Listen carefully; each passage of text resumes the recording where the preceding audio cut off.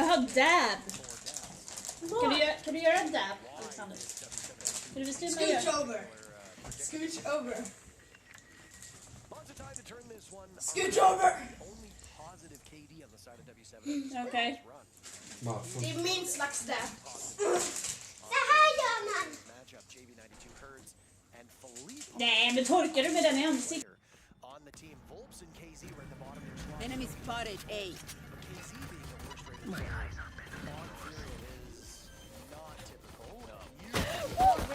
One enemy remaining. Where did you come from?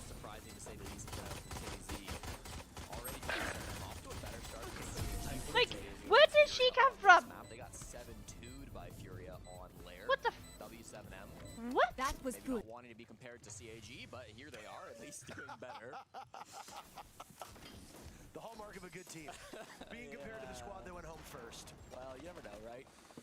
This is a risky gambit now by Lobin as he has to do double duty. Nade will finish him off, taking matters into his own hands.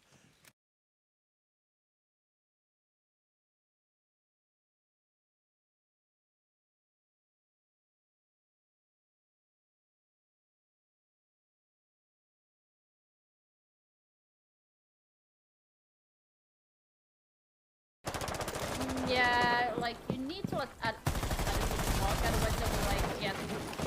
Oh, there's a flash at me. Flash at me. Wait.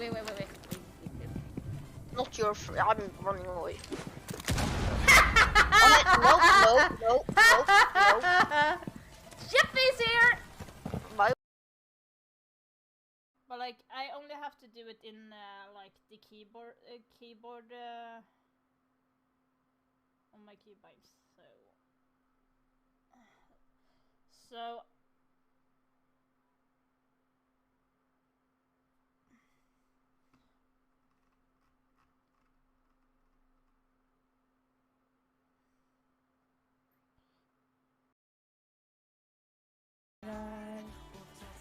men det andra chans tiden ändå någonstans jag ser här händerna i ett spiker, alltså orden alltid sviker vi kylar repliker med duda energi jag vill veta vem jag är straffa i en karaktär då det vore skit som en parodi.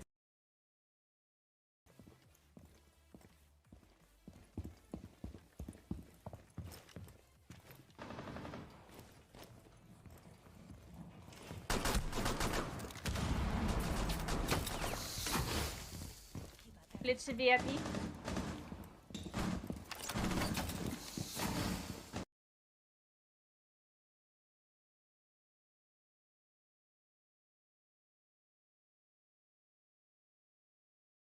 Hello everyone, I'm hoping you're having an amazing day, morning, night, wherever you are. So yes, I am late. I told you guys I would be a little bit late today, and I'm looking like shit, but it is what it is. So I'm so happy that I kind of got back.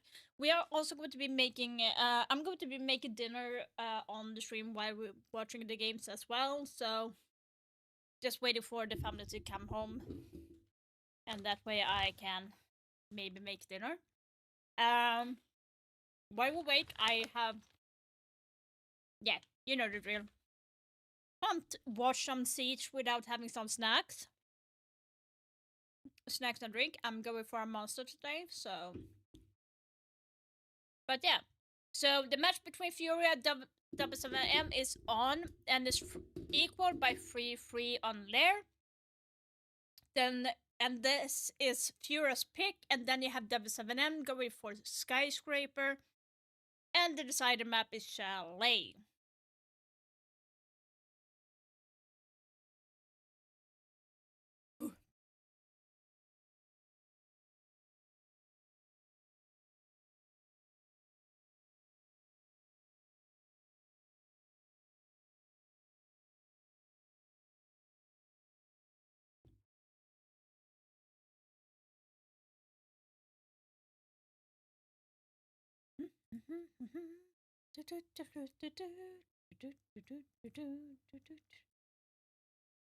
I totally forgot I can actually press this.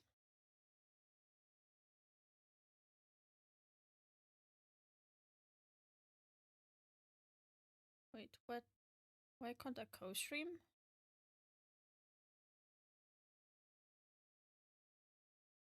I can't co-stream. That's weird.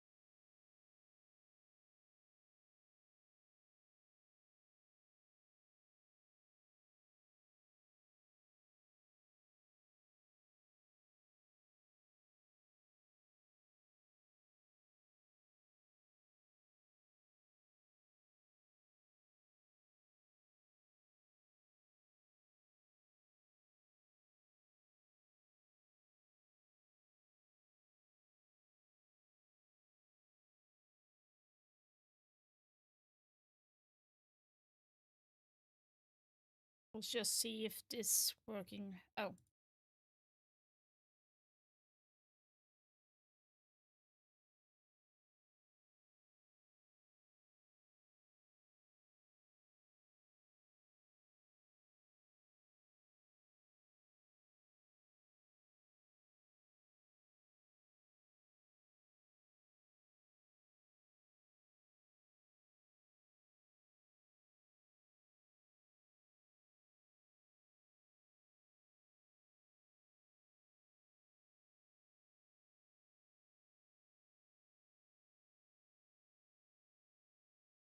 Oof.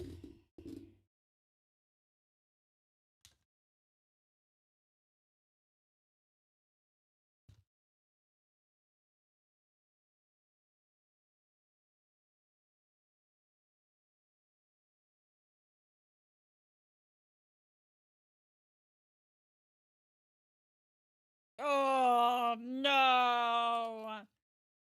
Oh, sorry, you couldn't hear there.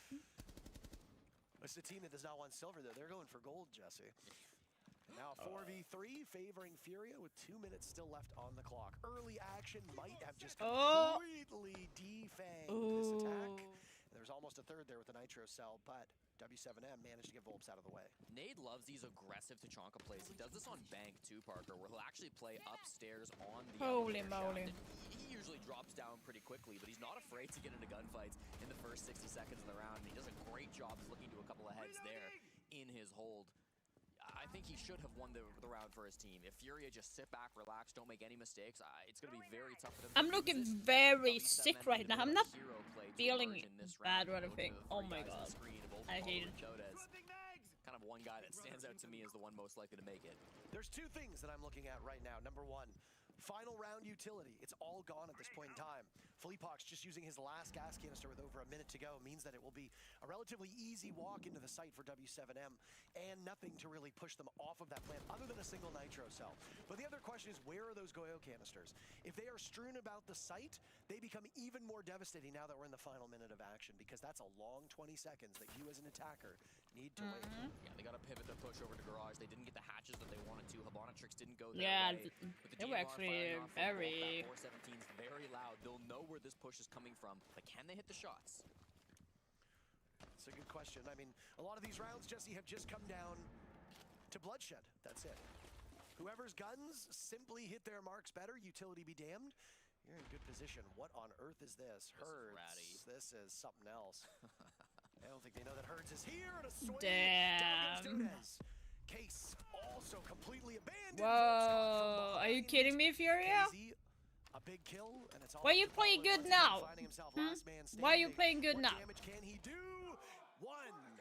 Takes out KZ. I just don't Shreds him, get and it. Furia's Why lead will are grow. Furia playing Such good a now? deadly duo, Herds and KZ, man. Why They're did I so not do that talented. earlier? Because they took so long in that Time round out, I'm clearing guessing? out sort of the armory side. They had no real information towards lockers, and Herds recognizes that fact, gets into a rat spot, plays aggressive up on W7M. Then we see KZ coming in right beside him to support. I think they have been one of the best entry duos in the entire world. Going back to when KZ first joined this team, when they were known as W7M, September 2021 is how long they've been on a team together, and it's just been incredible to see their growth as a duo. That's half a decade, by the way. Insane. Almost half a decade, 4 years. And in that time, they've won multiple majors. They've won the 6th Invitational. Yep.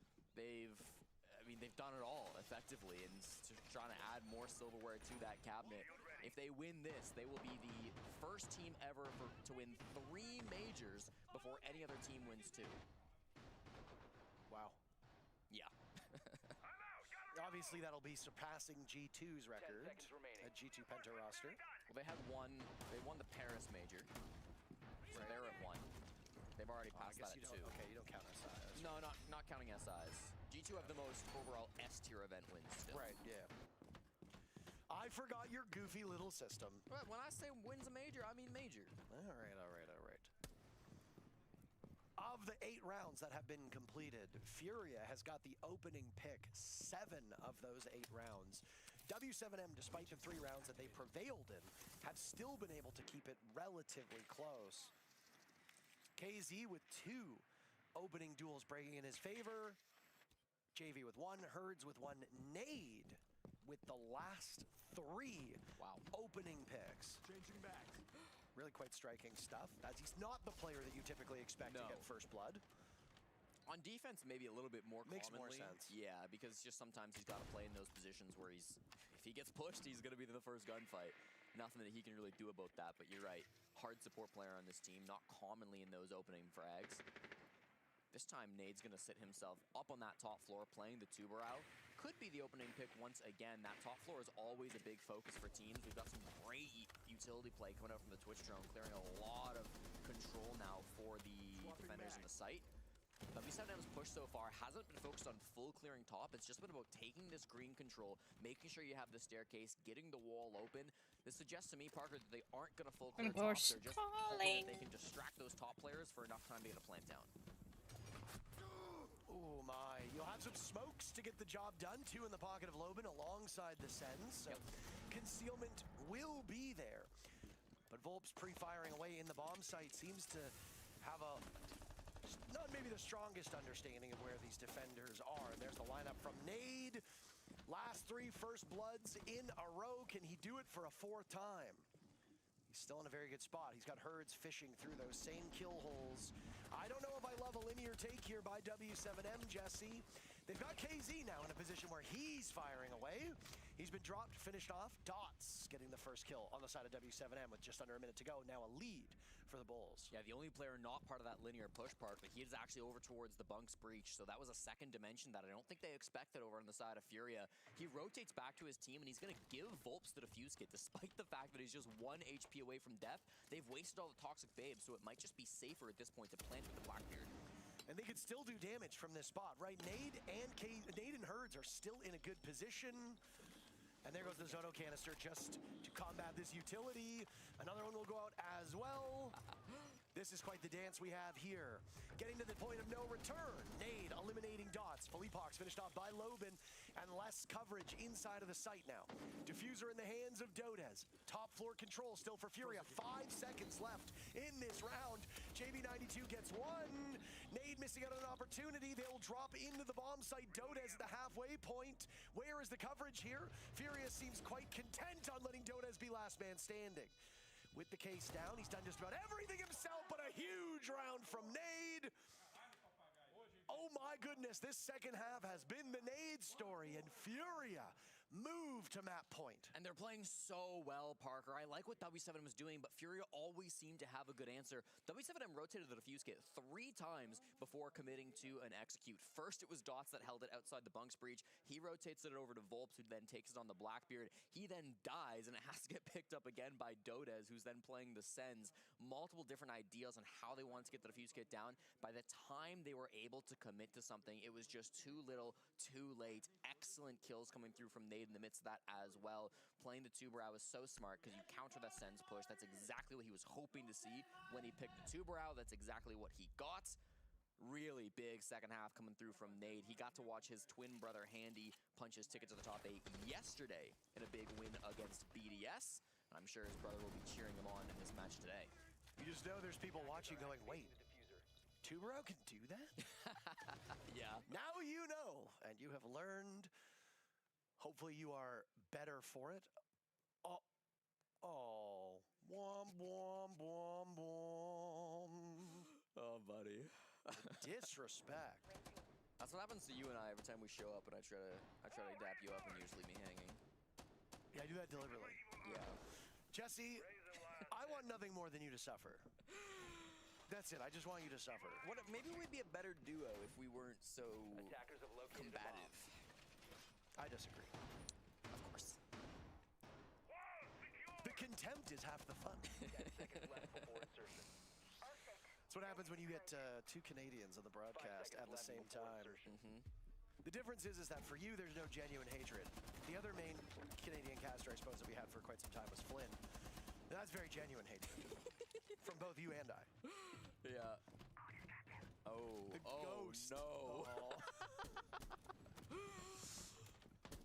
Listen, I'm sure he'll forget about it as long as they can lock in and win one of the next 3 rounds. I'm sure he'll forgive his I coach. love the ghostly image we saw on the screen. Terrific stuff. Now, do or die for W7M. This is not their map pick, and No. Furia does have a significant advantage just based on all of the games that have been played. 8-0, I believe, was the number that we were looking at before we Yes. launched into this affair. So now that we're in it, will it be 9-0? Only time will tell, but Furia meeting expectations, maybe beating expectations a little bit on this map right now as they look for the knockout punch. They have been indomitable here as defenders. They have yet to drop around on defense. Similar setup as round 7 as well. We've dropped the Mira for a Maestro, and we've dropped the Kaid for a Warden. I think very valid swaps because that Kaid play probably would have been expected, and they have brought some extra tools for this wall this time around. They're going to have the EMPs from Dodez if they had to deal with it. They've got the Thermite here from Dots as well, who start to open up the first wall. But actually, a Nitro goes out, Parker, and it denies the exothermic charge. That's big. That means Dots has to use the last bit of hard breach right here.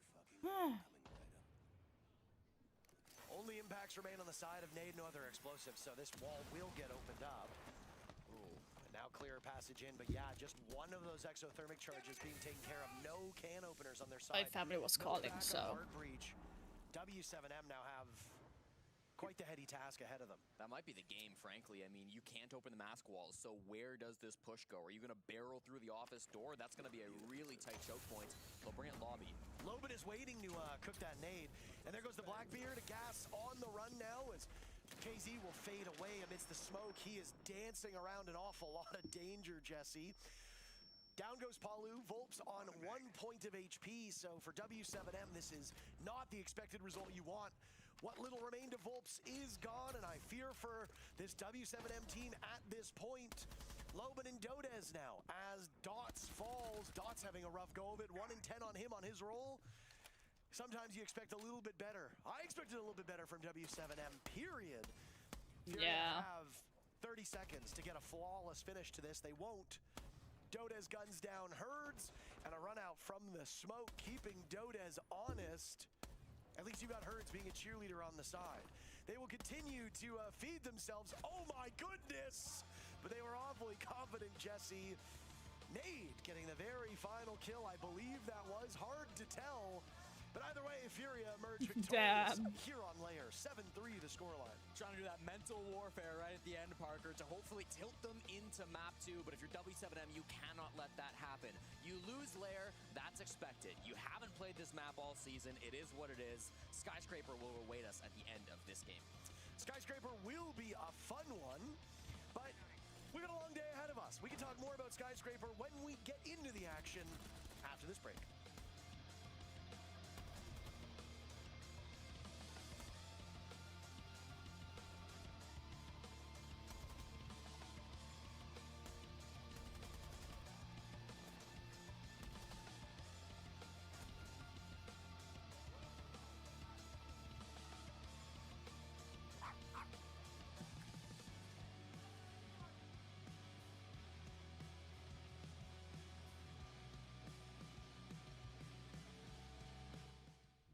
Yeah, that is interesting.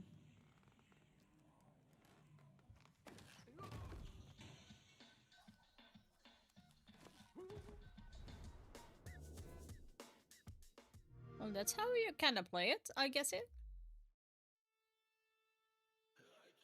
Kind of. Okay. So if we look at how it's looking when it comes to the tournament, so let me just lower the music a little bit and go here. So the match today that we can go to schedule so you can like see a little bit better. So today we have Furia versus W7M. Then we have NiP versus BDS. I do expect that BDS should be winning, but NiP has been playing very well. I'm actually kind of surprised because they did not play that well during the Brazilian series. They did not like perform where they are right now. And do I have G2 versus Weibo? Now this is going to be very interesting. If G2 is playing the same quality game as they did yesterday, they should have no issue winning against Weibo, but Weibo have been playing really well as well. And they also kind of been a little bit of an underdog together with like Wildcard, for example. So Weibo lost against Enterprise, but then they won against NiP, which is fairly more surprising. And then they won against Shopify Rebellion, which was even more surprising because Shopify Rebellion with Spoit, you kind of expect a little bit more from them. But, and then they fell 2-0 to Secret, who is really, really good. So, if anything, I would maybe put more of a money against G2 because G2 played fairly even with Secret, but that is if G2 has a good day playing. And the same with Weibo. But if we look at this, the last time they played against each other was 2001. 4 years ago was the last time they faced each other. So this match is like an open book. In general, it's an open book. In general, so it's not going to be easy to say who is going to be dominating versus the other. So it's going to be, yeah, it's kind of hard to guess. Border has been mainly the map that's been played throughout the tournament, together with Lair, and Chalet has been creeping up a little bit more as well. So, and then you have Bank. So I would maybe think that if NiP is going to be anything using whatever information they get on food tournament, you're going to be guessing it. Like, I'm guessing that they're going to ban Border because you know that NiP playing Border is really, really well. So that is going to be a ban for them. I do think that BDS will maybe go on to playing a map that they have been banning, so they maybe have a pocket strat in there. BDS like playing Clubhouse, so it depends on if NiP feels comfortable in going there, because in the match against Shopify Rebellion, they actually went for Clubhouse and won. So, if anything, I think maybe Clubhouse is going to come through, because both BDS and NiP like playing that. Like I said, NiP likes playing Border, but I don't think that BDS likes it at all. So it's going to be banned. My guess would maybe be Clubhouse, Bank, and maybe Chalet. In general, let's see which match they played BDS. I think they played Chalet. No, they were not allowed there. BDS, where are you? There. Let's see here. Chalet was banned. Yeah, so they haven't been able to play Chalet at all, BDS. I know that they have a Chalet in the pocket because they've been playing it. So they banned actually this. But this SSG, so... Yeah, I might actually say when it comes to BDS and NIP, it would be Clubhouse, Bank,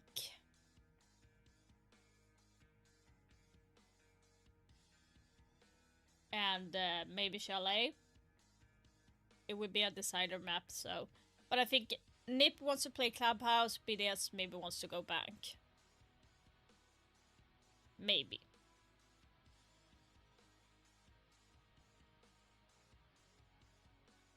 Oh yes, Oregon is not in here as well, so... Coastline.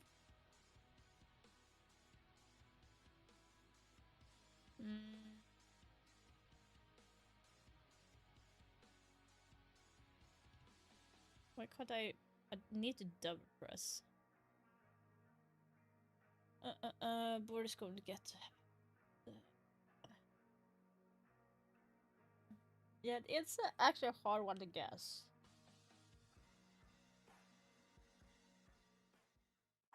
BDS, band, border, cafe, night, and consulate.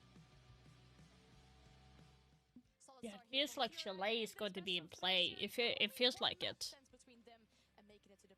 And Bank is the decider, so... It could have even been a more dominant performance from Furia should they have gotten that clutch over the line as well. Yeah. So close. It's unfortunate for W7M to come in here where everything needs to be left on the table. Yes, it is your most banned map, but to still put up the same performance that we're seeing, it's just not cutting it. Yeah, same consistent issue, right? We see the start and we think, okay, W7M is putting on a big fight, but I think here... Yeah, I definitely think Bank is going to be, they are going. So I do... Yeah, I'm going to stick to it. It's going to be Clubhouse, Bank, and maybe Chalet as the decider. For this round, even though it's unwinnable. And then for the side of W7M, they should be playing so structured in this moment, not to give the confidence to Furia to be able to bring it back, and they do the exact opposite. And so, in the end, if you think about this, you look at Vopes yesterday in a situation where he's in a 1v3 clutch. He gives up completely. They lose the round, okay? There we see Furia. Philipox tries it. They lose the round. In the end, same result.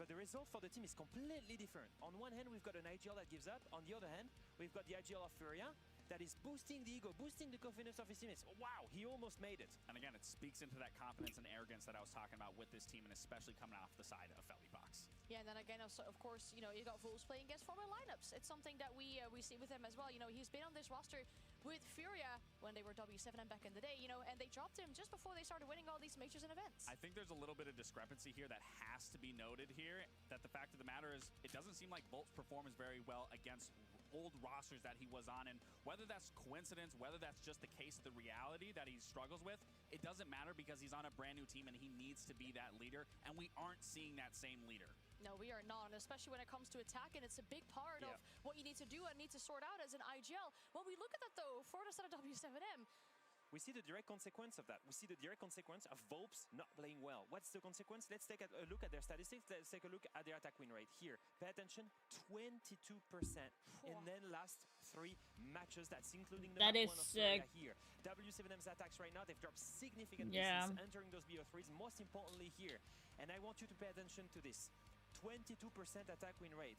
Lax, which map are they going to play next? Skyscraper. Which side are you gonna start on? Attack.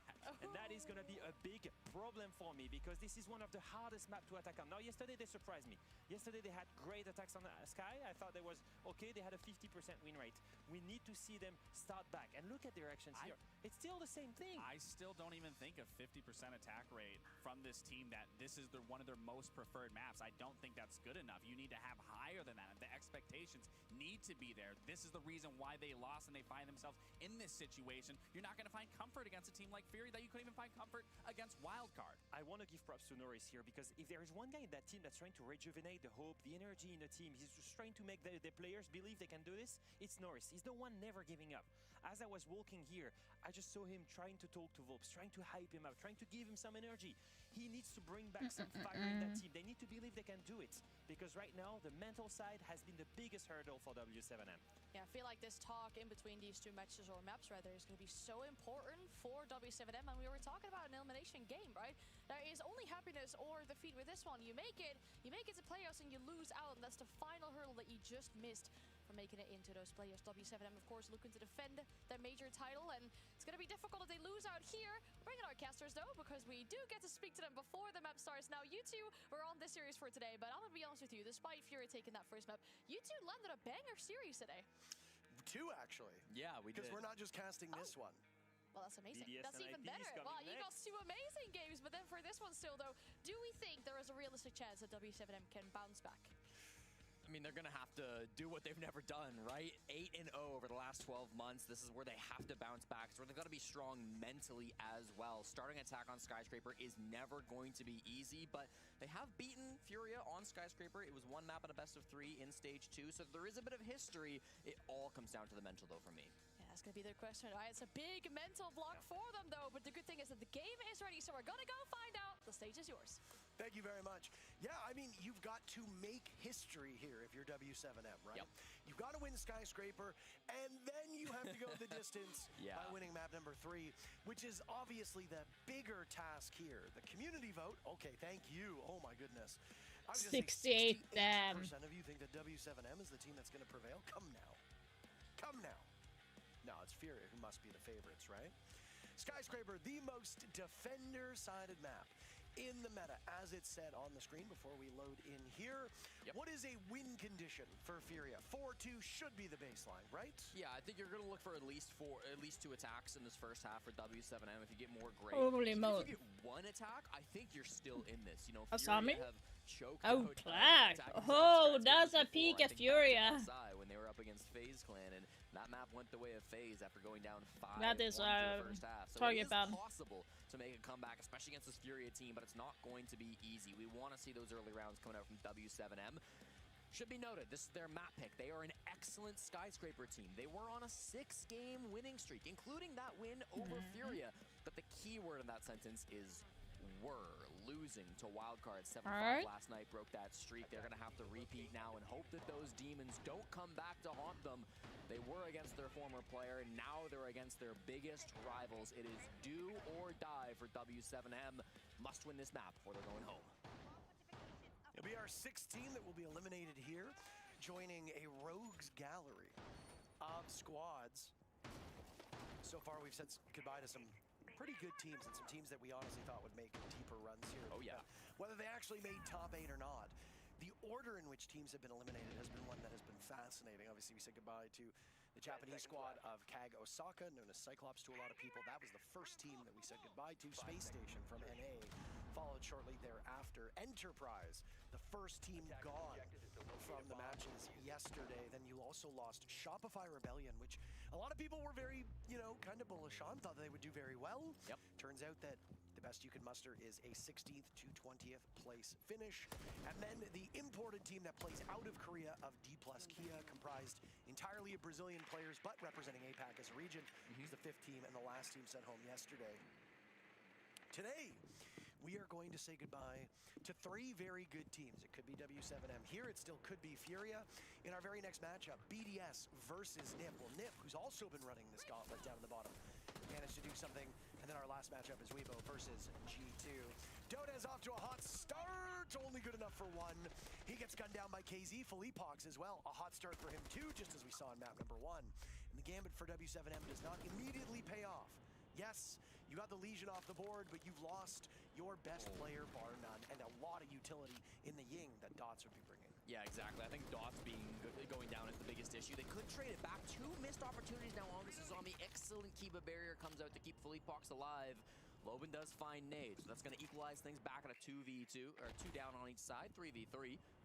This early bit of aggression now may be coming to a calm down, but Palu knows there's still one over on the offense side of the map. He's going to start to drone this player out. It's going to be KZ all alone. There's no way Philippox or JV can come up to help him. They've got to hold down the site, so it's really the KZ show for the next few seconds. They were able to use one of those can openers before the Dokkaebi died, or before the Ying died, rather. But when you have an operator like Dokkaebi, when you have operators like Lion to assist those nuisance and enabler ops, and then a Twitch, you can deal with utility, you can deal with the remaining players, but it's just going to be a dry fight. One that W7M has shown that they can win before, but how do you stack up against 3 incredibly strong performing players from map number 1? Well, the Furia roamers do actually get out. They all extend a little bit. JV goes and grabs his teammate, and they make it back towards the bomb site. Nothing W7M can do with the cutoff angles that they had open. They have to take their time picking up the defuse kit once more, and now they'll have less than 60 seconds to make this execute good. Yet to even get drum control, yet to pressure those main stairs. That's just coming through now. That's the first hurdle, right? Get through drum, keep a barrier still in pocket for Philippox, so he can use this later on, and it's all being precipitated now and handled by Palu. Loban taking some damage as he's side by side with these remaining players. You're going to have to go through a singular doorway, and you're concerned with what might be behind you. I do not like this position for W7M one bit. Furia just needs to wait it out. That's it. That's the goal. They're going to take matters into their own hands. Volps on back stairs, gun down. Palu falls to Philippox. And Philippox will pick up yet another. A huge start for him in that round. 3 kills. Not bad for a support player, and Furia starts off with a big win. Yeah, big round to come through from Furia. They start off strong, just like they did on map 1, Parker, and I think some of it even comes down to the operator bans. You look at what W7M chose to ban in this game. First of all, they take out the Clash. Now, usually you look at the Clash, you think nade on the side of Furia, but it's actually an operator that Herds loves to use when he's roaming on that office side. He will use it to play aggressive on the office breach. Wasn't able to do that time around, of course, had to play a more traditional operator. Still did quite well, of course, playing around that position. Then what we got to see was that Warden ban come out from W7M, and in the second you see a Warden ban, you know they're going all in on the Ying. I cannot understate how important it was that they got a kill onto Dots at the very beginning of that round. He did get off one Candela to get tossed out, so he did use a little bit of utility. But even in the 3v3 with decent man count, even if you have low time, I think you're still in a good spot if you have those Candelas, because you banned out the Warden. You can do so much with everyone blind, but they just aren't able to do so without that utility. So keeping Dots alive, if he does play that Ying, is going to be critical going forward. It'll be Volps, the captain, to pick it up for W7M in round 2, though. It's a bit of a reoccurring problem with Dots back in map number 1 was how early he was dying. For sure. So, I mean, you play roles that often have you somewhere near the front of your attack, right? While Dots is a support player, a lot of support players run shields now. That's just the way it works. Yep. Which means you are often the first one in the line of fire.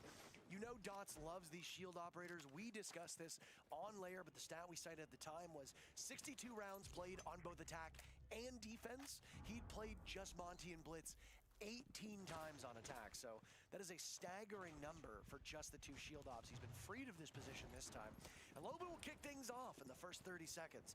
Dropping KZ yet again, the Legion, the operator, first in the grave, both times for Furia. Yeah, early death coming out from KZ. Does go down to Loban down on that main floor. So that's the roam clear pretty much cleared out now for W7M. You're happy about the space that you've taken. There is still a lot of players on the top floor roaming though, and that's going to be the next problem. Geisha held by Philippox. You've got Nade there on the black stairs. This is a office exhibition defense. Don't forget. So lots of work. The first couple of line charges come through now, but they're not doing a whole lot to capitalize on it still. Now down goes Philippox, the big bad from the previous round. All 3 of his kills in the ground. But here's Nade, the cavalry arriving from Fury at the right time. And you might not have lost the Ying, but you've lost Dots and Dodez. Yet again, JV92 knows there's one on that karaoke rappel. So he's got one locked down. That's Palu, who will use his first death mark. And it'll go right towards Herds, whose position spotted and given away, but it eventually fails. Now up those black stairs, Logan will come. JV92 still in a very favorable position, Jesse. I like what I'm seeing in this Fury defense. Very alone is JV. If he gets one pick, he's in a massive spot, but I don't think he knows that the Deimos is on the right side of this window. Wasting so much good time still on this roam. Another death mark will go, this time onto JB92 in that position. They will hunt him down towards Geisha. Damn. Securing him, nobody on Furia in position to trade. Damn. That just leaves Nade and Herds far enough back, and all this action on the wrong side of the map for the bomb site. That's so much time waste on that roam, Parker. You do have the man advantage, but was it even worth it? Nade and Herds are two great players to try to hold down this late round. You've got a couple more death marks. The first one being tracked now onto Nade. They'll get his position. They're aware that there's nobody else on their side of the map. Herds and Nade in a really good crossfire position. With these Kiba barriers, they can make it even safer to play in the site. And this is a very powerful position now from Herds, who was just given away for a second and will now be tracked by the very final death mark of the Deimos. Paul Lu will have all that information to give. And now rebuffing them at the main entry point, it's Nade once again looking to waste time. He pulls out his SMG. It's all up to Paul Lu and Nade in a 1v1. Time running out, and Nade will have ice in his veins. My goodness, Nicely what a done, clutch Furia. for Furia as they take their second round. It's insane how good Nade is at these support roles, Parker. I will Like, to be remind you, honest, he I starts that like round on Furia black more. stairs, I like the other game style side of the map. in a Maybe way, the but most aggressive player on the team. yeah, But I do like. somehow he makes his way back towards the I bomb like site the because he knows 7M how as important well, his but utility is in the late round too. They waste incredible time on their own game. Nade gets back, hits It's kinda every hard. shot, plays that shotgun perfectly. One of the best SAS players in all of Siege, and of course the 22-year-old former world champion from Sao Paulo is always reliable in those spots. Both rounds so far, W7M has had a hot start, but has struggled through that midway point. And I think the big reason, Jesse, as we discussed back in round number 1, is utility dying early. Yeah. If you lose a Lion, if you lose that Ying right off the rip, and when I say right off the rip, I don't mean the start of the round. I mean when you're losing it right when you're about to start your execute, or maybe you're not ready to start your execute, but you're clearing out off-site and you need those components in order to put everything together. Then getting the first pick is great, but if you're not able to get your utility into the right spot because they die, and Dodez dying early both times as well, your main fragger throughout this entire event, then it doesn't matter if you get that first pick.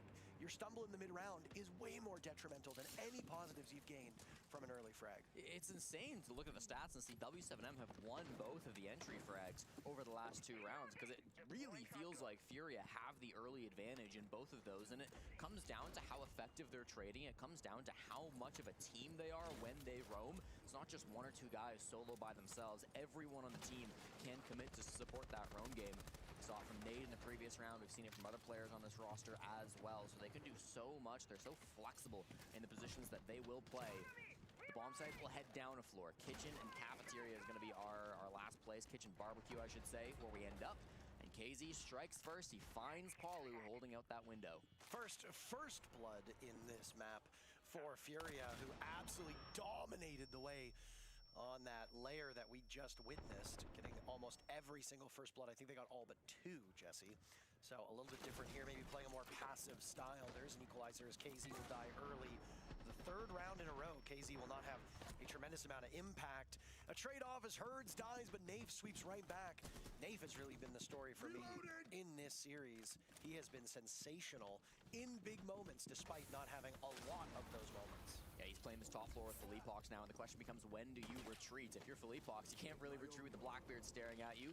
Avoids the Nitro for a minute, and that Zoto canister is actually going to keep him stood still for a little while. I believe the Nitro is still out there on the floor, too. Has not been detonated as of yet. Might have even gotten frozen. I'm not 100%. There it is. That's an annoying Nitro. And it works. Dot's not able to get out of that predicament, so down he goes. Loban and Dodez through the mid-round. The same That is a as good played C4. W7M is happening yet again. And Furia looking to start off 3-0. They were not able to muster a full rotation on attack, as it was a defender win in round number 3 for W7M. But here, defending on a very defender-sided map, Furia going up 3-0 would be huge. Jesse, you said a single round for W7M on attack is a victory. It eludes them right now, and the job to get it will be even harder, as down go the smokes, and they will drop through the hatch. Loban picked apart, and now it's Dotez over in Pantry. No. That was W7M. It was Furia over in Pantry. He's down in restaurant. Damn. JV92 seals the deal. Ice cold on the two brow, and it's a perfect rotation for Fury as they start off 3-0. And you got to think a little bit when you're in moments like that. It's another 1v3 for Dotez. I know he wasn't in for long, but you go back to kind of the text chat that was happening at the end of Lair, and it does start to creep into your minds a little bit. Even in that 7-5 loss to CAG, or sorry, to Wildcard, W7M did manage 3 attacks on Skyscraper. They will need to go flawless in the second quarter. By the way, for if those they that want to do repeat not that. know, I believe we have attack you have timeout coming down Nade from W7M. and Loban. They are not Loban. Wolves. They are twins. Os dois, se você pararem para pensar e tomar decisão I think about os dois planos deu Wolves. certo. A gente se perdeu no mid round. A gente literalmente, o outro lá entrou, conseguimos as kills, abrimos 5v3, as posições são as mesmas, as plays são literalmente as mesmas, tá ligado? Só que estão tentando achar algum segredo, se é sobre jogar rápido demais ou jogar lento demais. Sim, eu concordo. Tá funcionando a play. Vocês sabem...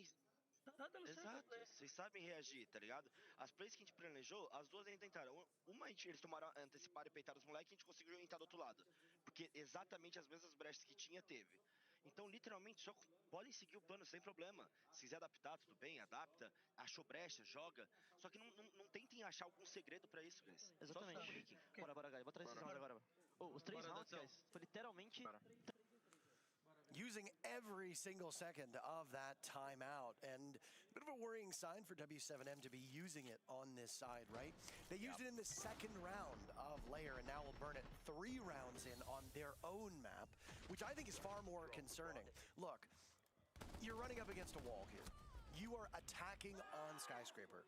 It's going to be hard. It's going to be a challenge. 2, maybe 1 round, and then you just do the same thing that just happened to you and you go to OT. That is usually the goal for a team when they start on attack. Which means that you really shouldn't have to burn a timeout unless you think things are going really wrong, and that 1 to 2 round is in jeopardy. Very scary spot for W7M, but with the tournament on the line, they have to take every measure, even if it does put them in a worse spot later on down the line. Certainly is likely they'll want that tack timeout later, but they won't have it. That'll be their only opportunity. They ended up banning out the Azami Parker, which has primarily been played by Herds in this game. Yet to actually find a kill with it. 0-3, the only Furia player who hasn't gotten a kill just yet, but was still using it really well to delay time, to protect his rotates as he moved from one side of the map to the other. He's on the Bandit for this roam, and he's going to be all the way below sight on the other side of map. Plenty to clear out once again. The roam game is not going to get any easier to clear, Parker. 3 players all on that side. Was wondering when they were going to see Dots hop on W7M needs to do something big. He's on the Blackbeard in the previous round. We will now see him do so yet again. Monty is open, just an operator that is not in the wheelhouse. I'm surprised that Blackbeard didn't instead do. they will go with more fragging potential. 8 kills through 3 rounds is just shy of an average of 3 kills a round, which is fine for losing rounds. That's really not that bad. If you're getting 3 kills in a loss, better watch out, you better not cry. Now it's Herds being watched, my goodness. Herds is so aggressive with what little of his HP remains, and he almost gets it.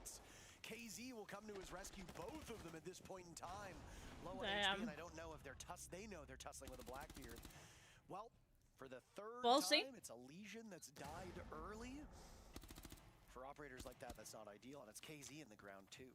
JV's in a really awkward spot. He kind of has committed to taking one of these fights. He can retreat through Dragon if he does choose to do so. Herd's still lurking below the site. He did waste his Nitro Cell. He's got to worry about the Shrine window, but he could have gotten past it. He's not pushed the window yet. This is a tight angle being held by Volts, and he gets it, his first pick. In he vaults, and a lot more confidence and poise coming out from this W7M team. Obviously, Norris getting the job done there. Now the Blackbeard is gone. Blows Dots up with a Nitro Cell down Damn. below. He was able to escape earlier, and now it will come back to haunt 1 W7M. HP gets the kill. Yeah, I said he'd used it, but it was pre-placed. Oh, come on! From Philippox gets a second kill. Another C4? This is just really nice Nitro play. The guns aren't gunning on the side of Furia, so instead, you might as well just use explosives. Hold on a second here. Herds finds another. Now comes back to haunt them yet again, and what was a he has 1 HP and he still gets 2 kills. Are you kidding me? For W7M, they've lost 4 without being able to trade it off. what can you do if you're Loban? You really can't afford to take another timeout. You just took it with your coach, so now you've got to commit to clutching the 1v3. We saw Felipox trying this on Lair. He was not successful. Loban needs to channel that energy. Came very close on the side of Furia. Now Loban could be the one, but no. The captain of Furia ends it early, and that's a 4-0 lead on their opponent's pick. Timeout did not work, though there were some good moments, but it's a familiar pattern at this point in time. Get the very first pick. Take a utility-heavy defender off of the board. Of the defenders that have died first, because right now, W7M has drawn first blood 3 times. First, it was Herds. He was playing Legion. Then it was KZ. He was playing Legion. Just now, it was KZ playing Legion. An operator that's a huge nuisance that generates more value the longer he goes on, and yet Fury haven't really needed it, right? Just to either find out where the attackers are coming from, maybe slow down shields too. Legion is a great shield counter if you feel like your opponents are relying on it too much. And Furia keeps sacrificing these first players. Both Herds and KZ were living on borrowed time for a solid 45 seconds of that round. Herds survived, he scampered off, picked up 2 kills on a single point of HP, just going to show that even if you are almost mortally wounded, you can still slay Queen, and that's what Herds did. So, a better start for W7M, undeniably, but that mid-round, still a huge problem. And I still think Nade has been just so incredible through this game. Got a critical kill that I don't think almost any other player would have been able to get, tucked in on the black door the previous round playing these SAS operators. It was just last month where he had his worst game of the season, 2-8 and a 56 EPS against W7M in the SAL playoffs. Thought maybe he'd be shaking a little bit against this team as he doesn't have a great history against them, but today he's looked like the best player on earth. Loban just almost loses his head as he enters from Pantry. He's down below Geisha right now, and he's got silhouettes above him that he might not be the most noticeable or most known about. Are you going to die to the same shit again? JV92 and KD and Loban in a standoff at this point. Oh my. Wow.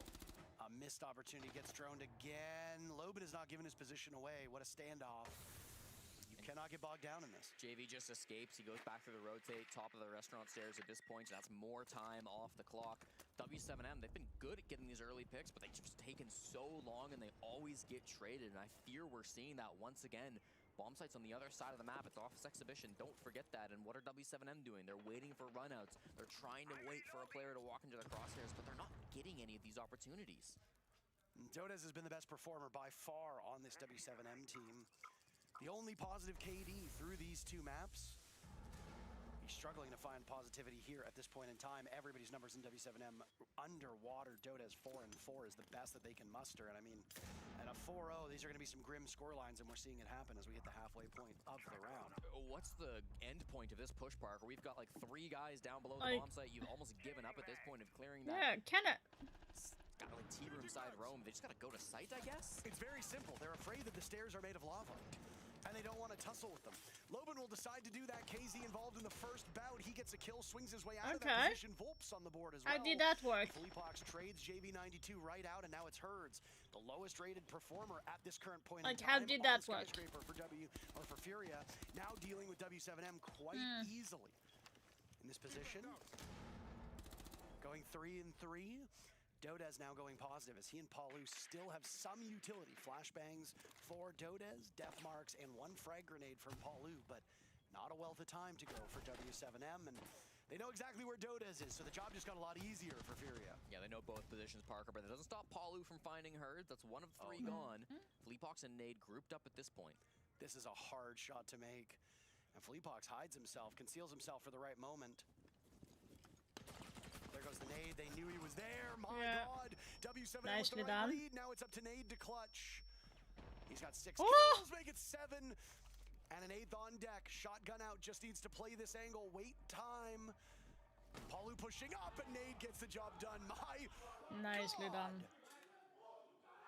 What more to be said than Nate is saying himself in the server, 8-1, and it's 5-0 for Furia.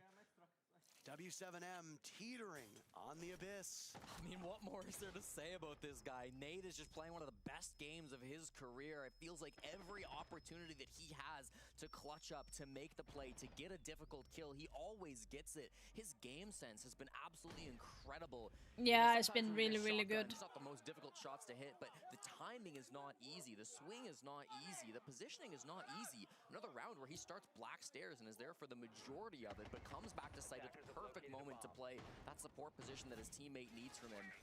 Ridiculous stuff coming out from Nade. Joins this squad back in March 2023, and it's been nothing but history since then. Jesse, I don't know if you've been doing active stat tracking, but without looking at the stats from Lair and just looking here at W7M, what two players do you think, and they're tied, have the most kills so far through this series? Has to be Herds and Nade. You're halfway there. Has to be Nade and Philippox. You're correct. There we go. Nade and Philippox not just have the highest rating on the team, but the best KD. They have tied for second best cost. Yeah, that kind of best doesn't surprise entry when me. you combine them, though Philippox admittedly has no entry at this point in time. And they have the most kills, both of them tied at 17 apiece. Almost found another now. On the side of Furia is KZ, swats away at Loban's entry. Oh no.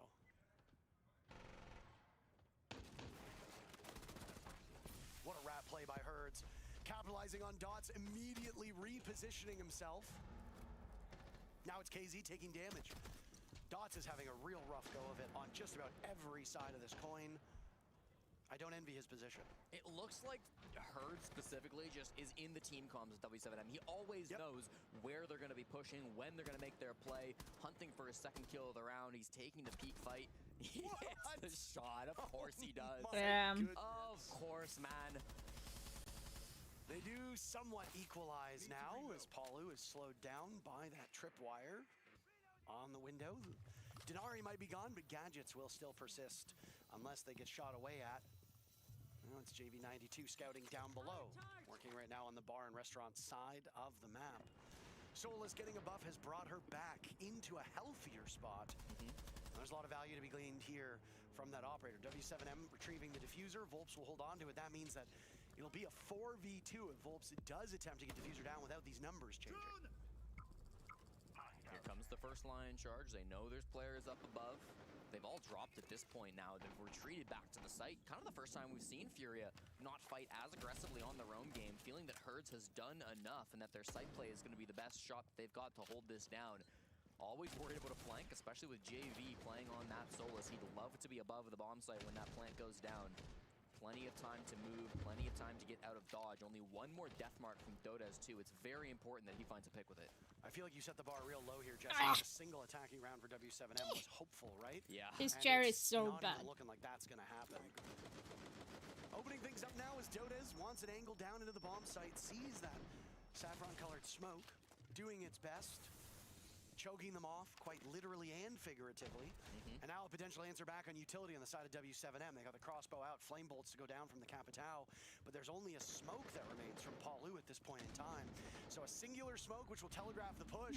He's gonna have to hurry as Volps is gunned down. Now it's Dodez this and Palu is to not follow up. good. Palu dies, Dodez with a singular kill with 10 seconds left, and it's Nade. They are having a bad game. What is happening with W7M? Like, seriously? Furia a single round away It's from main stage. W7M will now have to do a 6-0 half themselves, or else they go home. This will almost certainly be Nade's best performing game of the season. He's sitting at over 200 EPS. His current best game was a 177 against Los back in June. Now it feels like he's completely turned into a different beast. The whole team, I think, is putting up a perfect performance on Skyscraper. Little concerned when they decided to change things up that round. You know, they didn't fight as aggressively on the roam game, but it feels like they just know their opponent. They know that they're in their heads. They're forcing Here's the them to thing, they're stall out. playing against Such each a other tough spot to so be in, especially often, after it's Logan kind of died that like last round. You saw them trying to they open the kind of floorboards know with each other's frag gameplay grenades, in a with the way DMR, as but well. it's not the same as I a don't Buck know what Parker, and they really is struggled happening to with get those W7M. picks Usually before Fury and committing to their very W7M late are playing executes. more equally, Not but it mistakes feels like that you can dwell on. W7M has If been there's a little bit any map where a aloof 6-0 from comeback is possible, this it's tournament. Skyscraper, the Same with most Furia, they're defender-sided just map that we have in Siege, and right one of the now they're best playing maps really that well. They W7M didn't play have yesterday, but the available other to them. matches, But it when kind your of like back is they were against playing the wall, bad. when you're playing the team who has beaten you 8 times in a row, is your mental going to be there to claw a game like this back? Mine wouldn't be. No, I don't know what level of mental resiliency this W7M roster has at this point in time. Here's a fun little quirk about the stats of that first half. Obviously, Furia swept W7M. So this They is a played the same quick. 3 bomb sites in the So the exact second same game order is supposed to both start times, at starting in KOPT before 5:30, moving over to Exhibition and that's Work Office, 2 moving hours downstairs in the away. barbecue kitchen.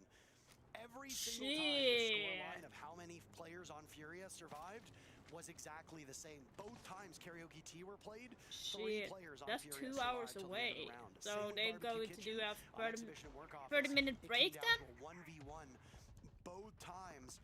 If and they're doing a Nade 30-minute clutched up break both after this times game, on Exhibition Work Office. So I will actually do almost dinner. everything was So the same through the first 3 rounds and the last 3 rounds. The only difference was in that first half. W7M were better with opening kills. That was their only real advantage, and it faded in the second quarter of that first half. That is dangerous. So things got worse the longer it went along. Speaking of things going from bad to worse, JV92 almost losing his head here on a very challenging wall to open up.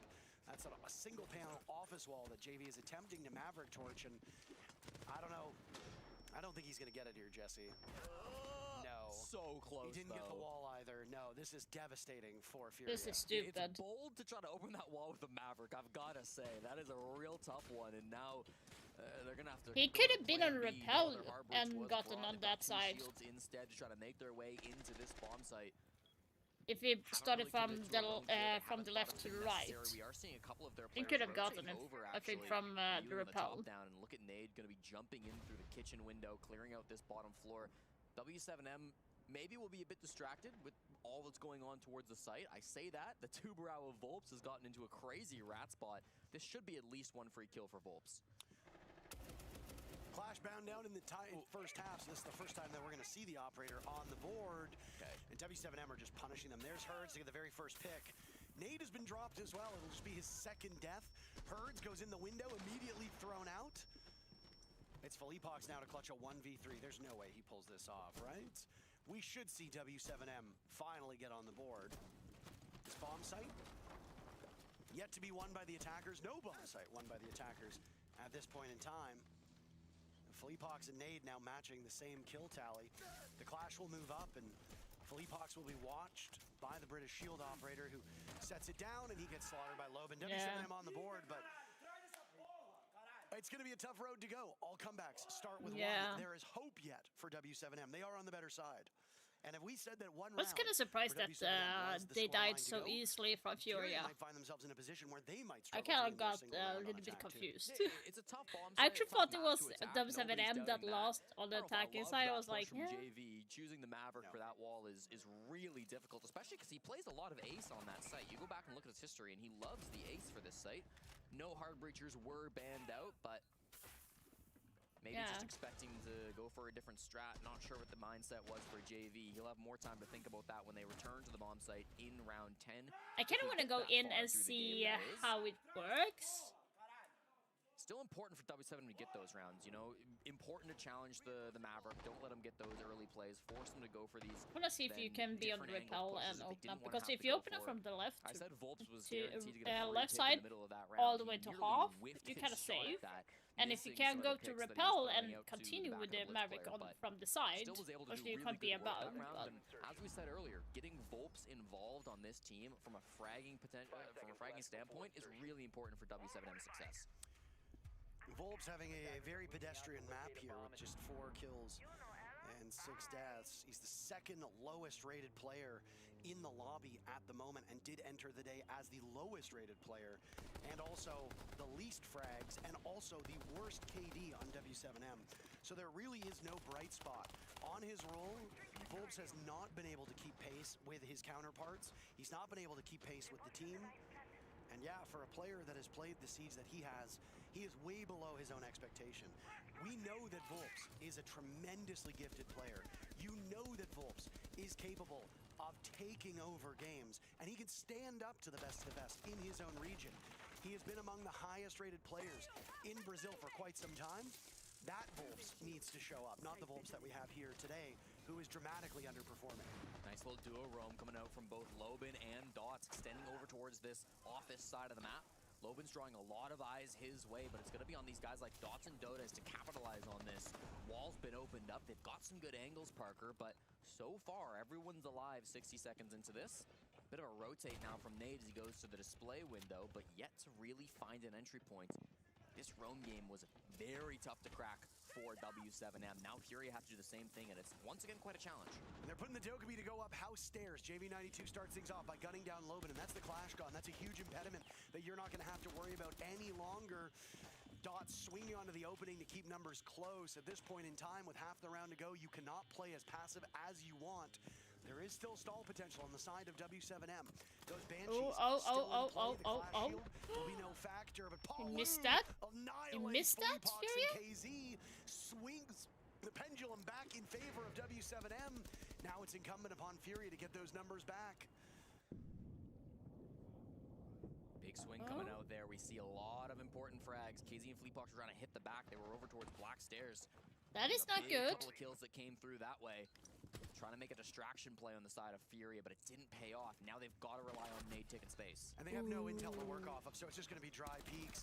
The Monty of he whiffed that. That'll be one that I'm certain Dots will be soon to forget. Volts Dots whiffed that? Dota's on the board too, but that was a freebie. That one open. And just as we saw from W7M's attacks, that mid-round, she is a cruel and harsh mistress. Furia now it's got to be like a timeout for... No timeout taken yet, it looks like, or really? Could I be was wrong? pretty sure it was going to be a timeout for Furia. They've gone for a couple of non-traditional attacks on the side of Furia. The first one with the Maverick, we talked about that. Second time, despite so much pressure over on the office side, they sent KZ up the Black Stairs, they sent Fleetbox in the doorway, and they had a really good push. I think if they kill Paulu there, if they don't let him get two, all of a sudden they have site control. They are now pinching the defenders from two different angles. It's a completely different game. Yeah. But Paulu really was the one who had to step up in that round to save them out from a bad situation. In the man count disadvantage, he's able to do just that. He's been negative or even in all 4 maps over the last 2 days. The last 8 maps, again, have only been won if he was positive. I'm not sure what the stats were like on the last map, but I can't imagine they were great. Paulu was 8-8. Okay, so even and they lost. So that's 9 maps in a row now where they have won if and only if Paulu goes positive. Paulu was far from the problem there. His cost was 70%, which is really not quite that bad. He went even on entry, 8-8, so he went even as well. He had no clutches, he had no plants. They were really brought down by the 2 boat anchors that have done better here. Dots went 1-10 with a 20% cost, and Volps went 4-10. Both players going negative on entry and roam. And Volps was only at a 40% cost. Things have obviously turned around here, but not much better for either Volps or Dots. They are marginally better than they were. The scoreline suggests that they really shouldn't be better than they are, but here's a problem for W7M, Jesse. Your best player, Dodes, just died, and now Lobin. Nitro Cell goes out, Fleetbox reads into that one, gets off of that position. They know where the Mozzie of Lobin is, but a bad start for W7M to lose their top fragger on that Ella. If Lobin had jumped over that railing instead of tossing out the Nitro, that probably would have been GG, but thankfully he plays a little bit safer. You still don't get the kill back like you wanted to, but you're still in this round despite the disadvantage. There goes Paulu, once again bailing out the low man count situation, gets the kill from inside of Geisha, removes the Zofia, more aggressive fighting, and it's Dots now to get down by KZ. I just don't get why Dots keeps taking all these engagements. Lobin completely bails it out, but there goes Paulu. Dots retrieved, he's back from the dead, but it costs Lobin his life. Volps and Dots, the last two standing. HP's low across the board this round. Anybody's game and far from over. But Philippox is all three targets now, sequestered on the same portion of the map. Loben looking to be revived by the Castle of Volps, which will give Dots the all clear to swing onto the door. They cannot have a singular focus as Loben gets picked back up and we go back to a 3v3. Volps and Loben managed to get away. Trepidation from Philippox will cost him a potential kill. Was he sleeping? Himself. Shotgun out. Philippox wins the duel. Dots, were you sleeping? The last two men, both down below, both near or in the bomb site. And they will castle off That the is door. not good. From Furia that we saw in yesterday's game. That is and now W7M will repay that favor. A minute to go. Furia with a numbers advantage, looking for just a single round. And if that's the case, W7M go home, Furia goes to main stage. They've set a tremendous pace in this round. They knew it was do or die, but they didn't let them play scared. Now with two players up, they've got to hold down the bomb site. Nade has the defuse kit. He looks like he might go down the restaurant stairs for this execute. The hatch on kitchen is closed. It's reinforced, so that won't be an angle as they split up for a 2-1 push.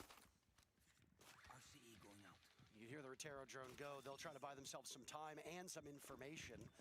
Don't know how healthy this drone count actually is on the side of Furia. Herds is looking for something. Final 15 seconds, they are running out of time. W7M just have two players to hold down the fort as Furia will barge into this bomb site attempting to flash out Volps. They manage to get in alive. Volps in a very vulnerable position. Loben will need to clutch out. They spotted him exactly. Yeah. And Herds and Philippox duel up. They will avenge themselves. This Herculean run that they've gone on will end with Furia going to the main stage. They started off 0-2, but have been perfect in the lower bracket. Furia going 3. I literally thought W7M and Furia would both go through to the finals, but only one of them is going through. Champion, no repeat winner. Goodbye, W7M. I did my prediction. How many Brazilian teams did I think? In a row, Furia will make top 8. So I believe 3 Brazilian teams to go through. So W7M, FaZe Clan, and Furia. So far I have 2 out of 3 right. And right now there is no NA team. I have picked 2 NA teams and both eliminated. So that is crazy for me. And we have 3 EU teams. So far 2 out of 3 are through from the EU. It's just G2 that is left on my prediction.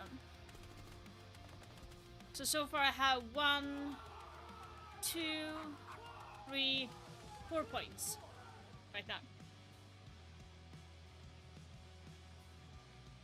So far, 4 points out of 8, so 50% right. Not bad. Not bad. And maybe 5 with G2. The next game between BDS and NIP is not in my prediction at all. What's that?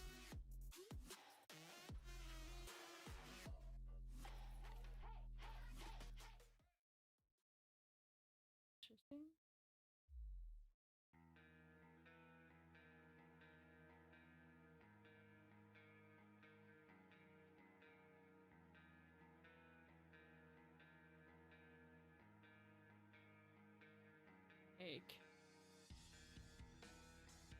Put the screen there.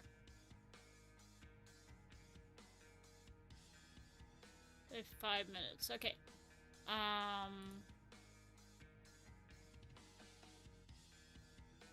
What's this?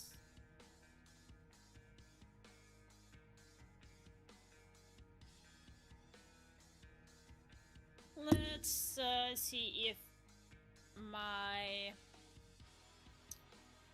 So I'm going to be doing some dinner, so while we are going to be waiting, I need to eat some dinner. But here's an interesting fact about when it comes to qualifying for the SI 6 Invitational in February. So those that are probably going to be going, that is 99% certain that they will go through, who is in this tournament.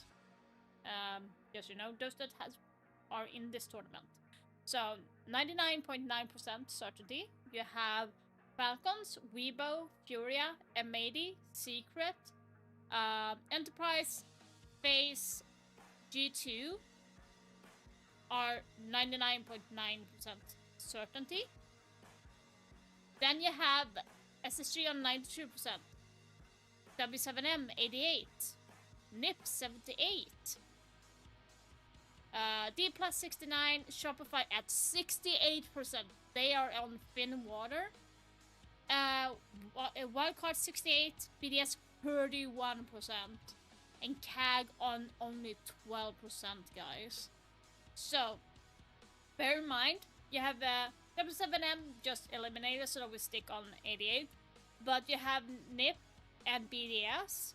So if any one of the teams win, their chances of getting into SI is going to go way, way higher. So I'm kind of hoping for BDS to win that game.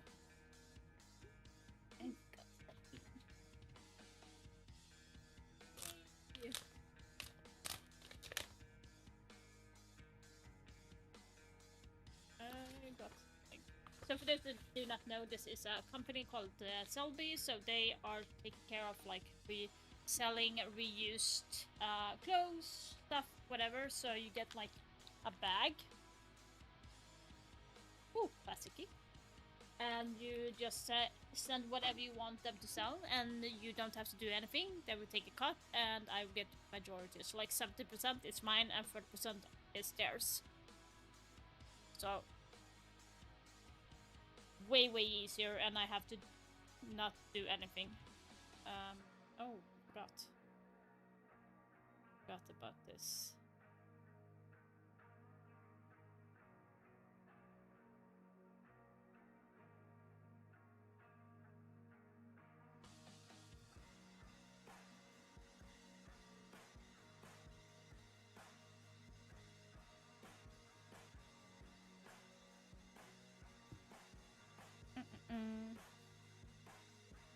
I'm wondering how the sound is going to be on this one.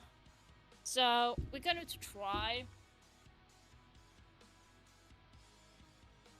So I'm going to take out. Let's do this. So I'm going to take out this and see how it's going to be working. This is actually a small one. It actually has these little feet. And you have stuff to connect to your camera.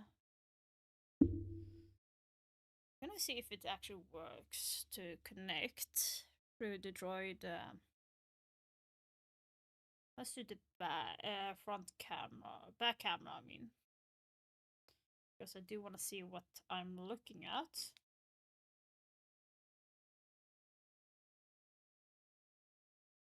Yeah, I've never done this before, so this is going to be interesting. A little bit of a tech thing going on here. So we're just gonna plug this in.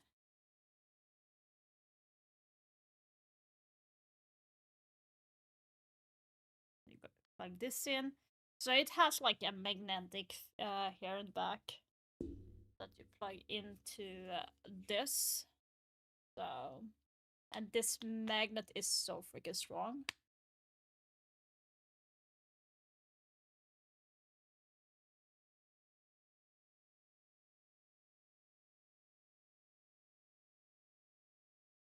See? It's like really crazy.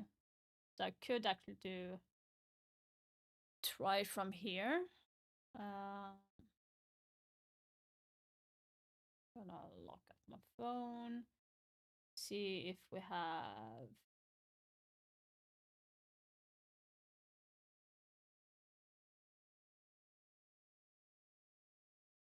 that. Let's change to this cam. Now we go to do this. So like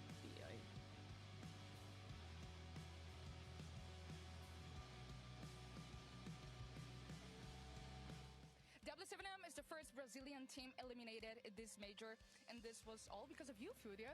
And all of the games that you have played against them, you just won them all. Now one more, so... Oh, it's actually working! Acho que é muito mental, eles claramente não jogam o que eles... It's working! Tem muito esse fator psicológico e a gente se aproveita disso e é sempre um jogo Is there? Let's see. Yeah. And wrong camera as well. I can't change it. Oh, I need to. Now I'm gonna ask him about the improvement that he has right now in his performance in this Munich major. Is this right one? Nope. Oh, this is the one. Hi. Hello. Agora eu tô me sentindo muito confortável, muito confiante. Acho que quanto mais você vai jogando bem, mais confiante você fica e é processo. I don't have that automatic follow. That's interesting. And he just said that I was not feeling really comfortable the first day in the position that I was playing. That is interesting. Now I just worked on that, on the confidence, and I will really feel more confident and stronger for the next matches. Thank you so much, Maria, for translating the interview there, because I don't always feel like we get to hear so much from her. So hearing his thoughts about this game as well, always good to have that. Now, Let's try front three. they make it to the main stage, they make it to playoffs, and I feel like the confidence is a big thing as well. We're seeing it in these 1v1s, in the 1v2s, they always seem to have the upper hand. Yeah, I was gonna say, it really just goes to show that it's not just about coming in and playing, it's about mentality, and that's everything that Furia has been about, and it's really been propelling them throughout this. Kind of interesting. In the qualifier. I think there were a couple examples of the Let's just Google up mental crushers. They are mental crushers made to put the final nail in the coffin of W7M. Their mental was already in shambles. When you lose 2 clutches in a row to Nade on that map, that's just gonna end you. And it's exactly, I think, a big summary of that match. Nade dropping incredible kills on these guys, and overall just a terrible performance from W7M. Oh, I could actually do that. Well, I think we just saw the end of the W7M roster as we know it, in my opinion. They've just won 2 games in the O1s, and after that it was just going through hell, literally 0 and 6, 6 maps in a row, no answer whatsoever, no flow, Let's stop this one. no nothing. That There is a way to change at least. Devastating to see that for these players. I mean, I guess you can kind of sense and feel that from the way they're talking, the way they leave the venue as well after they lose a map and everything, the fact that they're not with a whole team together. But we are highlighting 2 really big things here, right? The extremes in regards of Nade already being 8-1 after that clutch, but also the likes of Dots, for example, someone who really didn't step up today, and we're seeing it on the faces of we know how emotional Palu can be as a player, but we're seeing it here again with an early exit of the tournament, and then just to have a player, you know, of course, walk behind you to just qualified, it has to be such a sad moment as a player. Yeah, it definitely stings every single time, and you know, seeing that in Paulu's face, I mean, we've seen him smiling time and time again, but I think reality is kind of starting to set in for him that, you know, sure, leaving that Liquid roster, not finding success, having a little bit of glimpse of success with this W7M roster, trying but to find finding no, I himself in can't. the exact same scenario. If anything, it's even worse, looking even more grim earlier on, as you were saying, roster changes needing to be made. I mean, I can't think of anything else outside of something like that. You can't come here and put up a performance like this and get dominated in the way that they did. My final words for these rosters that I'm not scared. I'm not scared. There is the regional finals, and they are on a good position to make SI in Paris. Right now, this was the biggest slap on the face they could have gotten, and it's the best thing to do it right now before SI. To me, there has to be a change in IGL maybe, or maybe just a change in game vision. Because the potential is there. Phobes, the players on that roster, they're amazing. There is potential there. I wish we could talk about this for so much longer, but we do have 2 more games. Now, I know you're not going to be with us for the next game, Leo. You're going to be casting the second series? We'll see. We'll give the surprise. We'll see. Yeah, I should be casting. Sorry, have I spoiled it now? You spoiled it now, but it's okay. You'll see me on the other side. Yes. So we still got to hear you. I'm so glad I got to spoil. And I will be in a position where I cannot trash Tolkien anymore because no NA teams will be playing a promotion match. Oh. How will you survive? I mean, I'm sure you'll have a great time. We're going to have a great time with that second series of the day as well. BDS versus NIP coming up after the break. But before that, though, to celebrate that Furia make it to the playoffs, we have a bit of a game with 2 of their players where they can guess the ranks. Aí eu fiz uma... Olha isso aqui. Morri. Oi. Mano, sorte que eu lembrava, mano. É isso. Mano, acertamos 4. Salve, rapaziada. Aqui é o Herds. Tô aqui com o Pox. E a gente vai reagir uns clipes aqui de algumas jogadas e ranquear elas aí conforme o nosso achismo. E vamos ver. Vamos pra cima. Vambora. Bora pra primeira aqui. Mano. Esse movimentamento já foi estranho. Já não é champion. Já dá pra ver que tem uma movimentação meio travada. Ah, mano, isso aí Maria. É cobre, mano. Mano, esse aqui é... Esse é ouro ou cobre? Cooper. Copper. Impossible, Cooper. That's correct. Correct? Yeah, Acertamos, velho. Aí, next. Tá. Matou um cara ali? É que tá no replay, né? Aí é meio travado, mas...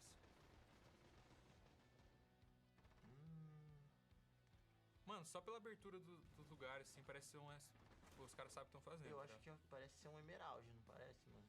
Um esmeraldinho? Mano, eu acho que não, velho. Acho que o cara é bom, velho. Ó, ele abrindo tudo certinho, ó. Ó, tá abrindo certinho, ó. Ele é bom, velho. Tu acha que ele é champion? Ele é champion. Champion ou prota? Mano, eu acho. Vamos no champion, então. Champion. Nossa, boa, eu ia no esmeralda, viado. Pô. Yes. Mano, olha isso aqui. Obrigado. Shield, denário na porta. Isso aqui é pro. Opa, mas esse movimento...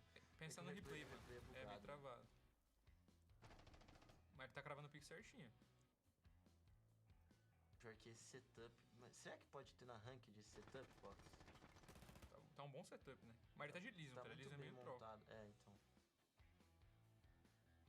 Puta, nossa, esse foi mano. difícil. Ele Vamos não matou ninguém, tá ligado? Ele matou 2 caras aqui, ó. Ele matou esse. Ah, ele matou um cara aí? Matou, agora eu vou aparecer aqui. Mano, pior que não sei, viado. Sim, eu acho que pode Mano, ser. é que poderia ser um setup de ouro também, tá Pode ligado? ser um setup de ouro. Os caras só botaram o verdade, denário, tá o shield e o cara pegou um Lison, tá ligado? Mas esse shieldzinho que tá me pegando, tá ligado? Mas ele é meio lento. É, será que entra no ouro, mano? Mano, vamos no ouro, Vamos velho. no ouro, Eu acho que é ouro. This is gold. Gold. Caralho, a gente é muito nisso, bom, viado. viado. É muito bom. Oh, that's crazy. You only got 3 out of 5. Nice. Tá, aqui, vamos ver. Rankzinho no litoral. Mano, tá mirando no pé. Pra ter o Maruni que faz esses pixels, a ranked tá tryhard. Mano, mas ele tá mirando no pé dos caras, velho. Ele abrindo o corredor mirando no pé. É, isso não... Pode repetir? É, sim, ele falou que pode repetir. Pode repetir? Puta, mano, vamos Eu ver colocaria cobre, velho. Olha ele abrindo o pixel no corredor. Olha isso.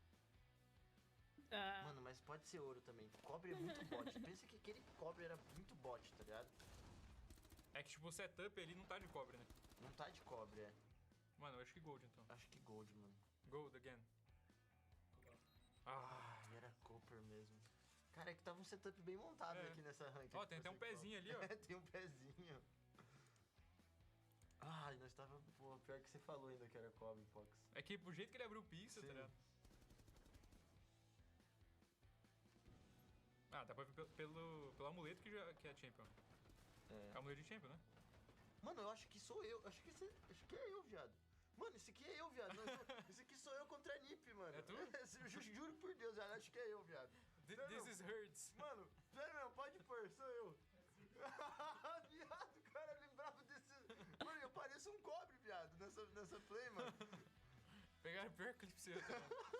Viado, ó, o Fantasy passou aqui, não matei, mas o replay é bugado. Mano, acertamos 4, mano. Acertamos 4, fomos bem, 4 de 5, velho. E lembra... That was funny. I like that. I like that they are looking like that.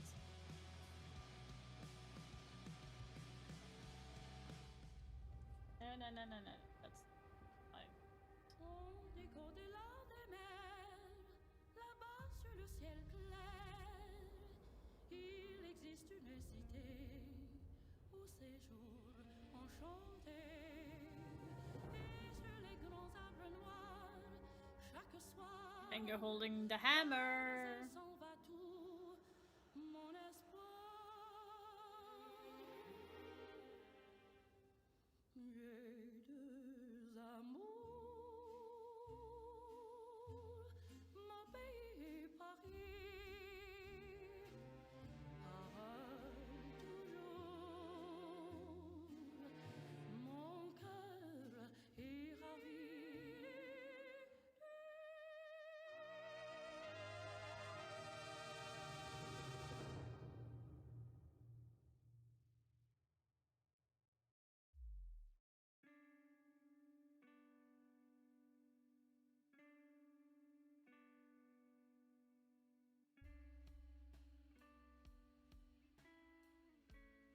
I'm like trying to see where I can connect. It doesn't say where I can connect.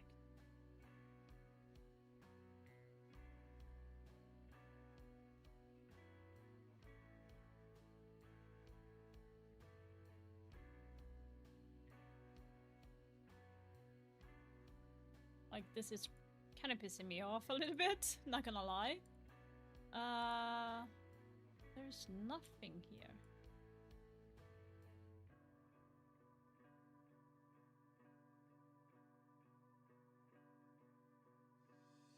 Wow, I can't even connect that.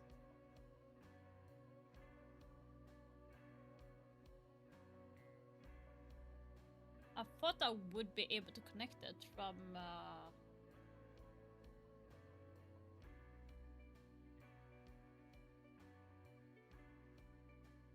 let's see here.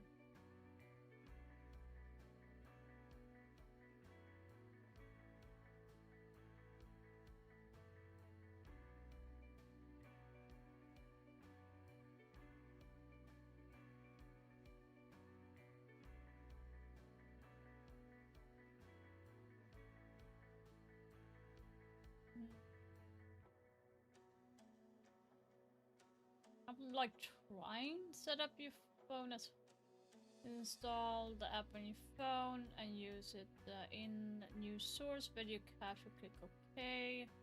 In the device drop menu, select UVC camera. UVC camera?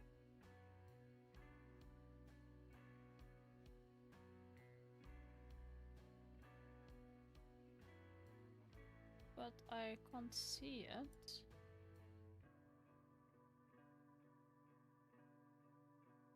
This is stupid.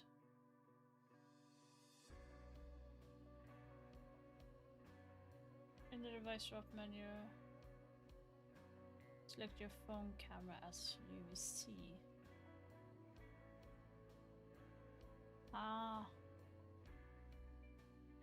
Drop down menu, select your camera as UVC.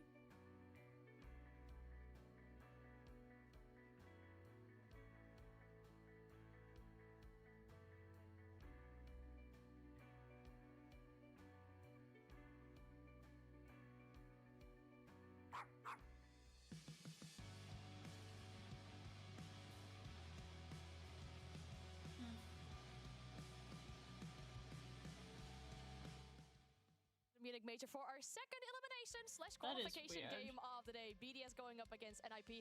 Also joined I can't by use Fresh and that just app now when we were talking. We also gotta make sure we celebrate the first team that qualified to SI. Yeah, it's gonna be Furia officially confirmed, and you know, I have brain fog about a lot of things. You know this, but I am so bullish on this team. I said it when they were 0-2 down. Furia are gonna do it.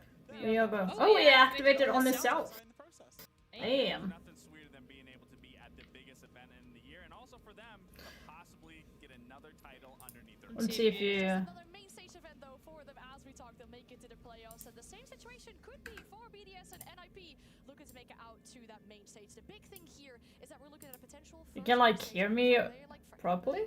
Let's see if I can put on You could even say for NIP, right? Making it to EWC playoffs. this. That much was played off stage, so that would be a first for them too. And in regards to BDS and the seeding for the playoffs as well, one thing we'll start talking about this roster is that should they win this match here, they are guaranteed a 6th seed. They haven't actually to the playoffs. Sorry. It actually works.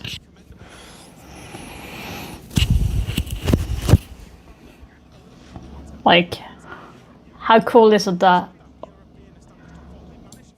Okay. Now I'm not as loud, at least. So far this tournament, if not a little bit inconsistent. Now for me, I think that if BDS are to get through, are to make it to the main stage, there is one potential, you know, I would say inconsistency that's causing them problems, and that is the hero plays of this team. That is particularly on the sides of Robbie, where you don't know necessarily how he's going to do. First day, he is absolutely magnificent. 156 CPS, 10 and 1. Then he's dropping down to 67. Then it's back up to 148 when he's up against G2, and then back down against FaZe. And I think this has been the problem with BDS. We're showing Robbie on the screen here. This is also the problem that Frax had. This is also the problem that the last moves had. What I want to see from my European team, because we could get all 4 European teams through today, unlike Laxing over here.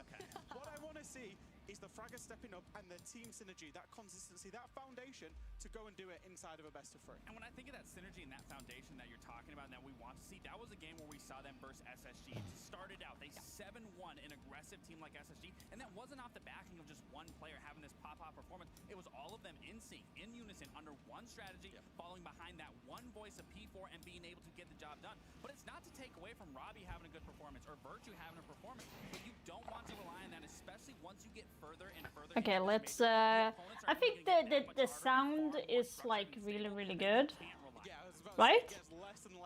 Okay, so you kind of hear me really well, so Yeah, we'll start talking about their opponents for today as well. NIPs, you can see them in their roots. I think a big upset from them yesterday against Shopify Rebellion. And one thing I noticed as well was there was so much passion, so much energy coming from that player. Absolutely. I mean, not just big upsets for them. They've been upsetting me. They're knocking out all of my brethren from the... okay, so let's go and make some dinner while we're watching the game. So it's going to be the first time that I'm doing this with this camera, so it's going to be interesting. But oh, unfortunately, I don't have any sort of tracking. With the front and the back line of the roster, because you're noticing something about yes, and similar to, like I said, with the chess match, when we're talking about the chess pieces, you have to look at Fantasy and you have to look at Wizard. One, I would like to put Fantasy as the knight on the chessboard. Yeah. He can jump in and out of these, causing erratic style of play, be very chaotic on Again, dinner. And then you have to look at Wizard, that backline that you just talked about, being that structure, being that force to be reckoned with. And when he does need to be an Let's put on. absolutely can on that piece and move straight forward, dig his heels in, and get it done and enable the rest of the team to get the job done. And I think what these two players provide is Can't even ultimately a balancing, like you say, Fantasy. He is that X factor, he is that star factor. And can't even turn on the lights. That's interesting. also pay them back massive rewards, big rounds, because he can do it on his own. And then the rest of the team can then make the play back off it and play the quote-unquote more traditional Siege. It's been a really good feature, and I think this is why we've seen the resurgence of NiP, making it to EWC, making it to this event. Again, being on the precipice of making it main stage. Outside the top 4 of Brazil, and managed to break their way into it. And of course, when we talk about chess, I mean, any chess player will know that the opener of a chess game is also important. Yes, and that is the most important aspect of every single chess match to start, is what the opener is going to be. And what I mean by that in terms of Siege is both these teams, that opening, that win condition is going to start with the opening kill.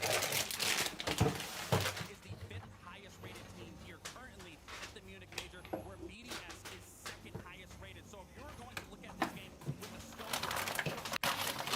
you are going to be looking at who is going to be walking away with that opening kill and converting it into a round 1. Yeah, opening kills are important. Yeah, it's going to be interesting to see how that goes.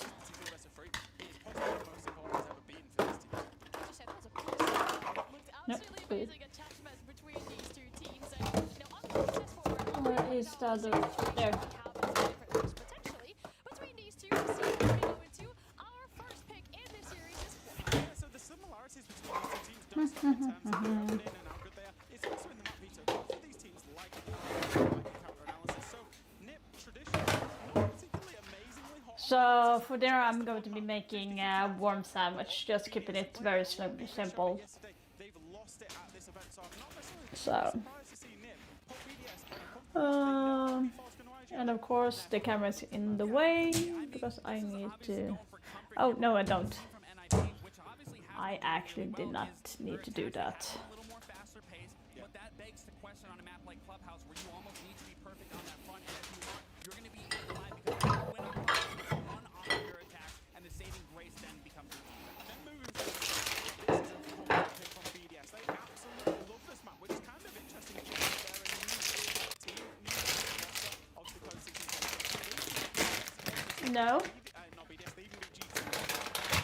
Good. So they've Good. got some quality on that map. And I feel that's the beauty when we're getting to that skyscraper, hopefully for NIP's sake, that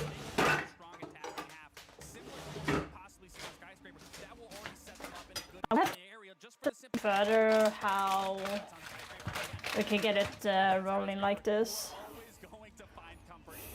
Absolutely. Then this side is going to be now preference-wise for both of these two teams. Middle preference in terms of results, it gets very, very different. I think BDS have played it a lot inside of VML. They've struggled on it, whereas Nick have played it a lot inside of Brazil, and they've done pretty well on it.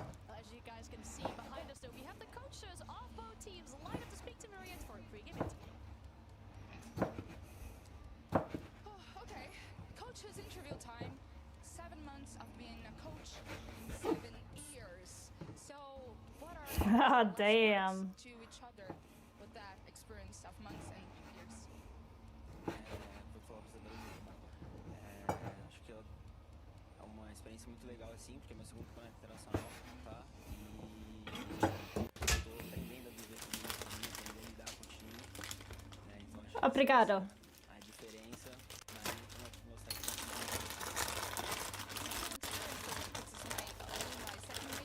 And I'm still learning to deal with it, to deal with it.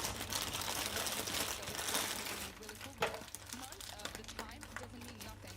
Do you agree with that? I actually agree, you know, like it depends on your drive, your dynamic, on your work every day.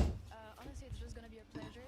I haven't played against Munich, and I really respect that organization. Shout out to Oh yeah, they haven't played against each other since 2021.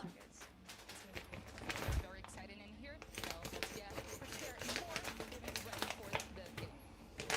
Thank you so much, Myriad. For the stage, so it's my pleasure to have you also the interview that we got from the team just here. Yeah, I mean, I like it. I love that. So I'm making warm sandwich with mozzarella cheese and pizza cheese. So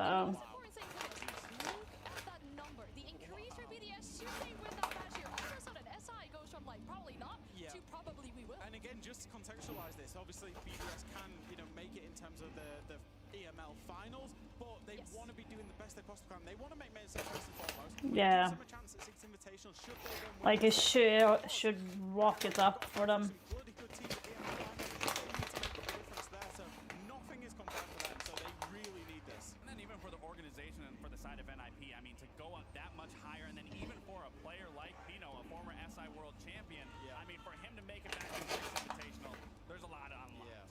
The energy levels rising in this player booth here. We see the players getting ready for the game, and the game is ready as well. So let's go to a counter for BDS and NIP. Oh yes. I teased everyone on this. I say you will see me on the other Let's see, spice. Where do we have it? No, we have it here. I'm blind. Warm sandwich with mozzarella, pizza cheese, and then I will like top it with oregano. One of these teams will go to the main stage, one will go home. Will we say goodbye to our second Brazilian team today? Well, Parker, that'll be the question. If I can get anything out. As well if they do not manage to win this series. So lots in line for both teams. Should be enough. To make top 8 in their last 5 international events. That includes that Then we put some sausage. So what I'm using is cabanos. It is with garlic and paprika. Around a new style of IGL in English, new players as well. And I think a lot of expectations came with bearing the name of BDS as well. They had a terrible year, let's be honest. They struggled in EML, they struggled and didn't make EWC. That is, for me, a moment of salvation. If they can make it to the main stage, then they prove this roster actually has potential. Yeah, a lot of doubters, I think, in EU and internationally looking at this squad. Parker and I have had the privilege of casting a lot of BDS games, and I've been really pleasantly surprised by how good this team has looked in a lot of their moments. We've seen some excellent drone game coming in. We've seen Robbie really pop off in some big moments, so I'm hoping we can see more of that here today. Quickly in the operator bands, looks like not crazy at all defensive side. 2 electricity bands were all Du får vänta. when it comes to Clubhouse. These hacker bands kind of interesting. Both the Monty and the Ying. Very rare to see a Ying band on Club. Let's revisit the operator bands in a second, but do you think that the way that we talk about these two teams Husband doesn't want to be in camera. It's a chicken. barely made it to this event and have struggled every single step of the way, but now they find themselves in the same position as BDS. But we use such flowery and positive language to describe BDS here at this event. We haven't really said the same about Ninjas in Pajamas. Do you think after those two NA victories over both Space Station and Shopify Rebellion, we can finally start to give NiP their proverbial flowers? I think as the NA casters, we have a little bit of haters to not give them their flowers after what they've done at this tournament. It didn't start off so great. They went 0-2 in the best of ones. They didn't have a strong tournament, but neither did Furia to start things off, and we saw how that went. I love the fact that we had actually coming into this event low expectations for both of these rosters. I mean, on one hand, you've got the worst. Oh, he's casting this game. Worst SALC. I thought he was casting the next game. Surprise everyone. Going to be starting off with a potentially explosive round from Cons as he gets right into Secret. There are roamers that have just walked to the top floor. That's Freck at the top of the red stairs. Watch out for him if this does end up being a fast push. Could end up having a big flank, but NIP, despite initially getting into the bomb site or into the map pretty quickly, they have stalled out a little bit. I think worried about this roamer. Yeah, we can see Cons abusing the shields, right? This is cutting off here. It's always a tricky one for shields are better. That's why I'm surprised to see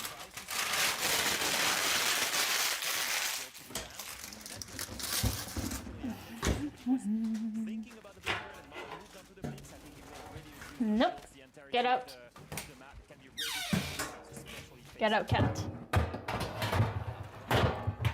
Cons during the regular season was that he hates playing shields, but he just thinks they're so good in meta, and he is so good at playing them that he understands it's a job that has to be Try to like clean up a little bit.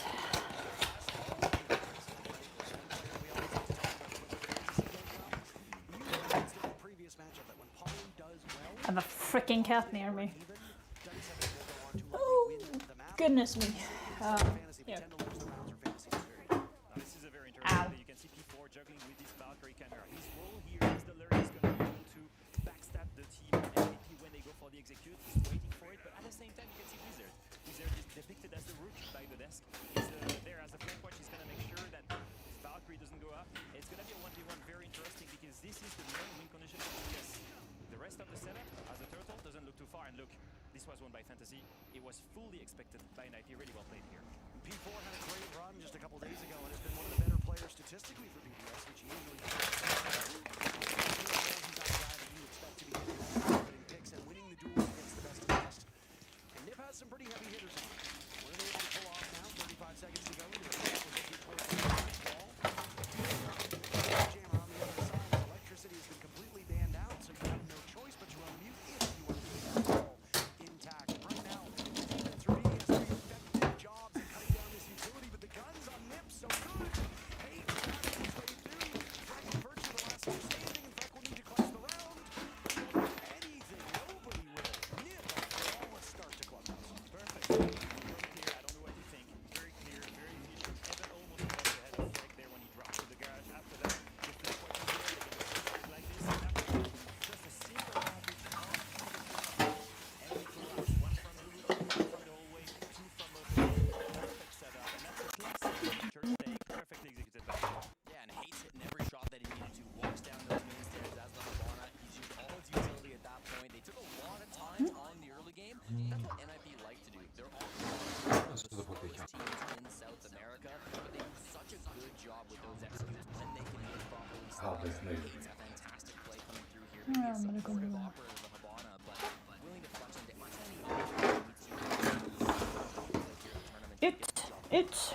Ut! Hej! Gå ut! Jag har fått nog av dig. Hon var aggressiv förut och försökte ta Lillas mat när han åt. Spraya vatten på. Nej, hon var aggressiv. Inte bra. Och han vägrade äta på grund av att hon var aggressiv. Så att jag fick... Så han var ihopkurrad i ett hörn där. Och då fick jag flytta skålen till han. Så att... inte så bra. Så man får... Så jag fick sitta och övervaka. Så han kunde äta. I lugn och ro. Tänk på att den plattan är på där nu.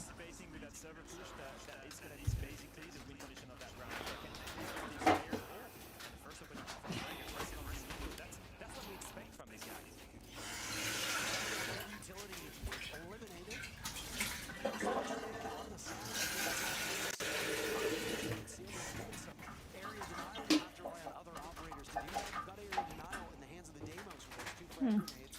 But Fantasy's job will likely be elsewhere, fighting outside the eyes. Fantasy will have to direct push should he stay alive. Burned a minute now into this round.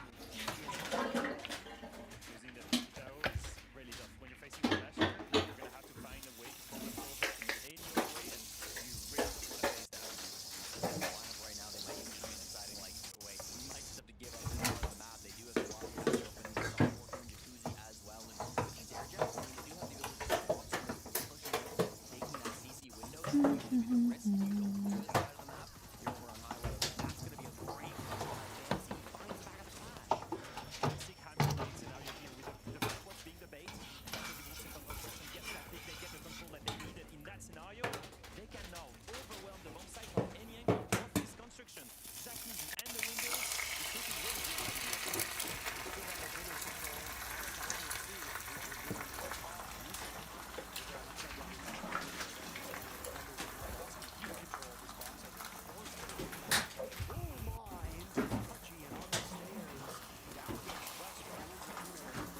Music.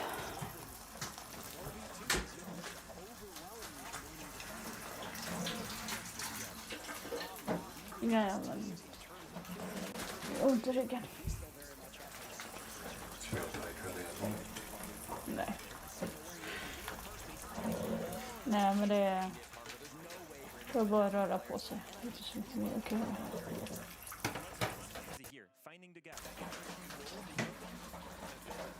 Se om det blir runt 80 pers så tittar. 80. Och då tittar de på när du lagar mat. Ja, det hela. Jag har tagit en mindre ruta av mig, stå och laga mat och så ser de hela. Så hör de hela tiden. Nej. Men det funkar bra med det här. Det är bara att jag kan inte använda programmet så att den trackar mig på något sätt än. Och jag orkar inte vela med det nu. Det var lite mer avancerat. Så jag får kolla på det sen.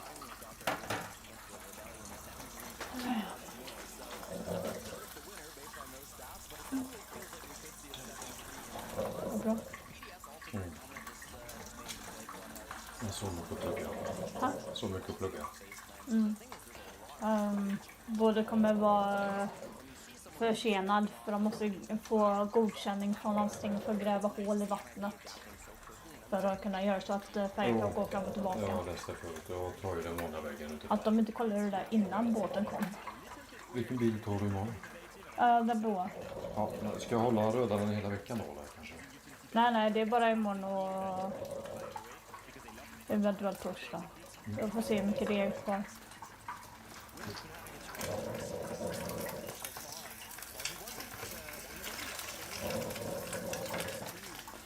Det är liksom det som är. Se hur långt jag hinner. Så säger jag. Får ju se om Alexander kanske slutar tidigare imorgon så kanske han kan följa med imorgon. Annars åker jag själv. Ja, du får prata med honom. Ja, du får fråga nudlar eller vad man mackar du denna. Jag ska gå på kaffe där.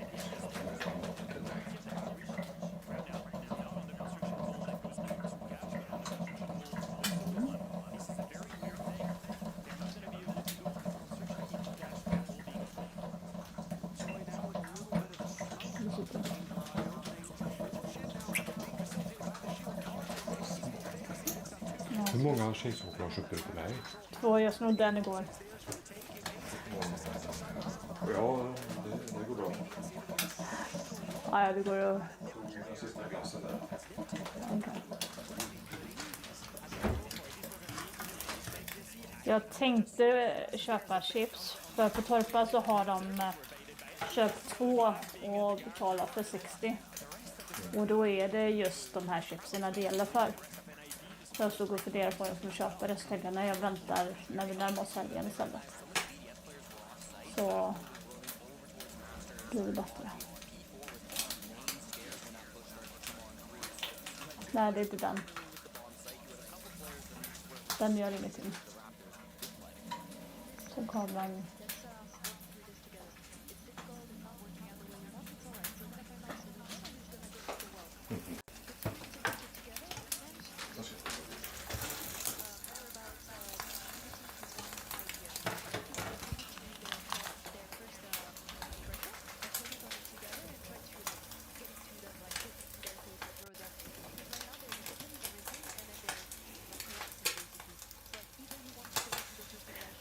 I will have to look into how the camera works. I really don't know how it works, to be honest.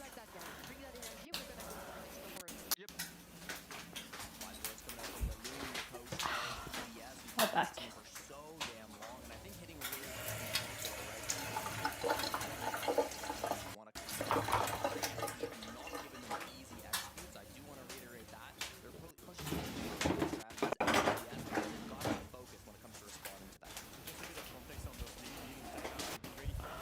But yeah, so it's looking like this. Hot sandwich, cheese, mozzarella and pizza cheese, oregano and cabinet sausage, and then going to top it off with some egg.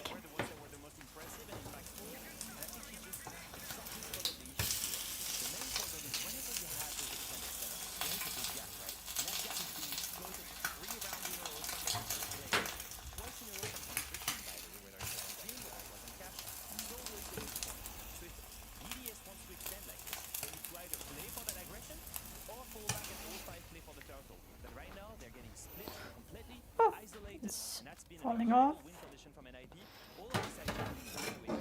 So it's looking like this. Now we'll just do this.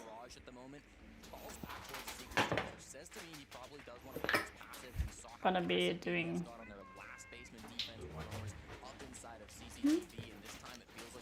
Vadå? Ja, nej, hon är inne på de här tonårsfasonerna nu.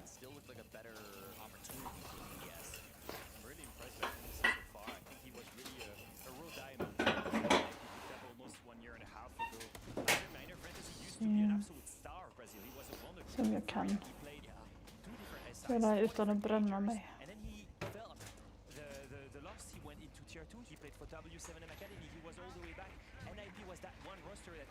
Shit. And Bob was saying he's been extremely valuable for this roster, extremely valuable. That one piece of infantry that they needed. He dies here in the fact that I'm the best jinxer. He was 2-0 in the kills before that, by the way. Deer Point Fantasy has an EPS of 110, which is good enough for him to be just outside the top 10 players that are still here. There are a bunch of players that have exited the event ahead. Det slutar nu så mycket att This point in time, the top 7 players still remaining on this team. He doesn't have the highest kill lead, but he does have the most frags on the team. So his value's been very high, and it does seem like what we saw in of SA League when we watched it too. You don't usually get a lot of games where both hates and fantasy are fragging at the same time. It's one or the other. Unfortunately, if you want to they'll have to rely more on both Wizard and Hate to get the job done. Who just hit a nice shot. He'll have to find another toxic bait when he misses. He got 3 kills pushing main stairs the last time they would attack this bomb site. Ja, det är ju här igen, de sidorna. Men jag har ju samma som förra gången där så. Jag tror inte riktigt varför det är så ont där. Jag kan bara greja så mycket utrustning så jag ska få mindre ont när jag rör på mig enligt alla läkarna där.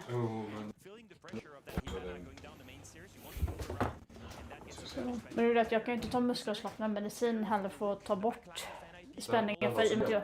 Om man ser på det förutom tabletter och träning, det är promenad. Tyvärr finns ingen... Ja, men jag var ute och gick idag till affären så då var jag promenad i sig. Så, men det blev värre. Därför det blev värre när jag gick på promenad. Så känner jag att det går ner här för mig också. Att det börjar strama åt här. Men så jag ska ta det sen så...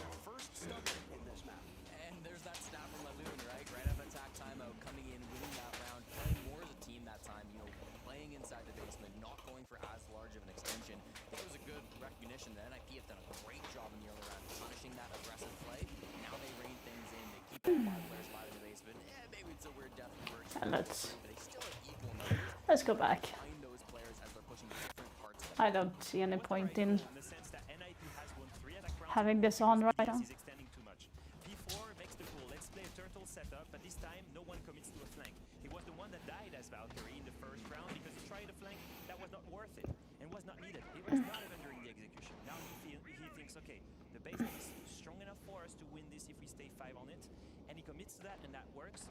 Here you can see the adaptation, and you bring it again.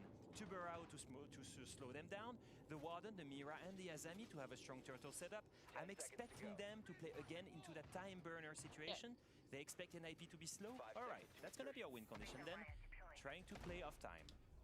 And we do see the clash ban coming into effect now. They didn't bring it in the basement, but they did bring it on both top floor bomb sites. And without that being available, Lasmo's got to move over to the Warden, which he will then still be playing at an extended position. Loves to play in that kind of cash side of the map. With Robbie still in rafters, it shows that they're not afraid of extending, right? They don't fear NIP that much that they can't still hold cash side, but I wonder how long they're going to stay over there if they do want to come back quite quickly, especially with NIP starting to look at the Jacuzzi side. Especially because we've now seen the full rotation. Okay, so I was right above the first one.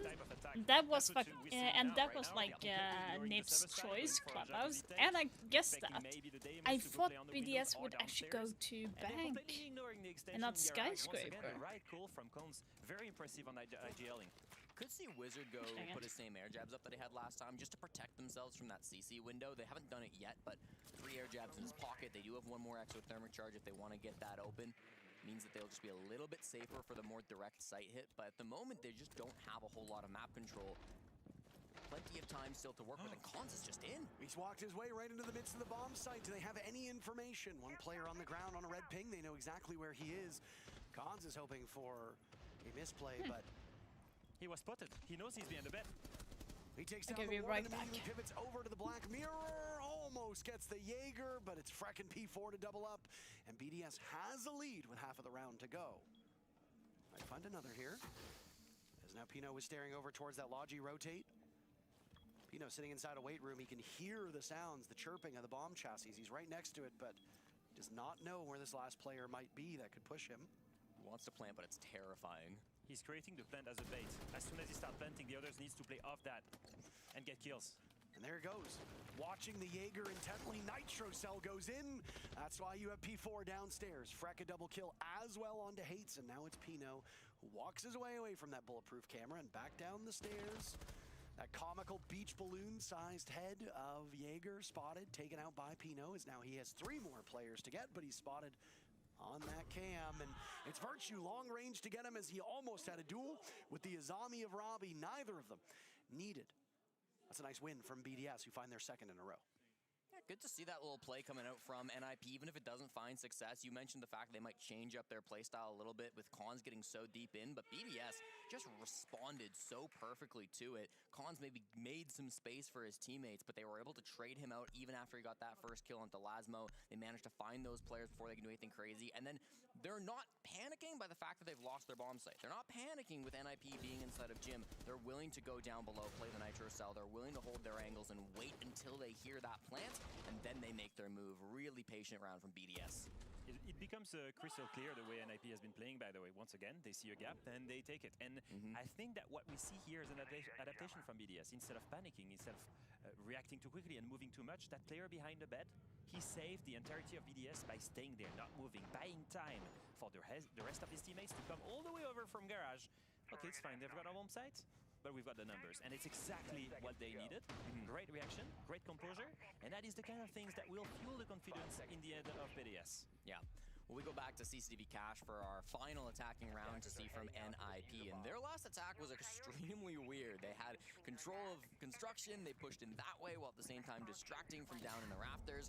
I think we'll see something a little bit more traditional coming out for them. They don't have the glass this time around, which is what they use to try to pressure that rafter spot. They do have the Capitao as well as plenty of frag grenades and flashbangs if they do want to go for the rafter side of things, but I expect we'll go for a slower execute this time, assuming there's no similar gap that they just saw. I mean, the glass was brawn as as Leo said, as a distraction, right? You're unlikely to pull off that same level of tomfoolery a second time. So I do like the change up here from Ninjas in Pajamas as they look to get back to their winning ways. They took the first 3 rounds against BDS, where BDS was averaging just a single kill in each of those losses. But the timeout from Lilu has translated very effectively. And once again, Cons trying to find a gap, trying to find an opportunity to bring the opening kill on the side of NIP. He's always the one trying to find those gaps or that intel to then call for the rest of his teammates. Very special playstyle that we see between the two of them, and as you can see, he's getting supported by his teammates with the drone coming into garage. He can play off that and get a kill. Oh, amazing play from NIP. Oh my goodness. I could have had a second onto the rafters too, but there was no answer back from BDS. So P4 walks right into the waiting arms, and now it is Robbie in the line of fire. Got to reload. It's quite rare to see a team bring Gridlock and Nomad together to flank watch. NIP is the only team that does that in Brazil, and if you needed one more reason to think they're one of the slowest team out of that region, well, that bringing the 2 operators is one more reason to believe that. Yeah, NIP gonna be happy with the kill, but BDS are fine to lose P4. They expect to lose him in a lot of their defensive rounds. They still have strong positioning. Robbie inside of Rafters. If he dies, this is also full reinforced. They've reinforced over the angle, so now they're expecting Robbie to lose this position. If he gets killed, it's bonus. He can deal with the bees, but he can't deal with the nades. He can't deal with the track stairs. He can't deal with the fire. Everything is being thrown at Robbie right now, and look at how little HP he's lost. Still fighting from this position. Luck's got to run out at some point. They've got him trapped in the corner. A flashbang to go, and Wizard collapses. A nice hold by Robbie to eat utility and eat time. How much time is wasted? Exactly. I mean, we've still got this breach that's not been opened. They don't really have the utility at this point to get the breach any more open than it is. So this push, it's going to be scrappy. Hates has Diffuse get in garage, but even this, they don't have the breach for. I am baffled by how much time Robbie was burning here. 2 Capito firebolts, at the same time the flashes, the nades. It's impressive he bought time, but I don't think it's enough. Yeah, that's right now. Nip just in a big numbers advantage that will continue to grow. Nitro Cell goes out, does damage to Hates. Frack the only kill. But it's Nip very firmly in control of that one. BDS will only muster 2 successful defenses here on Clubhouse as the first half goes to Ninjas in Pajamas 4-2. It was a really cool little moment quickly in that execute where they actually pop the fire extinguisher to cause a cloud of smoke in the red hall. That was what allowed the planter to then jump in the window. So you get from rafters into CC and get into a spot where you can start forcing the plant, start forcing those defenders to move. Really smart round from NIP, and I think it caps off a smart half overall. We did a great job of spotting those gaps and then exploiting them. The most important thing for the win condition here is that you see the entirety of NIP commit to the right call every time. What happened here? They breach server, that's great. They have this little move called by Cons that gets them the opening kill. But after that, you see the entirety of NIP trying to play off of Robbie, right? You see the gridlock, you see the air jabs, you see the Capito firebolts, all of those things here. After he gets that opening pick, all of the utility available on NIP was spent on that garage, getting Robbie out of there, getting the kill, and then a clean execute. I'm once again impressed by the level of coordination from NIP. That what lends them, again, an edge in the attack side on Clubhouse. Yeah, really nice late round kills coming out from Cons in that round as well. He holds the record for the most clutches here in Munich and is the only person to have a clutch on all 3 days of the event so far. We are waiting for his 4th, but I expect that it's coming very soon as he's in his contract written up that he gets 1 per day. I did note that his ranking as he came into this event, he's the lowest rated player in the lobby, and he's not doing well in the fragging department, and yet he's turned that around completely today. Oh, yeah. So again, it just goes to show you that your impact round by round, a lot of what Cons is going to be doing is going to be off of the field. It's going to be in getting this team in a good position to play well, IGLing for them, but he's also getting kills. He's going to take probably more of a, a back-end sheltered role here as a defender. He'll be running on the clash. He'll giving calls to the team and allowing the rest of them to benefit from it. But I don't know if we're going to see a lot of fragging from him in the second half. We'll see. I think he will need to be very important here. The reason for this is that drone is key to BDS stake. Right now they know this is a fully extended roaming setup, and they've just seen the entirety of the 3 anchors into Armory. This is exactly the kind of information that P4 needed to call the right thing. Now, are they going for a roam clear? Or are they going to isolate the bomb site? You can see the hesitation. They don't know yet. Yeah, I mean, they've got some pings, and so with the vert, they should be able to find this one. Eventually. There we go, P4 finds Fantasy thanks to that drone. And we've talked all event about how good the droning has been for BDS. This has been a consistent trend in a lot of their important wins. I think for NIP, that's something you've got to focus on when you're up against this team. And I love the way they've done it. One player focusing on getting that free kill, that opening kill. All four of them are then working at the same time at room clearing. They can work on two different things at the same time, getting both the opening kill and also making sure no roamer is left up top. We'll get some more information over towards blue now, as there are still plenty of drones stashed about. I do wonder if that drone persists downstairs. It'll be able to give them more information towards cases, over towards that pull spot underneath the hatch as well. There was no pressure whatsoever from NIP as BDS walked right into kitchen. They will be slowed down a little bit by one of those volcanic canisters that have been used very effectively, but they find a second kill in the same time. Wizard and Fantasy both in the grave now as NIP has to hang on for the next minute and 15 seconds. Crazy to keep the pressure up. I really expect things to slow down. BDS use those can openers to get the hatches, but happy to just dip your toes into oil pit. You find Wizard for it, and now it's a 3v5 where you're really starting to put pressure on NIP, especially because Cons is on that clash. It feels like somebody needs to step up and work a pick. Yeah, this is clearly going to be a blue dirt and kitchen hatch take. This is going to be really, really strong onto Armory. They're trying to get the blue control, and the execution should go onto Armory with the diffuser going through dirt.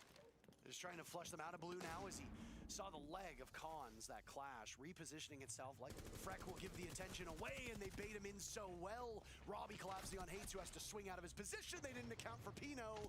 Lasmo on the board, Pino continuing to fry, but he meets P4 head on, who's got control of the site, walking in from dirt tunnel. Sorry! Prevails on their first. What did I miss? It's funny to see the same structure between the two teams. My son came home, and then my daughter, I had to help my daughter with the dinner. The opening kill, and then focusing on the right takes, Jesus taking Christ. it step by step, getting the blue control that they needed and committing to that game plan. I think we're seeing once again why these two teams that were not anticipated to make it to the main stage prove that they really deserve it. Yeah, absolutely. And I think that was one of the cleanest takes that we've seen all day from BDS. The early game with the drones, the late game with the execute, even the mid-round, the fact they work a pick on the Wizard, really cool stuff. I think Virtue, some excellent play on the Monty. Did I miss something? These couple of kills and make some chaos happen over towards blue. Such a distraction, even though he goes down in that round. Virtue has been such an important part of this team. He's played NIP 3 times in his career and has never lost. Hi, Seko. Sorry. It's really interesting to see being bringing away. the shields So, as well. Toxic, it means that you've been coming to my stream 7 times in a row. Every time I've been live. They added going into the Munich major. That's very much like on say that is a that's must why. have right now in today's meta.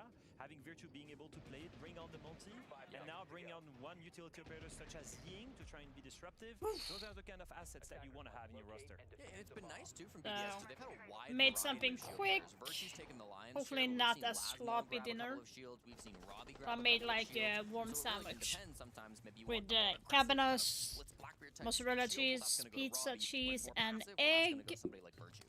and with a little bit of oregano Most of all spice. these shields, to your point, Jesse, and then Robbie has Blitz as his most played shield operator. makes sense.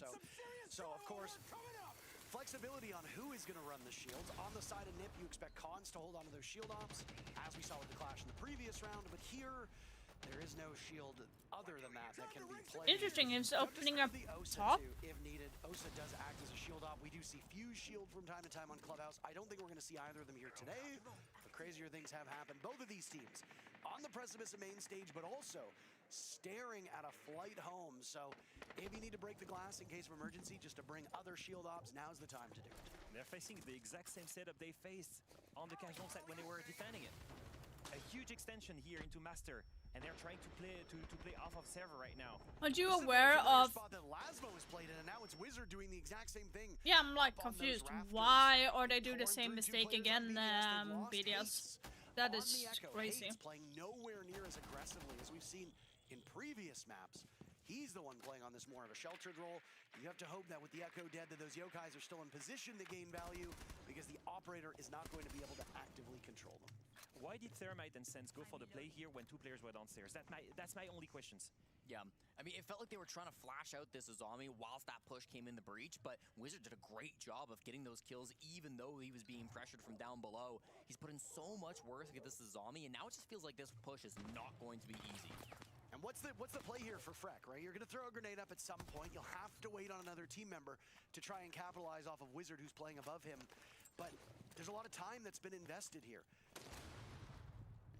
That and was- he's just not helped. As you can see, he just gives up. Yeah. And You giving could up have that just rafters chucked means the that these nade guys onto will red have to go stairs to blind, get the exposing barbed that wire back away. into the Why arch would when you they're even gonna go do to the that? side. And Virtue will send in a Candela. He and Freck hit their marks. Nip now have lost the numbers advantage, and it's all Wizard, the player on Catwalk that we talked about, vanquished by this French, if you want to call it, team. What the fuck? BDS continued Nip to play had so the effectively, but they advantage. did look like they were stalling out Damn. midway through the round, and then they just turned on the Jets. I mean, Virtue's not even in the building. He's getting 2 kills just from outside on the breach. They end up swinging him, I think, a little bit more than they needed to. Diffuse Kit was never picked up in that round. By the They way, get a little panicked on the side how of NIP. incredible is it to see a female coach been coaching a pro league team for like 7 years? How good is that? So freaking awesome to see more female players and coaches taking spots. Vocês estão de brincadeira, tá ligado, velho? Cadê, mano? Cadê a Clash agora também, mano? É que a gente pegou tudo errado. Vamos fazer academia, peitando, mantém a Clash lá, porque eles estão abusando de montanha. De terceiro, vamos banir o montanha. Demorou? Demorou. Que provavelmente eu acho que eles vão meter esse ban Clash agora. By the way, is the volume good for you hear everything from the stream? Mano, isso é coisa de time relaxado, mano. Que já achou que já ganhou, mano. A gente não ganhou não, mano. Olha o round que a gente acabou de perder, velho. Fechou, bora aí. Tá ligado, velho? Então, mano, vamos botar um pouquinho mais de concentração. Quando a gente voltar, a gente vai fazer a tiringa, tá? Bora. If you're wondering why they talked a little bit longer and the timer said 0, it's just because there were headphone issues at the beginning. They are still working within the correct parameters. I think what I got from this is that he wants them to chill and he wants them to abuse the clash because they had the round in their hands. Clearly, they were leading. I think it was a 5v3. They had exactly what they needed. Okay, chat. But I just Name feel like I'm watching a game out of chess. those I'm two watching a game of teams. chess between two Name ideals. 2 players I think that is for the BDS to come up best with the right on solution, think, okay, each we team, cannot like problem one solve from rafters. each team. They've reinforced fully that garage player, so he's useless. You can So see I think he can on only pick from the garage BDS, window. He I would cannot pick probably from say the order that Virtue. usually is there into server. So they think, okay, that's fine. Would We're gonna be isolate the my rest of the pick. players onto He the is a bomb site, phenomenal ignore player. completely that Azami, and if we break apart that bomb site, then we'll have it a beautiful play to spot that and execute the And I would incredibly. say maybe Great call Robbie out as coming well. through Like from Coach no, Dan of NIP. no Been with this Virtue. team for nearly I'm sticking to 2 Virtue. years now, starting as an And analyst, like moved into a on full-time coach role. Now we see him on defining Nip. these players, and I think good to see him able For me, to it's calm them like down a little bit. We'll see what the result I ends think up in being, of Pino, course, but Pino's always really tough good. sometimes Been making along, that transition from playing for a analyst while. into primary coach. Really important for NIP to get back on track. I felt like their attacks were really solid, but BDS have been good too. This is not an easy game. Yeah, looking at this setup, you can see the clash is there to slow them down in case they were trying to find another gap or in case there is a fast execute. And then Yela and the Melusi is there to fall back slowly, burn as much time as possible. For BDS, they're really good, yes, of course, but they're slow as well. And that's something that can be exploited with that operator lineup. We're once again seeing the clash brought out too. It's Wizard this time who is also using it to extend over towards the cash side. So this is what Lasmo wanted to do. Now he's of course on the attack, so the Thermite will start to open things up. With this double hard breach ban, it's kind of awkward sometimes to get everything opened. They still have the Thermite and they've got lots of cans, so it's not a problem right now. But this Yeah, I is was the last thinking round where they have the Thermite between most those as likely, well, and so it's Tofu. I gonna feel get like kind of those awkward 4 are so good. Still debating the use of the mute there because they know they're going to face a Thermite with the way But they I plan think the hard Virtue breach. is Obviously, the slightly mute ahead cannot of really be Robbie, useful and to that same with Thermite. It makes no Pino. sense I because think if you place Pino the is Thermite slightly slightly above the mute jammer, slightly better than Wizard. Not by much, but it's a different playstyle that they have. Yeah, especially, I mean, like the Bandit being available, great Thermite counter. Taka, but it is what no, it is, right? no, Sometimes you no, just gotta stick with the no. strat. Play what you're comfortable with. The guns are important too. This jacuzzi wall has been opened up and Virtue is dying to get inside of it, but doesn't want to literally die in order to get in. So he's got to be careful with these explosives. I was hoping for the timing there, Jesse, that he would maybe take some damage. Only and one bring more C4 truth to on your board? words for a nice That's double interesting. entendre. That's French, by the way. Wow. Thank you. Beautiful. Thank you. I try really hard to use a single word. Something is going to rain right now on that bomb site. Green bees, capital firebolts, and candelas. Yeah. Multi pushing in. They're This just is going about to do go a fast crazy plant, on that push bomb in site, a let me tell you that. plant. They march in. Lasmo asserting himself, but can't outdo Fantasy. Who still seems stuck in this position, finding 2. Cons will jump in as well. And the anger that was felt, whether you speak the language or not, during that tactical timeout, seemingly has woken up this Nip team. As Wasn't Fantasy there a flank finds drone there? It's all up to Virtue at this point and time. What is he able to do? Slowed down, fighting for his life, and it's a huge round from Fantasy to give Nip the lead again. 4 huge kills coming out from I'm Fantasy. hoping that the former BDS will star win. of I'm Furia hoping from so way bad. back in the day, finally returning here to the international stage with NIP, and I just think he's really been locking in this whole event. Very smart for him to stick around inside of Cash that round. You know, he was being pressured. There was a lot of focus over on Jacuzzi. Didn't panic, didn't feel like he had to get back to site. Hit some brilliant shots, even as the Ying was being tossed towards him. Excellent play coming out from the young guy on NIP. This goes to show once again, you can have as much utility as you want. If you don't have any control, that's not going to be enough. You cannot break apart that bomb site just with sheer utility. Everyone is ready for it, especially Fantasy on the Ela. You're going to go and run into Ela mines or Melusi traps. Nothing you can do there. It's actually exactly what happened. As you can see, the crosshairs were ready, no control whatsoever. Lasmo P4 die on server, one dies on construction. Nothing, no control. Everyone was still outside. We might have missed this. The only kill that came in on the side of NIP was a team kill. Yeah, from Cons killed Hates. BDS technically were not able to muster a kill. That is a flawless round, technically, by most standards, as BDS had nothing going in that round. And the two teams are tired of that 1v1, the Clash versus the Monty. Well, let's get rid of it. The two teams banning away the shields, and I guess now only one side has got access to the shields, and that will be the attack. Yeah, it's interesting that they don't commit to their strategy, though. Usually you see 2 Hardbridge bans. You'll see the 3rd coming soon after, but they go for the Monty instead. They do a castle strat. Well used so far. Virtue 2 of those 3 rounds was I thought he was very good in round 7. That last round we saw too. Maybe just adjusting on that the is fly, interesting. Like so they're casting off more and then opening up from above didn't get banned out. to do a vertical play. From that structure Question is going to be how hard are they going to be holding Logi, to be honest. Both sides definitely going to make this interesting for the 4th quarter. We do have a translation, a rough translation from our good friend Maria. As she heard that timeout, we obviously don't speak Portuguese. Alfama, you speak multiple languages, but unfortunately I don't think Portuguese is very strong. Basically saying that the coach was pissed at the players, saying, what are you doing?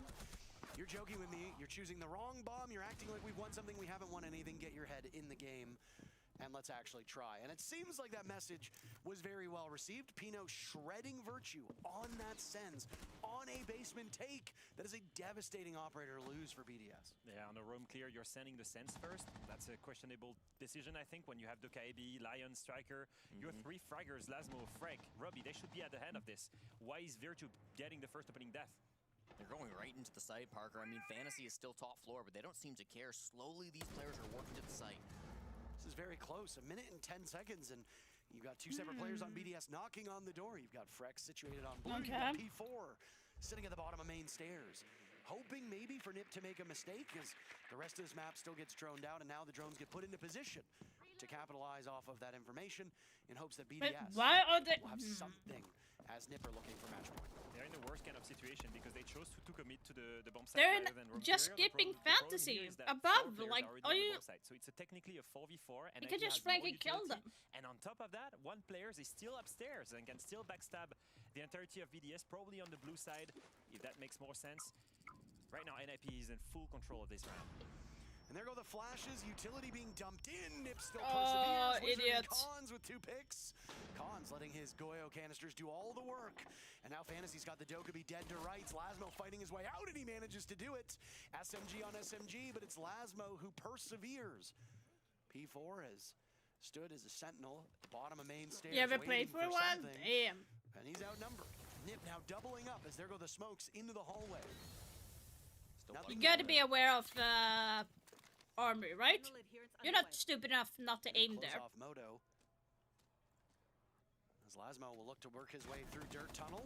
P4 gets a good read. Down goes Pino. Information taken at the same time. And P4 needs to blow open that door. He'll do just that. Lasmo creeping up. I like the way that BDS is going about this. They're trying nicely, but Cons has the read and a double swing. Cons gets both. Nip moved to map point.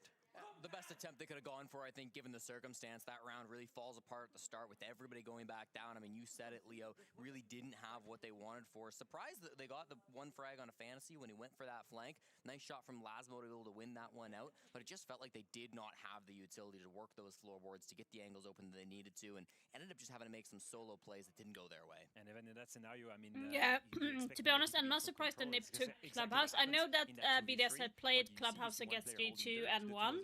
are focused on P4. They have his information. As soon as I the think it player was dies, G2. then all three No, players that was Bank. swing on the last Sorry. remaining player at the same time. But without yet, any I clue don't to be remember made by which an map IP. of That's this natural tournament, but they chemistry played right there. Clubhouse And and that's discipline at the won same time. I 8-7. think their coach was right. They're awakened, And they played they're it playing the right once. way. Nip Now has we gotta played see it BDS twice go and back-to-back won both rounds times. just to force the overtime. So if I were BDS, I would actually have banned Clubhouse. Your BDS, you don't necessarily expect to So, win on Clubhouse. but After the start they got off to, after having such a strong couple of attacks and then, of course, stalling out a little bit, it has been disappointing to see them fall off since the TAC timeout.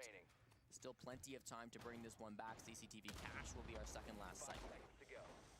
It's a bad time as well for the fraggers to fall off on the side of BDS, despite how close the scores are.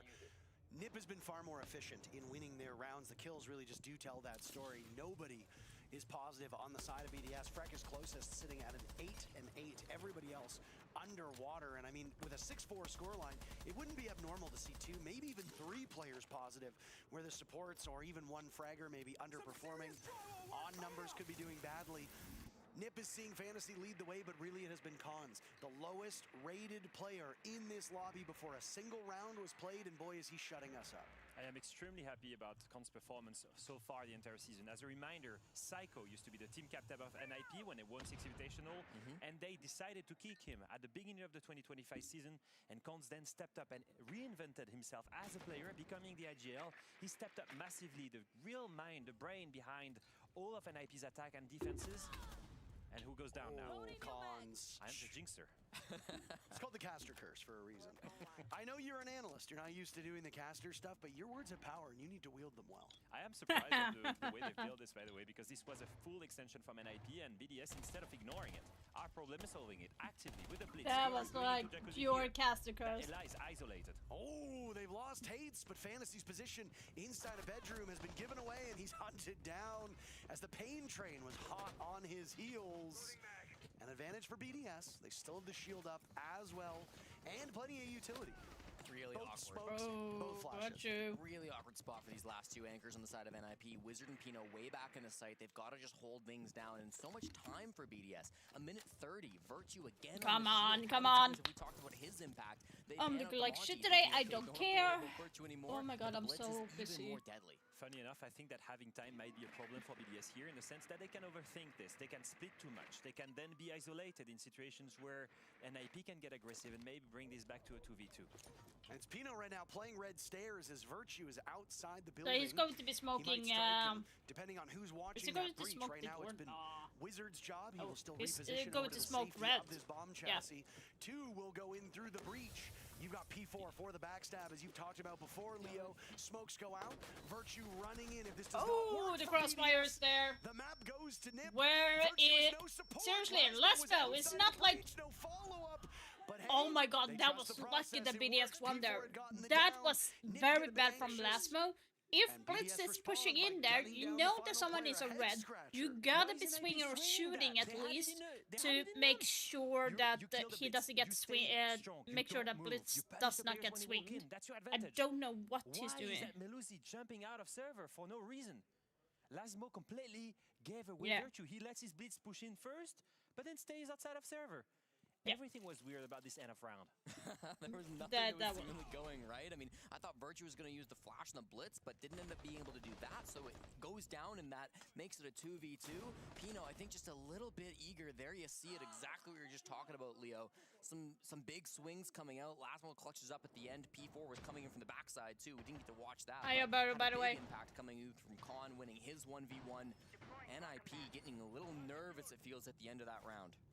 It's fine that BDS, though, in a position where they're clearly back against the wall, where NIP is supposed to win this when they're on match point, they take the hardest path. They chose to go and problem solve that roam. They chose to go and get that fight, and they won it. It's beautiful for them because then it rejuvenates their confidence once again.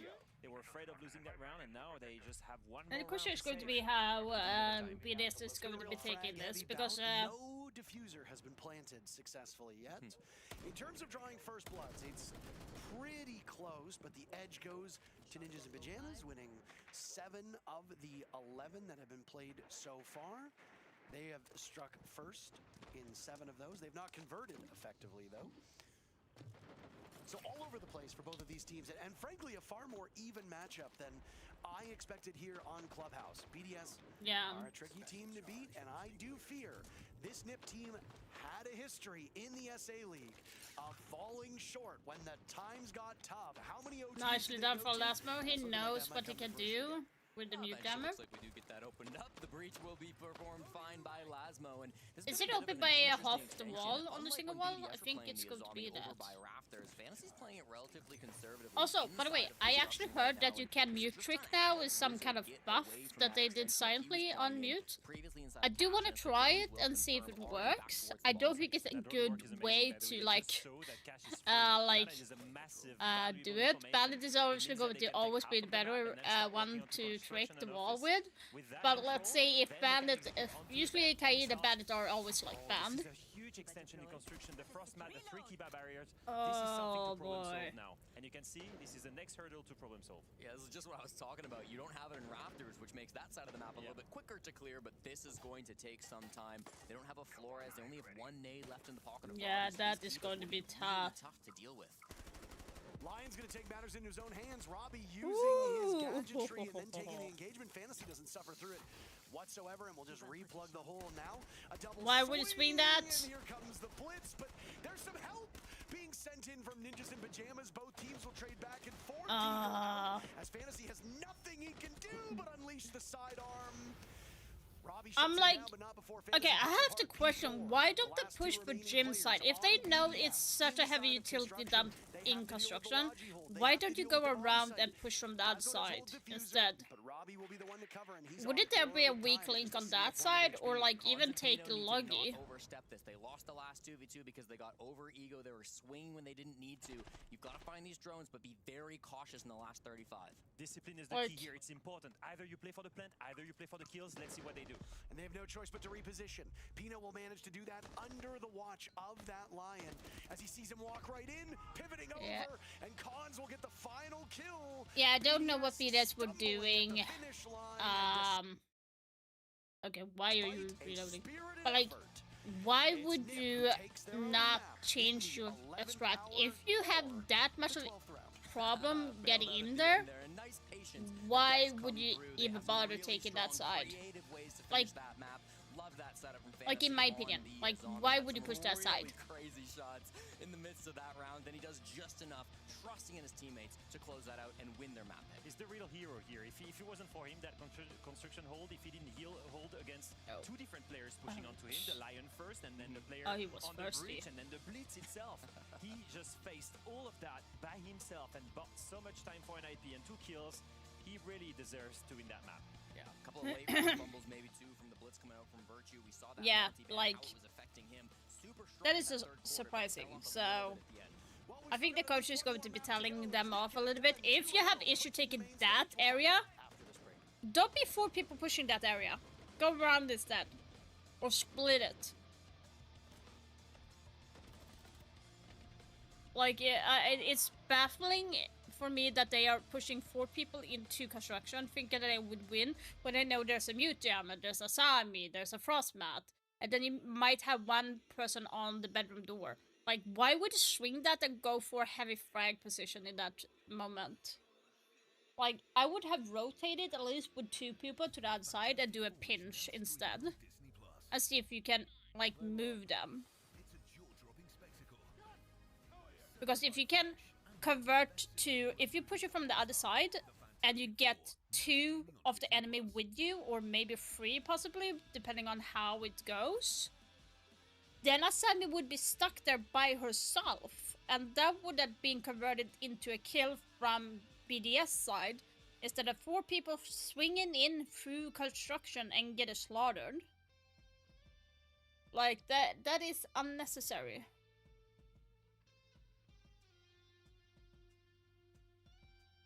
Yeah, they are good. They've been having they have lost games, so they did lose to W7M in the first match, NIP.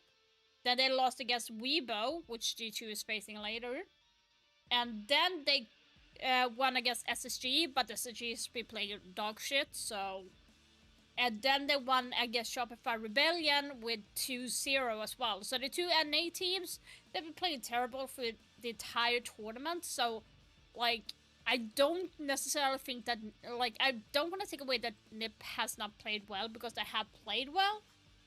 But in regards of how SSG and Rebellion usually play, like, NIP should have lost in a way, or having a harder time winning against those two teams.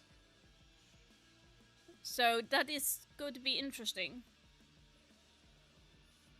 And BDS and NIP, they are more a slow-pacing team in the terms of gameplay, so that's why it's kind of hard to see how it's going to be looking later.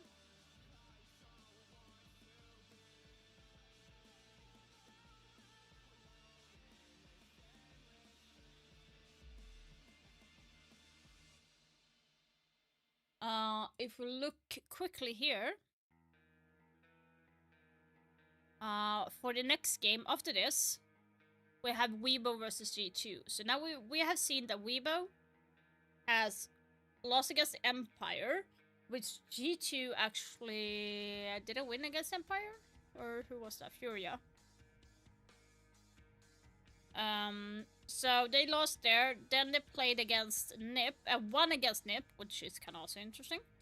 And then they went to play against Shopify, and they won against Shopify. I don't count the NA. They were not well. Then they played against Team Secret and lost very badly against Secret. So if G2 is playing the same way as they did yesterday, Weibo is going to be losing. Funny thing is, Weibo have not played against G2 ever. Ever. And the roster, I think Reap and Turd have played against yeah, Mentalist, Turd, and Reap have faced against G2, I think 2 years ago, I think was the last time. Meepy is the coach. Good coach. In terms of which map, let's have a look at, I forgot which map was played yesterday. So Weibo banned Clubhouse, Consulate, and Chalet Border was the pick for them. I don't necessarily think that they want to go Border. Border was the decider they banned.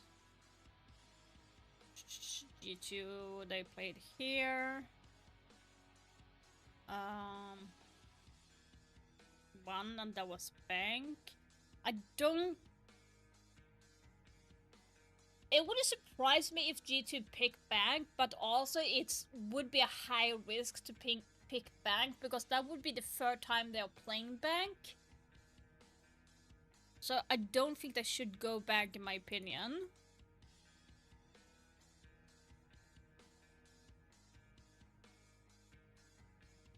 They have Consulate.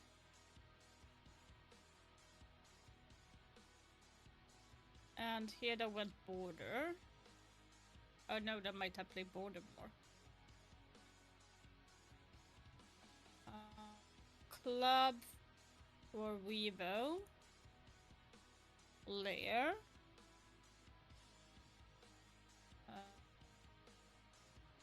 Border.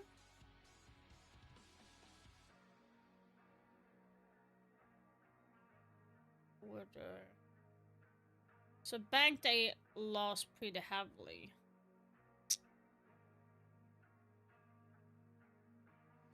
Yeah, like, if G2 want to take a shot and see if they can win by going to Bank again, they might actually win, because based on the performance on Bank that we did against Secret, they were not good on the map. In general, not good. I don't think GT would pick Nighthaven because they decimated the team yesterday, but I don't think they should go back to Nighthaven. I don't think they would pick that. Weibo might go to Border if they want to, but I think that G2 is going to be banning it.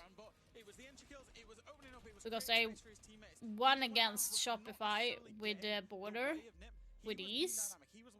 So I feel like it's going, like the numbers not lying.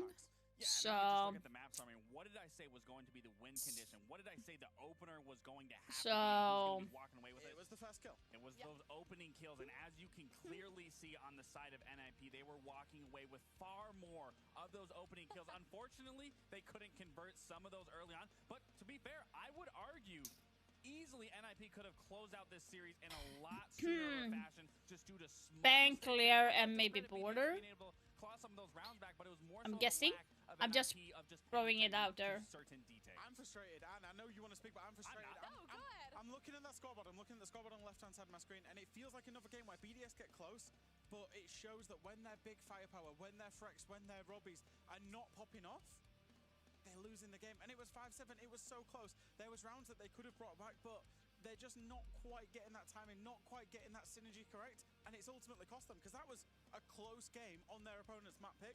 But it's close, but it's so far as well. I mean, he called Robbie a major player, right? He needs to show it here as well if they want to stay inside of this event. Now, we're looking at BDS in between these two maps. Of course, it was a close one, right? They almost managed to push it into overtime, but just not quite. We're going to go into Skyscraper, which is BDS's map pick, but we all know once you pick the map, your opponent gets to pick the starting side. Correct. And IP are, of course, going to pick defense. What do BDS need to do in that first half on the attack to get some rounds on the board? I think this is a little bit nervous now because they're down 0-1 inside of the best of 3. They're starting on their map pick. Yes, they are good at Skyscraper, but they will start on the unfavorable side, as you just said, Anne. That is attack. What do they need to do? I think first and foremost, their fraggers need to turn up, you know, in terms of Robbie, particularly in terms of frag. Be confident, but when those two guys are off the board, which they were a couple of times in terms of BDS's attacks on Clubhouse, they need to commit to a plan. They need to be doing it together. We saw a couple of times where, you know, Lasmo was baiting out P4, who was baiting out Virtue, who was baiting out Lasmo, and nobody was really the person that was going in and forcing that team play. We need to see that on Skyscraper. Skyscraper's such a small map that when you hesitate, the defenders can move around so quickly and be ready. And we need to not see that from BDS. Yeah, and then I would say easily on the side of NIP, I think they just keep they keep the foot on the back of their necks and not allow any bit of breathing room for the side of BDS to get comfortable, because like you said, it's a small map. You can't hesitate on it, and we already are seeing how Fantasy himself is playing. He will immediately take that if he is given the opportunity. All right, we're bringing our casters. We're joined by not just 2, but 3 people over on the side of the H3 once again. Leo, how are you hanging in there over on the other side? I feel fine. I'm blinking. Please send help. Okay, is this like a situation like where you blink twice and we need to come get someone to escort you? It's like to get you out. Parker, he's signaling to them. I think he's blinking. Is this Morse code? I think he's Did you blinking. guys read this? I don't know. He wanted to do this. Yeah, I mean, it's a voluntary thing, of course, but I'm sure you guys are having a great time, and I hope that continues, though. I hope so for BDS, that they can find a way to find themselves back into this game. Otherwise, elimination is on the table for them. I'll send it back to you guys to take it away. Yeah, NIP has been on this run they sent most of North America home. Now it's Europe's turn to feel like how we feel. Now, it's not just about potentially losing this series, but there's more on the line here for BDS. Big org, big expectations. It was shown at the start that BDS are also fighting for an SI spot in Paris, of all places. You want to be there, you want the org to be there, you want the players to be there. What happens if BDS falls short in this series, not just here, but also for SI? Yeah, they are definitely playing for both the main stage and that SI chances, right? And the big problem for me is that if BDS doesn't win this, everything then relies on EML finals in Malta. Hi, Cool Parrot. Do you have a story from RL when people will walk in line and... Why is it important? Well, they bear the name of BDS. Wait, an what? that has been so successful. Wait, what you talking about? Parrot, I don't know what you're talking about. In Paris, when all of the staff is French, when before is French, when Lasmo is French, you want that. Yeah, and the biggest thing too, I really don't know what you mean. You've got to go to the most defender-sided map in all of who on BDS are you looking to step up? Tall task for BDS, but they knew that when To be honest, Robbie and Virtual should be stepping up because they're more the striking heavy people, and you have Virtual on IGL. I think they need to really be having more clean comms in a way and not panicking and force their way in like they did on Clubhouse. Remember, this map is BDS pick as well. Something like car crash with humans. This is something we said in their very first matchup that you and I casted. When people were walking in line and someone suddenly stopped and everyone bumped you. No, not something like that. I've been in a car accident twice. But nothing like what you're asking, Parrots. It's your map. You've got it all in front of you. It's gonna be hard. You do it. Then we go to best of 3. Like, since I live in Sweden, car accident in general doesn't happen that often. Not any, like, not a lot of heavy accidents where people get, like, run down by a car. Like, it doesn't happen that often. It doesn't make any headlines or anything like that, so we have good, safe roads here. It's been even a longer time. If you think about how much they've missed those major events, you know, they obviously made EWC, but was first rounded here at that international event. Now is the moment for them to go back on the main stage. That has taken a long, long time. It has taken. Why doesn't YouTube show my display name? I don't know. It's the same with Alberto here. I don't know. On the side of VDS, they woke up during this playoffs. It's kind of weird, but hi, Lucas. Maybe Google it up. I really don't have any answers for you on that one. That is fairly new for me. It's the same. I'm waiting for the update on YouTube where I can do like operator used to keep the walls closed, especially on Skyscraper, and then we get the Monty, the one operator not really. Yeah, Sakalopi, okay. Given how good Virtue was on the Monty on Clubhouse and how much he frankly struggled on some of those other shields, I really like that ban from NIP. Amazing push here to get the first kill of Fantasy. That's the opening kill. That's the one player. I'm just reading it as it is, you know. On the side of BDS. Now that's completely gone. One of the things that I wanted to mention is BDS able to put their fraggers as the entries. Wait, I have to go up with the volume. That was not the fraggers that they wanted. There. Now Robbie takes his leadership. He takes his ownership of the entry role. Gets in with Deimos. Gets the kill. Robbie's getting, I like that you mentioned Robbie because he was absent through most of that clubhouse. He was a player whose name we so seldom said. And with his presence, yeah, that's why I said like Robin needs to step up a little bit. Virtue need to have more clean comms as well as the IGL. Or is it Lasmo that is the IGL? I forgot. Fuck. In map number 1, but it doesn't really matter what Hates did because Nip ultimately won the map. We don't need to be critical of a player who might not have performed up to expectations when the rest of the team got the job done. Well, without Fantasy, the pressure gets higher for Cons and Wizard. The other two roamers here on the karaoke side of the map, and one of them's got to find some way to get a kill back. With the Deimos down below, Robbie's already done so much good work. They're trying to get a bait kill on. I hate when it's whistle.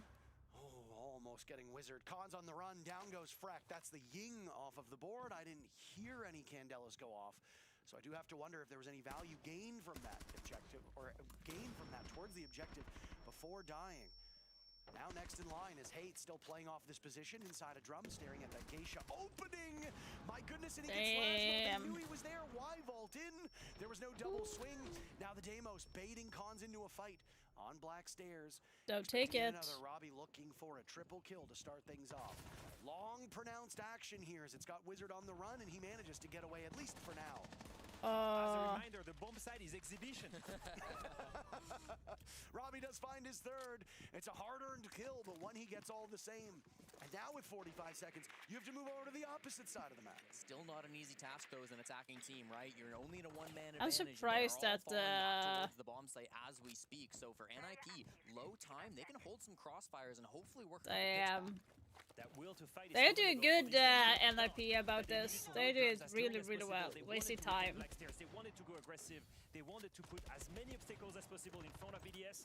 That now has to come up with 20 seconds and execute that 3v2 perfectly. I mean, it's still a holdable position for Nip at this point in time, and it will get Yeah. scrappy. Pino finds one, squares his body away. Out goes the flash. Smart goggles activated.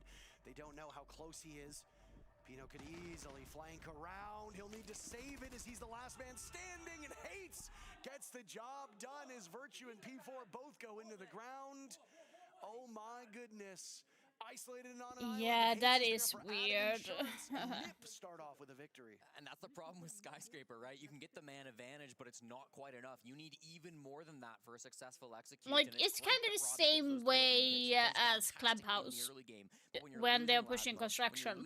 Why are you wasting so much time pushing towards that side if you're having to waste so long time? Like, if you wasted so much of your time on that side, just abandon it and go for a different angle instead, because single wall was open, for example, so you could do a push there, you could do the push from window, you could do a push from the garden, like, just ignore the drum side. Like, opposite side of the map, if you know that someone is all the way up, Black Stairs, you're around karaoke and around drums, why is no one committing to the bomb site? Yeah, that would Yeah. work too. The bomb site is fully empty. Well, they didn't have that information. And I will say this, I will praise and there was like no one, only one on site, right? Aggressive as much as possible. Barely They could have that. left at drums. They could have went back to the bomb site, and he decided, no, we're gonna send all four of our remaining players aggressive, take that fight onto BDS, and that shows that the confidence is still very much there in that jump out. I think it was another show of that. You know, this is really feeling like our last series. We're still early, but our last series, we saw game one won by Furia. Game two, then they start defense on Skyscraper. They play very aggressive. They heavily commit to a lot of those roams, and it really does pay off for them. They go up with a massive lead in the first half. BDS need to find some way to make sure that doesn't happen again. We saw W7M fall to those problems. BDS needs to be a little bit better at either punishing that roam game or, as you said, Leo, hitting that site. One thing that was working for them the past round was probably to all attack from the same side, try to work the things together, try to clear the room, all five of them together. I do not see that happen right now. They're all spread out around the map. My biggest worry with this, are they stalling? What control do they have right now? Robbie's downstairs with no one to help him, and everyone is still outside.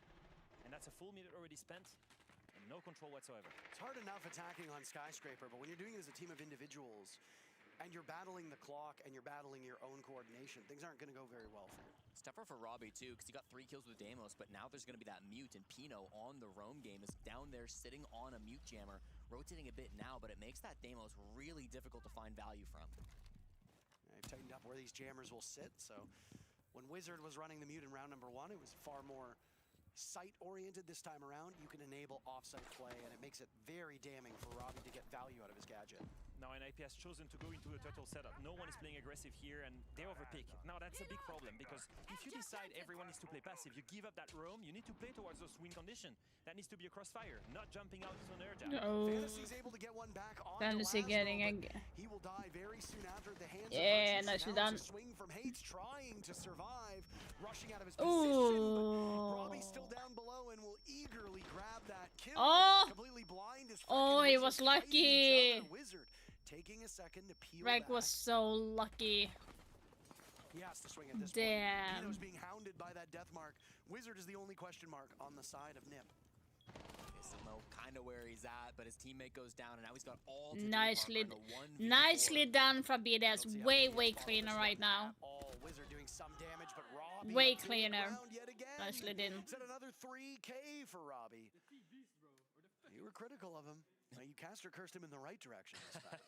I think one of the hardest things to do when you're a pro player Time is out choosing for to pick Nip. the right battles, right? Yep. Olha só, de terceiro agora a gente vai banir Demos. Eu quero só a gente jogando avançado, tá ligado? A gente tá jogando pra recuar, mano, a gente não sabe fazer um cruzado. Tipo, a gente tá rodando tambor, sendo que a gente nem tem o pixel do altar ali ainda, pra ficar peitando, entendeu? Tá. Sendo que a gente pode ainda ficar no chá ali, ajudando a meia, entendeu? E a gente não tá fazendo nada disso. Então, mano, vamos jogar, mano, avançado pra peitar. Beleza. Demorou? De terceiro, vamos banir o Demos lá. Mesmo, e vamos continuar com a ideia de reforçar, por exemplo, agora a gente vai cozinha avançada. Então, mano, talvez ali, mano, seja até bom uma Valk ali, Maguinho. Pra gente tentar realmente do que eles estão fazendo e ajudar nessa peitada, demorou? Beleza. Na cozinha avançada agora. Então, pro karaokê, a gente faz avançado lá cheio de trap, tá? E, mano, e vamos peitar em conjunto. Nossa comunicação tá muito ruim ali, mano, do que a gente tá garantindo, do que a gente não tá, entendeu? Então, só melhorar isso, velho. Pretty interesting to know what he's saying there. I hope Maria will send us the translation quickly. But one of the things that I picked up was the demos. I think they understand that is a big problem for them. The second thing for me is they pick the right win condition. Play turtle against that setup. The problem is if you play turtle and play passive, why do you go aggressive, right? You're throwing bodies at them, the wrong decision. Exactly what happened on that clubhouse when they go out of server. Same problem here. If you want to play those, you need a little bit discipline, and that was missing here in that round. Especially for Cons, he's playing on the smoke. He dies with 3 toxic babes in his pocket when he goes for that swing, and then you feel everybody else on NIP be like, oh shoot, I've got to get a kill back. I've got to play more aggressive. I've got to take more risks because my captain just ran out the doorway into an air jab, and now we're in a disadvantaged state. I think you can start to see the panic a little bit. We're only 2 rounds into this map, and NIP already calling their attack timeouts. You can see just how important it is to have a dominating defensive side. The fact that they already lost 1 attack and want to call that attack. Maria has translated what was said for us. And the big one is we need information. We need to know how to counter them. Let's bring a Valkyrie. And immediately that's acted upon. So Wizard will bring the operator right off the rip.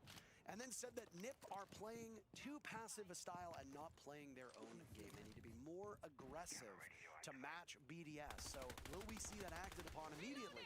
We know that they've already accomplished one of those goals, which is bring the Valkyrie to the table. So Wizard will run this operator. It should give them intel. Rush, I think. And it might just be a push right into the bomb site. You are absolutely correct. Wifey. It's got them running. Oh. Hunt down Hates and Pino in this position. Wizard also dies. Oh my god, what's happening? Bringing the intel to them. You don't need to bring a Valkyrie to know where these players are coming from. They're already in the middle of the bomb site. Virtue will get the case down. Damn, good response from BDS. That is way better.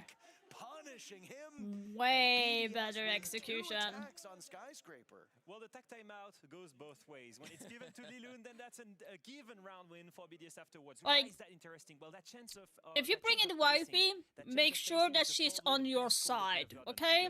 Treat her well, treat her like a goddess, and she will smile at you. That's why you lost the round, because your wife, that wifey, was not smiling at you.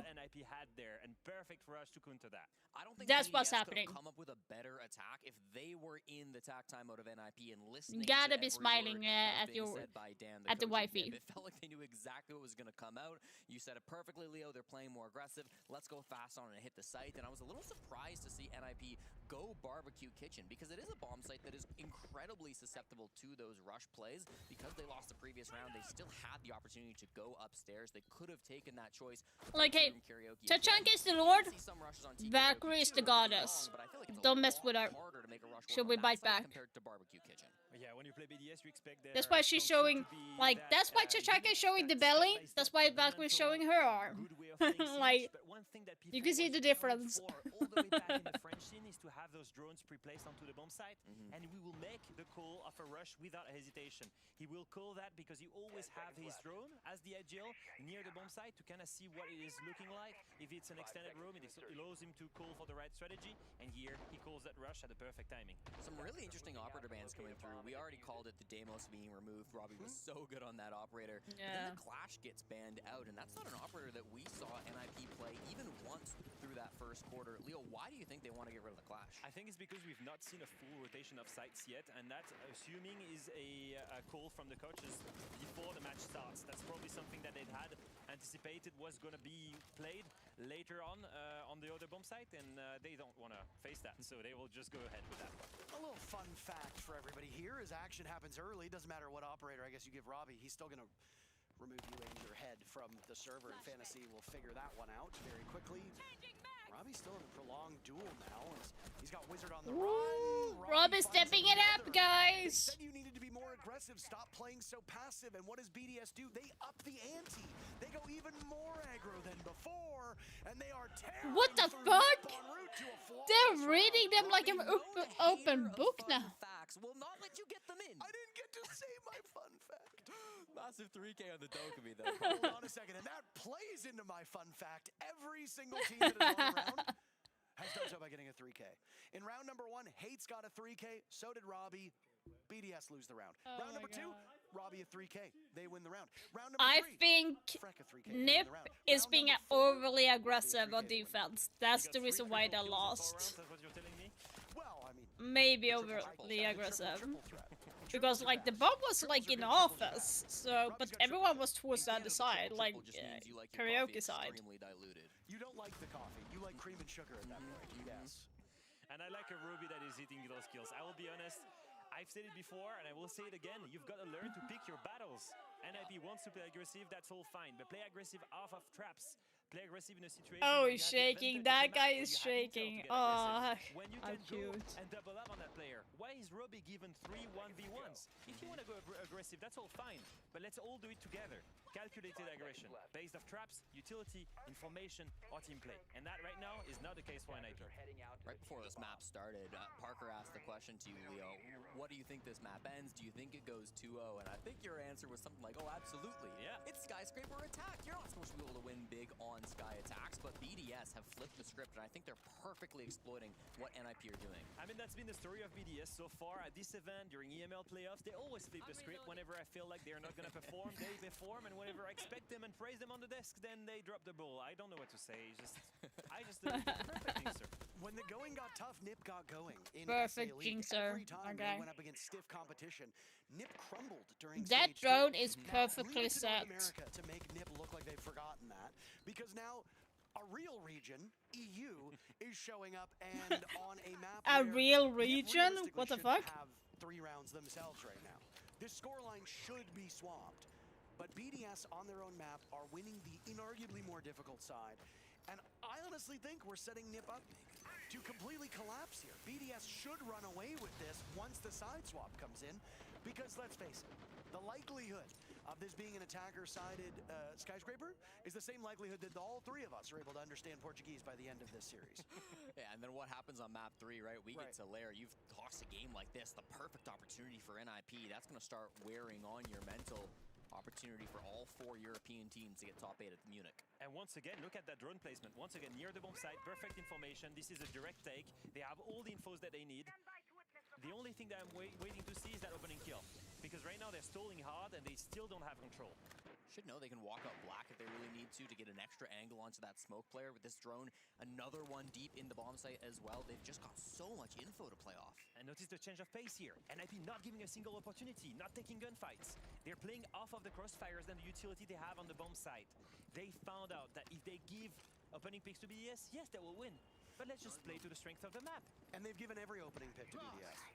Robbie in particular has 3 of the 4 first bloods, Freck as well. So basically the way it works is if you get opening pick, you get a 3K. That's how it's happened every single round. Fantasy and Wizard on the board first. They were stalling out. BDS had to go, and Nip are ready to greet them every single step of the way.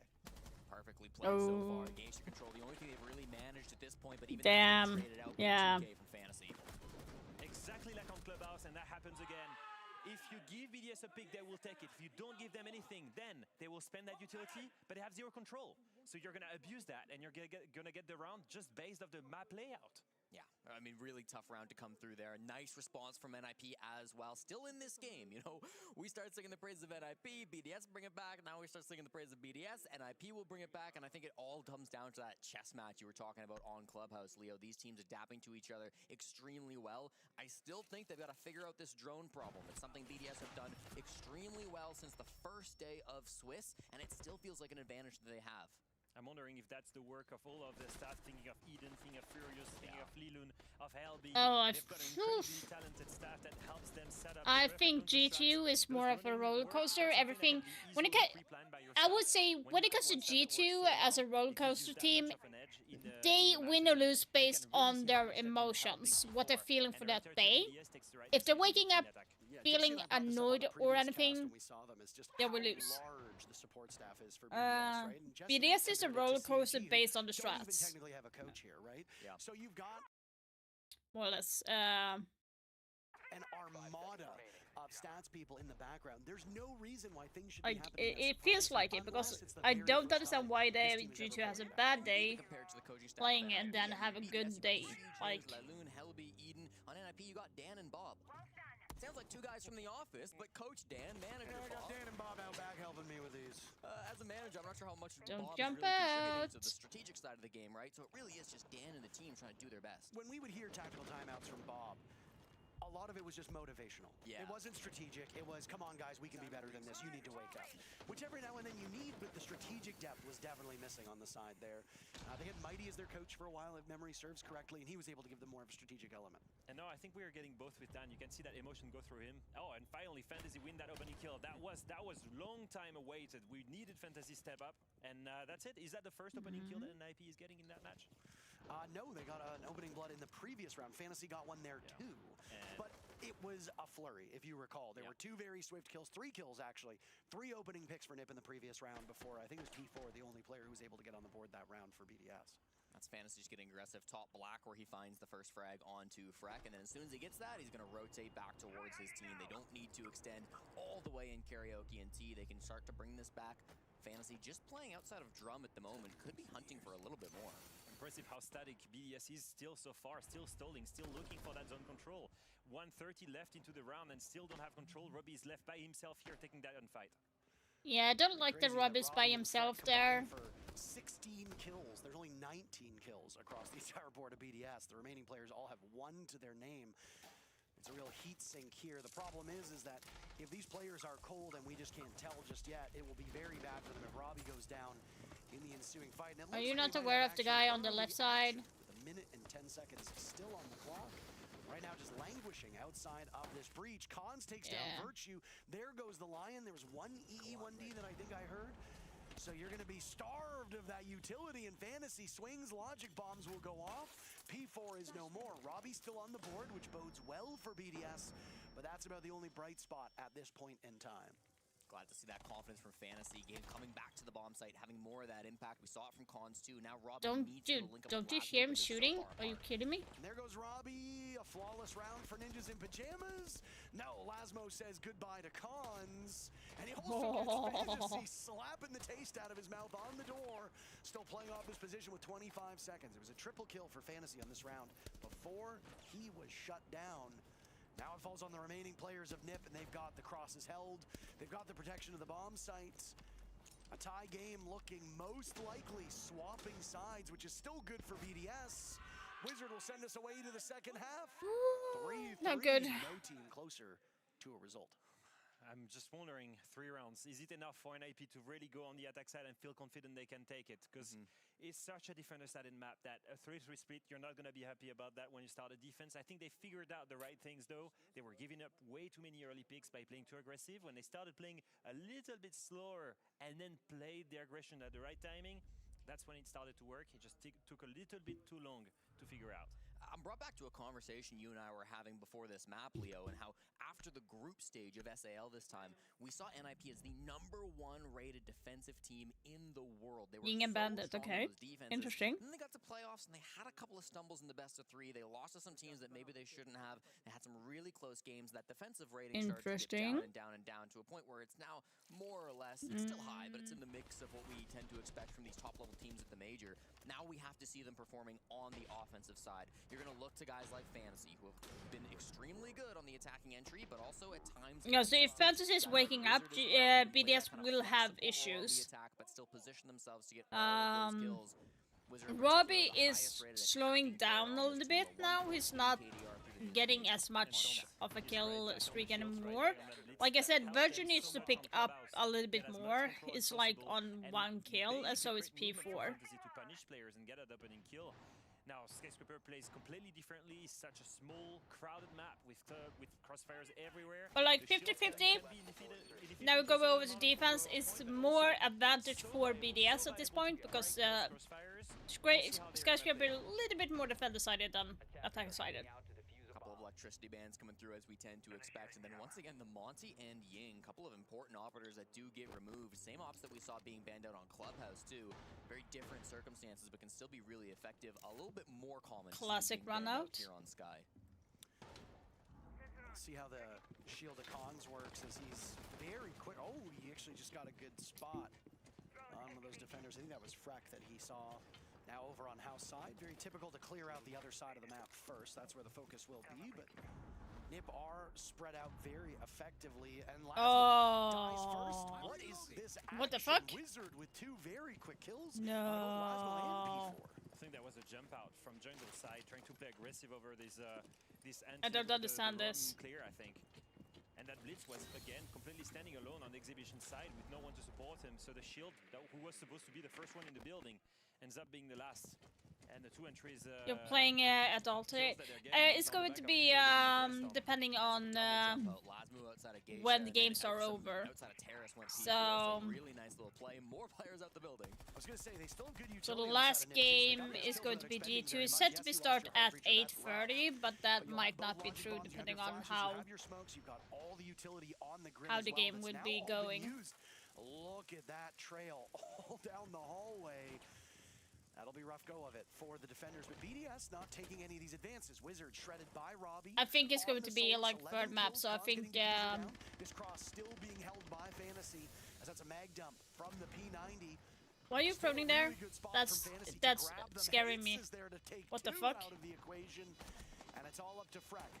Nip looking for the advantage, and it seems like we actually do have an attacker-sided Skyscraper. What is going on? And once again, it's on the back of the defense trying to do too much. But how are you doing, Real, by the way?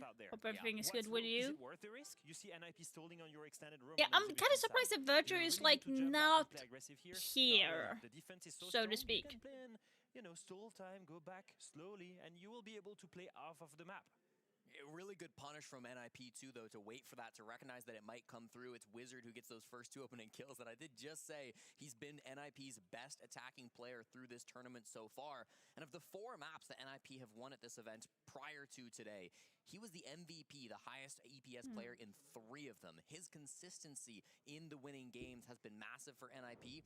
Recently, we've seen guys like Fantasy, I think, step up a little bit more. Cons as well in that last game, having some big moments. But Wizard has been the rock of this event. And if he keeps playing like that, keeps watching for those moments, that could be a huge deal for this team. And no big surprise here to see BDS go back exactly to the same bomb site, picking exactly the same operators. They understand we did not play to the real win condition of that strategy, and we need to be better. And so that's why they run it again. They understood that NIP were struggling to problem solve that. On their side, see the adaptation from Cons, bringing double hard reach, do the KD, no more shields. Maybe this is going to be a direct take, and completely ignoring of that extension. Like that read from NIP, understanding that this is going to be a bit of a different look despite the same operators. We shouldn't expect to see those big jump outs. Still the same positions. Lasmu still in Geisha, P4 still in Terrace, but you just don't have to play. Feels like BDS are like losing a little bit more ground. Stakes of this matchup. Winner goes to the main stage and will be our second last team to play in that top 8. The loser will go home. Ninjas in Pajamas has been on this heroic bottom of the bracket run, knocking out both Space Station and Shopify Rebellion. BDS soared high early on, but have come back down to earth. Only one of them can make main stage. And if NIP make it, that would mean the only Brazilian team that would fail to qualify would have done so. Where the fuck was the impact? It was so late. Very dominant performance from this region. 2 Selmas tossed out, both of them impact tricked, so they don't have any way to enter in through the VIP wall nor the office wall. It makes this clear a little bit awkward now if you're an NIP fan. They actually start to rotate some players away and decide, okay, we've got our angles, we put some pressure on, but we need to focus on... Yeah, and the funny thing is, like, the bomb site is in karaoke. As isolated as he was on the blitz, no one that really is helped weird. him, and the same issue that we saw from BDS. They're trying to have multiple pressure points, but that quickly can turn into you stalling, and if you do not get a single ground, then nothing is achieved. At 1:13 to the round, you can see no one gets control, everyone is still outside, and that is going to be a big problem comes to the lower end of the round. Yeah, with that time waste too, the BDS players are happy with the roam game that they have achieved. They've now fallen off, so great that you've cleared that out. We do see Freck sticking around a little bit inside a trophy. He's the one guy who didn't retreat back to site. If he gets a pick, that'll be huge. Everybody's still alive with a little bit over a minute to go. One of the sluggish rounds that we have seen. That's just what attacking on Skyscraper can be like. Remember, this is still a defender fortress for the most part, and Freck will get pick number 1 as Hates tried to creep up all alone on the house stairs. Oh, nicely done. As he reads into P4 perfectly, but they still don't know that Freck is in this position, do they? I think he's expecting it, but the 1v1 is so close here. Oh, what a play from Cons. Honestly, that if was they bring that round back, beautiful it's solely thanks to him. from Nothing. They from were the. stalling. They had 1 minute. He gets that double kill. I mean, you get P4 in that position, that frees up half the map for you. Now somebody has to take up space over there. It might be Robbie, the one to do just that. And now they can start working on the execute. Cons will then spend his outreach or trying to go into Yeah, I'm kind of into T rather. They're gonna play for the plant. Do they know that Virtue's in this position? Down below, the Solus will shake him off of his spot. Khan's now taking an awful lot of damage. Lasmo dies. Robbie cannot be left in a position all by his lonesome. They will need to retrieve the diffuser. Where is Nip? Fantasy picks it up. Virtue now looking for the flank. Guns down Wizard. He's off to the races. He misses his shots. Come on, come on. Pino eliminates Robbie, and it's Virtue to try to clutch this one out. Wow. But Khans does it all himself. 3 kills, cracking the round open and then sealing the deal. That is a ridiculous round. You've got the Solus down below, stops the plant once, then it gets downed, and he can't think that he can find one of those players, but they still managed to pick it up at the last second and start that plant. We had our first round, we tried a run out, we didn't get the advantage off of it. Here we stayed split, we got picked by one, no refraggable position, not that much. Let's group up more, okay? Let's group up, don't overdo anything, we don't need to play aggressive early round. That's what they're looking for, they're hoping that we're gonna do that because they're so shit at the map, and it's a map that's difficult to attack as well, okay? So let's group up more, play those late round, look those strong positions, crossfires, refraggable position, and let's bring the energy back. Don't let this bring you down, Rob, okay? Like, we got this, okay? Yep. We got this, guys. Oh, it's just the only thing. We just make sure we have crossfire. Like, the defense we lose, it's because just we let them play 1v1s. If you want to stay on your position, call okay, but let's go fist. Call okay, but I think it's exactly the right call from before, by the way, and we mentioned it before, right? For both of these teams, by the way, in defense, playing too aggressive, trying to do too much. They so much need that win that they're trying too much and too hard to get it. When in fact, it's a little bit simpler, like Lilun said, play into the late round, play into the tie. And you've got to praise an IP on this, by the way. The end here. So Khans getting those double kill, completely crazy. That sets them back onto the right way. Then they go for the execute. What was impressive to see, the diffuser being spent all the way on top of the table so that it's safe from Solis.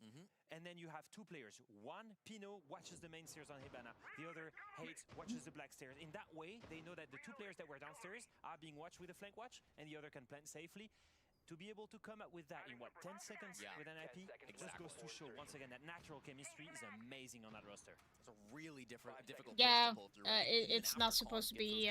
Because the time is just so ridiculously tough. Skyscraper is not known for being attacker heavy. This is more towards defender side heavy, so... Oh! For the spawn kill. Sometimes it's okay to not listen to your coach. Did you see him give the to the camera right after? Dusting him off, and of all the players to get right off the rip, it's Mason. We do have a rarity, though. And I hate to be so basic, but I'm letting you guys take the harder analysis here. Fantasy and Hates are both overperforming right now, or performing well at the same time. This is something you don't see all that frequently with this roster. Again, just because of the way that they play, you either have Fantasy doing well or Hates doing well. That was kind of a waste to use the Ash charge like that. Really good about the position that they're in. Up now 2 attacks in this second half up against BDS. Pressure is on BDS to change the play style. That's what the whole attack timeout was about. And again, we've got some aggressive moves that are still seemingly happening. We've got that run out, of course, the clash. You gotta be hearing that. Specific note about Pino should be hearing that someone is in Geisha. At the end of that attack literally. He got the triple to start off this game. 3. Nobody has gotta be aware that they're are changing it up. Whoa! BDS showing good confidence. Hates the only player who's been able to do anything through this round. He and Khans in a fight for their lives now in the midst of this bomb site. Khans takes one down, but before being confronted by the clash, shaken off of his position by Lasmo. They are like 1 bullet each. They've still got half the round to problem solve this, and they picked up the case in the process. Good news, though, if there's 2 players you want to rely on in this moment for Nip, hard-pressed to find 2 better than Khans and Hates. I don't see a world where BDS loses this. They've got the clash to take information on those 2 players. They are almost 1 HP. A single bullet will send them down. It's going to be a really tough one for an IP to crack. I think that they're really getting hard punished by that initial pick from Frek, and I think Frek needed that kind of confidence. As you heard Lilun mention it, they need that. They need that mental to be with them. Hates just trying to buy Are time. you being too close? What the fuck? from over towards Dragon's side. Freck and P4 will shut the door. No comeback potential here for Nip despite a valiant effort. And you saw no way that BDS was going to lose that. And you were absolutely correct. Huge round from Freck coming through. You're not there. who I was talking to. Well, I mean, did you want him to respond? Oh my goodness. Wow. And Daryl, what the fuck? I was right, and I just you know it what? changes You know of what? having I was Jack. gonna glaze him too. I was gonna glaze him too. You were gonna glaze me or Leo? Mom, stop fighting, Come on please. now. No, because Leo said, I mean, it's a big point for Freck to get back in with a spawn peak. And I was going to say, I have to agree 100% because Freck has not had a very good tournament. He's -11 coming into this game here in Munich. And a lot of those struggles particularly were coming on the defensive side. He actually has an even KD when you look at his attacking stats. The small shots. -11 directly on the defense to start off with a spawn peak and then get a couple of more really important kills in that round, I think is huge for the mental to get this team back in it.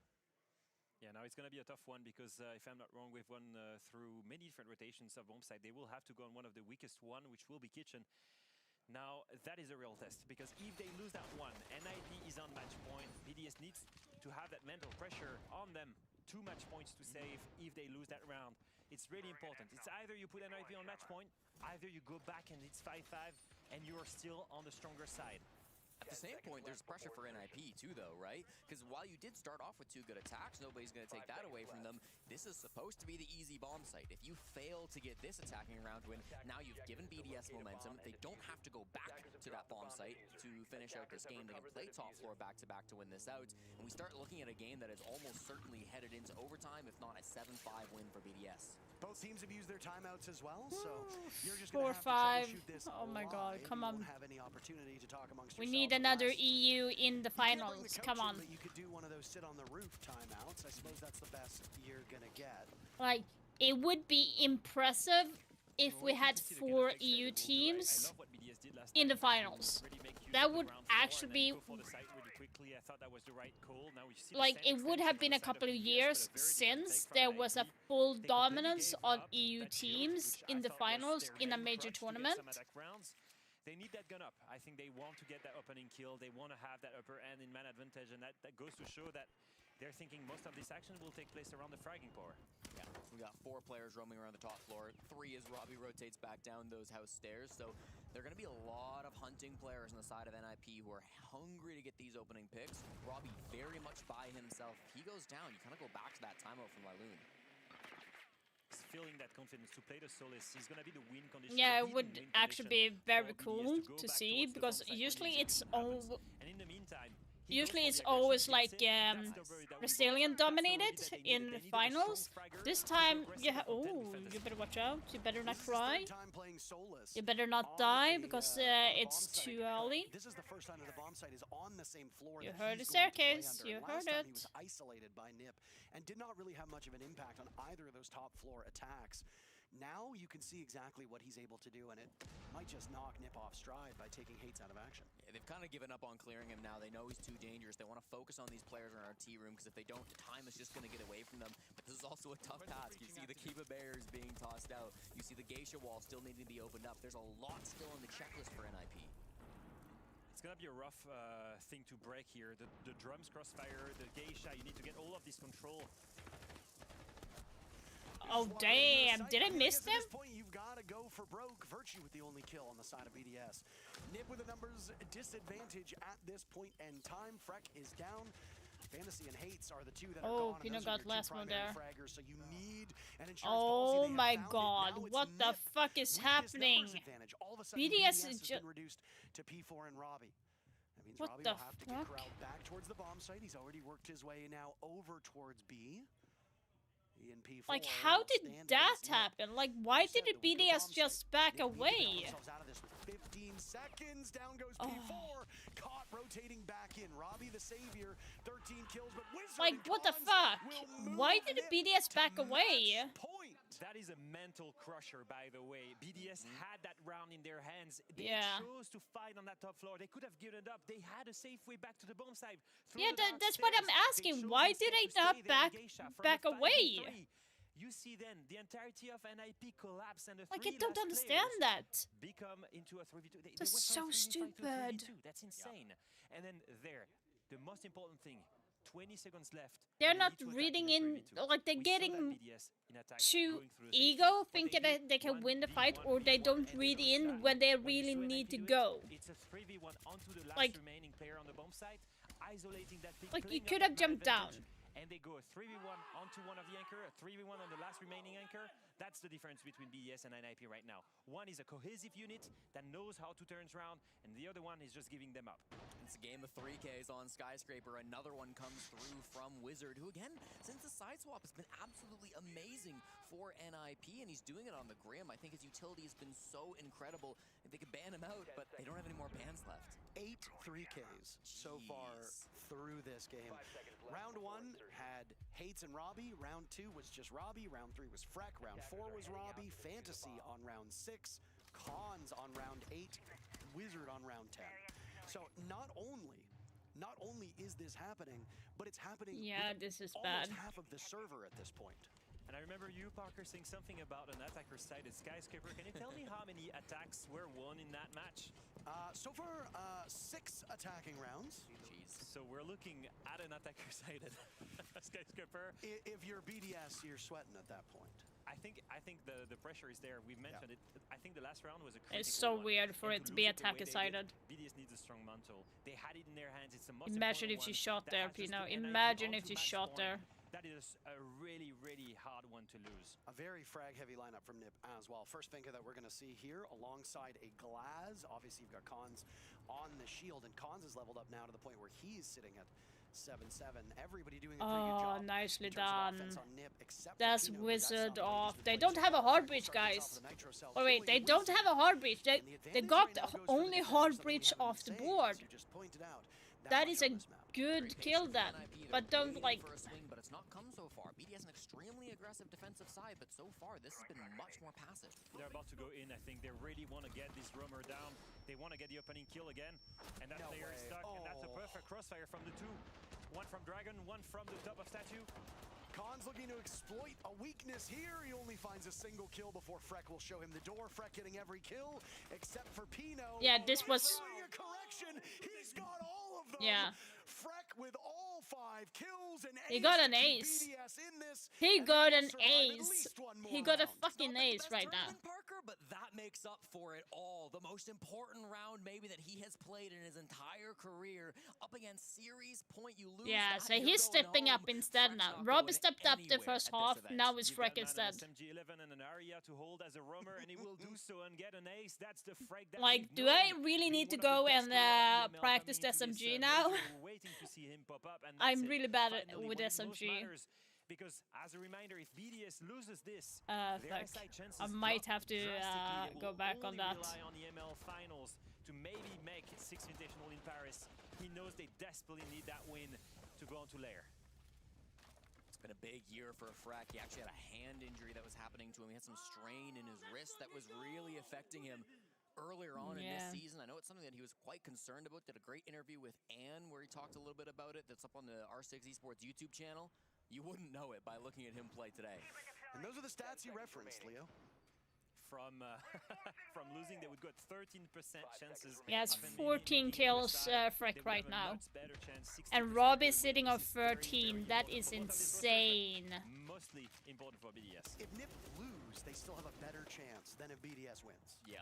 And I mean, now granted, when you're here at this event, your focus is on the event. That's primary focus number 1. But SI Yeah. is the event. Every single player who plays this game will tell you that their goal is to lift the hammer one day. Even most importantly, when you wear the name of BDS, when that org is French-speaking, when so much of this staff is French-speaking, when these guys, all they dream about has been to play at the biggest event ever put up in Paris, in their home turf, you know, in their nation, with a French crowd. They really want to be there. It would mean a lot to lose today because that just. I'm so diminishes sad that I their- can't their, go to the their SI. I chances don't by have enough so money much. to save There's up so for much that. could be going through the heads of BDS right now, Sorry. but it has to be focused on this round. You lose here, none of it I would matters. love You've to gotta go. find a way to break this defensive side, and this was strong, right? For BDS, they managed to get this defensive win last time, but it was with the clash. Lazmoon doesn't have that anymore. It gets banned out, so he's got to go to the Warden instead. Better Hard be to hear an careful air jab now. get hit. I don't know if that was a potential run out or opening near a window here, but already some information from BDS, and that's Nip aggression that is handled very well by these anti-flank ops. And a classic NIP take, you see once again, you're gonna see Fantasy, Cons, Ooh, the Gridlock, Virtue. and the Nomad to watch the flanks. Don't A die slow, now. steady take, Come on, BDS. playing around Go the to blitz overtime. played by Wizard. This is a direct take onto the exhibition bomb site. Now 130 left, and they still haven't got ground. They only have downstairs. That bug needs to start making vert, and they need to punish that movement with a little bit more control over the map. Yeah, and as you say, that hate started to swap to his gadgets, moved off of it now. Here comes some of the work and an angle onto P4. Whiffing his shots is Fantasy. Uh-oh. Plug the hole. Virtue was close enough by as well, and they'll go for it yet again. Fantasy not taking any damage here, though. Looking to deal with P4 in this spot. Again, that is lucky. By that spot. Why are you swinging? Virtue, what the fuck? BDS is not particularly strong, and Nitro Cell will go. Lasmo gets the What the shot. fuck? Looking for a second. The guns on BDS now working their magic. And now it's Nip with their back against the wall. BDS with a numbers advantage of 1. Pino needs to be very wary of Terrace. Is he for a shot or? Inside the site, down goes Lasmo. Robbie trades back, looking for his own 3K as he's gotten so many this time around. 15 kills for Robbie. Freck in lockstep with 14. Khan's finding an opportunity potentially as he plays around the bomb chassis. There's players on his Nice BDS overtime. Come on. with the kills to send us to OT, and the defenders might have something to say about our anti-defense slander just By the a few way, rounds ago. Oh, I was not breathing there. I forgot to breathe. The tension was so high. I mean, if you needed to prove that Siege is close quarter combat, that was insane. The entirety of the 3 minutes played around just one side of the map.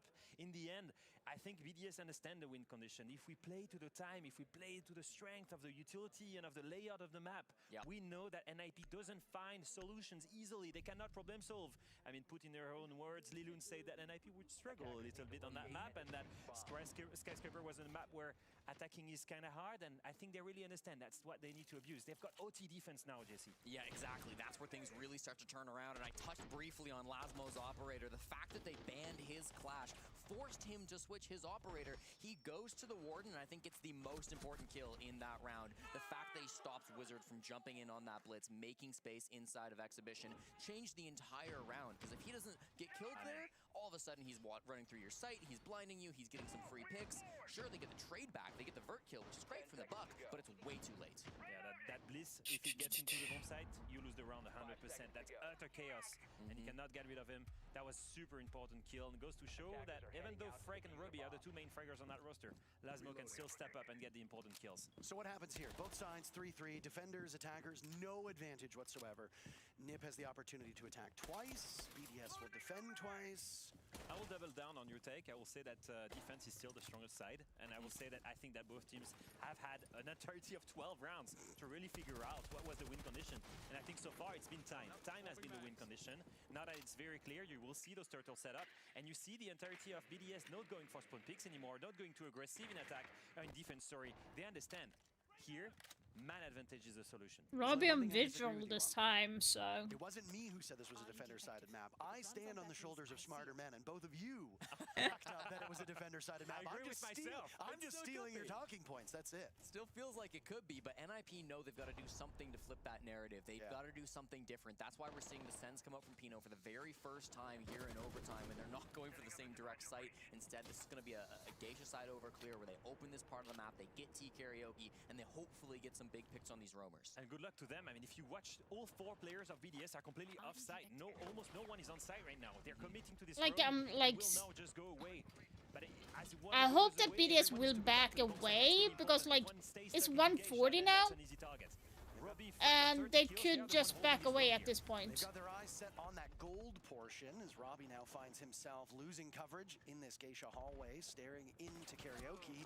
And he'll take some damage from Geisha without really knowing where to go next. Leave, Robbie, leave, for goodness sake. Leave. Why the fuck aren't you leaving? Shortly thereafter, Nip sinking their teeth into these players off site and coming out with a 2-run advantage. It's exactly what we mentioned. I said if the guys are just moving away back to the bomb site, that Geisha player is going to be isolated. Exactly what happened. Robbie dies there without any support. If you fall back, everyone falls back together. That's basic fundamental siege, and they get punished because of that. Pressure's on BDS now, 3 players. Someone's got to do something to get that man advantage back. They're going to rotate back to the site and can play their positions. 2 Nitro cells as well. I don't understand it. It's so stupid that they are not falling back. Like, they wasted more than half the round holding Geisha and everything. They could have gone back with ease.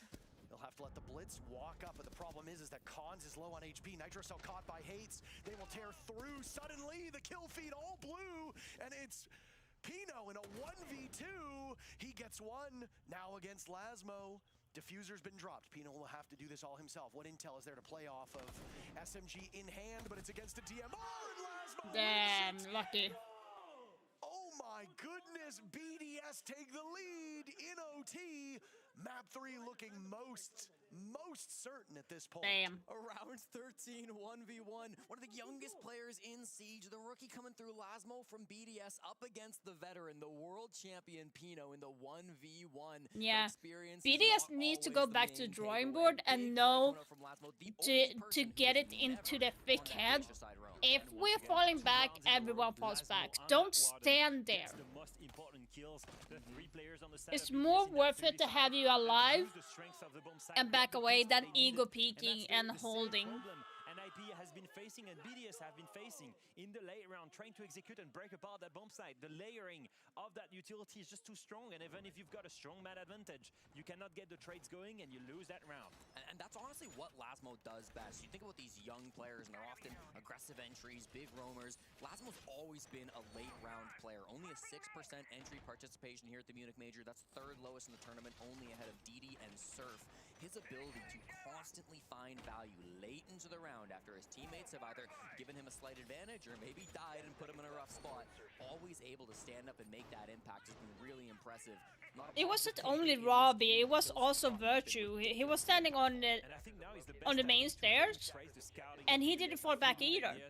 I just don't get it. If you look at Frag, if you look at Robbie, they didn't pay any buyout. They went and picked the best free agents that were available in email. And look at that level, 32 kills, the 2 of them. Some of the best fraggers in Europe, spotted, scouted, brought onto BDS and made it work. From a roster that had many doubting, and me included. I think that they're starting to prove that the mantle is there, that team really gelled together, and maybe, just maybe, can take NIP onto a 3rd map. NIP have lost. Guys, if you have not tried this, do it. These are so dangerous. They are so dangerous. Towards the end of their defenses. It's been a while since they've played this side. They're going to go Office Exhibition, the same bomb site that they were able to win at the very end of that first half. Hopefully they can try to convert something to push this into a 15th round. They're not facing the same problems NIP's facing. They're on attack. They have to problem solve this bomb site. They did not reinforce that? When they were in defense at the exhibition. Now, why did I not reinforce one of the side? On the wall. Is that? To go and flood the bomb site, abusing the smoke grenades and the glass on P4. Did I have a C4 underneath? There is no ground control. I have 2 C4s. Utility, the bug downstairs, and the 1, 2, 3 execute. And then after that, you pray you get the kills. Can't languish too long at this point in time. No damage really been done as P4 now absorbs an awful lot of it right as I speak. Out go the smokes, and this glass will be so oppressive to deal with as he creeps up, but he's kind of lost himself at this point in time, and they know his position due to the Malusi Banshee. Hates with the first one, but suddenly BDS is sweeping Nip out of the bomb site. Diffuser almost went down, but Virtue decides against it. It's all up to Cons now to play ring around the Rosie, engaging with Lasmo, shooting through the soft wall. It's a messy one, but BDS is persevering. It's up to Wizard to clutch. The shield is up. Robbie BDS is winning this? On 18. It looks like Nip has lost. They're winning this? And it certainly looks like we will need Lair. Wizard plays around. Oh my fucking god. 3rd map coming in, guys. Continuing to work against them. Wizard looking for an opening, yet to find something. They'll throw the Nitro Cell out, pushing in. The shield will see him first, and now the call is made to the remaining players on the side of BDS. Wizard has to make a move quickly. He will surely not have time to deal with 3 players and the case, and they're about to run out of it. Kills be damned. Virtue will get it, but the timer had already Good comeback. Messy. Way too messy for comfort. Why did I pull that down? And send us all the way. You talk about mental resilience there. So good from BDS. That's like way messy. It's not an easy game, but it's enough to lock it down. We got one more map. Let's waste no time. We'll see you for later on the other side of this break.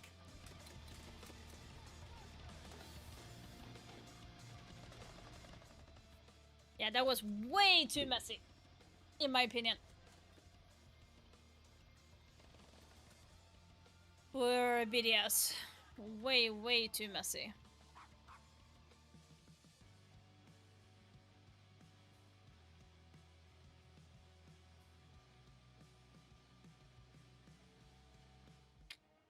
Damn.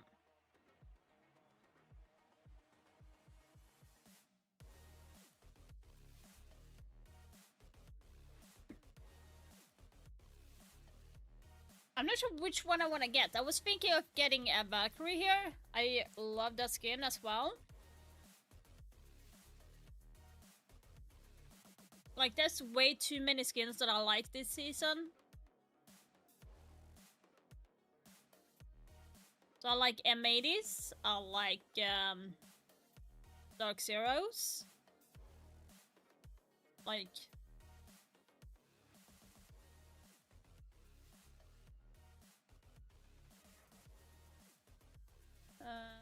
I also like wild cards. I know a lot of people like this one. I like it. To be honest, it's not my favorite.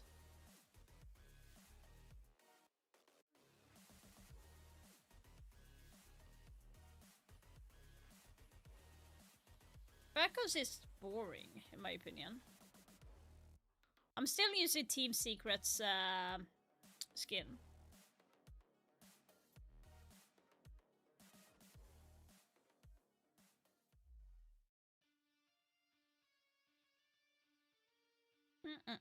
Okay, let's see here.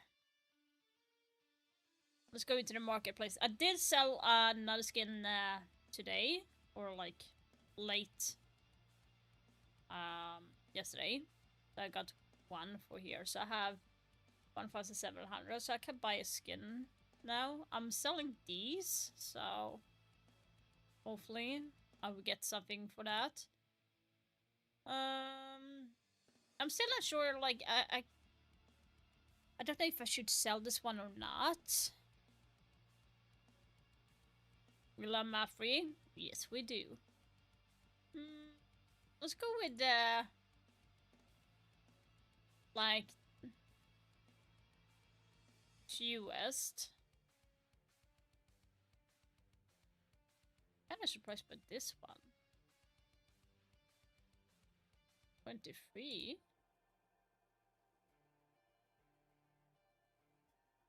28? This was 30.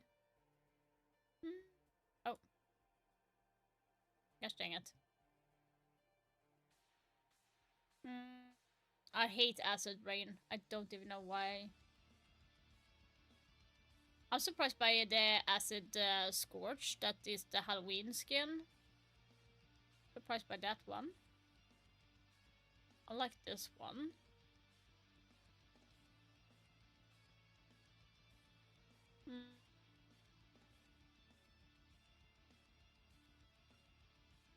Like, the Valk skin that we saw in the Pro League team kind of had the same haircut as this one.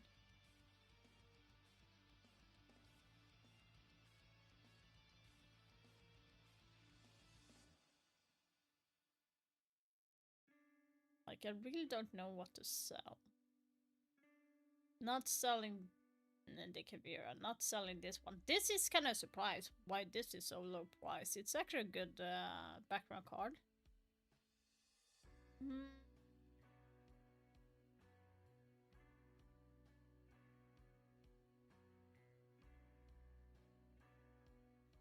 Apex Bite. Arabian Desert.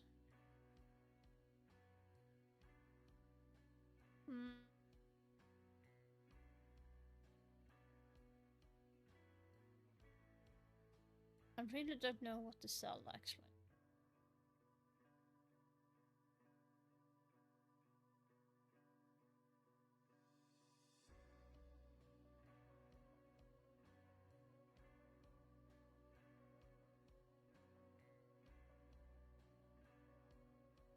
I really don't know what to sell.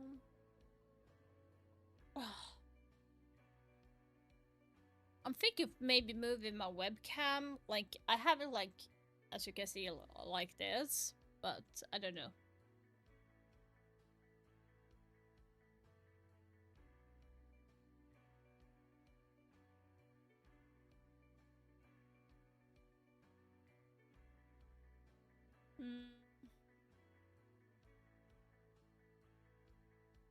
What should we sell?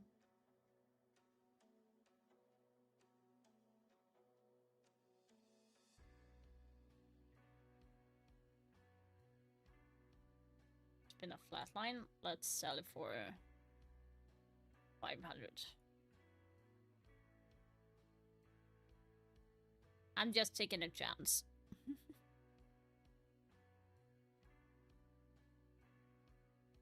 Oh? No. It just showed that I have. But I have a lot of to go by, so that's good. Lol. Gym buddies.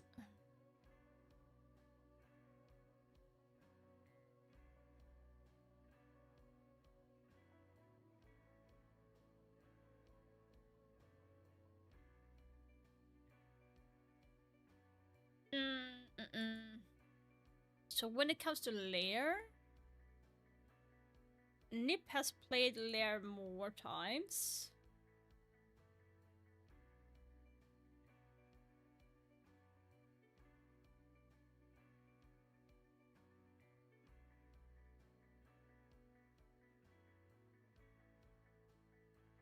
On Lair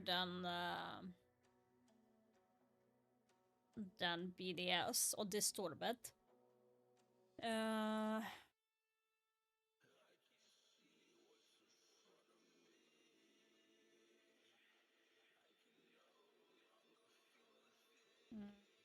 See.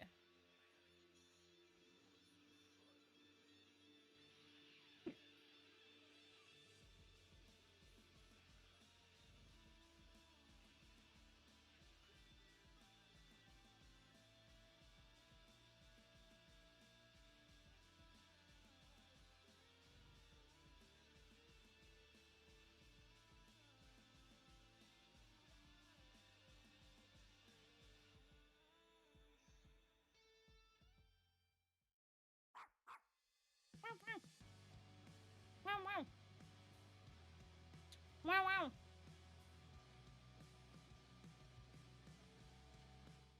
What a barn runner of a series we are being treated to here. BDS side of series up 1-1. They keep themselves alive in the tournament, and it was close. Very close, but I am glad to see that the two players that we asked for to really step it up this series actually made it work. Yeah, absolutely. I mean, you said it best. You know, this is a team that is comprised of very talented players, but we haven't seen some of these talented players be able to come alive as of recently, but Robbie and Freck absolutely popping off this game and was a big reason as to why they were able to keep their heads above the water, especially Robbie's performance, similar to what we saw at the Montreal Major, being the top 3 rated player. This is the type of performance we need. But again, it goes to your biggest question is now we're going into a map 3. We can't always rely on Yeah, it's the same old problem with BDS is when they put in these big performances, you are absolutely loving it for these front two, but you don't want to be relying on it. You want to see a full team performance. And what I will say in terms of the team performance from a BDS perspective, they started out super strong in their attacks. They then went down 4-6, as you can see here. And when do you need him? Freck, he appears, gets a huge, big ace to get his team back over the line. For me, that shows a level of maturity. It shows the level of mental fortitude. It shows progression for this team. And it gives me so much confidence going into map 3 for this team.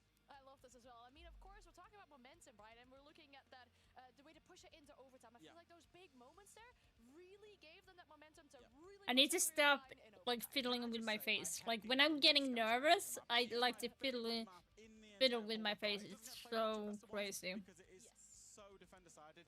But both of these teams, they've managed to make it look attacker-sided today. Oh, listen, I know you talk about you're very confident of them going into this map 3, but again, you have to look at that scoreline. Freck dropping 18, Robbie dropping 16. The highest underneath is... You've got to admit, they are cold with it. They're nasty with it. But again, you have to then look at the side of NIP. Yes, it was an 8-6 victory, but on NIP side, everyone is relatively close to one another, and that's been the consistency across the board with NIP. So when we're getting into the third map, it's a big question. Are we going to see this taper off? I mean, that is the big question, right? It is insane to think that it comes down to essentially just a best of one between these two teams to decide who makes it to playoffs and who goes home on this final day just before that oh so important playoffs. Now, looking at Lair, as it is going to be our decider, how do we think Lair is going to go playstyle-wise? Who might have the better cards going into it? Please. Well, I think Lair plays out very similar to Clubhouse. It's very breach-heavy in terms of the bans, the way it plays, the set executes, the particular plant spots. You know, there are only a few across the map on the attack. So it's who can manage that the best. If we say it's similar to Clubhouse, Nip won that, but it was close. When we're inside of a best of 3, you've also got to consider momentum that's currently with BDS. And we also have to look at that momentum. They're going to be starting on attack where NIP is going to be starting on defense. They're going to find comfort. And if NIP is anyone going to be resilient, you can also look back at their game versus SSG where they would send SSG home in a 7-0 very convincing fashion. And when you just even look at the history of both these teams playing on this map, by far, I would definitely say SAL has a whole plays Lair far more, understands the map far better. And again, NIP in a position now to be comfortable being on that defensive side. I think that momentum shift can easily change by a couple What rounds. we're saying is, stylistically, it sits with NIP, but momentum sits with BDS. Ooh, I like that. That's a good way of putting it. Well, we're going to go find out. I wish we could talk so much more about this, but we'll let the game do the talking for us here, though. One map says between these two, only one can survive in the tournament. Lair will give us all the answers.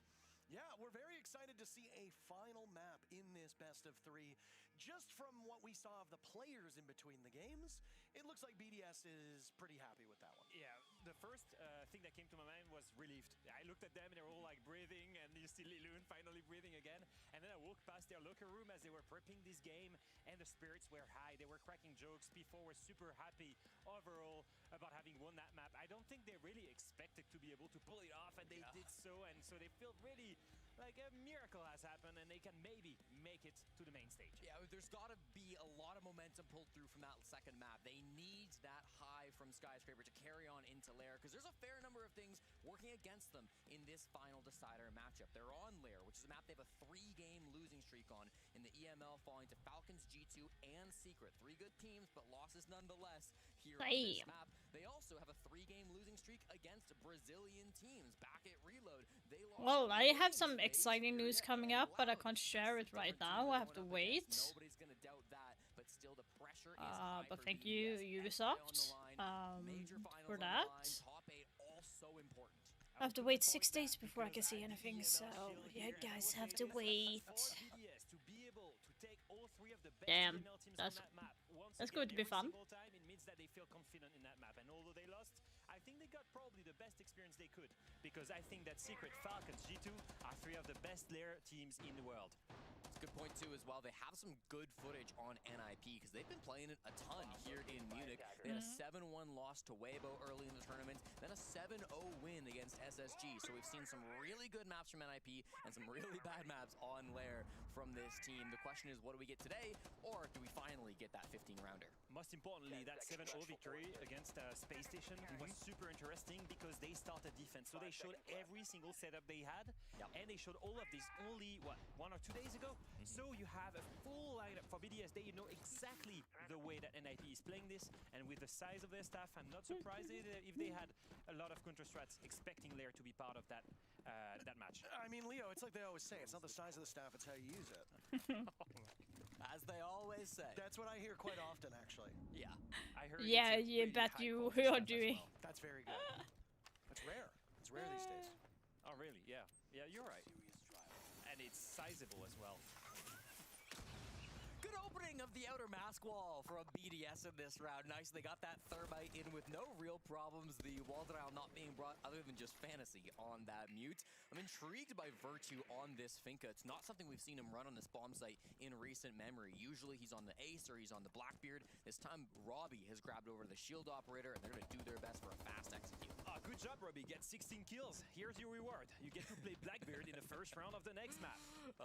And usually he loves that Deimos, so something to see from him probably later on in this game, but still playing that same Deimos position down below the site. Now, the first problem to problem solve here, the thing that's going to be really important, you see Lasmo's got control over here on TV. On the other side, at the top of green stairs, there's a crossfire setup. Now, they chose to completely ignore that, take that observer control. What they will do then is they will work the backside of A. The goal here is to try and go for the plant on the A bomb site, have Robbie backstab through green stairs, and maybe another backstab through the main or through that solo window. Only the second finger that we've seen in this entire matchup, and Virtue will manage to make his way out alive as that flash sails over top and allows him a bit of a safe passage.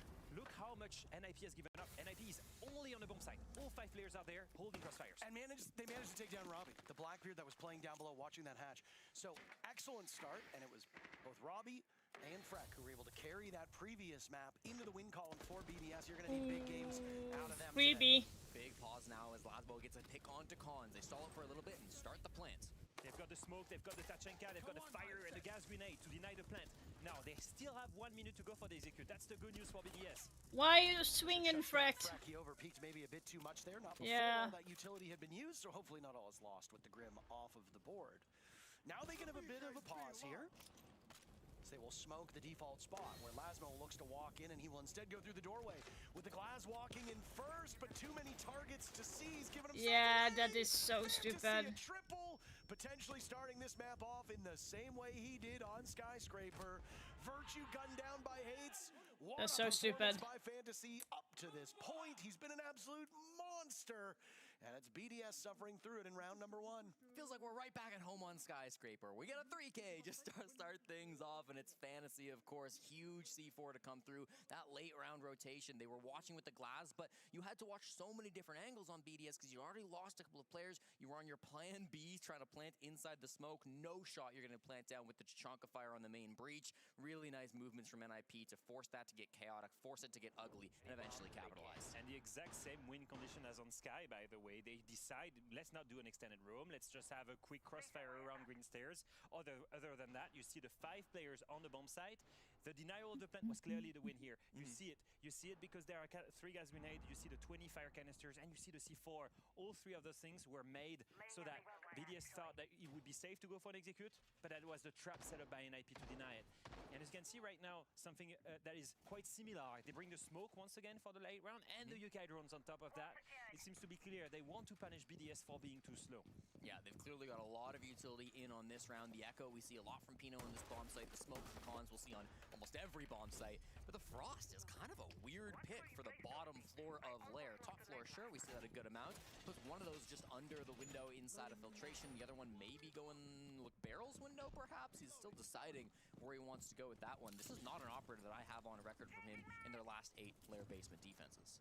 Yeah, it looks like some small adaptations. If you think about it, the way that NIP played that first round was directly a counter-strike to BDS way of playing, trying to play the denial of that plant. On the other side, NIP then brings the Frost and here plays towards the garage side, trying to be a little bit annoying and cause problems on that entry point. That's 2 ways of BDS to attack here. And 2 ways that were denied by the counter-strike. They've got Fantasy, the star in the previous round, on the run now, as that was the Shield of Virtue vaulting through the window looking for an early opening pick, and early because we are 45 seconds into this round, and already BDS is bearing down on this NIP defense. So far it's clean. So far they've got the control within, what, the first 30 seconds. They've already got the ram going. They've got the perfect control. They make the vert. We can clearly see this is going to be a blue stairs execute side. Let's just see how they will counter the smoke and the UK drone. Yeah, they've not gotten to the hard part yet, though, to be fair, right? This is going to be the difficult part, getting down into the execute with so much site utility from NIP. They didn't have to contest with any smoke real is gone already? That bomb site fast on the ninjas. That was a little bit early. They spent it holding those blue stairs. Yeah. I'm not sure it was worth it. If the Blitz can push in here, then they will have got everything for the execute. The yokai drone has been set. Yeah. Look at this. It was beautiful. Let the Blitz being stuck. Then You have the swing of your other player. They get the kill and they can push in. Yeah, that was a little bit concerning. Spent for nothing. And now Fantasy will go as well. Lasmo is the one quarterbacking this, leading the charge with his teammates around him. He's sustaining some damage in his position. He allows Virtue. That was a little bit weird from Nip. Sigh of relief and go right back into the fray. They're gonna mind.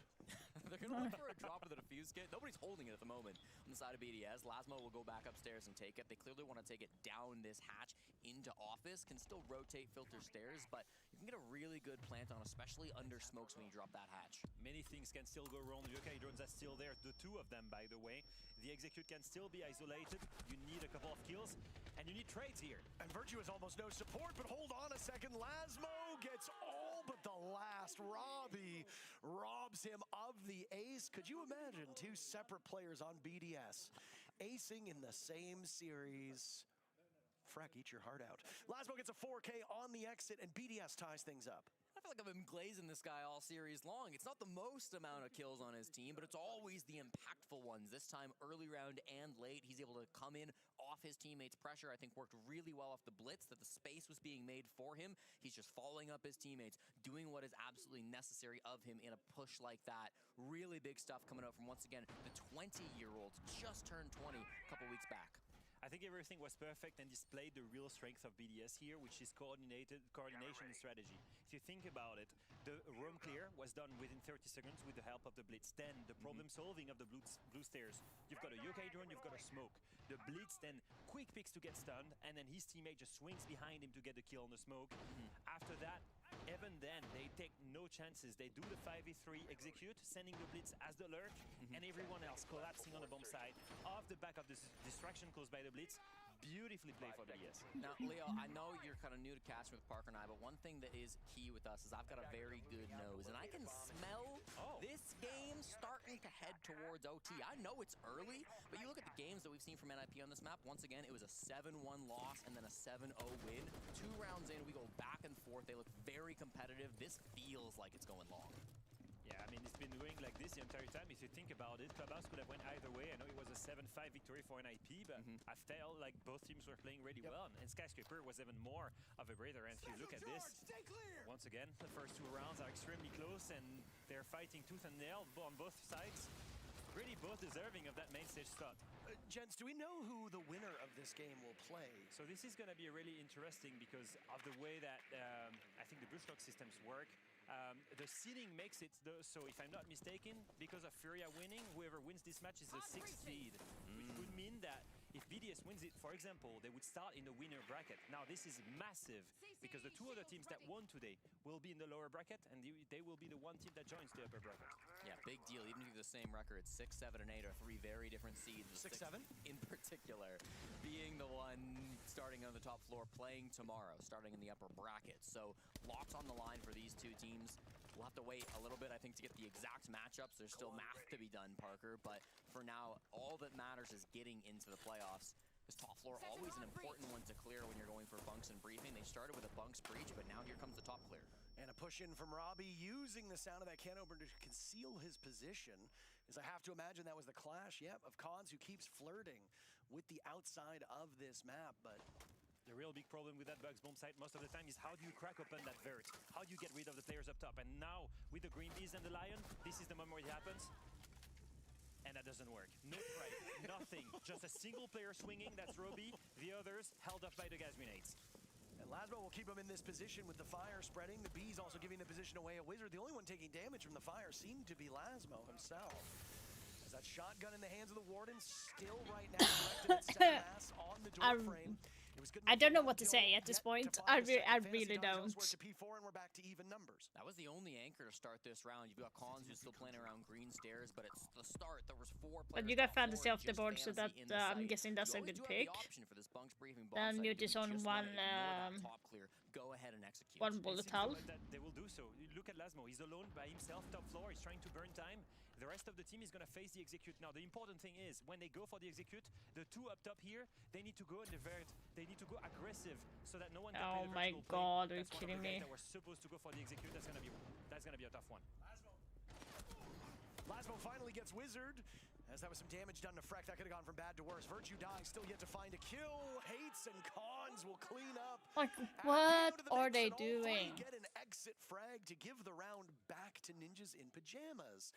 That Warden up top providing so much value for so long. Wizard absolutely keeping things intact for almost 2 minutes of the round. And I'm really glad you brought up the Warden, because the reason you play a Warden on the top floor on that bomb site is because if a team is going to ignore the top It's floor, gotta be they're Warden, generally that's gonna bad. flood the Flash, site with what the fuck? smokes, sometimes the Sens walls as well, which Warden doesn't counter, but still you're really trying to obscure that vision, and Warden can be a great operator for making sure that you have the vision regardless. But the problem with that adaptation from BDS, the problem with giving up on top floor and just trying to hit the site, is the only smokes they had were being held by Lasmo, and he was the guy top floor trying to stop those players. It's going to be impossible to get a plant down unless you can rely on Lasmo walking in and getting all those kills. You get some vert frags. It just wasn't going to be enough there, so a little unfortunate for BDS. It was clear they really planned on clearing the top floor, and once that went south, the adaptation wasn't strong enough. I mean, I was going to ask Leo flat out, is that a good use of the Capitao on Warden duty up top? Should you not need him for the execute unless you can kill the Warden and then use the smokes and flames from above? But if you don't kill the Warden, the value would be more on a direct side hit. I will say this, the biggest problem with that Capitao is if you look at the layout of the map here, as we're on top down, they need to get rid of the player that was here on the B-bomb side, which was above bunks. And that Capitao is completely useless. You have no angles to fire the safe spot up top. So you need to get rid of that guy playing in the L corner that we just saw, and that's going to be a really tough one. The Capitao is useless for that, and that's why Robbie, when he swings, is alone, because the rest of the doors were held by gas grenades. The gas grenades themselves bought an the ground. By isolating Robbie, he dies first. After that, no one can pick up the guys above, and at this moment, if you still have Vert on this Bugs bomb site, you know you're going to win the round. Well, the first site rotation goes through. NIP take a short lead up 2-1, and they'll go back to the strongest site on the map, top floor here, defending against BDS. Very much the same lineup. The only adaptation is they've dropped the Azami. They've brought in the Bandit being played out by Cons, hoping to keep those mask walls closed a little bit longer than last time. We see already that they are a little bit worried. Lasmo might know that there's a Bandit on the other side here, or perhaps not. Is this going to work? It will. What is Bandit doing? Oh, no, that's sad. Haven't you been praising Cons all day? Yeah, well, you know, every player, it happens to the best. I will say this. Can you answer me this question? How many Bandit batteries did he put down? None. He was supposed to say the number again? Yeah, but none. But the way the Bandit trick works, you want all 4 batteries because you want to keep doing it. I know I'm aware. It might seem weird, but I'm aware of how the thing is, at LAN, it's always tough to have the same sound as at home. And I will say this, I was one of the players that probably had the worst sound when I was at LAN. I didn't hear anything. You did not put me on Bandit trick duty because of that. Maybe Cons is the same. I also think you want to keep those batteries in pocket because you want it to be a surprise. You've got the mute jammer there so that he'll put the extra thermic on, and then you have the opportunity to move the Bandit in, but he didn't put the Bandit in. So. The same as if Kaid is open, you can do that too. You can do that, or you just do the lick effect. You mute and you go, I'm muting, guys, and you listen to the Bandit trick. That's easy peasy. Yep. Well, the wall is open, regardless of anything that might have gone down. They still have all 5 defenders left alive, but you've got to imagine the push is going to be coming in pretty quick. Robbie already up those lobby stairs. That's Robbie asserting himself now as he had 2 targets that he could have hit, but he doesn't find anything. Nicely done. All those Bandit batteries in pocket still. So almost no effect whatsoever from that Bandit from a utility perspective. The main win condition is still the same. You still see smoke, you still see Tachenka. That's going to be the denial of the plant. Now, one big difference here. BDS has the man advantage. When they go for the diffuser, when they go for the plant, they should be able to play aggressive. No, they've lost that. It's a flank. It's a big flank that comes in, and the SMG's alive on the side of Nip, and the advantage goes back in their favor. My goodness, BDS getting swamped at this point. Robbie still fighting for his life in this position with pound for pound one of the best guns in the game.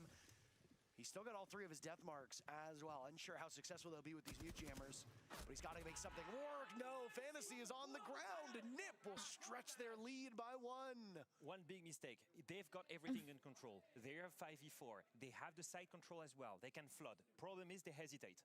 And that hesitation gives enough time for NIP to send a lurker up the green stairs, backstab the main working force that was supposed to be the distraction of the execution. As soon as they lose those 2 players, the rest of NIP can then forget about the backside, that's cleared, focus on the front, and collapse on the rest of the BDS roster. Hesitation cost BDS the round here.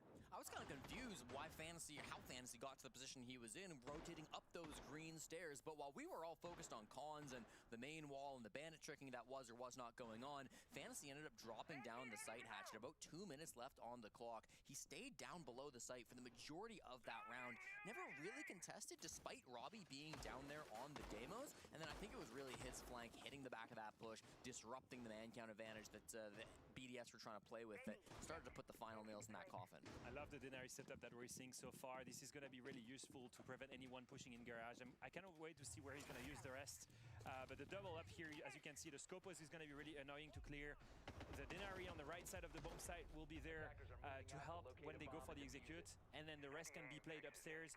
This is going to be really tough to roam clear, and this is a direct adaptation to how BDS countered things. As you can see, the Denari traps I mentioned make the site stronger. Why is that? Because they're extending up top. They need the site to be strong with utility in case a rush happens, because they're so extended. Now that's a direct adaptation, because last time we played this bomb site, BDS won, and that's the only attack, because they roam cleared in the span of 20 seconds. Now facing a full roam, it's going to be a whole other level of roam clear that they need to pull off. You're excited to see the Denari. The devs are excited to see Skobos, Denari, and Demos all be used at the same time. So the newest operators to the game. And obviously very important and impactful. Skopos, an operator you don't see all that often, tends to get more value on the bigger maps, and you're hard-pressed to find a bigger place to play than on layer. Look at this. You can see directly the ground floor being taken. They're getting close to the bomb site. One Droz was close to the bomb site. As always, you expect it with P4 and with BDS. If there is a huge extension, they will look to directly take a shortcut to the bomb site, ignoring completely all of the roamers. Every single player is near the site at the moment. They're waiting for their moment with the logic bomb. That could be it. Great counter to the Nook as well. As now it's Lasmo taking some damage, and Freck is desperately hoping for some type of entry. Oh my goodness, the EMP picked incorrectly and buried by Fantasy. Down goes Freck, a far cry from what he was capable of doing in the previous map.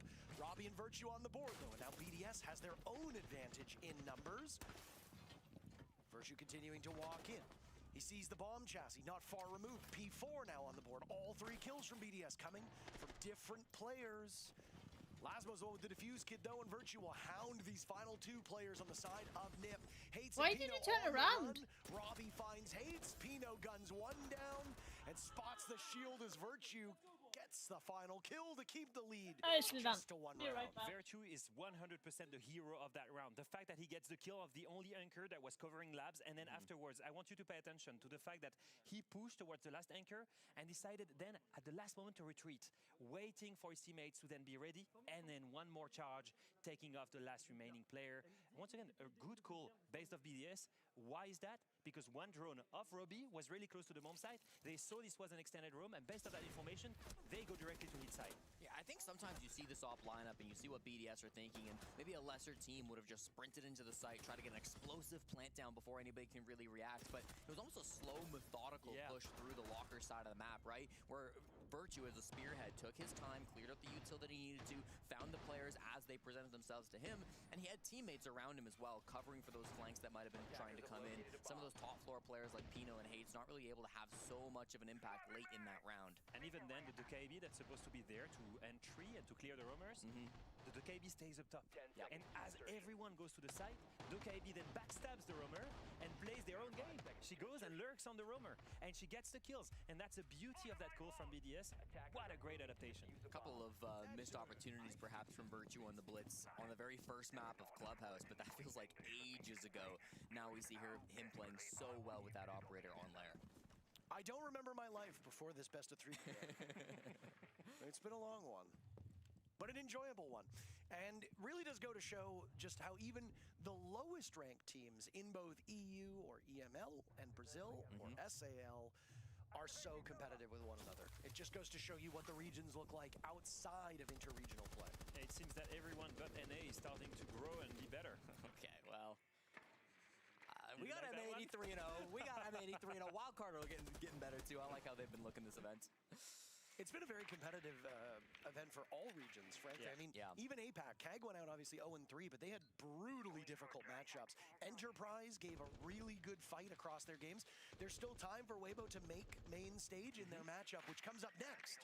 No matter what happens here between NiP and BDS, G2 and Weibo will be the final two teams here in the Swiss stage, in the group stage, before we move to main stage matches tomorrow. Now looking at this bomb site, we've said it before, the biggest problem for BDS was how do we get rid of the players up top?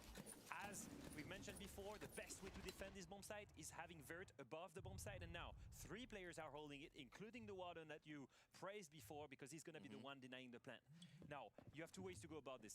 Either to try and lurk and get a kill on the anchors, either you full front problem solve the top floor, and so far they seem to kind of ignore it. They've opened up the walls that they need, and now they're starting to work towards execute. Down goes Robbie at the hands of Hate, still holding so much control. Freck was not far removed. He can taste this bomb site. He's got the diffuser in the hands of P4 right next to him. A little bit over a minute to go. So a pretty good pace right here by BDS. But no control whatsoever. They've got no man advantage. Jesse, I don't know how you feel about this, but how do you problem solve Vert? They're so far away. Yeah, they don't even have smokes to try to sneak a plant in. No sends, nothing. So I really don't know what the game plan is. BDS rotating back up to top floor now, I think recognizing that this has to be the move. They can't just plant, but this is so difficult still. You have 45 seconds left to clear the top floor. That's not going to cut it. Fantasy's just on another level at this point. Through these last 2 maps, he's been dominating the competition. Wizard gets one, but it's traded back immediately, and Virtue springs from 0 kills to 3 in the span of a round and a half. It's him and Freck. Freck still searching for his first kill. He might go the first half without one. As he creeps up, they're outnumbered 2-1. NiP just waiting ever so patiently. Freck does not get a kill through this first half, and it all falls onto the shoulders of the Aussie. And in typical Australian fashion, this round has gone completely upside down. NiP takes it and takes the first half. A brilliant first half to come out from NIP again on that final bomb site. Just not sure if BDS have got the game plan that they need to try to approach it. Felt like they really had no solutions to the problem being presented to them. NIP, excellent top floor hold. Not in a winning position just yet, but 4-2 half on Lair. You're happy about that? No, absolutely. I think that overall very much in control in that defense side, right? If you look at the first round, they know that denial of the plant is the win condition. If you look at the last round, they know that holding up top and top floor is the win condition, and they do so perfectly, using the right operators, using the right utility, and using Crossfire's team play all the time to isolate picks on the side of BDS. Now BDS on the defense side, we'll see if that gives them an edge, an advantage. And they probably need it. We've seen that their resilience can happen. We've seen that on Skyscraper. Now is the moment to prove it again at the most dire of moments. The last map, the one that matters the most for both the main stage here at Munich Major, but also for SI. When BDS played Lair up against Secret earlier in the tournament just 3 days ago, they started on defense. They won just 2 rounds out of the 6 that they played against Team Secret. Both of them were top floor. So they managed to win this one in rounds 1 and 4, and then all of the other bomb sites they were unable to find any success on. NIP will no doubt have known that. They will have no doubt have watched that game up against Secret. So maybe BDS get this first one, but the real problems for them on their defense start in round 8. How do you win those other sites? They'll have to get inspired by what NIP did well, and I think holding that top floor strong, especially for the bounce bomb site, is going to be interesting. We can already see the use of the most powerful operators once again. Those setups are kind of strong if you think about it. With the Fenrir, the Azami, the Smoke, the Mira, the Warden, all of those operators are made to be played in close quarter combat, in crossfires, really using the natural layout of the mat on that top floor. They'll try and prevent any entrance towards that green area. And obviously you can see that NIP is going farther away from it and trying to go towards observation. Cons loves this Monty on this bomb site. Part of the reason why BDS wanted to ban it out. He's going to move over to the Flores instead, which has also been a common pick for him on this site. Not overly reliant on the shield, but overly reliant perhaps on a pick to start getting this top floor attack going. Wizard has a great opportunity to clean up Virtue, but he's not quite able to find the head. Deal about 20 damage to the Australian instead and have to back off playing on the bathroom window. And curious Mira window here set up that gives intel on the NIP as to where the anchors are. That's going to be quickly getting removed. I'm surprised it wasn't popped. You see that on bank basements sometimes. It goes the other way and they pop it open. Hates was the main focus for BDS and was also the one leading the charge for NiP, and he will now rest easy for the next 1 minute and 50 seconds, giving BDS a small advantage. Who takes over the lead here to rush in first? Does it fall to Wizard? Wizard will be the backstabber here. You can clearly see it because he's playing striker. He's all the way on that lone solo window on the backside. The clear of the attack, and everyone else, the diffuser with Fantasy, are there to try and plant. Exactly like BDS tried on the first round. Was supposed to plant on the A bomb site. But now that they've lost one player, that plan has moved. They need some frag. They need something to change the pace of this round and change the way they attack.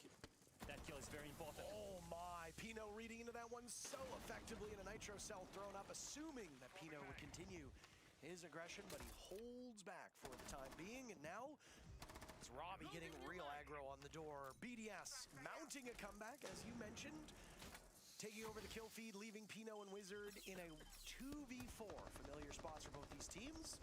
They have been outnumbered 2-1 through several rounds, both of them going back and forth through that first half. Frag killing Fantasy with Diffuse get down too. That's operations. They're going to have to re-pick it back up. They are nearby, but that's going to waste even more time as they need to get this plant down sooner rather than later. Freck might have had a bad first half, but he finds... Welcome to my house, baby, take control now. We can't even slow down. We don't have to go out. Welcome to my house, play that music too loud. Show me what you do now. We don't have to go. Some confidence back. You can hear BDS getting let's see if I can pronounce your name. Munchy Lime, is that correct? Thank you so much for the follow. I really appreciate that. Sorry for being quiet. Like, I'm having a migraine right now, so I just got my medicine. So if I'm not talking a lot, that's the reason why. Now they have to go back to the bomb site, and of course, this is where they struggle most against teams. Yeah, I'm hoping that BDS will win this. They should be able to get 2 round wins if they can repeat that. They're just having so much of a rough time. From round 10, as it's likely to come then from BDS, but if we assume they can win that one, it's evened out. More work still to be done from this Hell team. yeah, damn autocorrect. From the previous map, from Skyscraper, to keep themselves in this game. Yeah, autocorrect is the best thing ever. You've got this Fenrir setup there, the Mira setup, I should say, from Robbie, which is exactly what they're running against Secret as well. The castle being brought by... I do expect BDS to break even with NiP now, since they are on defense. They did it really well on Skyscraper, but it's kind of like a tall order to ask them to do the same again, though. I do expect, or like not expect, but hoping that NiP is going to be making a lot of mistakes. Probably because when they watched BDS play this defense against Secret, they noticed that it's not a very heavy commitment to the top couple of floors. See. There's not a heavy presence that we do see, but P4 making a bit like of a Larry is kind of a big map, so just on the other side of this doorway. Cons with this drone should be able to spot him out. He's running around the map still on the side of Freck, being, or I should say P4, being a nuisance to clear out. Now, why use with a shield. Because it's the mute. Because it's gonna counter the KB, the Deimos, because it's so I'm really curious what they are going to do with Thermite, because it's too late. Oh Information damn. on that guy, and Caster Curse comes again. I start to understand how this works, guys. Hates will punish him for that one. And offload the entire mag into the body. I'm assuming both of these teams, and relatively competitive. You think he's crying? Are you sad? I'm sad. I cost him his life. Now, let's be honest. It was the good droning part of an IP. I think that P4 was too late in his setup. If you really want to surprise them, you need to be there initially, and you need to not be running around and being so obvious about your secret. I mean, I started my point that they were all 5 players in the basement because they were for a moment, and then he runs back up the top floor. So I think he was definitely a little bit later than he wanted to be. Unfortunate for the BDS, but can still do the IGLing from down on. Oh, it's P4 that's the IGL. Okay. Teammates here. He's done a great job at burning time a little bit. Now the problem is that if you look at the side of BDS, what is the win condition here? How did they deny the plant? It's quite clear for the side of NIP. They take the vert and they're gonna execute down those blue stairs exactly as you see this door frame. That's where they will go for the plant. You can already guess it. Now the problem is with that castle off of connector, when it's gonna be removed, at this moment, what do you have to deny? 1 C4, 3 gas grenade. Is that enough to deny and execute? I'm not sure. Especially if NIP has got the full vert. This is going to be interesting. Even if they drop down, I'm kind of guard the rest of his teammates. Why setting don't you up for a like possible fuse? execute. Will come sooner rather than I'm later like, after I'm kind of curious. set of Still, you extreme have home 2 makeover. smokes He's in the now pocket deciding from maybe a more Virtue. direct take and will move over closer to this bomb site, just pushing his way in. I thought he was just gonna go into it like this. I had the same suspicions as you did. A drop in from Cons on this fuse shield, an unorthodox operator, but so far it is paying off. They don't know. And they're waiting. BDS getting baited into this. Pino gunning down Lasmo. Chaos thrown into the midst of it. Pino finding 3. That'll be all she wrote. As Freck now stands against the remaining 4. No Pino, no Damn. problem. Wizard seals Not the good, deal. not The good. lead for Nip goes back up to 2 rounds. I would say Not the last time that we good. saw BDS defend, right, top floor, I thought the most important kill came from Freck. He had a really good swing to down the diffuser. This time, you gotta think maybe Freck, if he's a little bit faster, could have had more of an impact. He flanked up those yellow stairs. It was the right decision. Timeout? Yeah, it is. And take time to adapt our defense. I think the Kate budget are banned. I'm gonna play, I think a Mira on site. I can play the Mira. I can put the Mira Toki for Europe, and I can play. That's the timeout you wanna let them talk? Let them talk after you be speaking. Yeah. I can take the flash now. Yeah. You get the flash. Or the Jaeger for Rob on Doki. Yeah. I think Clash is more game changer. For You this. take mute, Jake, or what? Yeah. Okay. He's very passive now. Take it back with your Clash Judy. She's not saying much. Nice little cup of coffee. Remember to group up and relax the void. Very interesting how much of a backseat role Lilun took during that timeout. Yeah, she gave full lenience to all of the players. You know that in defense, the Agile has a little bit less impact. Everyone can have his own initiative, bring his own operators. They are generally given a role on the map, and then they can play around the operators that they want for this. And I think that's what they're coming up with, right? They're trying to find a solution, each in their own individual areas. They're trying to come up with one operator and one way to deny the way NIP has been playing. I'll be honest, the biggest problem in that one round loss, I think, is the way BDS has been playing that defense. I don't think the win condition was strong enough. 3 guys grenade, 1 C4, that's just not gonna cut it. Yeah, it's very interesting approach, but like, sometimes it can be good to let the players have time to talk. In a way. Well coming in from La Luna. I think maybe recognizing the team's mental is still doing well. She doesn't need to be forcing these players to get back into it, doesn't need to be coaxing the mental as much. This team is calm. They are still playing a high level of Siege. It's just the little things that maybe are not going the way that they need them to. Yeah, like, she just said, like, calm down. That was basically what she said, like, just calm down, I think. And he's not getting the support from his coaching staff, and they're trying to interject too much. That can hurt the in-game calling. Yeah, there's a massive, intricate message in the fact that the head coach takes the timeout, but then leaves the entirety of the timeout to the players to talk. Yeah. It reinforces one sentiment. I trust you guys. Yep. I trust you guys to take the right decision. I'm going to step back, and I'm going to leave you this time so you can come up with the right defensive strategies. Now, on Skyscraper, BDS was down 3-5. Exact same scenario. And in the end, they fought back. They brought it back in overtime and won it. That's why I think they trust themselves to bring it back. Remember back on NIP's defenses of Bunk's briefing, BDS had very few smokes on a lot of those executes. We see not 1, not 2, but 6 smokes being brought by NIP in this lineup. That means that if they have to ignore that top floor, if they can't clear it out, they will still have a chance to cheese this plant. Pino's been taking a more forward approach on this map than we typically see. You think that some of the smokes are also to enable a player who's hot at the moment? I think overall, it's not so much about one specific player. It's about having all 3 players with the right idea of preventing the top floor or the vertical.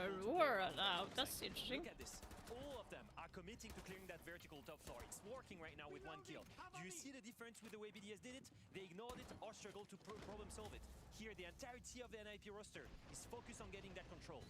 A door opens immediately. Virtue slaughters Wizard on the other side, but they trade it right back. Not before Lasmo can get on the board. Oh my god. Pino will find his 1000th kill right now, leading the entire lobby. Impact. Lasmo's gotta be a hero, Parker. Now he's gonna be isolated. He's stuck into a 1v3 here. Where does he go? He's flashed. He goes into the ground. That's where he goes. What the fuck? Like, what's happening? All digging deep, and now it's P4. We talked about confidence. When he played against Team Secret on this map, it was P4 who top fragged just a couple days ago. Is he able to pull out that same magic against a team? Yeah, this is going to be hard for reach the same levels as Team Secret. We'll for them. It's going to be really hard. Add 3 to this tally. The glass is there. He doesn't even get 1. Series point, qualification point for Ninjas in Pajamas. You can see the experience from Pino in that round, right? Playing so passive on the glass, aware that this guy's got to be green stairs. He's going to be flanking, and there's nobody better to hold a flank than the glass. Pino, this is his 15th S-tier event of his career, all of them with this NIP organization. He's put in so much work, so much of his life has been given to this team in this game, and now he is just one round. Yeah, I really don't understand why everyone was top floor. Everyone was top floor, except for like Mira was just outside of sight. I don't understand why You can see P4 you like doing everything his ideal role, above. mobilizing troops, giving energy, focusing on the comms. I think, you know, looking at this round, you look at this, you think the Blitz is being sent with the Glass, with the Riora. Every single NIP player was involved in clearing that top floor. And this is a stark difference with the way BDS was approaching things. They had 2 players downstairs working the site and 3 working the top floor vert.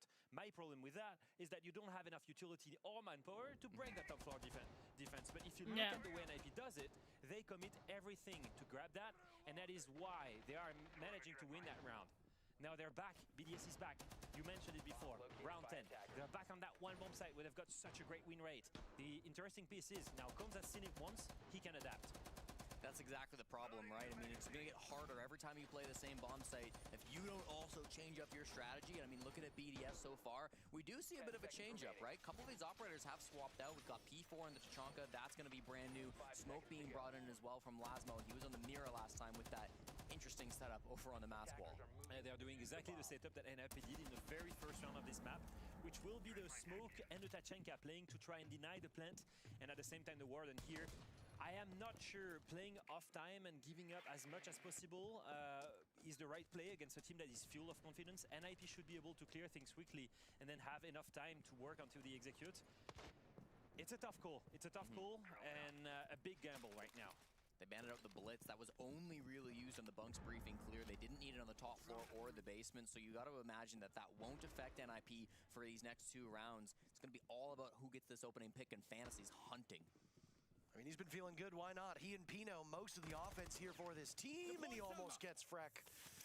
Freck's 3 kills, all coming in the same round. Yeah, Freck is having a bad game right now. That's kind of surprising. Actually, I think I am wrong. You are. I think it was a 2K and then 1. I'm getting the nod from Jesse, the numbers boy. It's not in front of me, but that sounds right. Thank you. I don't like what's going on. The Brava is hiking utility onto the bomb site. There's nothing to deny the opening of the walls. The Thermite is ready to open the wall onto A. You've got already operations control. At this point, they've got everything they need. The real big problem now will be how do you plant facing the fire of the Tachanka and facing the smokes. Well, Robbie will start things off, getting rid of Pino. Hates will follow. Nice. Lasmo, the only one to die on the side of BDS. Action happening very quickly at the halfway mark. Now Lion and Brava is gone. Brava was done with her utility. Lion had... The smoke. Now only the Tachanka remains. It's an important pick to get. They're going to rotate their hard breach back over to operations to try to plant inside that mask wall. Wizard actually goes in for below the bomb site. Not sure what his goal is going to be down there. Could walk up the green stairs, could maybe pressure over towards the lobby side as well. He's got a couple options, but you just don't really see a glass there. And okay, just chooses to rotate back over with Cons. Cons is the only remaining smoke grenade, so makes sense to play together. Wizard has become P4. It's exactly as the first round, where P4 was covering with the glass the plants, and we'll have to face all of the gas grenades, the C4, not the gas grenades, sorry, the fire canisters and the C4. They're gonna have to play for the kill. Planting is not gonna cut it here with how much denial is there. Both players on BDS falling back, allowing the glass to get in ever farther, and they fire away using Fenrir's gadgets so effectively. Robbie is no more.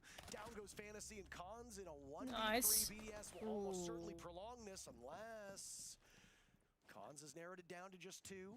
20 seconds left. He will have to hurry and go for frags. Unless he somehow manages to steal a plant away, which I think is very unlikely. No. Nicely done. Now we're talking. Not too far removed. One of them was bound to get the final kill. And we will continue on. Now we're talking. Come on. Yet to achieve it. Yeah, doing their best in the end there. I'm like sitting way too exciting of this game. This game is so... But of course, as of a few So years interesting. ago now. Glaz, he's got to stand still to see through that smoke. You're pushing up aggressively. The advantage will be towards the Warden. He sees you. You don't see him. Nicely played by Virtue at the end there. I do think the advantage was just too big to come up against. Yeah, and as we've said before, right, BDS knows how to play around this top floor bomb site, the one with the highest win rate. Yep. Now, the comeback starts. They have 2 more rounds of match point to save. I want to see a direct adaptation here to the way they play the basement. I think the basement defense they had without the roam clearly was not going to cut it. You've seen it before, right? Yeah, it's a great match. Roam Now, I feel like... he got killed instantly. Like, BDS lost very badly on bottom floor. I'm expecting these guys to put a much better fight up top. The important thing is how much time can they burn and can they end the round up top. We see a lot of Scopos play on this bomb site. I don't think I've ever seen it from Freck. Not in the last 8 defenses that they've played on this bomb site. Yeah. So this might be a bit of a thorn in their side. Was trying to do that P4 roam with the mute jammers last time was a little bit slow. You can be a lot faster on this Scopos, and most importantly of all, you can get back to safety if you do get droned out. How many of you remember how Wizard used this operator back in the first half?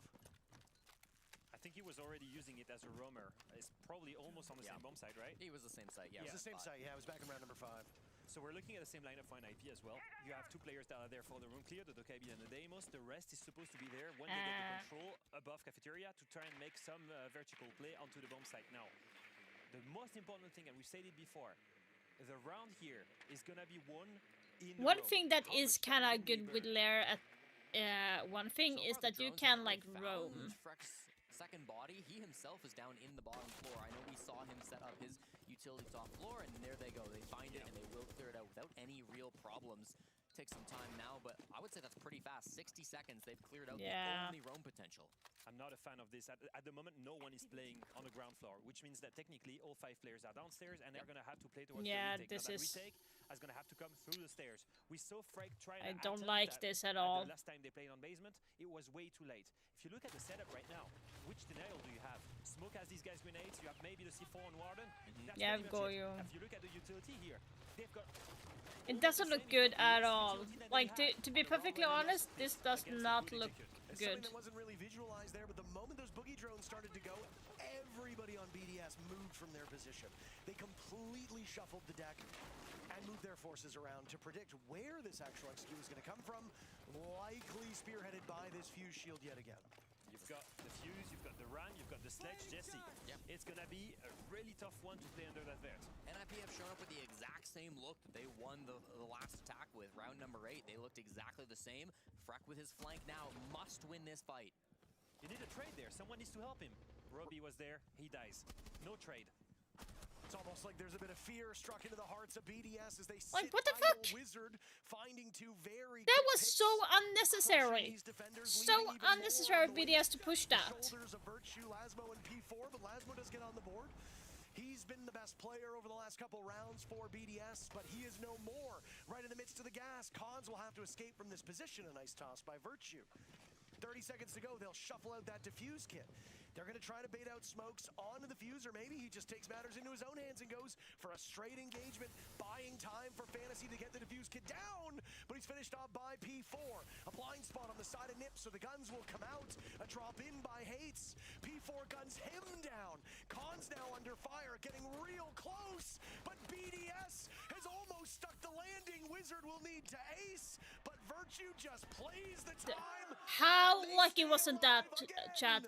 How lucky wasn't that BDS won? So freaking lucky. Oh my god.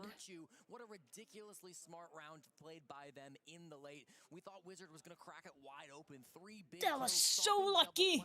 Not enough though. Okay, now BDS coach needs to come in and tell them. Yeah, they have so many lucky rounds. It's crazy how lucky they are. Ou plantar atrás da bomba, tá ligado? Que o cara do O2 não pega também. Se a gente mirasse, tá ligado? A gente tinha DD pra nós. Tá ligado? Então, mano, só corrige isso de comunicação, mano. Eles vão provavelmente no bombe de baixo, no bombe do meio. Demorou? Então, eu acho que o que a gente faz, mano?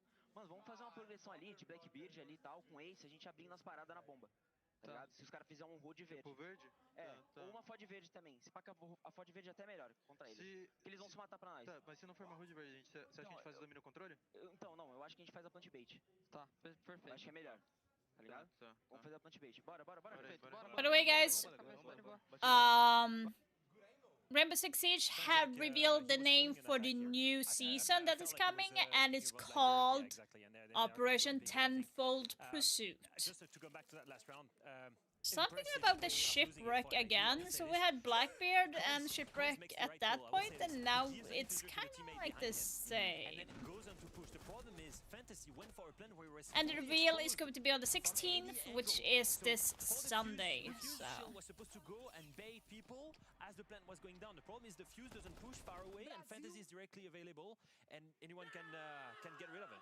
Yeah, I mean, really tough round for NIP, and that's going to be one that I think haunts them if this doesn't go their way. They'll have one more chance to lock it down before overtime, and I mean, this is where you've got to rely on your veterans. It was the two oldest players in the server that just clutched that 2v4, Virtue and P4, who have been so good in these high-pressure moments for BDS. I think if you're NIP, you've got to do the same. We see these high-pressure moments, a guy like Fantasy, he's been to a lot of big events, but sometimes when you're a star fragger, those nerves can still get to you. We've got to see guys like Pino, guys like Cons stepping up and holding down the fort for the Ninjas. I suppose this depends on whether or not you're a glass half full or a glass half empty kind of person. But NIP have always struggled to close these games out effectively. Back on map number 1, BDS pushed them to round 12. NIP did win that 12th round, to their credit, and ended up winning in regulation. Here on Skyscraper, it was BDS clawing back. Then they win 4 rounds in a row and they take the whole map. Now here, it's 2 rounds to push us to this 12th round. Yet again, NIP, when they get to the finish line, Tenfold Pursuit. That is a tongue twister. This has more pressure than any of the previous maps. How do they deal with that adversity and that pressure? Was it's not the exact same in the SAL playoffs when NIP went up against some less than ideal opponents and still had to go very deep. And again, 4 people above and 1 on side. What the fuck? 3 rounds in all of the maps they played in overtime because they could They know. close out games. They know they don't have to bother with the top floor. And they do deserve it. But it gets to a point where when this keeps happening to NIP over and over and over and over again, it's less about their opponents and more about NIP failing when they need to succeed the most. All the focus is on that round. If they lose that round, they've let BDS claw their way back, saving 3 match points. The momentum will be with them for sure. Now, my problem with NIP's take right now, as you can see, they are not spending utility or players up top. No, P4, you have not shown enough love to Valkyrie. I told you you need to show a lot of love for Valk. Like, the wife, the goddess, is not going to be on your side if you have not shown enough love. That's why you died. Listen to all those smokes going off. Smart goggles, smart glasses used by Robbie as he takes a bit of damage and in this corner. Khan's getting diffuser down. They finally see him and he gets him in the nick of time. Robbie saves the round. Somebody from NIP will now need to take up the mantle as the case has been dropped in the Lion's Den. They know where the diffuser is. They have the Valkyrie cam on the bomb site right now. They have the Vert as well. Everything, all the win condition is still there, Jesse. I mean, there's no plan B for NIP. How do you get back to the kit and get a successful plant if you couldn't do it with Fuse? 50-50 gunfights, that's really all you can do, right? Try to exploit an opening that isn't already there. Robbie goes down, Virtue too. Telling you, this is so stupid. Hates dies though yet again. Suddenly the guns from BDS put a pause on the defuse. Fantasy will pick it up. Surely 3rd time is a charm. Go downstairs now. Go downstairs. Don't be upstairs, for fuck's sake. Go downstairs. Oh my god. 3 match point, Parker. It's insane the way they denied it. I want to know how many seconds were left on that diffuser. I thought it was going to be planted. They denied it at the very last second.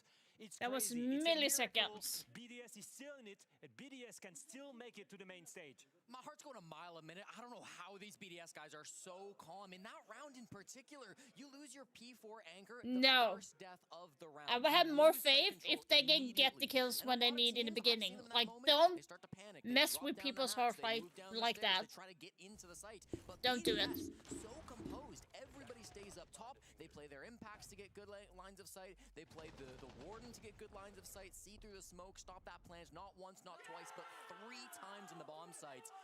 And now they've got every bit of momentum in the world. The first hero, Robbie, denying the first plant, and then Lasmo. Lasmo with a triple kill. Lasmo denies the second plant, then kills the cover, then kills the third attempt to a plant. Lasmo with 13 kills, the young French rookie, proving he deserved a spot on that BDS project. Now 2 rounds away from making it to his first main stage at a major event. 10 seconds left before insertion. I think there was a bit of skepticism here about Liloon taking more of a backseat. I know we were trying to praise the leadership of that team, but confidence really did come through, and this team has relied on each other. Yeah, there is always bad with the good. Yes, BDS did exceptionally well, but still, Nip makes some mistakes. Now, that's their timeout. It has not been successful. Like that's one of the things that I'm like being a little bit like Sarah said. It's not that BDS has not played well. It's more like Nip has made a lot of unnecessary mistakes. They left. They did not take the top floor control. It was not good for Nip, and they got outfoxed because it was too linear of a take. And now we go to extra innings. And if you looked at the faces of the NIP player after that round, the deception, the defeat, the resentment, they had 3 match points. They had it in their hands. Who has the momentum right now? BDS has it. And that is going to play a lot in their favor, especially now that they can go back to that top floor that they still haven't lost. It's not over yet, though, and this is a third opportunity for NIP to get another look at this top floor. Try to adapt, try to get something different going. They've got Pino back on the glass. He's been loving this operator all map long.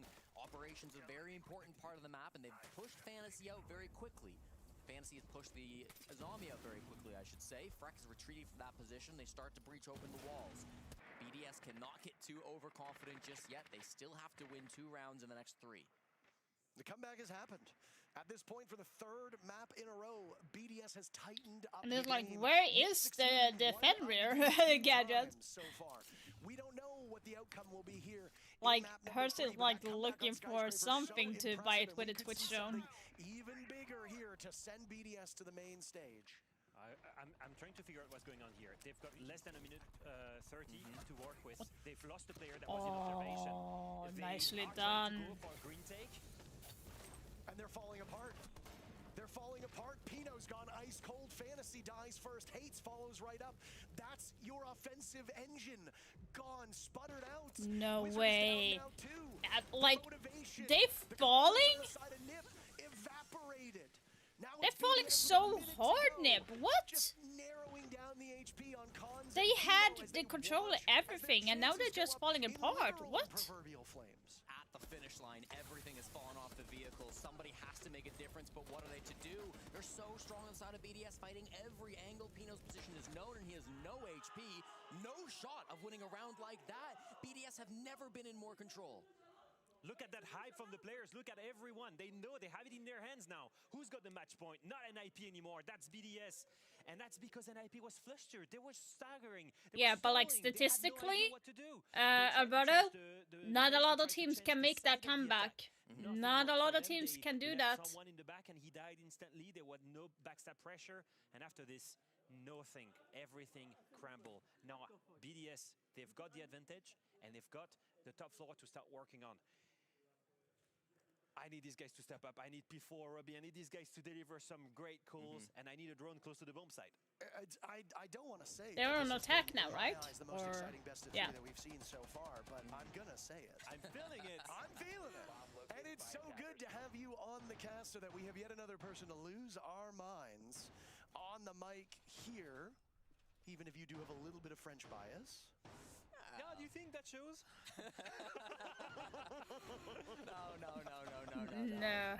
We know it's all love for both these teams. I mean, whoever will come out on top will be the team that deserves it. But NIP, in order to achieve something like that, they've got to find some way gotta let out my cat. They've got to find some way to get control of this game. The wheels have fallen off the bus. The engine's been scrapped for parts. They need something to get moving again. It's been so long since they've won a round. And it's been so long since the first round, and yet you want to say hi? The exact same lineup, the exact same win condition. We're gonna play top floor. We're gonna have You're looking a little bit pissed, aren't you?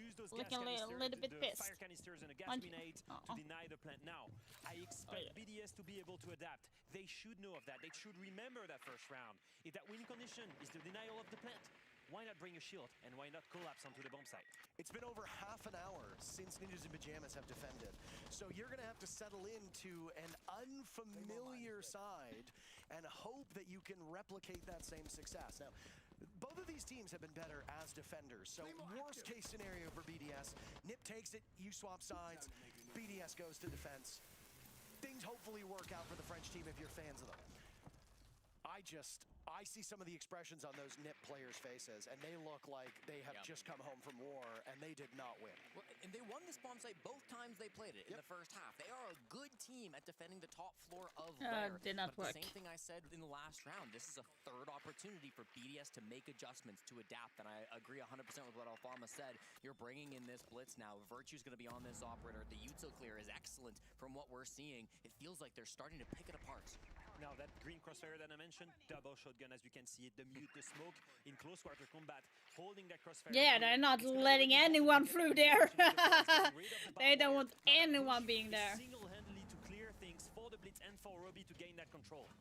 They've sent Virtue in all on his lonesome. It wasn't too long We ago did it. where Virtue's kill tally was nothing to sneeze at, and he's almost drawn even, as almost everybody on the side of BDS has found. Are you kidding me? He's alone with the diffuser as well. So there's no one underneath at least. 1, 2, 3, 4, 5. Yeah, so no one is underneath at least. So Virtue can breathe easy unless they draw. Push from green and one is gonna backstab for the breach. This is a 5-way spider take from BDS, and they really need a 3-2-1 execute all together and the kills that go with it. They're gonna push the last second. Gonna go, but it's gonna be a fury of kills one way or another, and we'll know right now. There still might be one more round of this. Or so we hope. Blitz leading the way in. Virtue skating around it as the secondary utility's been expanded. First auto to potentially fall is P4. Wizard gets on the board. Sweeping through BDS. All yeah, that was individuals, fucking and it hell. falls apart every 50-50 gunfight, breaking for the Brazilians. That was not good. And we go to all 15 rounds as Nip wins it flawlessly. Just as we thought they were done, just as we thought BDS had wrapped it up, and we were on to map number 3, the final game. BDS or G2 Weibo, not just yet. One more round needed between these two titans, and I believe I did say at 1-1 smelled like 15.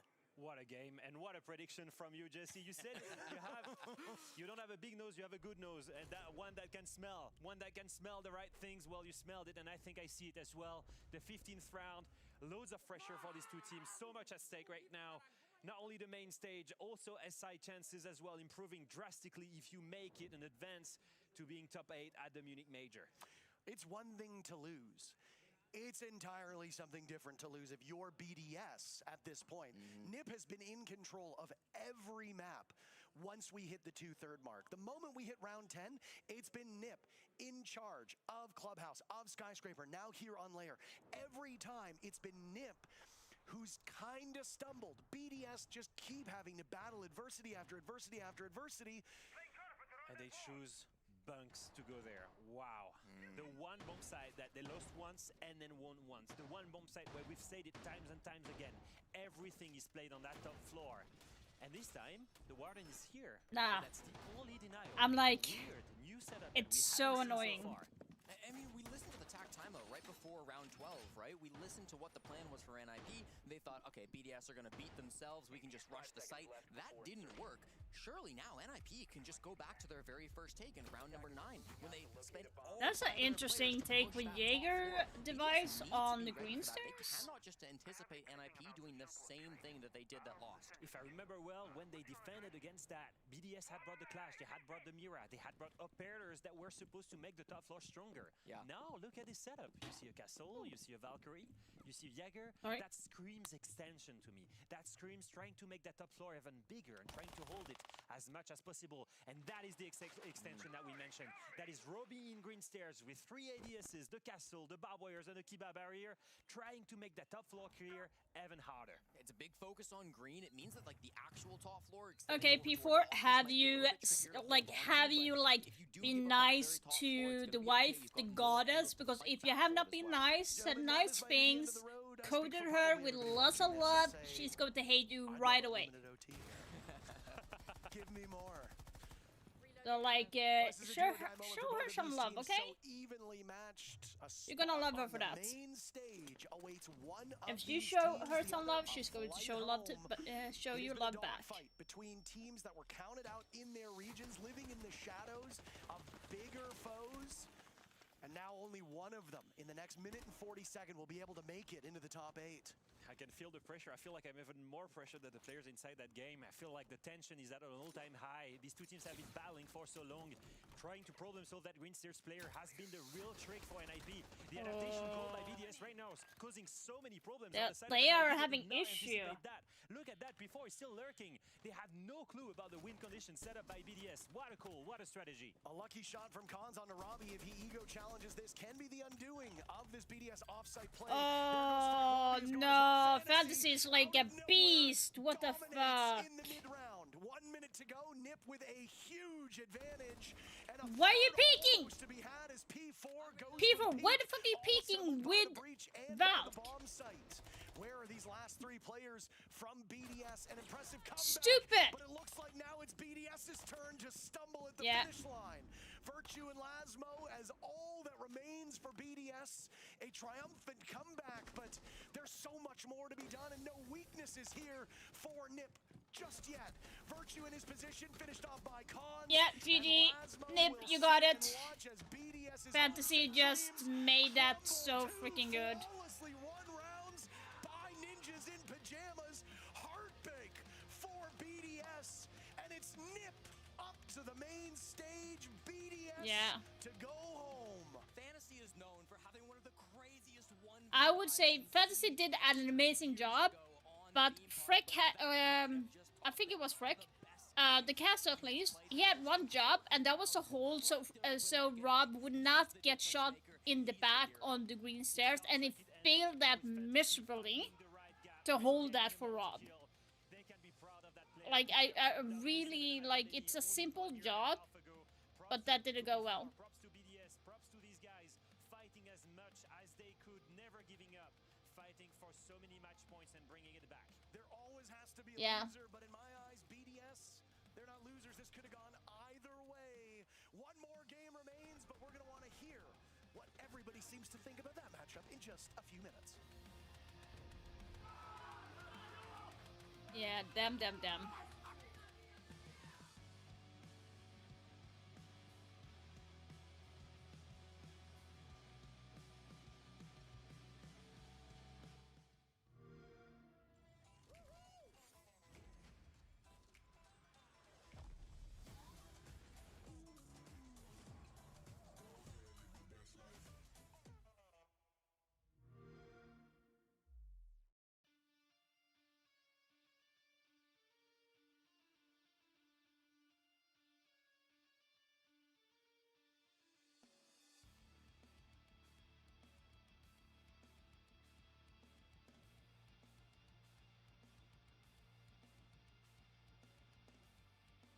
Damn. Okay. Let me show you guys this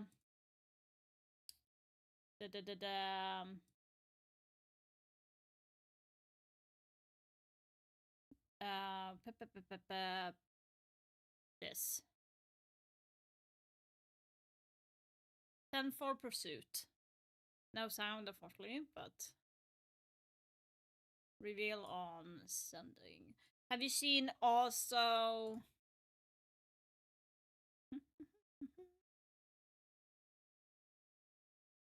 Where is it? Nope. Wait, I did share the shit. No?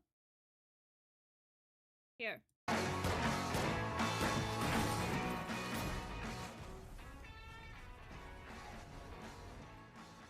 A new lead skin coming.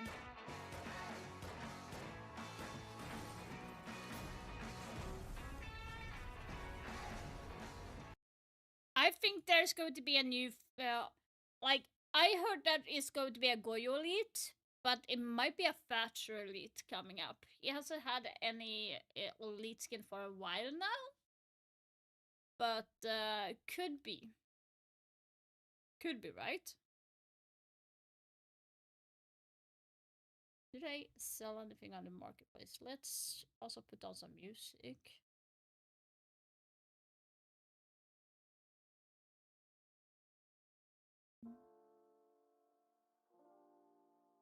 Let's put on some good music while we wait. I don't know if I have sold anything right now.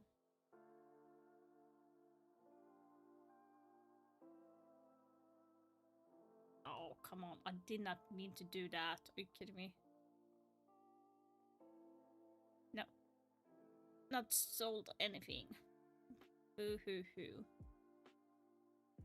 That is bad.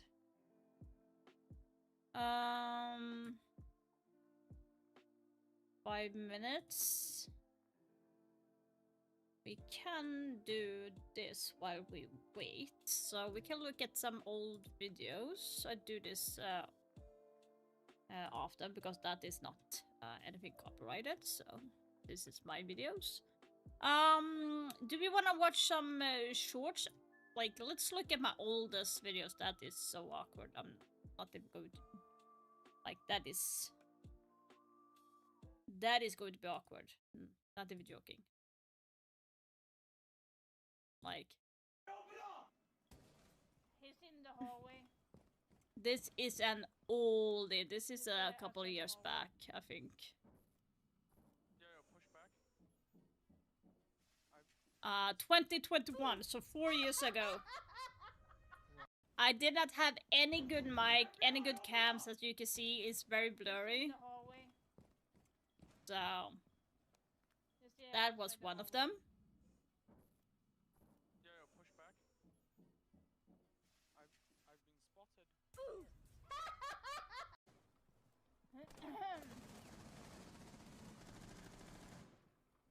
Yeah, just created a logo.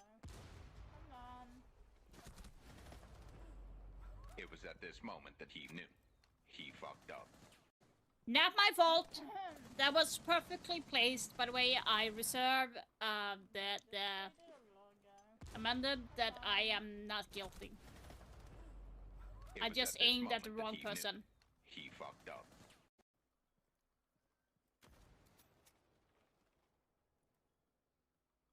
I know my cows were like... Ooh, dang, girl.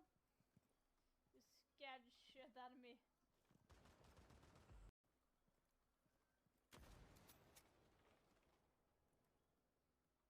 Want to create your own custom? No, I don't.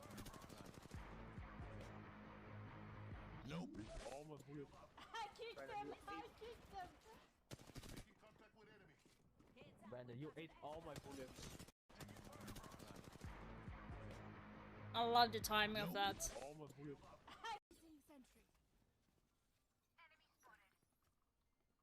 Placing swarm grenade. Swarm grenade out. No way! Oh, nice. Placing sentry. Enemy spotted. Placing swarm grenade. Swarm grenade out. This was when Valve was still pretty new, so when I played this. Placing swarm grenade. I know exactly where. Last player. They're down the only flat out, not on the shield. Oh, sorry. Ready to drink it.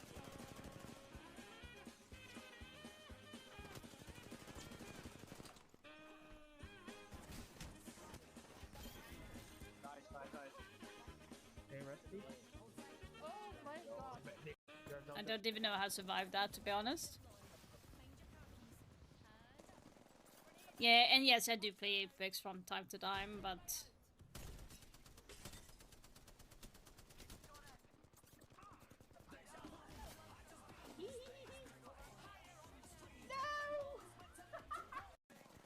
Yeah, I did the same. I had a small period where I played a lot of Valorant, so... But that...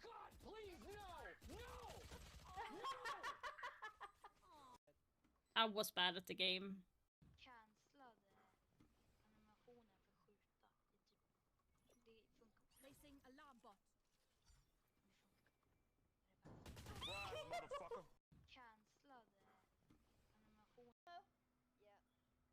marketplace perhaps? Here we go. Ready up.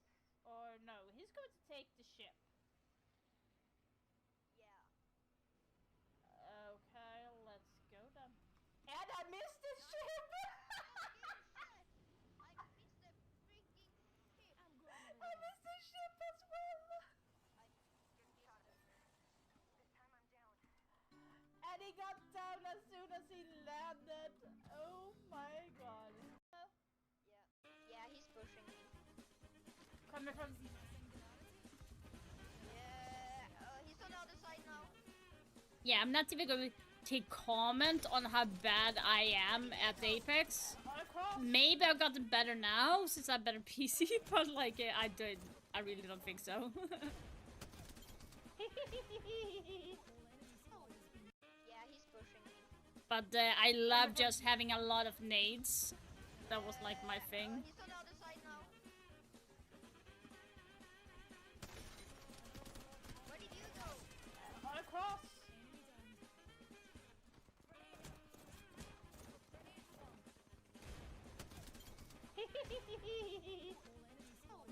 Like... Yeah, he's pushing me. He's pushing. No, God! Yeah, I was bad in making videos, or I still am in a way, but... Yeah, I got him. Like, seriously. Damn, a lot of Apex video I did in the beginning. On me. It was at this moment that he knew. I hear one. He fucked up. Yeah. You're shooting at me. Yeah. Just bear in mind, this was kind of like when I had like my illness is spiraling out. Anywhere. Seeing one. Damn. What the fuck? Oh my god, that scared the crap out of me.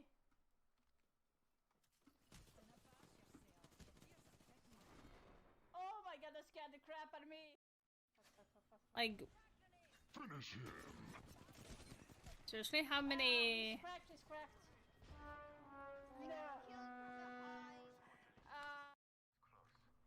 Seriously, how many... I'm kind of surprised at how many freaking Apex clips that I have. Oh my god. I downed him.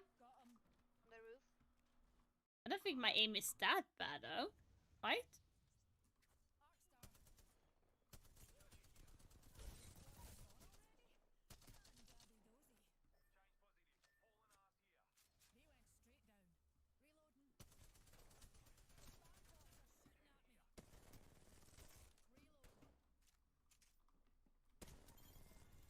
Yeah, I'm going to call it bad aim.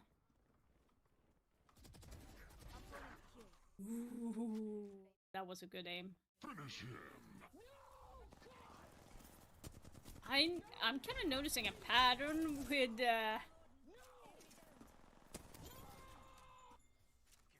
what am I doing with videos? Omen on me.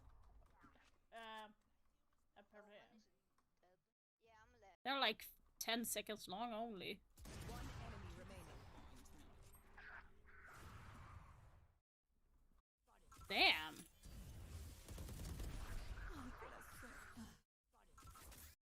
How short are the videos that I made? Jesus. Why did you go? Why did you run my main? One enemy remaining. Don't push. Yeah, nice.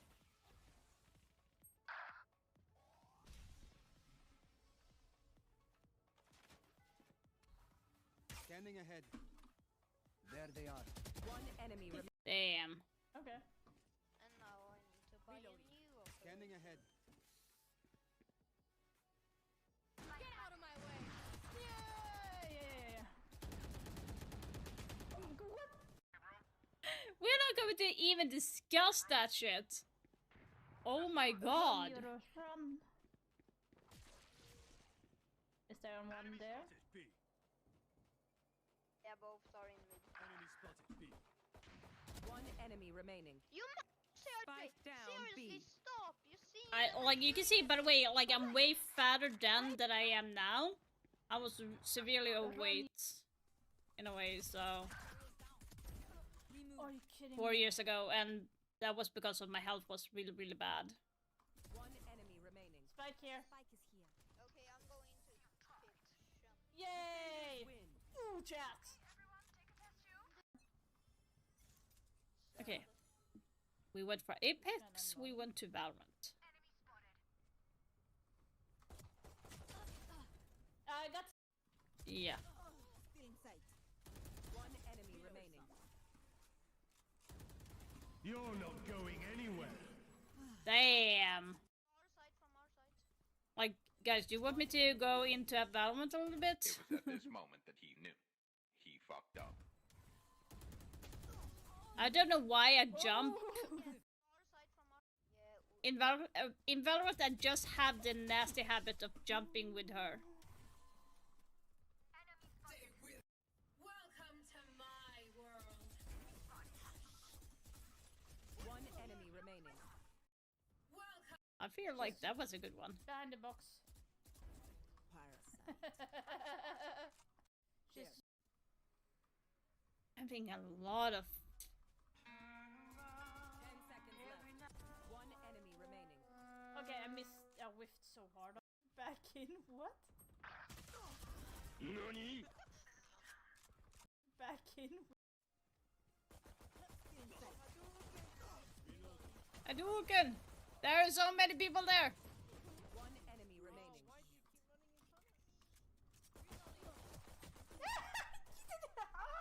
Piss them off. Piss them off.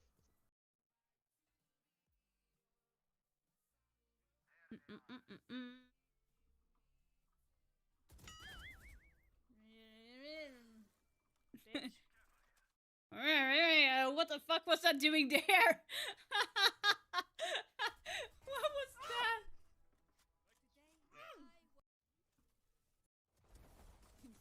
Last player standing.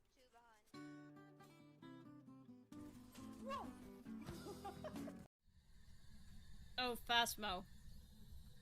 Oh my god, that's one of the games I can't even.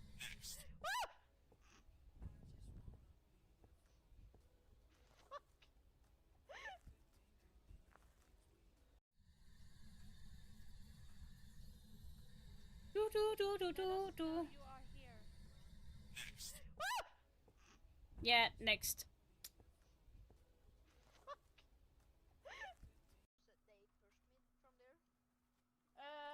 Yeah.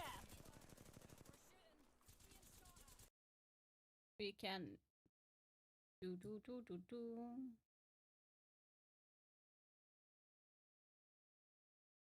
Wait, what are you doing? What are you doing? We could do this. Okay.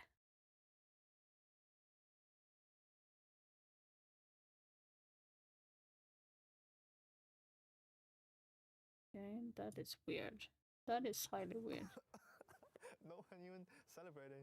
And then Maybe he's one of the more sick people on this roster. Yeah, apparently they're a bit under the weather, but he really needs to show up. He's so capable. and we actually play bad at that event, so we as Tinjo we just fail and have to move on.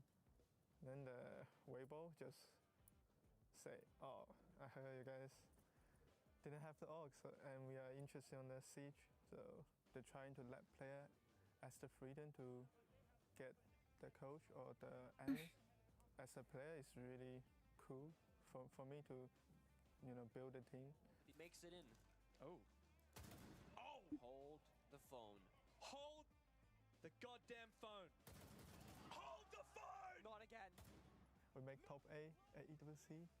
We just wanna step forward a little bit. I would say top 4 is our goal. And I mean, ultimately you want to win. Yeah. But you don't wanna say, "Oh, I just wanna win," and then you lost. Thank you for supporting Weibo Gaming Esport, and He seems like a sweet guy. we'll play our best. He seems like a sweet guy.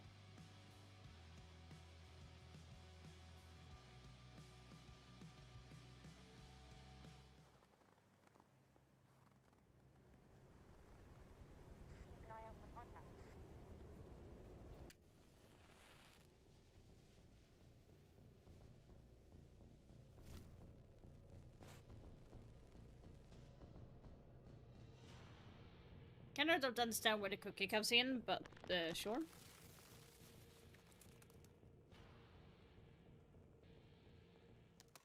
Available now. Available now.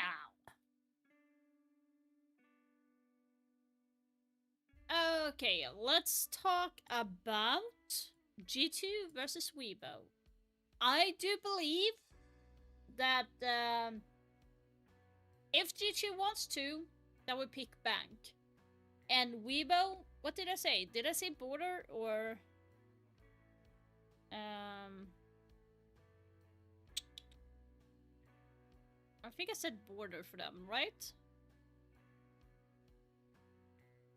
But I'm pretty sure Weibo is going to be banning Bank, because they know that Bank is G2's go-to map.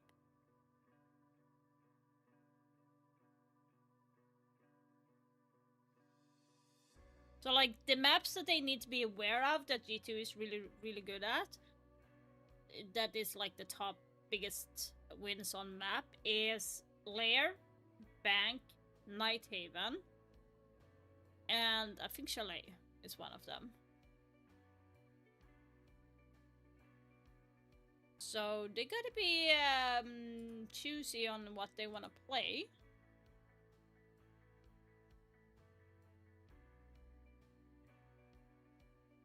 Might be border that we would go for, but G2 is good at border as well, so it's not a favorite, but we have played Lair 1 against Nip in Lair, so I don't think they wanna necessarily go there, G2.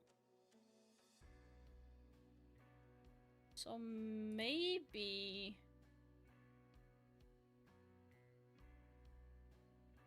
yeah, I'm just going to take the chance. Like Bank, if not, I think G2 is going to pick Bank. If not they picking Bank, my second will be Haven, but I don't think so because they played it yesterday, and I don't think they want to play it necessarily too much. So like Bank or Nighthaven for G2. For Weibo, I think it's going to be border or Lair. So first border, then Lair. And I think the decider might be Clubhouse or Skyscraper.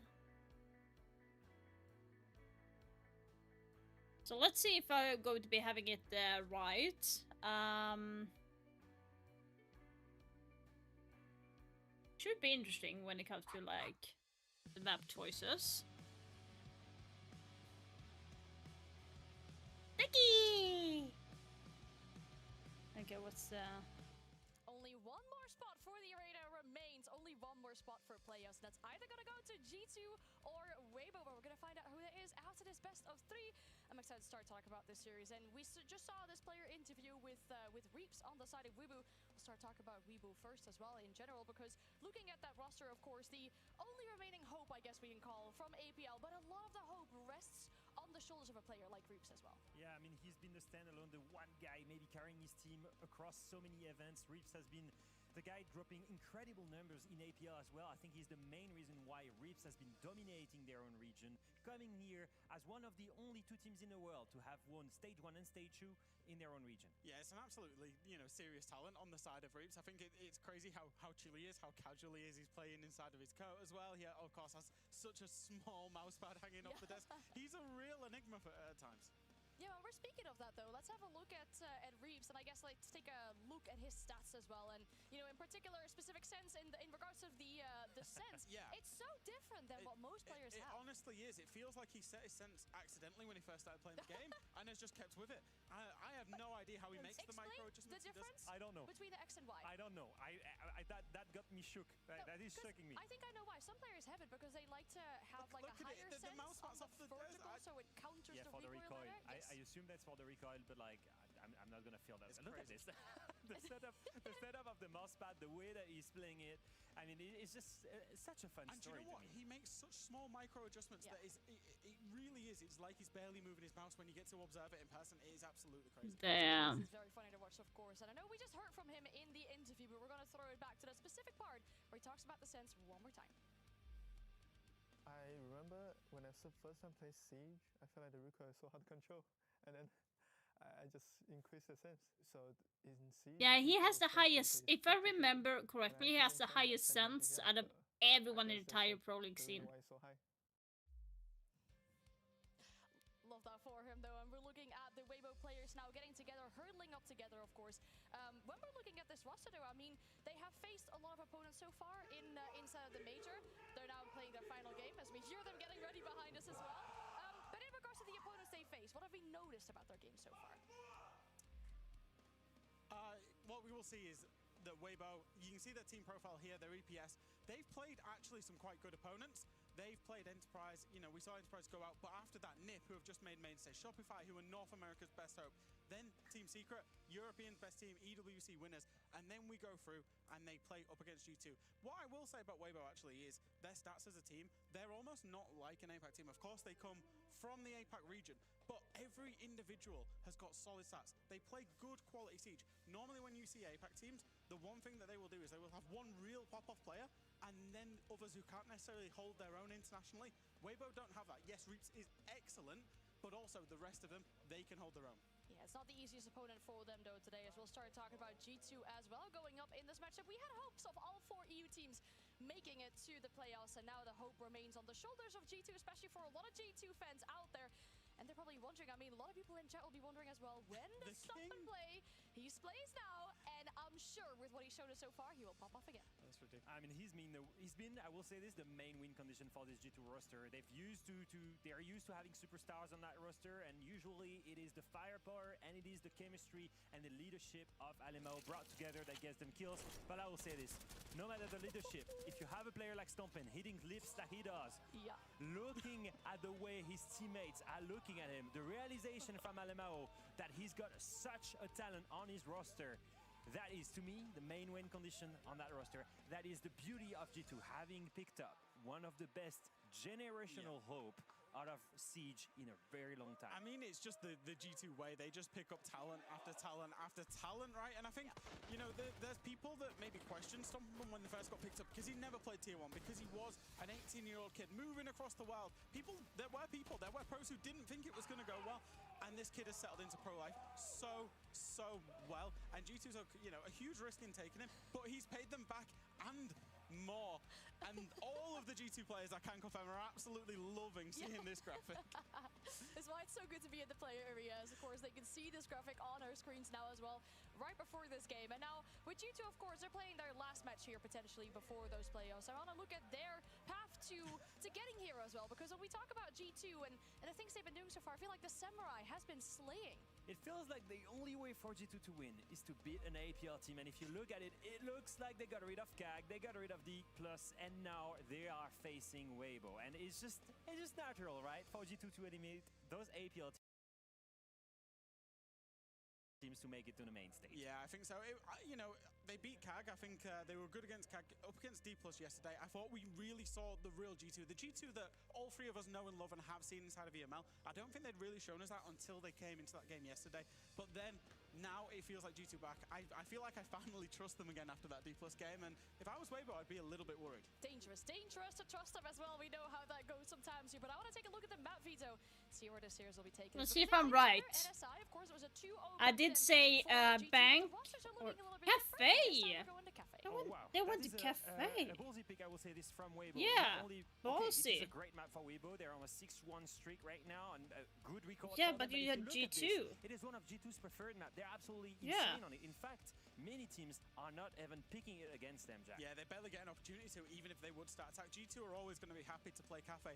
Wait, Bank and Borders banned. Skyscraper, okay. Skyscraper. Speaking of another map they don't get to play very often, Skyscraper. Why don't teams let G2 play Skyscraper?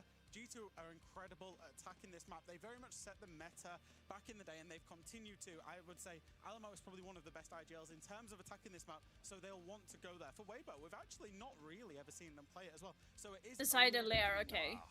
And then we go to lair, Jack. Like ballsy, guys, ballsy. Like, so I kind of knew like G2 would ban Border because we would play it. Bank, obviously, because G2 liked that. Kind of surprised about console at the clubhouse though. So I think for G2 especially, this is a super strong map, Vito.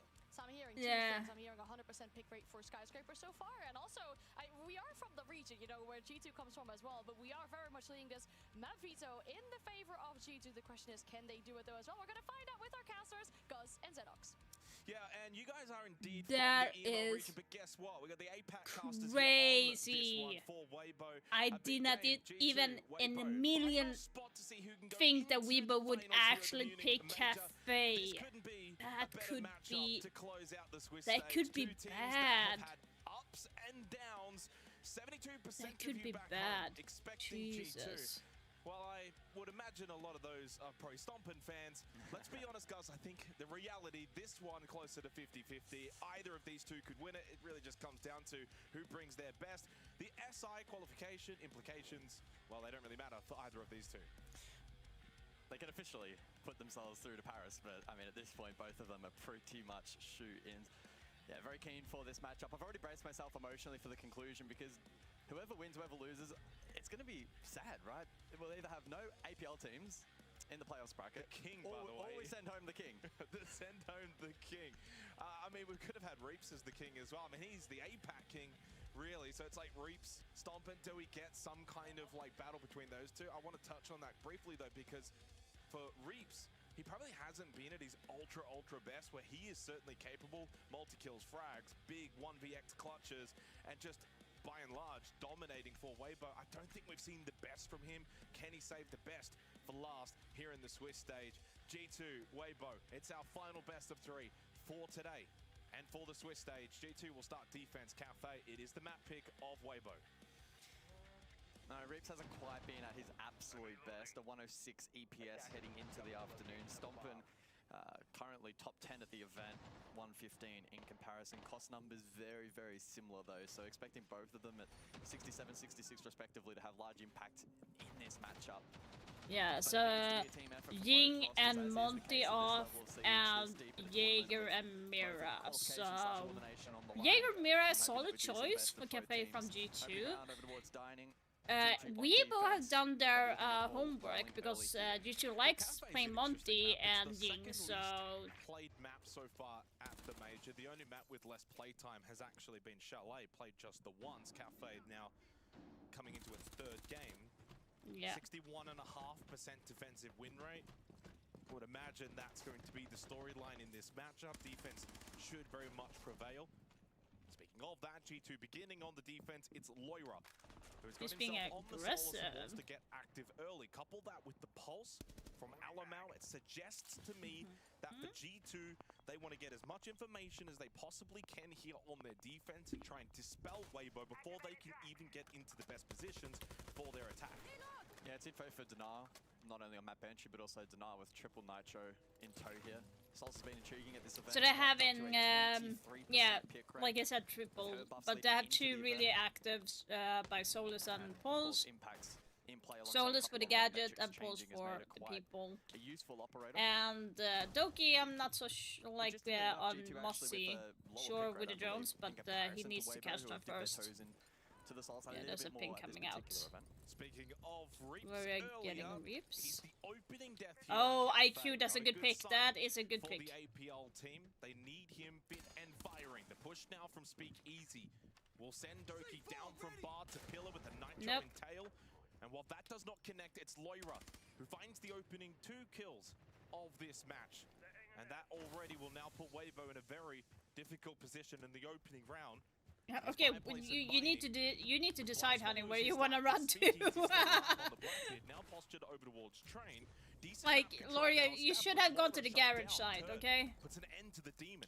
And Hoven now gets himself into the corner to go for this plan inside of mining, which will be successful. Nitro, no impact. Turd lost his life. The trade is imminent. Now it's a 2v2 post plan. And Elmau still isolated below, looking to feed information across the Stompin, still top floor. So the defense isolated. Hoven and Speakeasy given an opportunity to relocate. Information gained for Stompin, but unable to action upon that. Now 30 seconds left. They need to be snappy on the retake. And G2 cannot allow that time to keep going down. Hoven, angle, red stairs, catches out Alamau and down to the king himself in the 1v2. Low on time. The Blackbeard dealt with.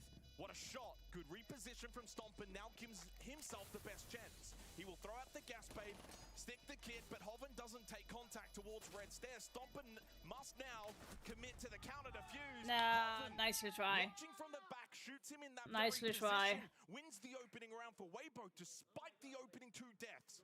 That is a huge early round for the APAC team. I do think, though, that Loria should have got to garage at this point. I don't understand why he's hovering on the door.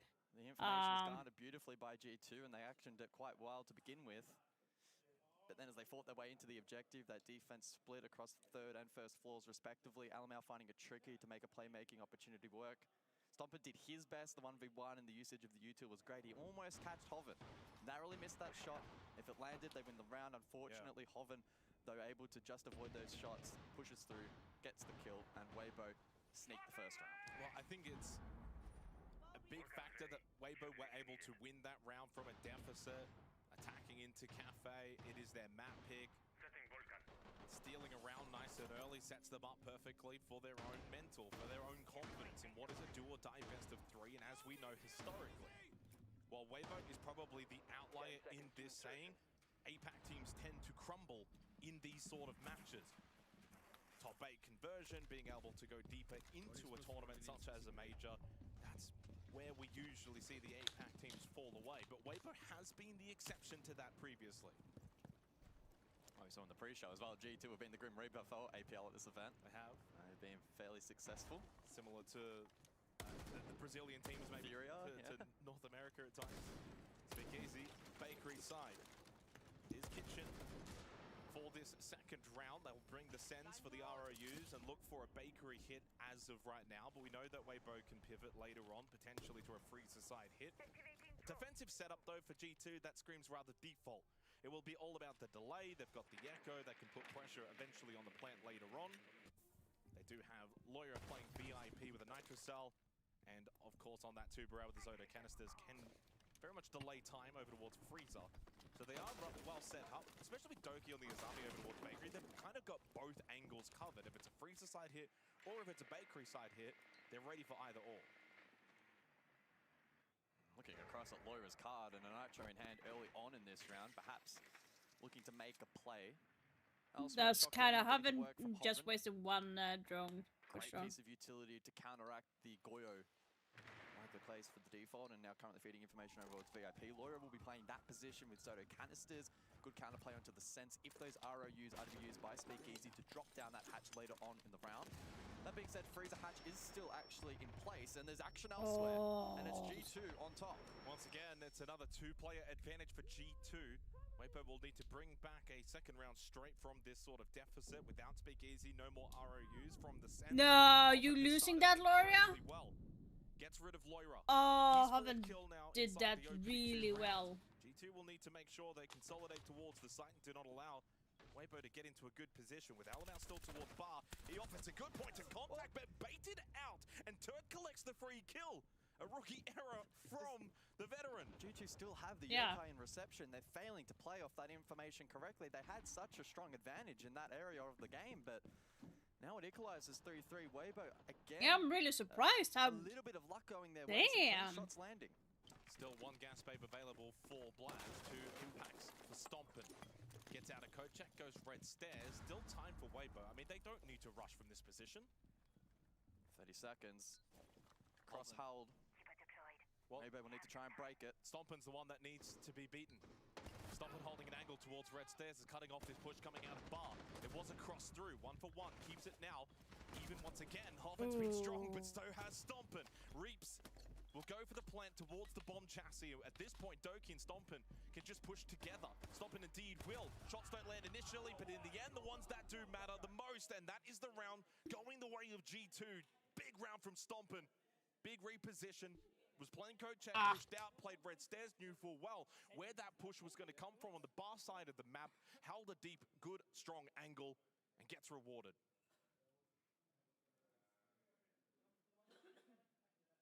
Yeah, the mid-round there from G2 started to look a little questionable. With the live info they had reception, they failed to capitalize from that. Weibo found 2 back, had Whiskey control. Then the flood site was quite strong, but red stairs is really challenging to deal with if you elect to go deep instead of maybe playing the back line and trying to cover the plant instead. I think if Hoffman had his time over, he probably elects to fall back instead of progressing forward. Easier said than done when you're trying to get that control. Either way though, really good work from Stompin. I mean, what a start though to this match, right? The opening 2 rounds, a multi-kill from Hoffman, a multi-kill from Stompin. In both of those rounds, coming down to a 2 versus 2. The only sticking point, though, is in the opening portions of these rounds, it's G2 that in both of them have been able to get out to an advantage. So 5v3, 5v3. I mean, that might be the concern for Weibo.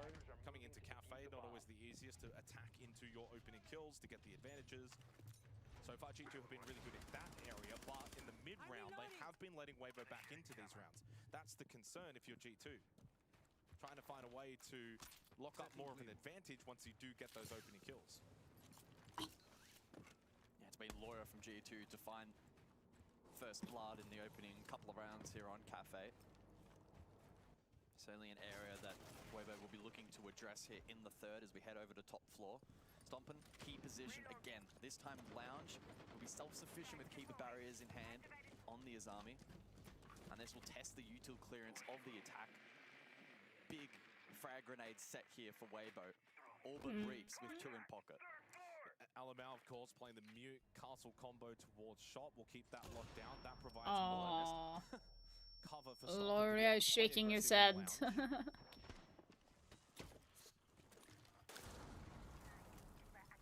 Drop down. They're getting aggressive top red here, considering this shot hold. Alamau only those shooting. Shotgun? Hello? And indeed, he will lose his life. Shotgun? Alamau? What the fuck? They wanted to take the fight to G2. They disregarded the shot hold. Yeah, nice little flood there. Overwhelming the defense, not allowing Util to really come in to play, but Stompin now. Can he come alive over towards Lounge? 1 back, Speakeasy falls. Well, with that reinforced though, top red, he's still pretty covered nicely though. Into Lounge goes Reaps, and he does get the clearance to Stompin, but loses his life for it. But considering they had the extra numbers, now therefore a 3v2, that's a big win for Weibo. They've cleared shop, they've got Lounge control, they've still got a 1-player advantage.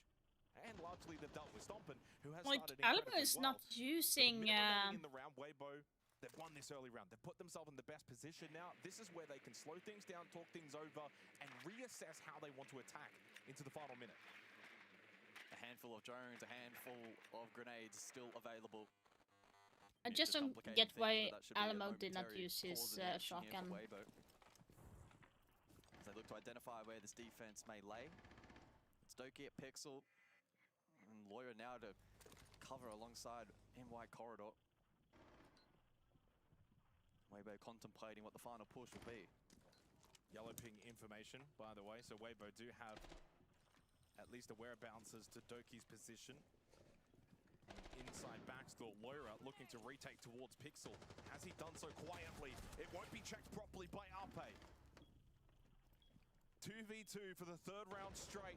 Low on time. Hoven does get the trade. What a start from Hoven. 7-1. Doki gets his. Looking now for that 1v1. He has to go for the reload. Hoven goes for the head. A second attacking round for Weibo here. That was so close. That was so close, guys. Hey, if there's one thing about Weibo, they absolutely love the DMR meta at the moment. Every single one of them will do everything they can to be the first to jump on any operator that has a DMR in hand. Absolutely, rightfully so. Yeah. I started to get a little bit nervous for them there. The amount of information that they're able to garner in that sort of 30-second downtime didn't seem like it was a lot. I think the moment in that round, though, that stood out for me was Reaps repelling in Lounge. Yeah. with Stompin and full well knowing that Stompin was playing that position. That's the 50-50 for me, where if Reaps repels in, dies, it's advantage G2, and then therefore Weibo don't have lounge control. Him getting that kill helps unlock the round. It was really close. So you could see in the background, Lawyer trying to find the position to find that kill and keep Stompin up, and just wasn't able to quite get that angle in time. Stompin did a good job here, but then the pressure from Reaps, the pre-fire was great. The trade was also sound, but not quite enough at the end. The 2 versus 2, Hoff unable to trade that out. DMR shredding there at the end. Weibo with the lead. Holy moly. Come on, G2. Come on, you got it. Well, it is their map pick, right? So if we want to set the overall expectations for this particular series, I actually had a really good look at the maps coming into this for these two teams, guys. And to me, the first thing that I said was Weibo are going to need to win Cafe. If they're going to win this series, they have to win this map. With the remaining maps in Skyscraper and Lair, of course, Skyscraper the pick for G2. They have... Glorious being extra aggressive today. Skyscraper. We genuinely have no information on Weibo this calendar year on the map. And whereas at least for G2, they've got themselves a record, they've played it, they picked it, you backed them in on that particular map. You go to Lair after that, and well, Lair is a deciding map that is incredibly favored to G2. Push up. Oh, come on. Hoven is feeling it. He knows this is his kind of night. He's 9-1. Super early into the round. Blaz to get one back and a good clear onto Hoven. Oh, okay, G2 though are responding pretty quickly into the round. I think they've picked up on the fact that Weibo, if they want to bring that pace, they will be committed in trying to then continue with that pace rather than pulling back on it. So G2 have to respond. They do. They hit the shots.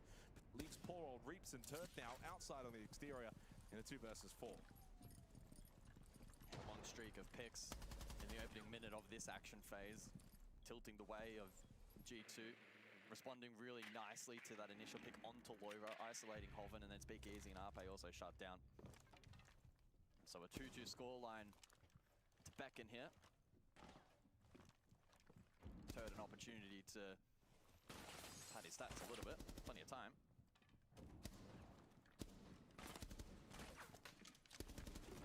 At least gets one. He beats out Stompin in the 1v1. It just keeps the defense honest. I mean, there's still a minute remaining, so really from Turd's perspective here, it's just all about can he create more 1v1s? Back himself to try and clutch out a 1v4. Has a yellow pin. A 1v2, that's achievable. Weibo have not been a super strong team in the 1vx's, only 3 so far at the tournament. On the flip side, G2 have actually been really strong in that department with 6, doubling Weibo. So they've been far more of a clutch team in contrast to the APL roster. 40 seconds left for Turd, continuing to just try and poke, prod, find these 1v1s. Credit to G2 not really giving him that sort of opportunity. It's the easiest way to play this. It's boring, it's slow, it's annoying, but for G2 it's just all about sit back, play sight, crossfire positions, make sure he can't do anything else. And that was the case in the end. A 2-2 scoreline.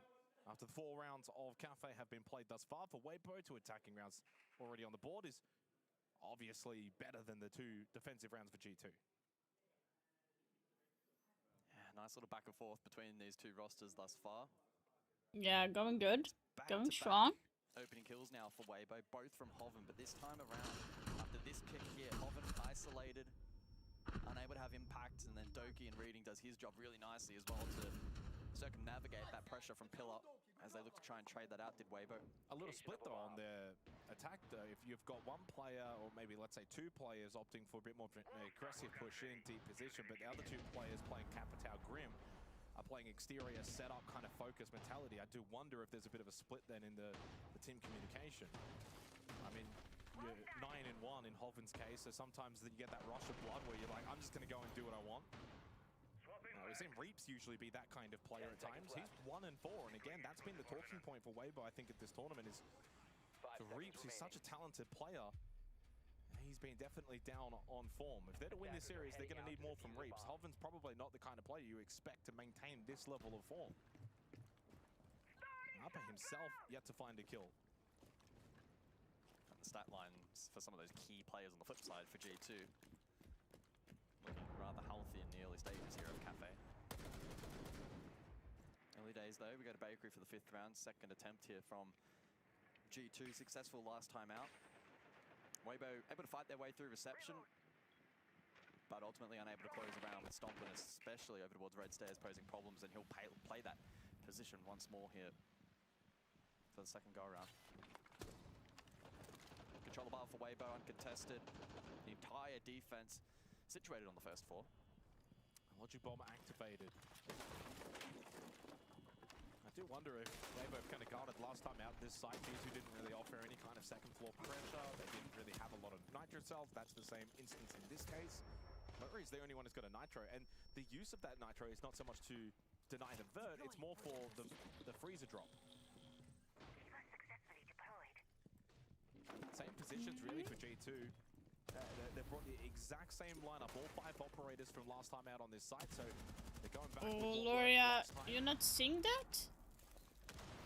Intriguingly, no hard breach here for the attack. Well, it's the same lineup as well for Weibo. Yeah. Speakeasy finds the opening kill onto Blitz. That's now 3 straight for Weibo. No trade to come through for G2. And more importantly, that's the smoke as well. So no gas babes for the late round. And with that logic bomb, Hoven gets his 10th kill inside 5 rounds. No Alum out, no Echo. So with no Echo, no smoke, G2 up on the back foot in this 5th round.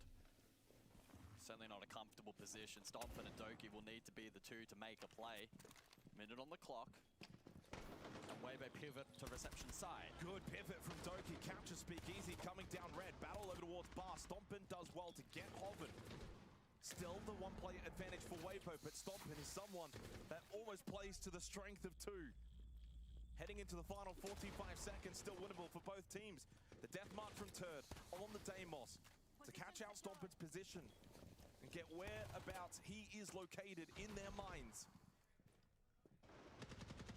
Doki playing close to Freezer. He'll be the first point of contact for G2. Weibo ideally want to try and play Come on, G2. Diffuser in play. Over towards the kitchen double door, makes it awkward. Weibo are very split, by the way, for their 3 players. Turd will go the death mark once again. This is going to be the push in, catch. No. From Turd on the Vendetta shot as well. Stompin, pistol out.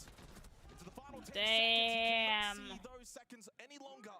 A quick clear and the Damn, third that's attacking round now on Cafe. Putting G2 to the sword here on this map.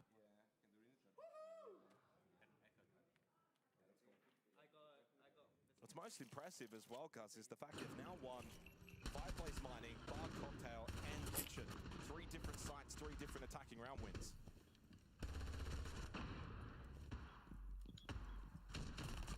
G2 certainly not giving up without a fight, though. It was that's Stompin to try and put up a fight, but overwhelmed. The diffuser location made it awkward for Weibo, but when they were able to then drain it down into the 2v1, ultimately they quickly pivot to the kill win con and do so successfully. Final round now of the half, and if Weibo can walk away with the lead, it'd be great. I mean, even a 3 flat would be still strong for them. Reading the side of choice. Attackers have discovered the location of I see the Solace back into the composition. Now, that will be her 4th appearance in the half. Laura likely to lurk down below, garner information, relay that to the rest of the team. Also critically on a map like Cafe opens up more jump out opportunities potentially as well, with the ability to find claymores, and a couple in the hands of Reaps this round.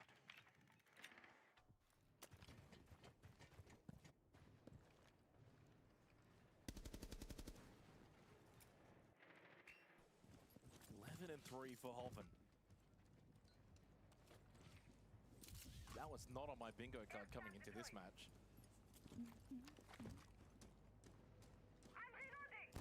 I will say though, this series is very much going to be the definition of a marathon, not a sprint. There's no data of Weibo on Skyscraper. It's not a map they play. So even if they win this, then the odds are we still likely go to 3. A jump out opening kill for Loira. Stopping outside, Laura. But Laura cannot make it back in safely. Good reposition from Reaps. Gets the trade. Like, it's such a waste. Stompin, then finds one onto Speakeasy. He's gone to double digits with that high angle of difficulty shot to get rid of Turd. C4 10 and 4 for Stompin. Nitro thrown out in desperation, but Hoven goes over towards New Belk rather than through Shop. So Hoven and Reaps. 2 versus 3. These rounds, they've been If so scrappy G2 because we loses, haven't I'm really officially seen rid of a Furia. lot of No, rounds concluded M80. with multiple players For me, alive. would be It feels like almost M80. every round has come down to a 2v2. M80 or essentially. Secret. Will it happen again? As Stompin has now put into Shop. Is he aware of the fact that Hoven is actually now in bar?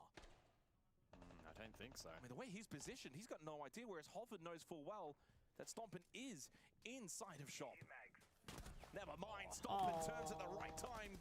Good clear, trade from Reaps is there. Doki low on health and still 1 whole minute in the round means anything could happen from here. With Reaps still alive inside of the server.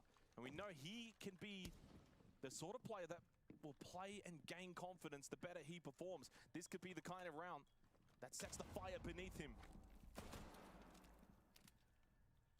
Does have one piece of B util that could be used here. 45 seconds. Can he problem solve himself through this clutch? Drone inside of reading, by the way. So might have information on Blaz, who is oh, what a shot though from Doki. Yeah, indeed, that's a clean one. Nicely done. Down the end of the hallway. Come on, G2. Pixel shot from Doki. Timeout coming in right now. I think it's going to be from G2. Go defense. I think it's G2 that's called the timeout.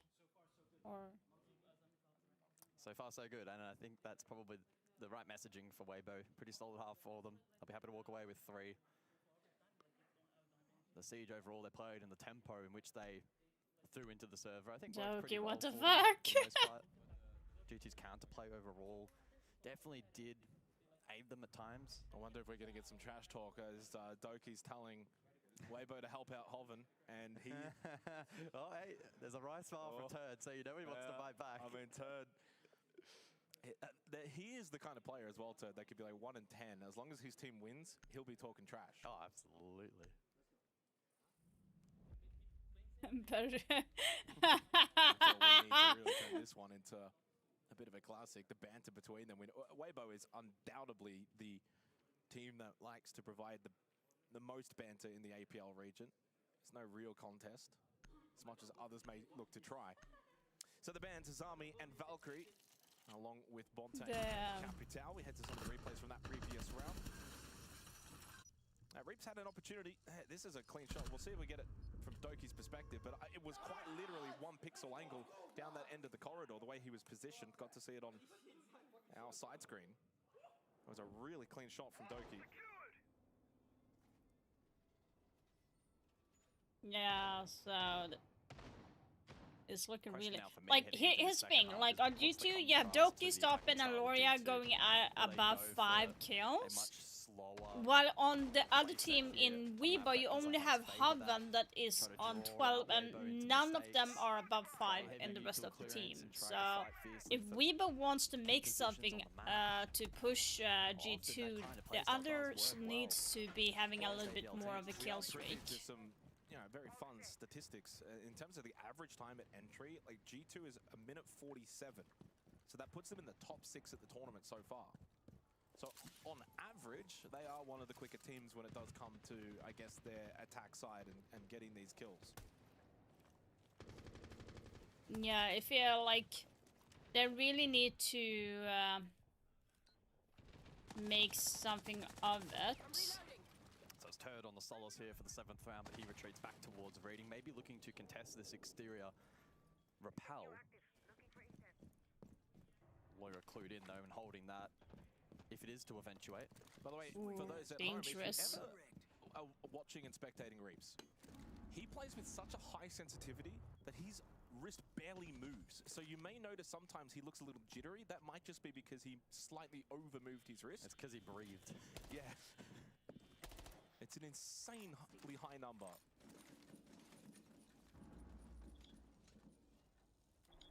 But yeah, the pacing right now from G2, I mean, this is Bar Cocktail, so naturally it's always going to be one of the slower ones. And indeed, Loria, though, finds the kill onto Turd, so he clears out 2nd floor roam. And you almost got the speakeasy as well. Prepared with setting up for the execution top floor, but Loira does his job on the lurking Dockerbee. And now has Another logic bomb. I'm surprised that ready to Doki go hasn't for the final tracked 90 anyone yet. seconds. Easy low on the warden as well. Weibo are susceptible in this 7th round. That looks a bit weird. Time ticking though. G2 need to formulate a plan to take advantage. That looks from Blaz. that looks like he should. Here on the opening defensive round, it's only Reaps that's Yeah. left. This may end up now being a flawless in a match. This is what I was afraid of. Like you have only Hoven doing the kills, and once he's gone, rarely 3 alive. This has been dominant from G2 to kickstart the second half. In the hallway, indeed the flawless will be confirmed as Loira shuts down Reaps. G2 take the lead and start to just up their trash talk game in the server as well. I wonder if they feel like they're getting into the heads of their opponent. Yeah, a little bit maybe. That suffocating style of attack, which I theorize may be the plan here on Cafe, translated across into that first round. Doki's fired up. I mean, Doki's playing incredibly well right now, 7-3. He's been active. yeah, he was playing well yesterday as well. Doki, Stompin, and Laura have been sensational so far in this match. Like, the thing is, if I was in a tournament, yes, I'm playing serious to win for cash, but I would just laugh if someone is like writing that. It's not like he's saying anything mean, so I would like just laugh, and I would be commenting back and saying like, if he said "Where are you?" I would say right behind you or something. Also the first flawless, and picking up on the point you made earlier about a lot of the late round Like, I'm trades, all that is for what like they being did in the serious and second winning, first half. but The most players up at the for same time, you conclusion kind of of the got round it. was You 3. gotta like That was back on give a round little bit 4. something 5 for players fun G2 as winning well. on Like, defense. can't go all serious all the time. G2 make a statement in the It would opening just round hurt half. your Still a mental long health, way to go, though, on in this my opinion. rotation, dining for the If you go follow-up. too serious. Dining and mining specifically. Obviously, there's right time and not so right times to do that, but I would probably, like, if I'm dead, I would probably wait. I like the addition of the Ram this round. Stompin will be able to use those auto breaches to great effect if they get control. Now you have Speakeasy on Pulse, and then you have Solus. They're copying G2 a little bit here. Speakeasy currently inside of Train. And just to add even more information to Yeah, this, that's what I'm saying. Like, it's so fun to see a team that can be like that. It's more entertaining for us viewers, but it also inspires more to join. Oh. to Alamau. 1 and 7 for Arpe, struggling to have impact. That was Another opening unlucky, kill for G2. though. They're starting to really take control of this match. Ooh. Although a shot from Speakeasy, pistol in hand, gets the kill onto Loira. Evens things back up once again.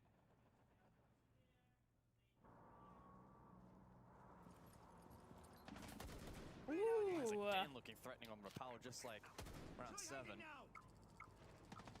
Scan goes out, and ground being taken by Stompin, eagerly contesting Pixel. Hover does fall, and so G2 now with top floor control.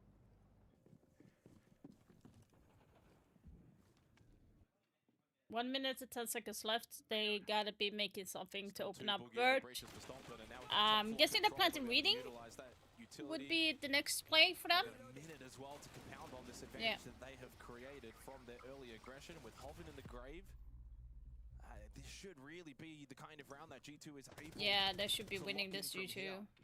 But Pulse still has a C4 left, so that could be very dangerous. He could offer the point of difference for Weibo on But the Blast is defense. holding Reaps him. over Oh, towards Pulse White stairs dropped. as well. And up close shotgun. Doki Oh. meets that shotgun. That's Kid on the floor. So a position that needs to be cleared and cleared by Blaz really quickly. Both below. Both defenders playing below. 30 seconds. Please be on the freaking For Speakeasy, sight clear. be on the Blaz table. Be on the fucking table planting. needs to For find a goodness position sake. that they feel is the most safe. 20 seconds remaining, and they opt to now actually rotate in over towards mining. Speakeasy, of course, has been getting a lot of this information.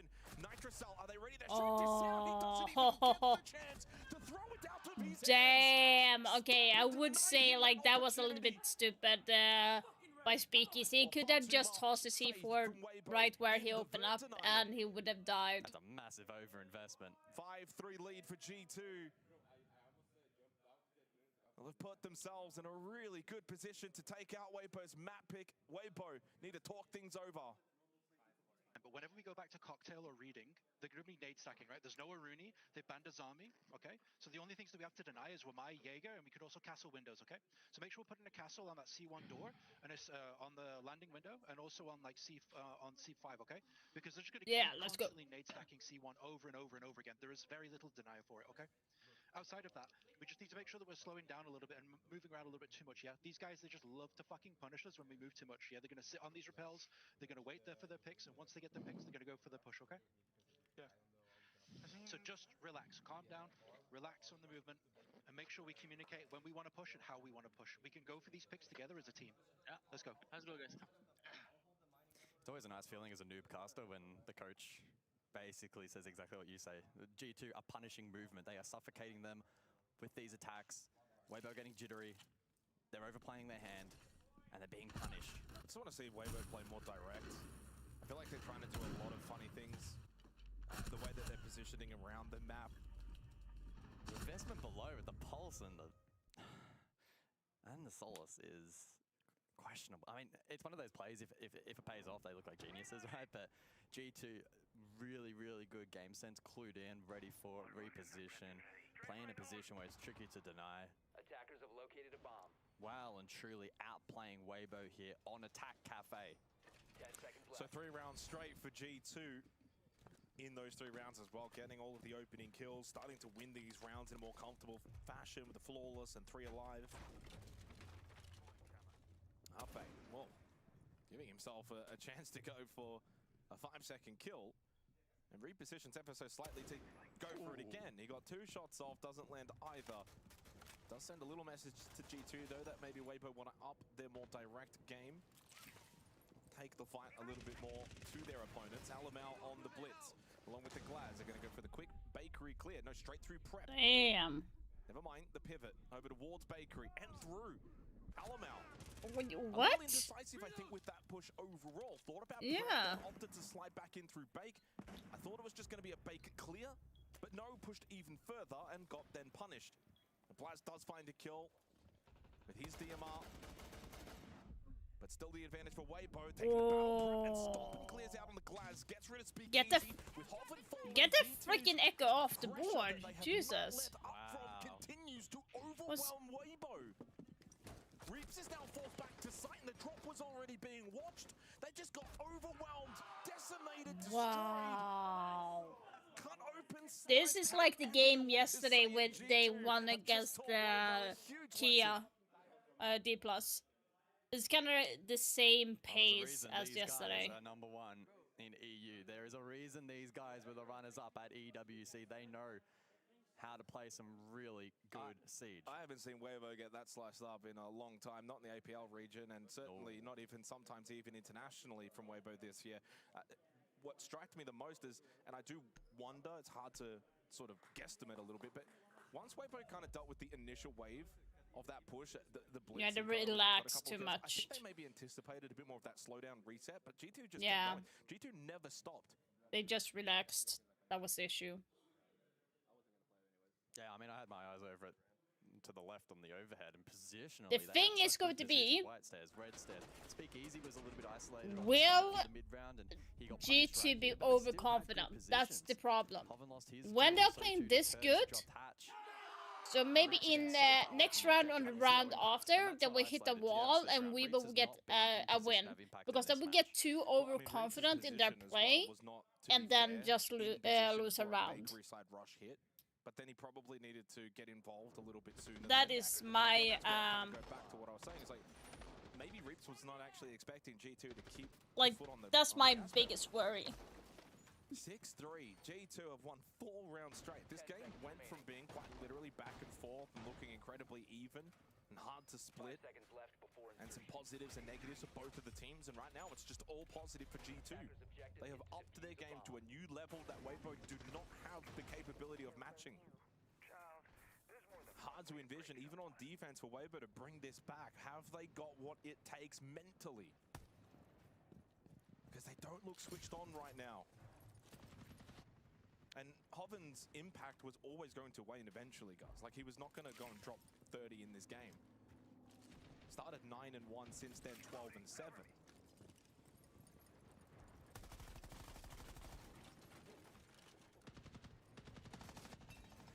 So it's back to top floor. Oh, he's ready on Shaiko spot here. In anticipation for the nade dump here for total for G2. Shock drone's also in play. Stompin with the responsibility of dealing with both the mirror windows and that catch. Damn, that's a hard window. Quite a focus on the cocktail side currently from G2. Well, I wonder if G2 just kind of sense that they can finish this quickly. They're obviously not going to just rush in straight away. You can't, it's bar cocktail, but they'll go do their clear game. Last time out on this site, Loya went for the second floor reading clear. Got rid of the lurkers. Weibo, of course, want to play map control. Stompin's garnering a lot of information here. Window dealt with. That is a good... G2 at the midpoint. The groundwork has been phenomenal. It's all about conversion from this point, and the shot calling will need to be good. They've been very clinical in a lot of their setups. No surprise that they've now won 4 rounds straight. And even though a shot hasn't really been fired, it still feels like G2 are starting to constrict the defense of Weibo. Yeah, they're slowing down a little bit, G2. I'm actually glad to see that they are not doing overly... Keeping an eye on Loya as he does go for that. Instead, it's just 3 dead instantly. It was a double nitro from Hoven. Weibo finally gets something. Just when I said something, then they just... Been able to find 4 kills in about 2 seconds to essentially win this round. The run out from Turd, a little bit ambitious. Blaz was watching, got the kill, need now 4 more inside the last 50 seconds. Unlikely, a strange all round where a lot of the setup for G2 felt like it was actually putting them in the best position to win the round. Hoven gets a double nitro, another kill happened at the same time, and suddenly just snap your fingers, the round was over. Blaz will, of course, back himself in. And to be fair, he's moving with decent pace. Spots one over towards Washroom. Pixel, that's Hoven, 15-7, looking for his 16th kill. Pushes towards Pixel. Overswing, though, from Blaz. And of course, yeah, that was weird. Just as I was saying it, that G2 was doing good with pacing themselves, they just jumped in and died. Like, I take it back. They were not pacing slowly. They were just jumping into their death. Now G2 is going to have their attack timeout because that was stupid. Have 2 chances to close the game, okay? They're probably gonna go read on train. Like if they change the pace again, like you can put the meters, windows facing there. They have like a lot of guys top floor. Cal, I think remember we can do the slow cook after the slow cook because then we play for that kills like we punish them, okay? So like they're gonna be nervous now. So like can play like slow or use the Hibana for open all the meters. Okay, just remember like Cal, Monte Hibana. So like bringing in a piece for Lura, okay? Not BB. Yeah, and also if they do like blanks hold like for train, these things remember the pockets as well that it also works because they don't have the control of the heaven, okay? Okay. Okay, let's go guys, we got this. Remember let's go guys. The communism can also do if you see, okay? If you see the opportunity. Okay, let's go guys. Let's go guys. Bora. No panic, no panic. Relax. Well, no panic, says Doki. Sees the opportunity. G2, 2 opportunities to close out this opening map and then head to their map of Skyscraper, which does have that hint of unknown. Weibo have not played the map at all in 2025. An official, at least. I'm sure they've scrimmed it at some point, and it's always that question of, is it a map they've secretly kept hidden? Allowing it through twice now, technically, at the Major. Remember the last time out, didn't quite get to that 3rd map where we wanted to see it. So clearly they've been a little bit more happy to let it through.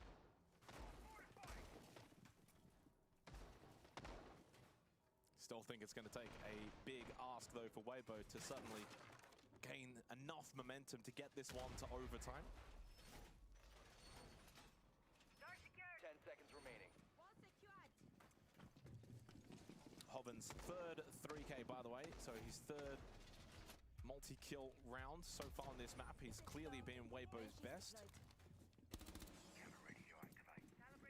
Funny to think that we played 10 rounds of Siege for Weibo.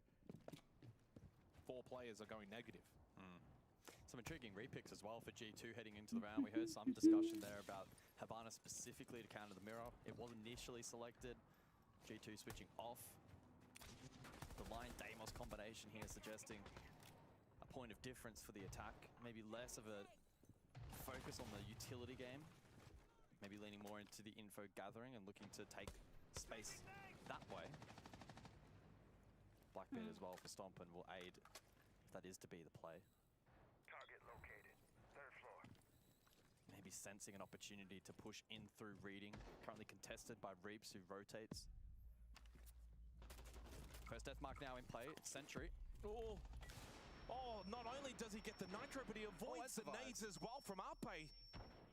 Dancing on thin ice and escapes with his life and the kill. Yeah, this is ridiculous. Another frag grenade for Ape. Another one. 4 frag grenades have been dodged. What the fuck?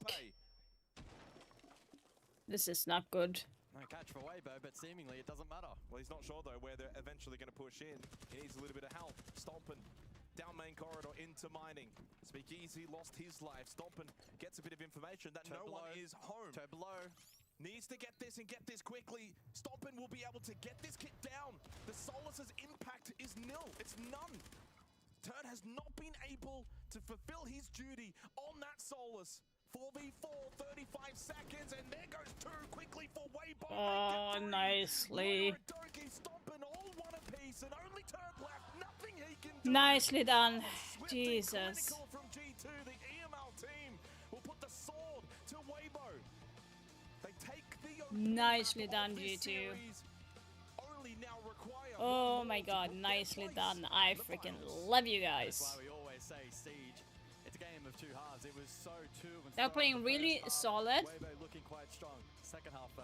Like, I did tell you guys that I was a little bit worried because, like, when they're playing that aggressive and getting a lot of rounds in a row, so starting like maybe 5th or 6th, they will lose a little bit of their ground and lose rounds. Like, I don't know why they always do that. That's why, like, the coach decided to take a timeout when they lost for the 2nd time, I think. So, to get them back.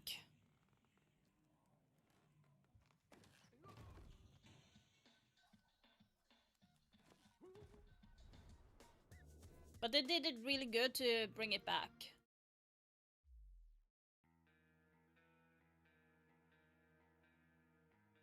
But yeah, so far when it comes to my prediction, I have 1, 2, 3, 4 rights. And maybe 5 if G2 takes the next one. And that would give me 5 points, but I don't have the right placements at all. That is the issue. That will not get the... I will not get the bad pass because that's 19, so I can only miss like 4. So that is gone.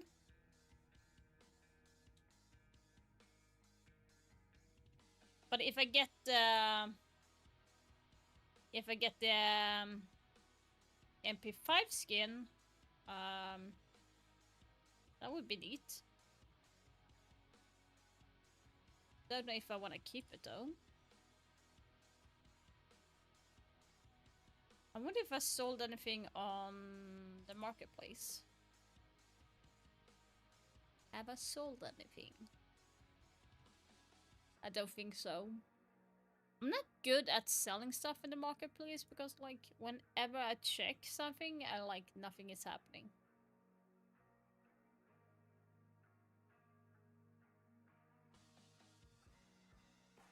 Okay, let's do this for now.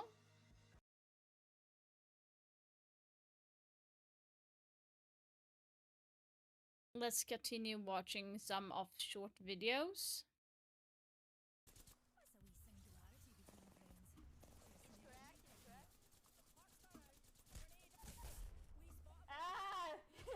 He's here.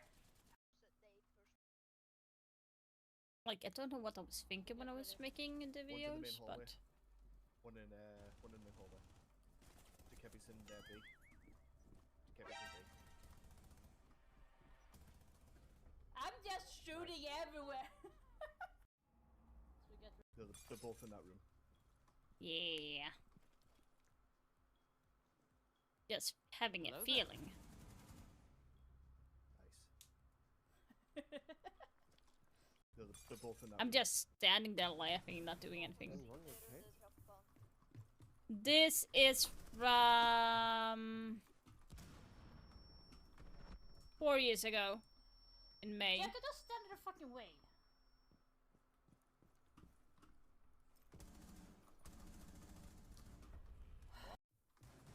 Like, this guy did not care.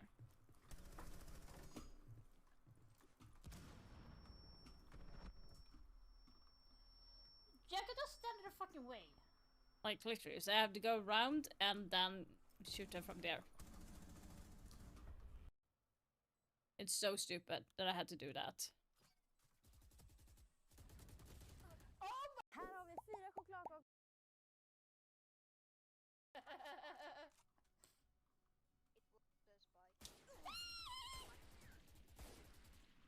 One enemy remaining. Last player. Damn.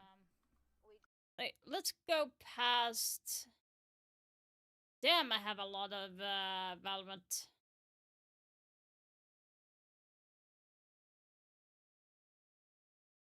Okay, you kidding me? No? Ljus om du kan. Nej, nej, nej. Ja, det var för sent ändå. In i köket bägge två. Vad i helvete. They were lined up perfectly.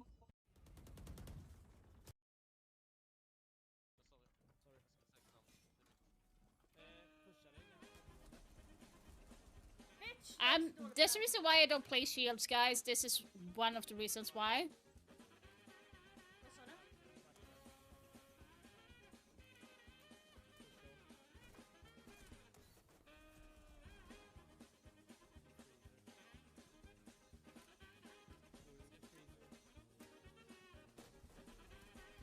Men du skämtar, jag skjuter på det här ungen. Dö! Nej, det här var inte acceptabelt.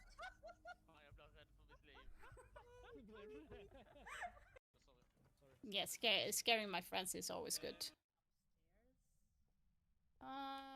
Yeah, don't play Phasmophobia for a reason.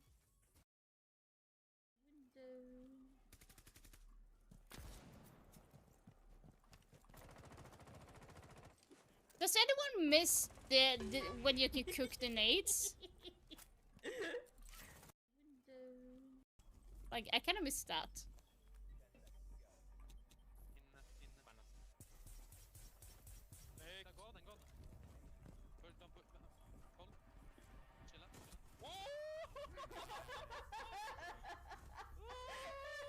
Yeah, I think I scared my friends, right? Jag lägger till lite spice, vet du. Stirra på honom! Vet du hur fucking rädd jag blev? Putting some spice. Back upstairs. Wondering why she was not peeking me.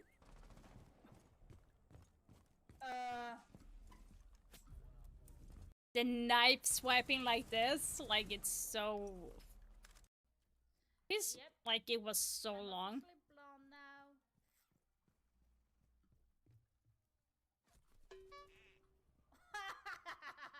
Yeah, not gonna get me.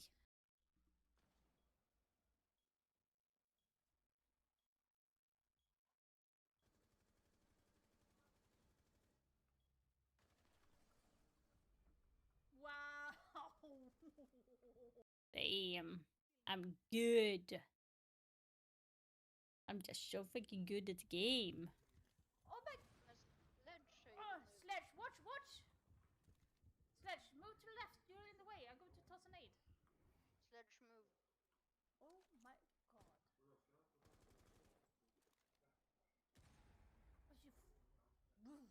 That's why you cook the nade. Right in front of you. I'm just going to do suicidal. Oh yes, do you remember that window, guys? That was such a bad window. Maverick with a nade. Oh my god, that was my dream. It's like, I'm getting those kills a lot. Oh my god. Yep.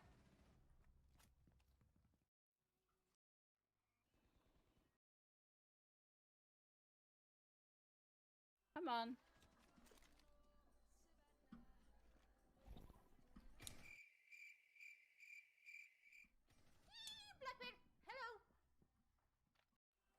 was not Blackbeard. Going into attic because I'm... Whoa, I saw you. Where? Look, that... Going into attic. I don't even know how I get those kills. Like...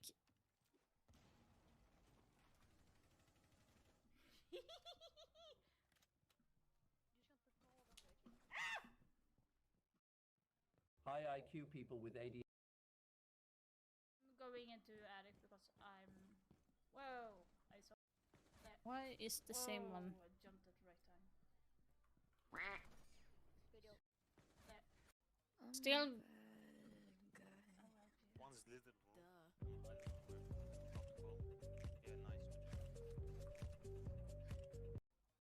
Not allowed to have that. One's... Oh, come on.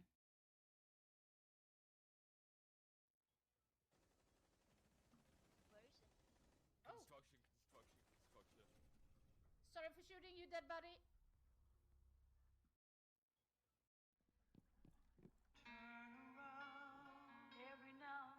Oh yeah, I remember this one. I was like... I was contemplating if I should be standing behind him.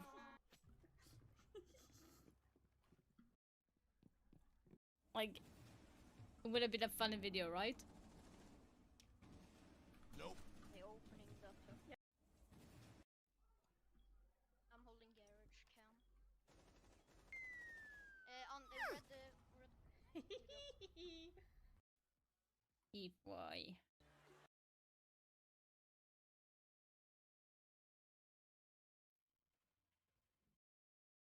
Nope, Valorant. Okay, let's go back. We hope they can show us some kind of improvement because elimination is on the line. As we said, if they lose this map, they're going home and they don't want to do that. And we don't want to have that for our Aussie fans either. So we'll throw it back to you two for the second map of the series.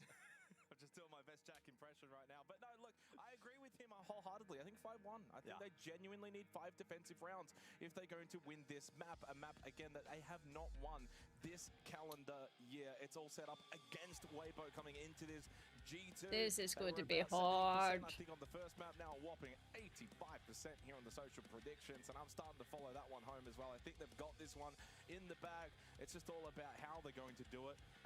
Best of one tomorrow. Fuck. 2 to 3 attacking rounds and then close it out on defense. I'm going to miss so much tomorrow. How is this best of one, by the way? 1, 4, 9? Let's see. Nah, it's not best of one. Well, It's best of 3. They have kept it hidden away for quite some time. No data. Yeah, it's best of 3. So the question will be, has that prep work been good enough here for Weibo to turn the tide, flip the series, and then head us to Lair? Come on, G2! Fairly competitive in the first half back on Cafe. It unraveled. They should look competitive here defensively here on Skyscraper. We'll see how it translates across then into the second half as well. I still think this is set up and primed to be an intriguing battle. As for the bands, defensively, Clash Azami, and on the side of attack, Grim Ying. Well, this is it, do or die for Weibo, now facing elimination. To be the last team eliminated going into before finals. Reconnection? G2 1 map away from booking their place in finals, of which, of course, the winner of this series is bound for upper bracket quarterfinals against Team Secret. I'm sure G2 would love another go at Secret. Those two have turned into like a little modern-day rivalry, I think, over the course of the last 12 months or so. And for me as well, this half, G2, free punch on the attack. And I know that on the desk, they were kind of talking about the attacking prowess of G2. And even into a map like Skyscraper, they'll back themselves in. It is, though, to temper expectations, statistically their 3rd worst map in terms of attacker win rate. But that is, of course, because Skyscraper is incredibly defender-sided. They've got a 65% defensive win rate, 41% attacker win rate. 12 of 29 rounds. They played it a month ago, by the way, beat out Gen G 7-4 on this map. And again, to reiterate, 0 data for Weibo, 16 times banned by them, 13 against, never picked in 2025. And I think they'll go aggressive early here as well, G2. You look at that lineup, Deimos, Capitao, you've got the Lion and Doki. They can start to get map control early into this round. Curious for Weibo as well. Again, a map that we have not seen them play this year. Are they going to go rather default? or they mix things up. Yeah, a lot of emphasis early down below here for G2. Little emphasis across on the opposing side of the map for Weibo. Oh, so they are primed and do have a read. It's about execution now for the defense, as Laura establishes a forward position. Logic bomb thrown out. Maybe seeing if they can pluck something vertically. Bit of an unorthodox approach here from the attack. Could also look to combine main stairs. Blaz priming utility. Geisha position now compromised. Yeah, but not really being actively played that much. Blaz, though, finds a good angle onto Turd. Ape will fall to Doki. G2 have just found these attacks, winning them convincingly. Good battle as well, won by Stompen over towards Bar. Gets rid of Reaps. Hoffen, though, does deny Blaz the entry into Geisha. Hoffen was sensational back on Cafe, but was the lone soldier for Weibo. 2 kills early on for him in this opening round. Speakeasy only the single gas babe remaining. Oh, it does actually go for the run-out kill onto Doki, and that now makes this round very intriguing. There is a lot of time remaining. Throws out that gas babe to safely reposition back into Karaoke. And there is still, though, crucial utility available for G2. The logic bomb from Stompen will provide information, and the single flash from Alamau can help then aid for the entry. It's a tricky position still for Weibo, despite Come on, G2. being able to fight back in the round with Hoven so low and Speakeasy potentially limited with impact over towards Mortal left, mortal left. Is he? Oh my god, that is such good. Such a good. He was low on health. It didn't really matter. Even if it was full health, he was dead there. So Stompen to push through Drum. Alamau can meet him halfway there towards the site, so they will look to group up here on the push towards Speakeasy. Playing inside T-Room. Shotgun, although he does get the down onto Stompen. What the fuck? Speakeasy! G2, you knew! Kickstart for Weibo on Skyscraper. Wow.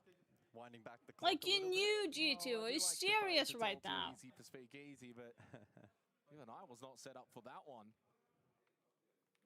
They needed that. They really did. Not just the round win for the sake of it, but I think for the confidence of Weibo. They got smashed in the opening map of Cafe. You go, you break, you talk things over as a team. You try and keep the vibes up. You try to make sure that people are mentally still locked in. But it's a round like this, a clutch from Speakeasy, a player with so much experience. Stomper got absolutely sniped there, by the way. He's on about 80 HP and died there. Or got DBNO'd. Really good work from Speakeasy. The flash was great in displacing his position, but the response was good. Still, there's some of the ideas that G2 were able to implement there in the round were pretty intriguing and largely successful. So I think we're primed for quite an exciting half here of attacking Siege, which quite often isn't the case on Skyscraper. We flip to the opposing side of the map. Exhibition in play for the follow-up. And Alamau to jump onto the Monty to shot call from that position.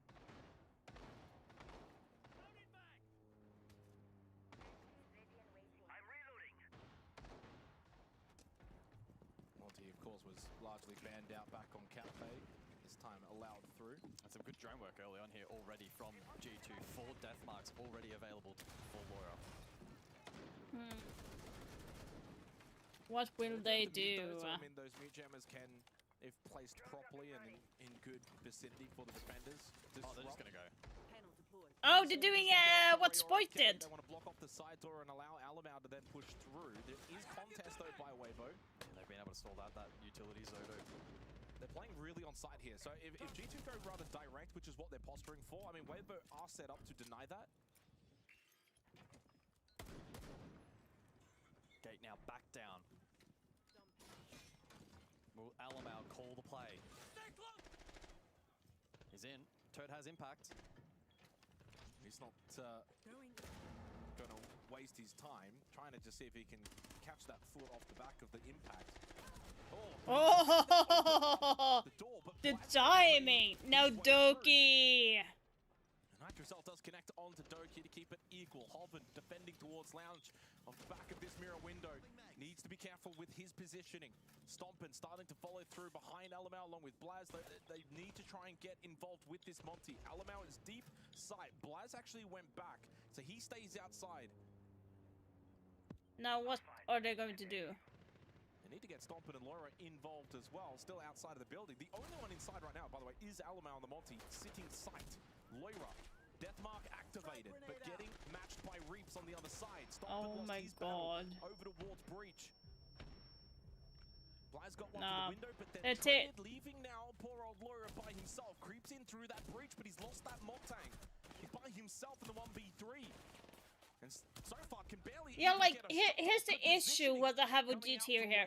So Monty's going in, he's by himself for a long time, then you have Stompin stuck in the corner of the desk there. The other guys are still outside, not able to cover, they are locked outside. I don't get what they were trying to do at that point. Like, it would have been better for them to just go in through the breach and gone there and plant, like, would have been a better choice. But then the likes of Hoven at the bar position did a really good job, even despite being death-marked in offering value. And Alamau will probably be a little bit frustrated because he's inside getting so many calls for such a long period of time, did his job well. It was just a very tricky position to get the rest of the team involved on that push. Hovering the attacker pick at the moment to go over to the Blitz rather than the Monty. I mean, I think maybe bringing a bit more pace might help out G2. In fact, they'll drop the shields all together coming into this third round. 10 seconds left. 5 seconds to insertion. I think Alamau just ended up picking like 4 different operators, settling eventually on Ash. If in doubt, go Ash. Yeah, I thought perhaps maybe the Twitch would then be in response to the Goyo. Try and deal with some of that more direct util, but Ash may be offering a little bit more versatility in this particular instance. G2 immediately looking to pressure second floor. Extensive roaming play here from the defense. Speakeasy, surely the run out to come. Indeed it will. He got Loira, he was postured towards delivery. We saw him earlier. Bided his time. That's a big run out kill onto the Deimos. Oh, they don't know about Hoven. They do not know. Spots one, yellow ping. The clear was still there from Blaz, but Ape, of course, knew full well that he... Oh, it's actually with a barbed wire. Technically, Hoven got the kill. Reaps lost his life over to Doki. And Stompin's inside. Speakeasy does go down as well. Stompin to try and hit an incredibly difficult shot. And while it didn't connect, as you said, inside of sight right now, running rampant.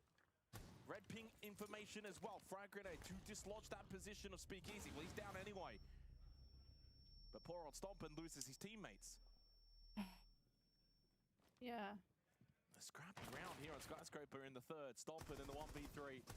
So 90 seconds, and we know how magical this kid is. And the highlight reels just keep stacking up. Well, he's going to have to see if he can create one more.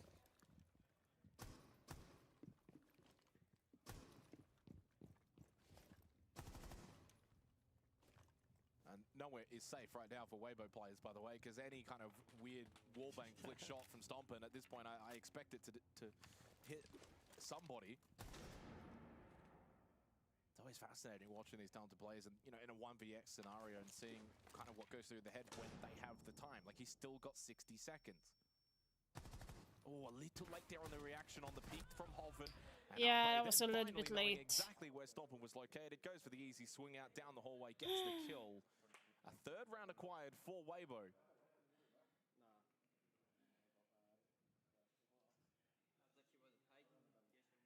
Yeah. It's not frequent where you see trigger discipline like that in Siege. Hoven did a really good job, and whilst potentially then exposed site, Weibo able to navigate around that nicely. And a 3-0 lead, so they complete the full rotation. Showing good proficiency across the primary, 2 primaries, and then the tertiary to lock it out. And timeout G2.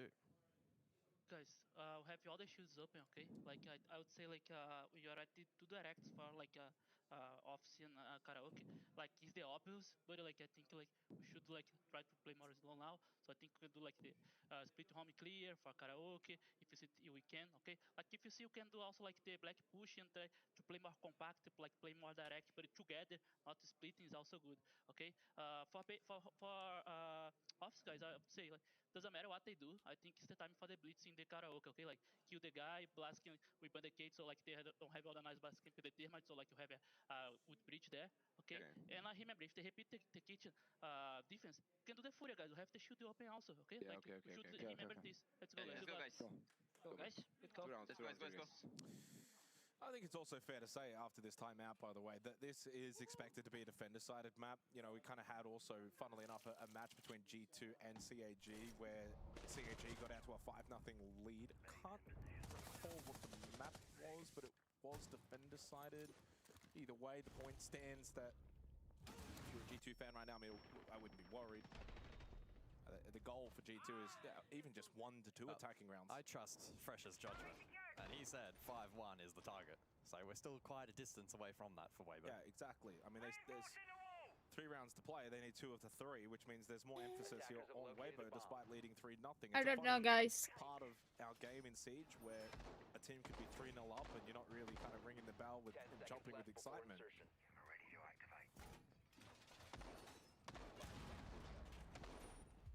All it takes is, you know, 1 really clinical round from G2 and then they've got themselves a couple of free tickets to see if they can get a second.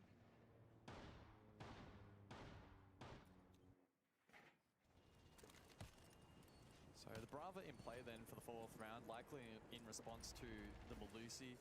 Those Banshees and the BPC can be dealt with. Extract that information. Defaults as well to be captured potentially. The Capital to be brought once more in the hands of Stompin. Could once again be used to flush Util in towards Geisha. It was very effective last time.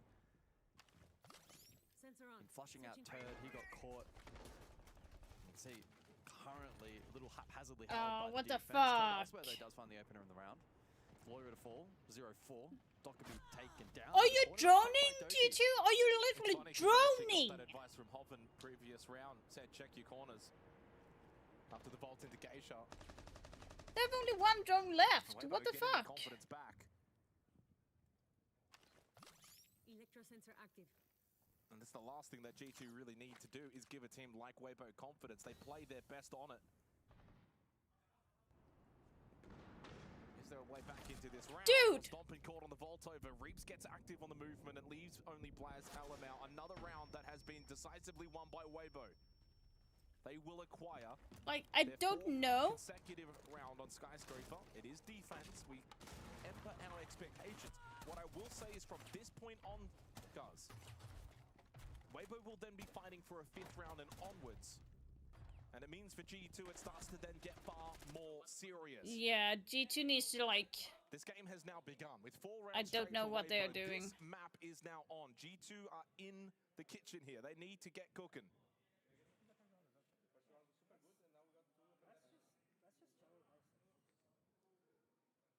Yeah, well, yeah, we've completed the introduction. Now it's time to really get into the meat of the match. The opening 4 rounds for G2 aren't really that stressful. They know full well they don't necessarily need to win the vast majority of the rounds. But now with only 2 rounds left on the attack, like you don't want to end up 6-0. I think the only blemish for that statement would be the fact that it's a failed tactical timeout conversion. That's really that's the a big one. That's the really only big asterisk on that. Yeah. That just makes G2 question the approach a little bit more. There's been a lot of times now throughout this half where they've gone for these pocket plays, heads-up plays, wrap plays, etc. And the discipline from Weibo and the read in the game sense has called them out quite a few times. So whatever preparation Weibo have done over the last 7+ months, paying dividends so far, but the job not done. That cannot be understated. 5 rounds is the benchmark. 6 would be amazing. 4 though, however, we've seen it so many times, and especially against a G2 that can fire up, may not be enough. Blitz now officially in the fray. Yeah, I wonder if G2 will try and fight aggression with aggression here. I mean, it worked out well for them back on Cafe.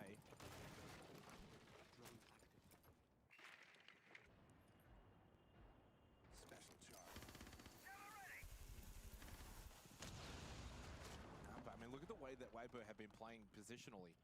This is a tight angle. If Upper hits a headshot and he darts onto Blaz. I'm like, another opening kill for Weibo. I'm like not interested in looking right now because like in the kitchen here on this map. Why in the God's name are they playing like that right now? This is what I mean. They can just switch on and off. Steps into karaoke on the horizontal clear now for G2. Turn over towards Drum, will meet him close by. There's two players there though. The flash plus the pistol. Alamau gets 2 for 1. That's a solid deal from the Blitz despite losing his life. And now his team even has the advantage. Have allowed that horizontal clear from G2 to be successful. Now puts them on the back foot. But if there is some solace to this, Hoven and Speakeasy have got 13 kills combined heading into this 5th round. That's the 2 players you'd want alive. Yeah, certainly 2 of the better performers inside of the server from Weibo, the Savo. The value of the Blitz on full display in this round, though, able to extract fragging potential. And G2 now afforded time to gain information. Logic bomb available. Loira to deploy. Double grenade for Doki as well. Double stacked offers, by the way, for the defenders. This is quite intriguing. Doki, good angle found. Speakeasy goes down. And a second Doki, what the fuck? Now we're talking. Now we're talking, Doki. Wake up. Come on. Oh, says Doki, because he knows full well that a second attacking round for G2 could be too much for Weibo. Alamau, though, the focus in that round and the clear over towards Drum. Getting the double kill as the Blitzed, despite the early start for Weibo. G2 on the board for the first time on Skyscraper. They get that crucial attacking round. Final round, though, of this half. And the onus is more so now, I would agree with what Jack said earlier. It's on Weibo. They need this 5th defensive round. If G2 get 2 here, it puts them in the better position. Yeah, just one of those unfortunate instances where Turd and Arpe both line up. Trade from Terrace was good, but too little, too late. Damage done. And because G2 was so efficient on the clear, they gave themselves that window of opportunity to gain information, to prepare for the push, play into the advantage. And Doki on that front line, making it look easy. Round 6, Exhibition, Weibo fighting for their lives.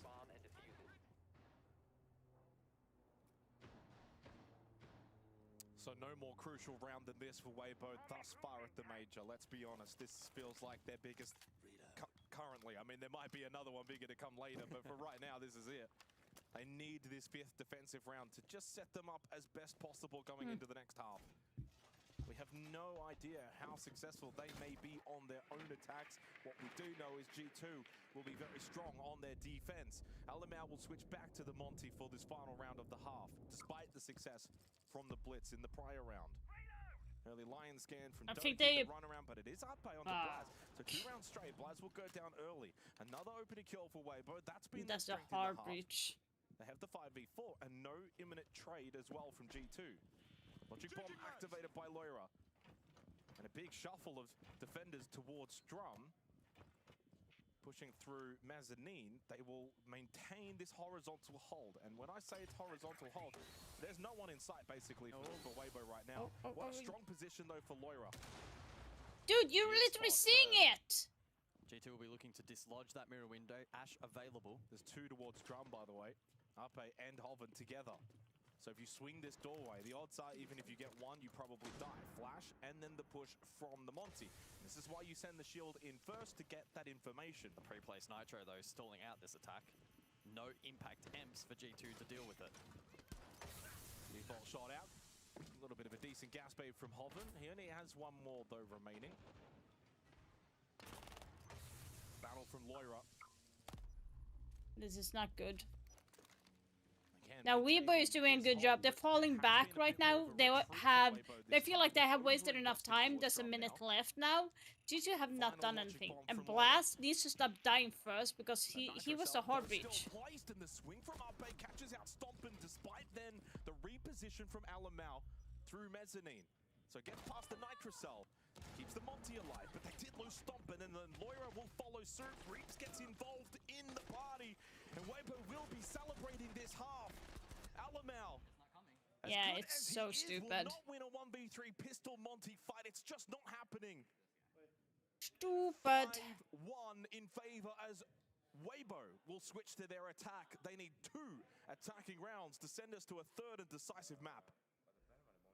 Well, that's half the job done for Weibo, but there's the other half of it now. Skyscraper is quite literally the meat grinder map for attack in this game. Of all 9, highly regarded as one of the more challenging.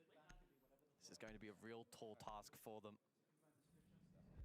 as the bans are to come through. Monty, Kaid initially, so it may end up being double hard breach, denial, double shield combination here. If G2 don't want to deal with the shenanigans of Weibo. And don't forget, G2 earlier this tournament already came back from a 5-0 deficit against CAG. So what's 5-1? Ends up being the Grim and the Mirror follow-up, so a little bit more hybrid here for this second half. I mean, it goes without saying, like, this is a pretty commonly positive thing to say, but the earlier Weibo can get at least the 6th round, so much better than therefore their mental, because the longer it goes on, 5-1, then 5-2, then 5-3, you start to stress out a little bit because your window of opportunity is starting to shrink, putting the pressure then back over to Weibo. As of right now, this second, right, coming into the 7th round, like the pressure on Weibo is far lower than G2. But then that will swing the more and more rounds that G2 are able to acquire. So it's Exhibition then, opening defense for G2 in the second half. Attacking composition from Weibo to me screams like high tempo and intensity. Dockerby line for the info gathering. It was the blitz initially, but they switch off, so maybe spotting something they don't like in terms of setup.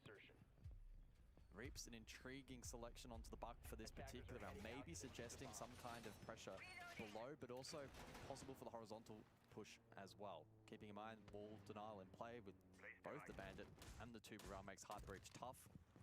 Arpo on ranged ace for this particular round.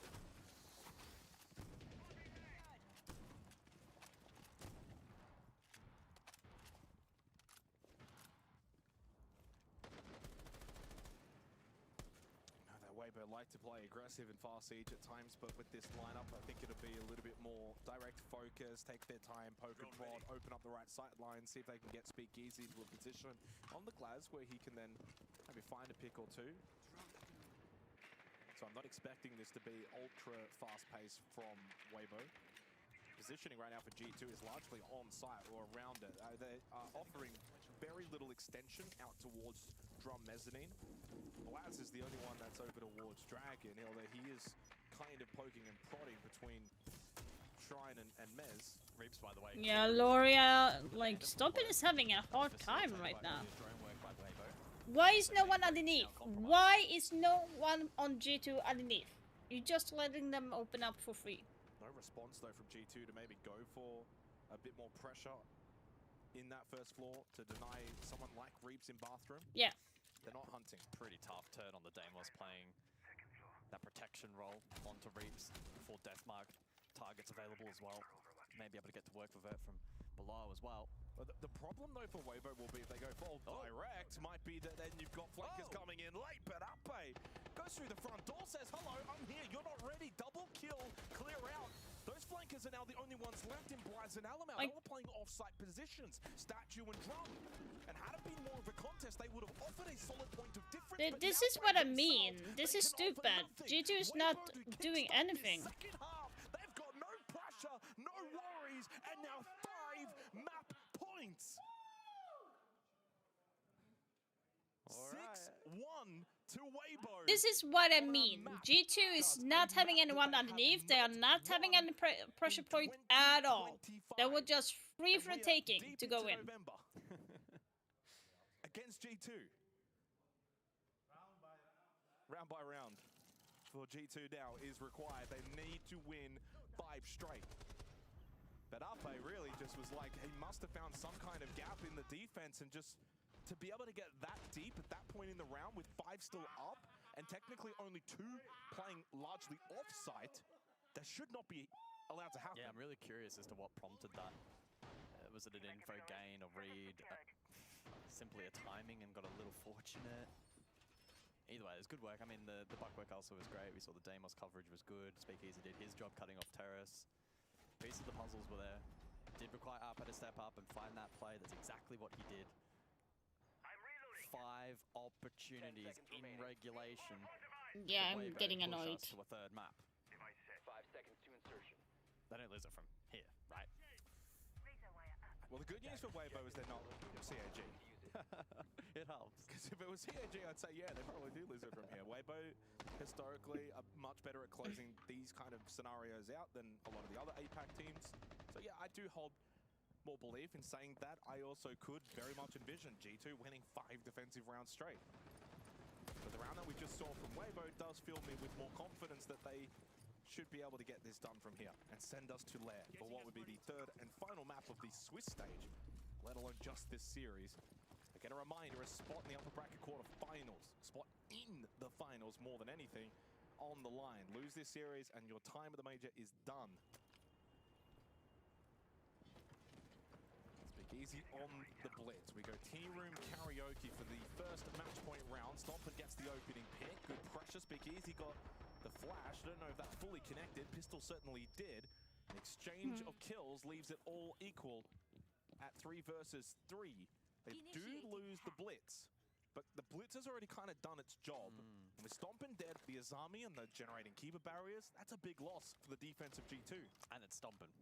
And it's Stompin'. The playmaking potential that he so clearly has demonstrated the back half of this year especially.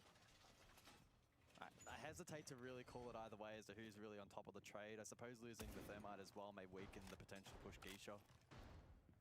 Although that was already locked down by the Bandit. Midpoint of the round. Weibo still with some drone economy intact.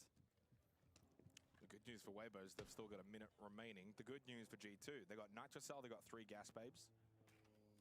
Soto canisters, I mean, make of that what you will. Probably not going to offer too much, but still something. Genuinely 50-50 round. Line scan from Reaps. Deathmark from Turd. Along with the Logic Bomb. Using the remainder of their utility. Good It's Deathmark. Hoven with the DMR. They catches Blaz and now advantage Weibo. 1 match point.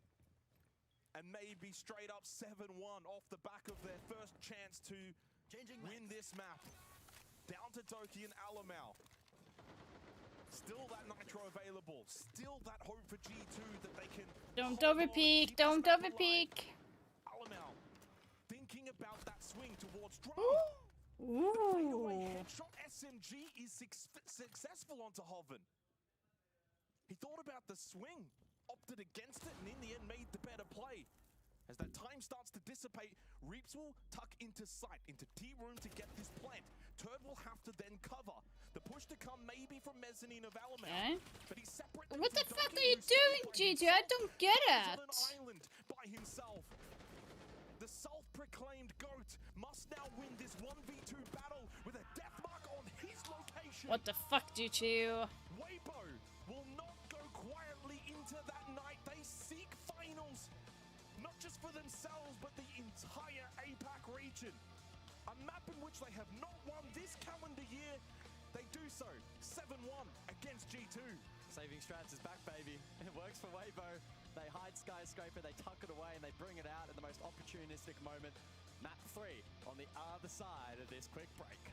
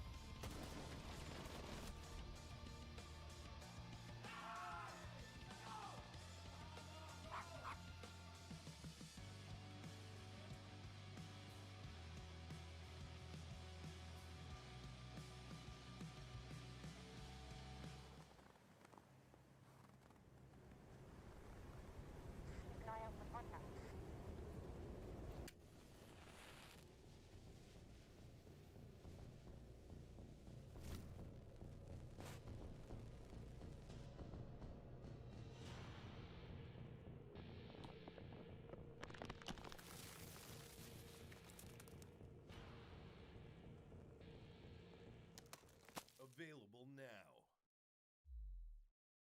Available now.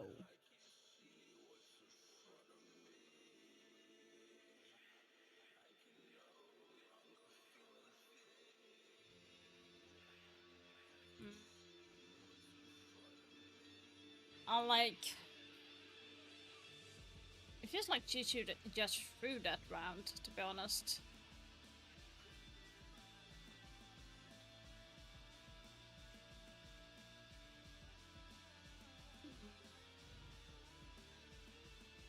Like, the last map is going to be Lair, so I'm like... Obviously, G2 has a better shot on Lair than Skyscraper, in my opinion. I'm, like, not sure why they didn't go the other maps that they're good at.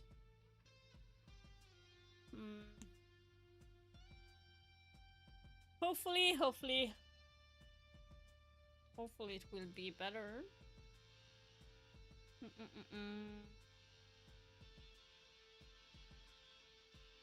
Let's see.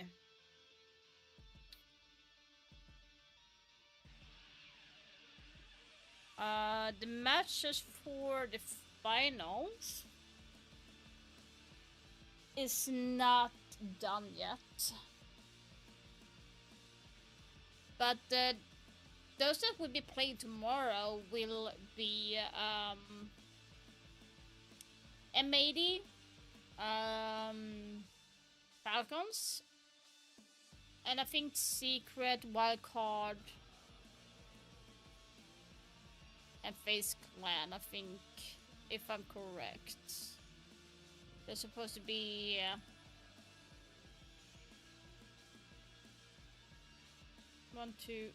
4 teams to play on one stage. So I think it's going to be those 4 that went through first, I think.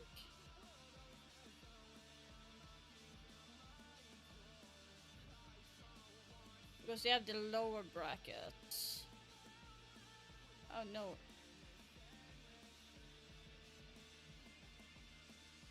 Well, we see. I'm not familiar with the... I always get the bracket wrong for some reason, so... Just going to be...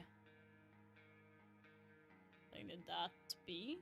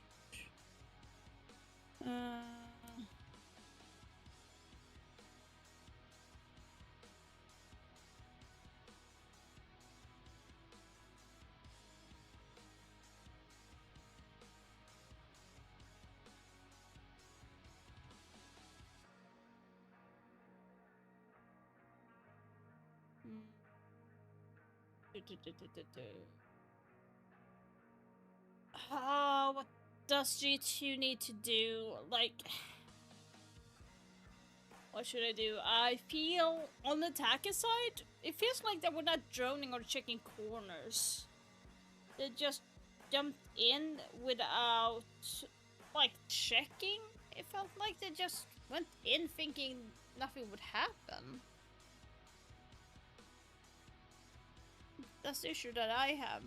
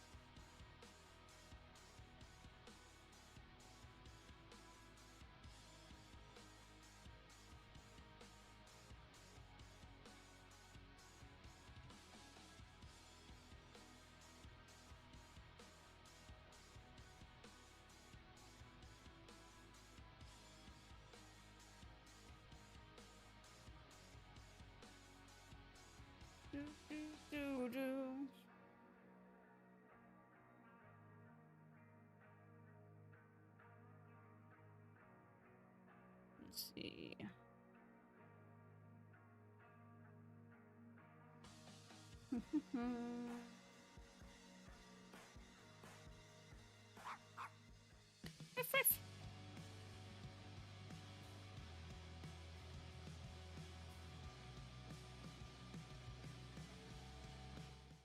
Well, we called Weibo the last remaining hope for APL, and so far, they're keeping that hope up pretty well. There is still a chance we'll have an APL team on the main stage, but just this final map stands between them, and there's, of course, a chance for G2 to bounce back in this series. Now, talking about this map, and in specific, 2 players on the side of Weibo, specifically from the front and the back line that we saw really step up here.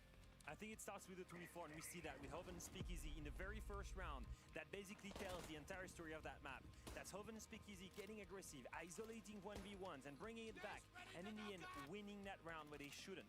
And it keeps on happening, and I think basically Weibo won that match in the defense, starting with a 5-1 split, and that's mainly on the back of these two. On one hand, Hoven still carrying the momentum on the first map, still dropping double digits, the front line of that roster, absolutely amazing. On the other hand, Speakeasy playing the support operator, the glass here, the blitz here. He's the one that leads the team as the backline with the smoke or the blitz in here, the attack. And these two looking absolutely amazing. 100% cost for Hoven and for Speakeasy to do that with the length of his carry once again. The talent from APAC is just absolutely unmatched. On the balance of things, if you wanted to look at the players on this team that are really the prominent players, you start looking towards the Reaps and the Tads of the team. It's not necessarily Hoven and Speakeasy, but they had massive skyscrapers. I actually thought that Weibo got the approach right onto Skyscraper. Now, we liked the Skyscraper pick from G2. We know G2 are a great Skyscraper team. But I'm not going to reveal too much about the post-show afterwards with you, Anne, but we do have a union of players and coaches and prominent people in the scene sat with us who have played a lot more catch than we are, know a lot more things than we do, and they said you should never pick a Skyscraper into an APAC team, especially when you don't know what they're going to do, because they were ratting, they were jumping out, they were getting in the face of G2, they were being unpredictable, and G2 did not have a handle on it whatsoever and gave them that 5-1 lead on the defense, and then from there they were always going to be able to have the confidence to go and see that out. It's what we needed to see, the 5-1 lead. Absolutely. I think they basically brought the ranked game into that matchup. In defense, they played super aggressive, got the opening kills, and brought it back into a turtle. And how annoying is it when you're against that? It's so annoying to play against because you just don't know what's coming half the time. You try and bait it. Oh, by the way, guys, I'm might be late tomorrow because I'm going to the house tomorrow. I really don't want to go to the house tomorrow, but honestly, I would say it has to still be G2. They have a 7-1 record on Lair so far this year, so a very strong team on it. I think they also start defense. That probably goes a long way. And Zach, what was the only team on Falcons. They've only ever lost to Falcons, who are amazing on this map. Weibo, Falcons. I mean, pretty close. The good news for Weibo is that wait. if they can start well, get a I couple could do of this. I early forgot rounds, about something. that might get them some momentum, right? So I think momentum's going to be a big thing. I mean, we kind of saw that a little bit on Skyscraper. If Weibo get a couple of early attack rounds, it's on. But if G2 go like 3-4 defensive rounds straight, I'll lose hope. Well, I mean, it's still for us to show, though. It's crazy that it's just one map that stands between these teams, in between going home and making it to the playoffs. But the map is ready, so the stage is yours. Take it away. So, it comes down to a single map, a best of one, if you will. Funny old game, isn't it? Still, those at home predicting G2, and I'm back with them. A 7-1 record this year on this map. It's their #1 preference map. G2, for me, starting defense, should be able to get the job done. Should. But I said something similar, did I not, on Skyscraper? And look what happened. Anything can happen at this point. To add in a little bit of context, a 3-2 record for Weibo on Lair this year. They do actually have a higher defensive win rate than G2 on the map, but way lower on the attack win rate as well. Into the ban phase, into the final map, to determine which of these two teams will make finals at the Munich Major and which team will be going home tonight. I totally agree with the consensus that the first few rounds here are going to be very telling as to how this plays out. Do we see Weibo's energy and problem solving, etc., be at a higher level that it is going to be required in this first half, or will G2 have their number? As for the bans, Monty and Mav, defensively, Kaid and Mira. I don't I'm think seeing I need first to do floor that. here, straight off the rip from G2, so strap yourselves in. This is going to be exciting. I think that's something that G2 will want to do in this first half, dictate as much of the gameplay as possible. They will come into this feeling like this is their map. They want it to play the way that they want to play it. Bunks and briefing in the opening round here on Lair. Weibo, G2. Who of these two will continue on at the Munich Major? APAC does not have any teams, guys, so far in finals. G2 looking to join quite a few of their brethren. Obviously, we know Falcons have done so well. Team Secret as well. And ultimately, double check. Trying to check and see if I can find any stats, but in the finals. I don't have the right webpage to go and look for stats. But appearances at international events. Don't even have to go too far back. EWC, they did make top 8, lost out to Secret.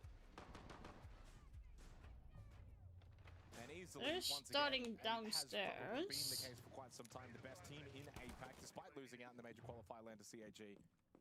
They retain that title.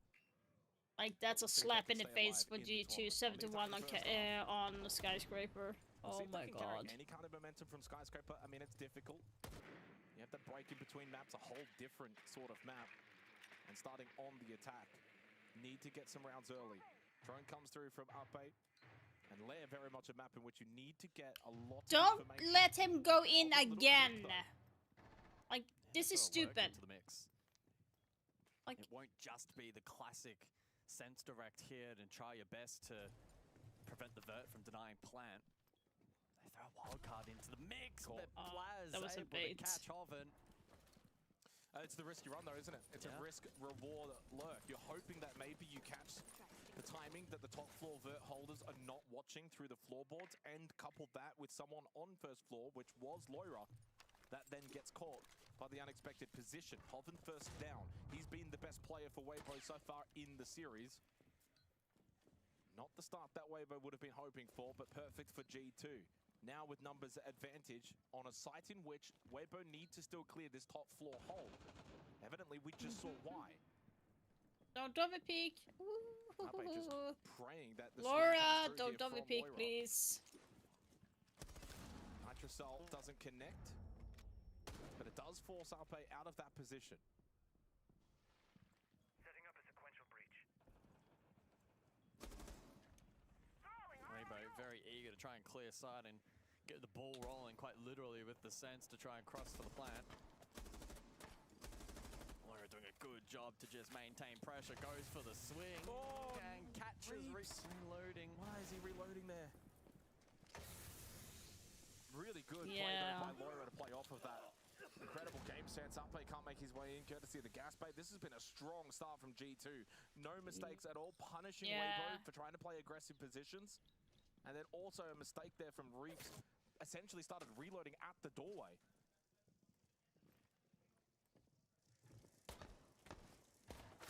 And not the first time that Weibo continued to just try and take these angle fights to hit a shot. And now he's in the reload. The kill onto Alamau, who got kind of baited in to that position. Stompin low, finished off, but not before Stompin could get the down onto Turd. Ape continuing to push forward. He goes pistol out. Success. Kill onto Doki. A third in the round for Ape. Does have the kit and will go for the point inside of Bunks. Loira spamming through the wall, and well, just go to your right and you'll get an easy kill. G2 get the opening round. Let's go! Yeah, Blaz getting that opening kill, protecting Loira in sight. Yeah, it's never a nice feeling as an attacking team on Bunks to never get the actual execute into fruition. It's one of the more direct sites in the game.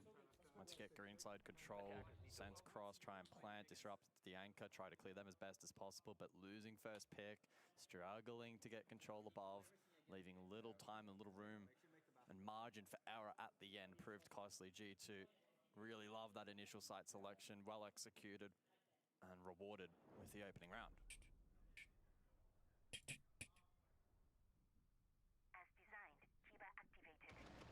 Interesting strategy too. I mean, in such a critical game, Weibo don't go that sort of default direct top floor clear down. They go more for the risk reward plays, the lurks, trying to take angle fights. It didn't work, but it does sort of showcase maybe what Weibo were thinking for this map.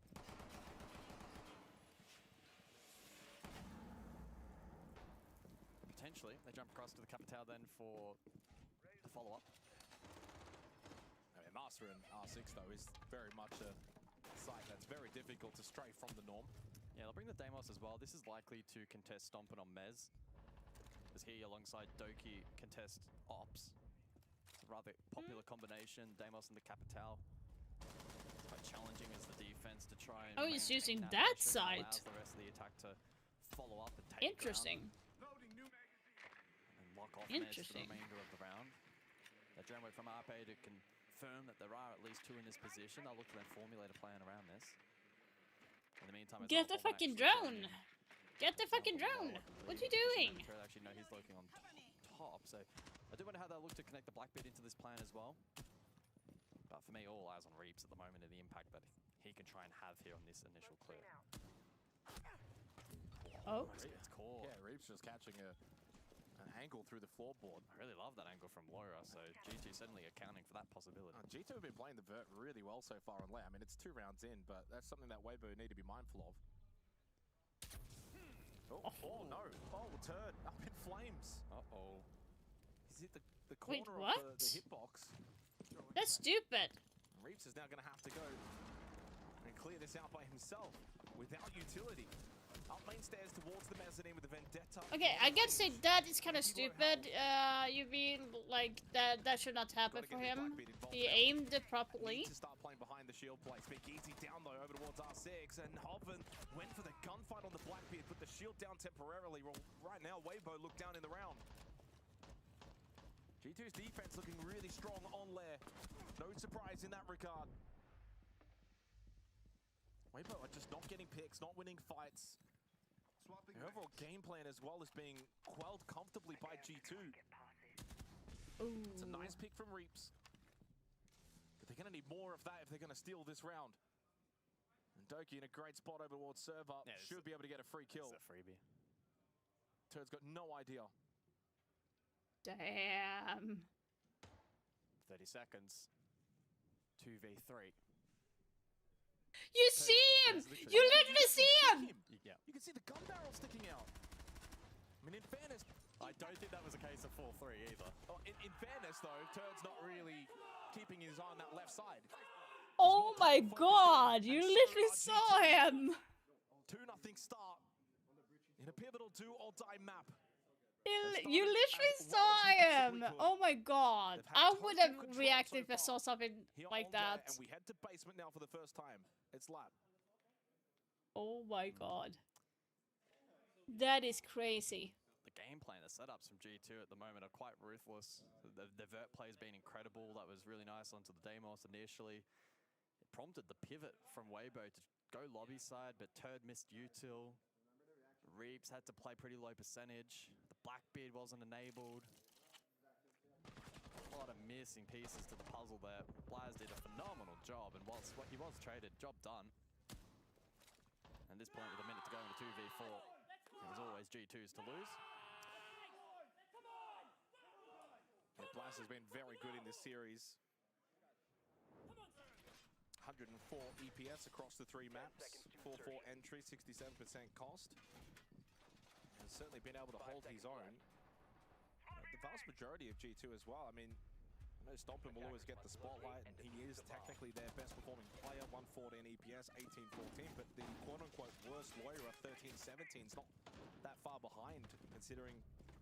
Oh no, Reaps has just been absolutely sniped by Loira. Funny timing back.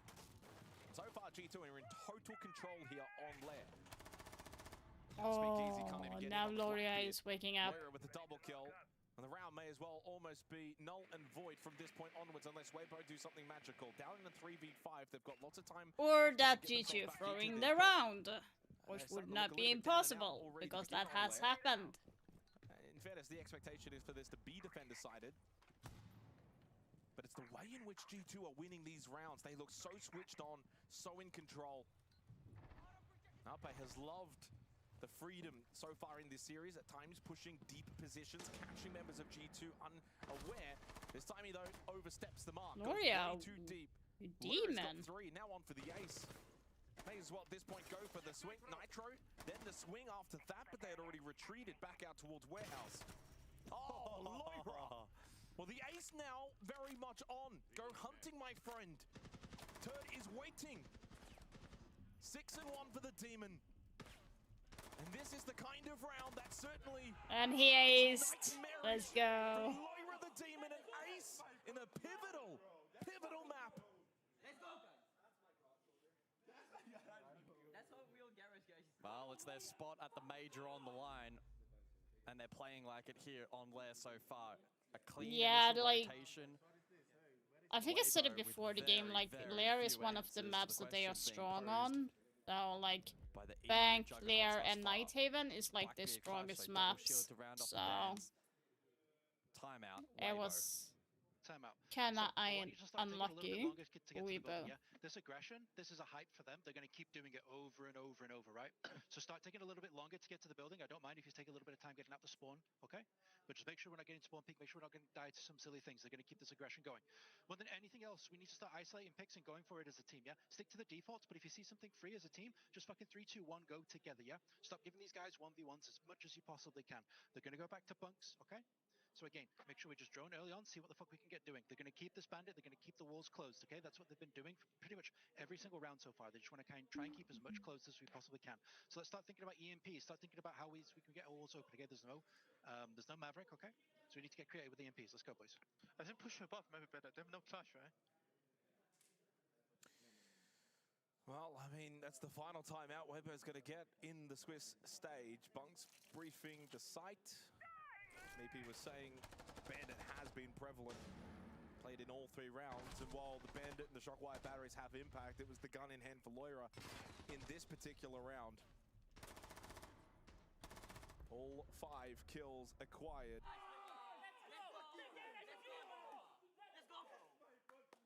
And the funny thing is, as I was talking about Loira in the series being quote-unquote what was the lowest EPS, that one round now has put him third. Straight up. But again, the point wasn't necessarily to highlight him in a negative way, it was more so referencing the fact that Hobbit is like right now, 0 in kills right now. That is, and third as well. And Speakeasy. Kills, the highest is 18 kills. That is Not not good. discrepancy. It's been a full-blown team effort from G2. No one is underperforming. No one is also overperforming to such large levels. It has been a solid 5-man team performance across the board for this team. 4 I agree. rounds away now from finals, looking well deserved. Unfortunately, looking at Turd, 0-3 here, 9-16. We know how critical Turd usually is for this Weibo roster. At times, has even been higher rated than Reaps. Are they just going to waste that Twitch drone? Both Reaps and Turd playing their worst series probably for some time. They need to get going. Nitro thrown out from Loira. A little bit of damage onto Hoven up above in ops. Should have waited a little bit. I wouldn't necessarily go as far to say must-win territory for Weibo, but it is almost needed. We heard during the attack an emphasis on hard breach, so some EMPs brought to the table from Turd and Arpe. And we heard right at the tail end as well, discussing the clear from above. Another Nitro follow-up though available here for Blaz. And the question is, has Blaz given Valkyrie enough love for Back to like him enough? Away from this hold above, you know, if you don't give her enough love, you're going to die. Play for their lives up above. I think that's a factor of Weibo taking a little bit more time as well. But what that means then is G2 have the ability to heal back. That Nitro should connect. No, good timing on the movement from Reaps. Ape technically with the opening kill, but a trade though by Stomp, and Ape goes for more. 3v3, and the exchange of kills, leaving it still equal.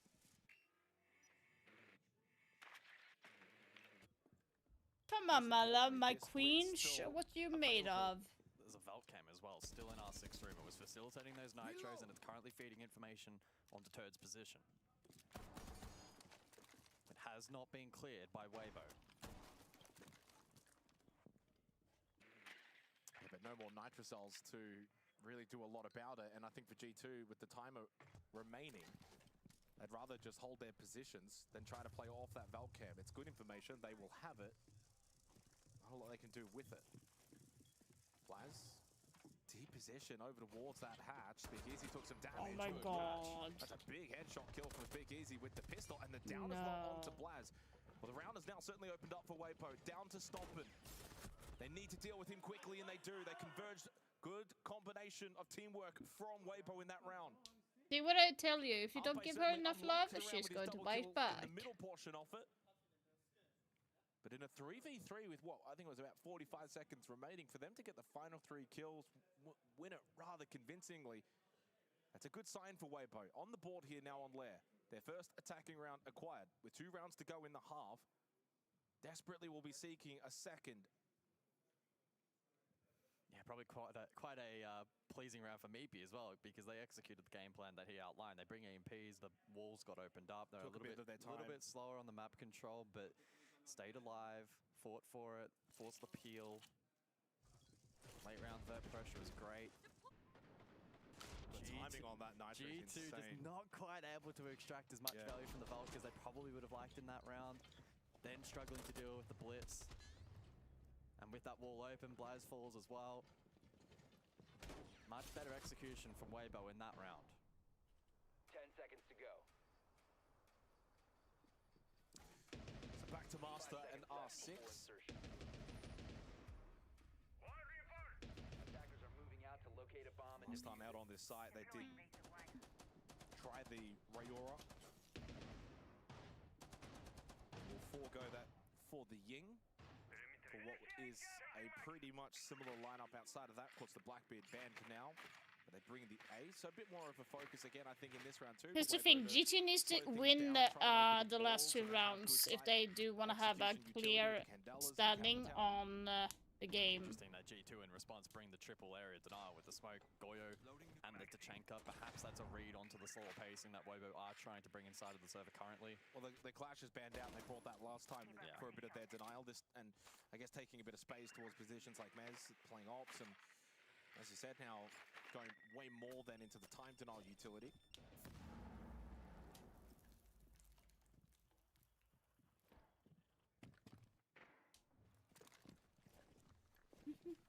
So slip in towards ops for Ape. We know he's liked his aggressive pushes so far in this series. Straight away over towards Mezzanine. Stompin feeling a little bit of pressure. Pops the Vulcan canister. Hasn't fully fallen back just yet. Ape, where's he going? Drive-by through the doorway. Blur is probably wondering, what is this guy doing? But then, Speakeasy standing still. Loira is just activated. It's another one. Oh, unlucky. Maybe too much for someone who is just hot right now. 10 kills from Loira. This couldn't have been part of the full scope of the plan for Weibo. They never even really got to play off the Ying properly. Reaps will get another one, though, towards main stairs. That's not good. While he is on 1 HP, at least he's still got a gun in hand. Oh, he needs to be so mindful, though, into the Tachanka. Very vulnerable. You can't be losing this round for G2. Not from the position that they once were in. With a minute Yeah, left, if they lose this, they low gotta on be health. so they need to get As good as Hoven's been in the pissed. series, 1-4 so far on Lair. Deathmark will go on to Doki. No, blocked by the mute jammer. And Hoven doesn't have a Candela in pocket. This is really rough. Does for have 2 Weibo. smokes. Position hurt as well. Impact as well for Stompin, by the way. Could just throw that at Reaps and you'll get the free kill. Thinking about the slow walk in. Watched, body seen, but shots will not connect. Reaps trying to put pressure from below. The mute jammer again, though, denying Stompin's ability to be seen from the Deathmark. And so now Reaps will make his way up towards Mezzanine. They push in together. Doki doesn't land the first shots. Uses the Shamika launcher to deny the push in through the breach. That shot does land from Doki. Hoven can't win the 1v2. Yes. G2 win a close one. A nail-biting round goes the way of G2 to extend their lead now to 4-1.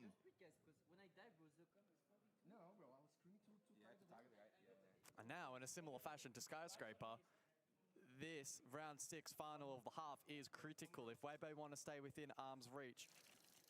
2 rounds, at least in my eyes, is the bare minimum.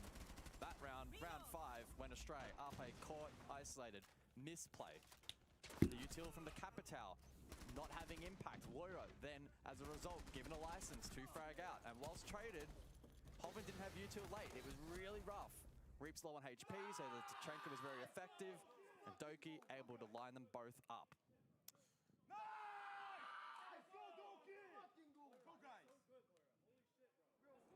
Loira is indeed very good.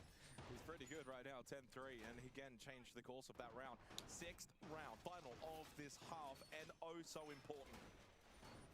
Weibo need this second attacking round to give themselves the breathing space to not be overwhelmed going into their second half. That was I said. They need to win the last 2 rounds to be able to have a good space. 4-2 would not be a bad either, but like it would not make them breathe in the same fashion to take it down Q. For the 6th round. Valkyrie still available, but not selected this round by G2. So Hoven's impact in the round somewhat mitigated. So far, Buttons briefing 1 apiece. Setting hard breach. Certainly the more susceptible site from G2 in this half. By the way, 100% opening kill conversion, which means that for the team that gets the opening pick in the round, they go on to win the round. So far on this map, every single time. Yep. Really? Split on the first 2 maps of the series as well. Oh, this opening portion of the round where there's been so much emphasis, especially from Weibo changing their tempo. Absolutely critical here to close the half. Get ready for the breach. So Logic Bomb. Impact EMP missed. Impact EMP doesn't connect. No more Salmas for Reaps. And there's the opening kill from Loira. A second to follow from Stompin, and now this becomes near on impossible for Weibo. And even more so from that Nitro cell that explodes at the feet of Reaps will have to go sicko mode from here. No! He needs to get all 3 of these kills in the next minute. Please don't throw it, G2. Just go back to site. Go back to site. Ball back now. Ball back. And it becomes so difficult to overcome from 5-1 down.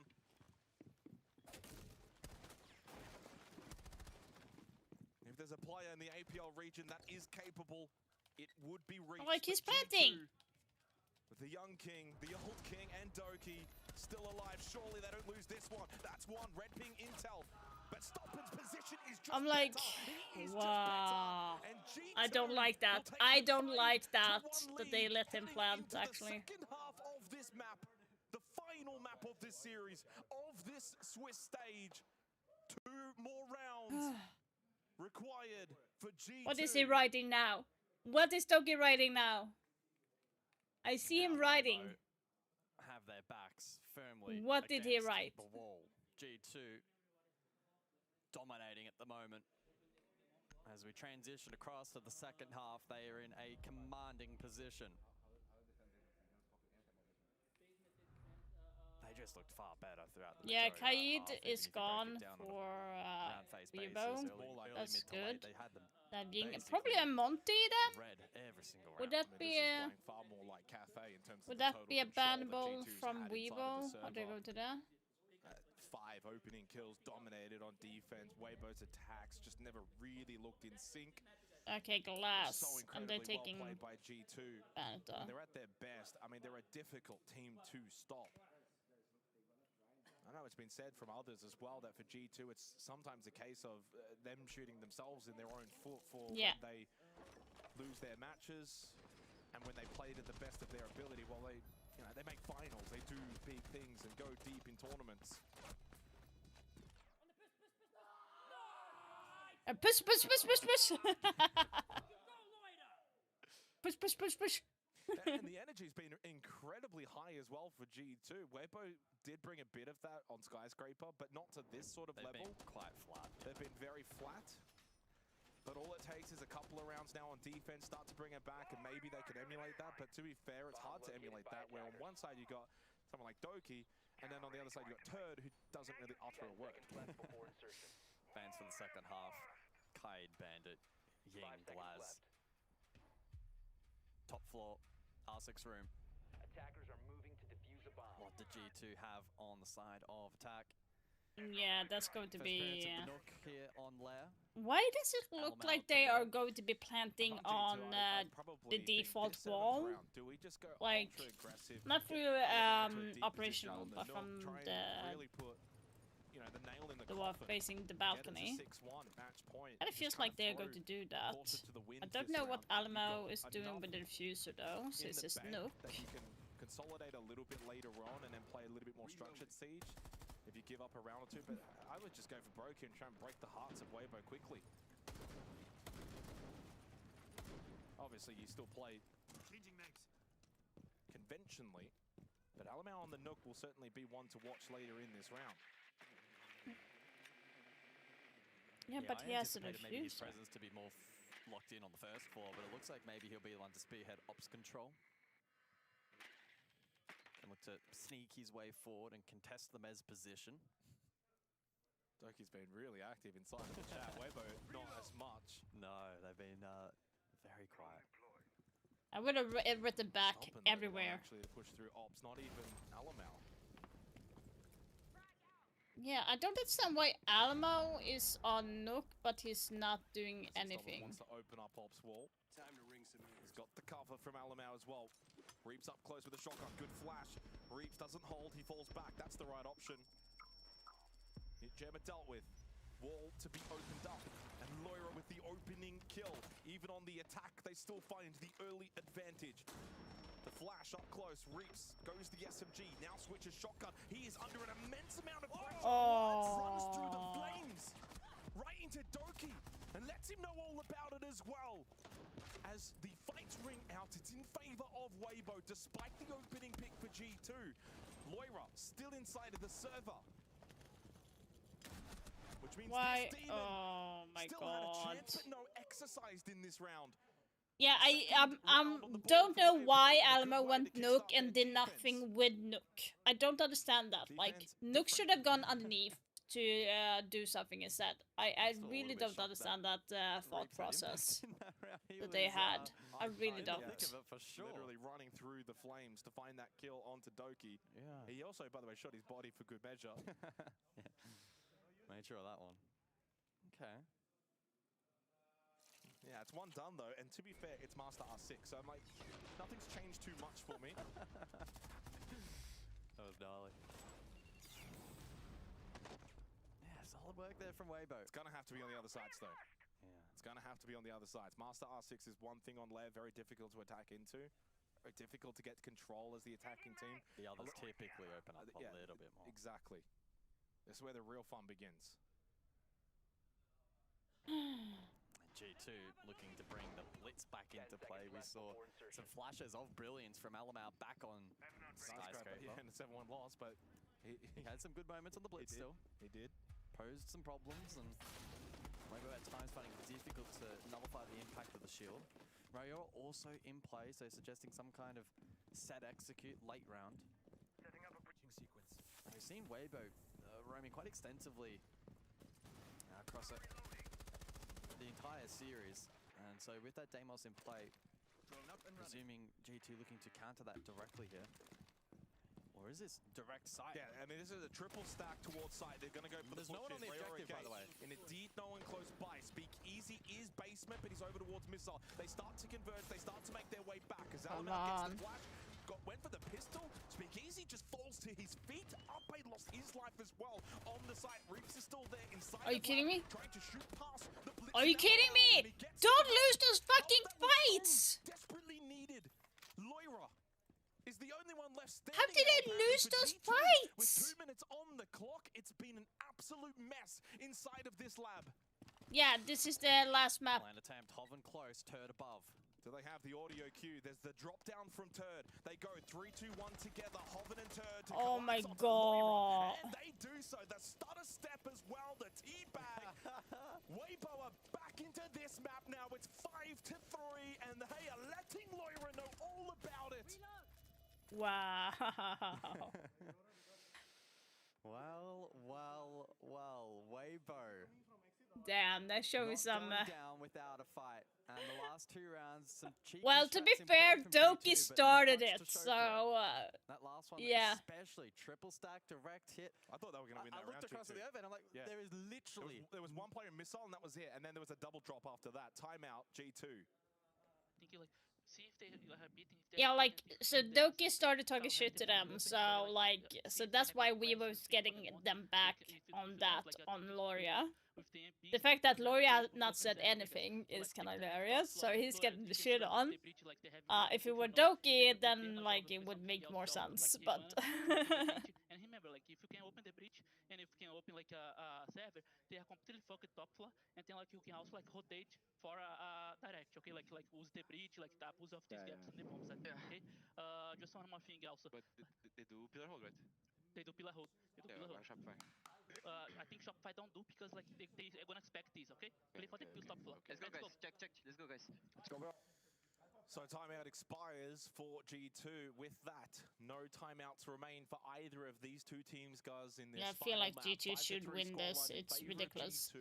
So, on the second map, Alberta that played Skyscraper, G2 lost 7-1 That attacking on rush. that map, so... A flurry of kills, all within the first, 40 seconds of the round. Like, It was I pretty don't much get decided, and- how... Yeah, I don't even know really what happened there with Eleanor. I kind of just started backtracking a little bit. Again, the Blitz having impact, but similar to Skyscraper, it doesn't net the result of a round win. Yeah. So it's over to Bunk's briefing for round number 9 before the additional bans are deployed. I really enjoy this site at the moment. It offers so much for both attack and defense and how you want to approach the site. G2 with some late switches off the sense. Deimos back into play. Probably indicative that we do see the top floor cleared out. Yeah, like, they should clear out the top floor quickly and effortless before they go for the site. Otherwise they are going to be having issue. Mutiny play, but easy to counter with EMPs as displayed. And so that's perceived pressure now for the remainder of the round.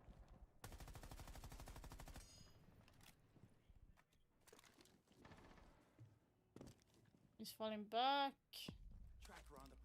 8-1 in terms of opening kills, still in favor of G2. That's been a strong metric of theirs. They've had far more multi-kills. Be very dominant here on Lair, yet it's only a 5-3 lead. I say only, still far closer. Yeah, it's way too close for comfort. You lose this round, and suddenly the nerves might just start to settle in for the EML team. Yeah. Stomping over towards Ops. They will indeed go for this top floor clear. Swapping mags. A lot off this logic bomb other than taking some space. There was the death mark onto Reaps as well. He's actually in basement right now, so Reaps is on the roam. He has a Nitro Cell. He's got the only one available for the defense, and ultimately, considering his position, now that G2 have kind of started to get a lot of this top floor control, they do then need to be mindful of that Nitro later on in the round. Yeah, Reaps is largely being kept at bay by... 125. They're being a little bit too slow, G2, for my taste. Oh, good swing from Doki. He's played so well in this series. Another opening kill for G2. But there is that Nitro impact from Reaps. Takes out Stompin. Blazfell at the same time to speak easy on the Tachanka. Drop down from Turd. He'll play briefing now. But Loira gets involved. He has been the nuisance. He has been the demon. Slow down, slow down, slow down. Their sleep tonight. Advantage G2. You have time, slow down G2, don't overpeak. Red ping information on Hoven as well. The push in from Loira, the headshot again. Sometimes the demon just starts to activate and there's nothing you can do about it. What? Oh my god, like... The damage was done. Loira is him. And G2 got 3 match and series points. Oh. Okay. Damn. It's got to be a nice feeling if you're on the side of G2, aiding your team on the clear, and you know you have Loira on that third sitting outside. Wouldn't I get a warning for say bots? A pivotal role on that side. I don't like that. That feels a little bit too rough. Denies the peel from Weibo. And with that, it's No, 3 Doki Doki, that serious is points too to clash. too much. I don't agree with you two saying bots to. I don't agree with any team saying that because it feels like disrespectful in a negative trash way. talk from G2 has been exquisite. Are they the only team in the world that can out-trash talk Weibo? They've completely beaten them in that battle, and they're beating them inside of the server as well. Don't get it twisted. I mean, this was a 3v3. And then Lawyer decided, I'm just going to go end the round. Like, it was very winnable for both of the two teams, and Lawyer was the difference. He has been the difference. 17 and 7 here on Lara, decisive map. Your fate here at the Major is on the line, and he has stood up. Like, this is... Ooh. 3 opportunities to book their place into finals and eliminate Weibo, eliminate the last standing APAC team. Yeah, like, I'm all for trash talking, but like, there's some words that I feel like it's more disrespectful in general, because Doki was trash talking before, and it felt like it was that kind of trash talking that he did in Cafe was okay, was mild, and was kind of fun disrespectful, but now they're yelling you fucking bots. Don't add curse words, in my opinion. If you're saying bots, sure, you are bots, but if you put in curse word, for me that's just a negative wording. G2 will use that to their advantage and take aggressive positions. The peak, Ape, did he have Nitro in hand when he went for that peak? I believe he did. Like, if you say you're bots, yelling you are bots, or stuff like that, then fine. I don't agree when people add curse words. It's like a negative impact. Hard breach uncontested. And so pressure already beginning to mount here against Weibo. Weibo just getting bullied right now. They're looking capable of kind of doing what they want to do. They're reactive. Reactive to what G2 are doing. G2 aggressive. Where do we have to hold because of what they're doing? Up. Doki up to Mezzanine. Did this in the prior round as well. Found a nice pick. Reaps close by. Yes, up close indeed. Good call. Reaps able to catch one, then the second as well. Retakes this position. Yeah, this is comfortable from Weibo. Facing elimination. A 5-1 lead in the round leaves Stompin. He could have surely. A 1v5 to secure a place in the finals. That is what is now required for the King. And the King's dead. Yeah, this is what I mean. Just shut up with the trash talk and focus on the game. Once again for Weibo, but no longer available to them for the remainder of this half. That's 1 down, 2 to go. Yeah. I think the copium that I'm huffing right now is that if there is any time for Reaps to have a generational performance, it's right now, and he is playing well. He's had some really good moments. I think he's up to about 14, maybe 15 by now.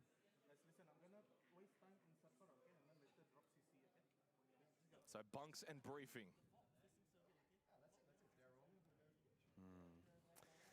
Doki's ready to explode, by the way, if they win this. So he's... Absolutely. So yeah, 14 for Breach. It's like fiddling his fingers so bad, Doki, right now, but like... This is what I'm afraid of, like, when they're getting too, like, cocky. They need to tone it down a little bit. Not to beat.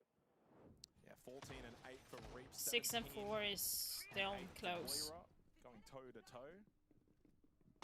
Laura 17, Reaps 14. Glass is having a bad game. Alamos mostly on support. Not having a ton of kills. Same for Speaky. Easy Hoven is having a bad game right now. Doki on the Montang. Yeah, he wants to. Like, G2 cooking here? There's not been any bad feelings amongst those two teams. Be prepared, be ready for what is coming down. I'm hoping that G2 is not going to do a fast rush in plant, because it doesn't work against Weibo. I have tried it multiple times now in 3 maps, and it doesn't work. So sensational in the opening 2 maps, now just 3-8. At any moment, he too could get involved and help Weibo on their comeback trail. Top floor control being established courtesy of Doki on the Monty. Given the initial early lurk from Alamal and the posturing from Doki Skybridge, I do imagine it ends up being direct green on Loira on the Capitao to use his utility. Smoke specifically to counter the vert. No Warden in play for Weibo, that's notable in this round. Really bolsters the smokes for G2. This is dangerous though, in terms of positioning by Reaps. Reaps is in a tough spot, does have a Nitro cell. Is he being converged upon? Have they got him picked?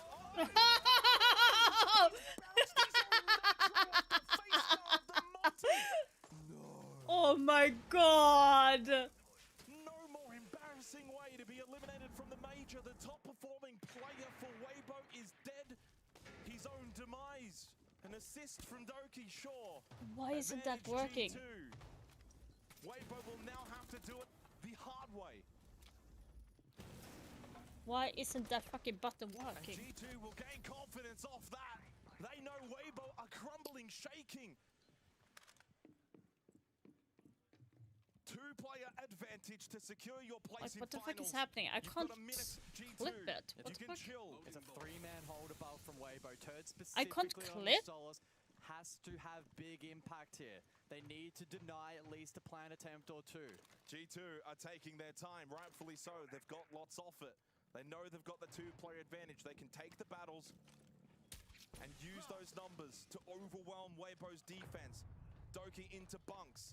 Gets off the plant, shot in the back and down the turn, and it's all done. G2 are about to knock out the final APAC team and book their place in the upper bracket. Yeah, let's go. These boys are coming your way. Finals bound for G2. And for APL, the entire region's time comes to an end at the Munich Major. Well, they're number one in EU for a reason. And this outfit, this team, with serious potential to do big damage here in Munich. The better team in the server this afternoon, fully deserving of the series win. And for Weibo, it's about picking themselves back up for SI. And Yeah, but they are so whole, unstable, disappointing G2. end to the major for the region. Always hope, there's always belief, Like, there's always that that's feeling of slight improvement. But again, unfortunately, no APAC team will make final 8. I'm gonna check my hotkeys. Finals is set. Why could I?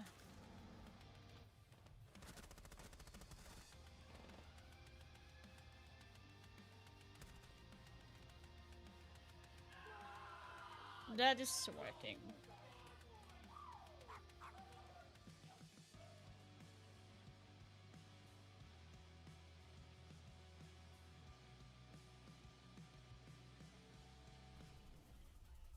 And if I press... That is not working. Why is it my Elgato working?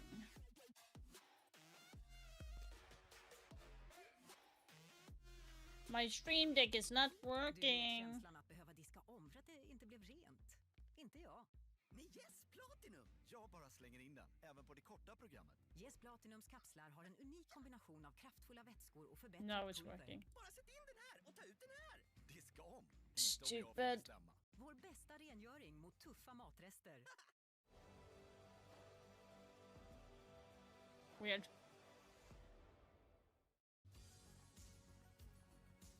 Så var julen äntligen här.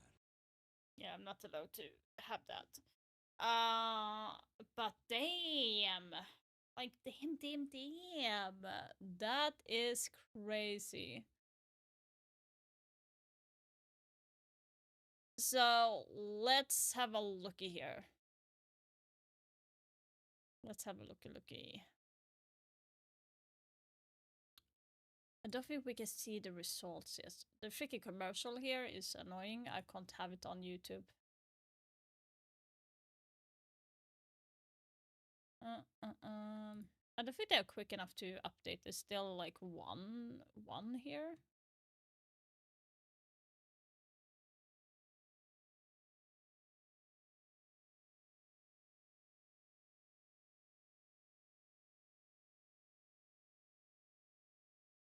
Still commercial. Yes, Swedish commercial. We love it. We love it. We love it. We're loving it. Commercial over? Yes, thank you.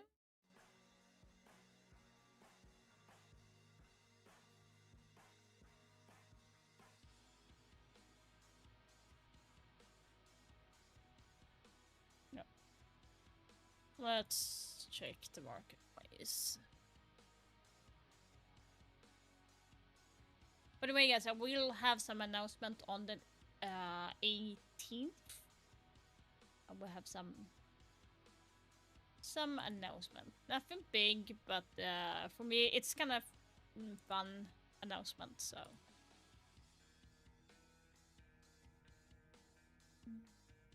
nothing sold. Can we like maybe get like someone who's working in that webpage is way too slow. Ah.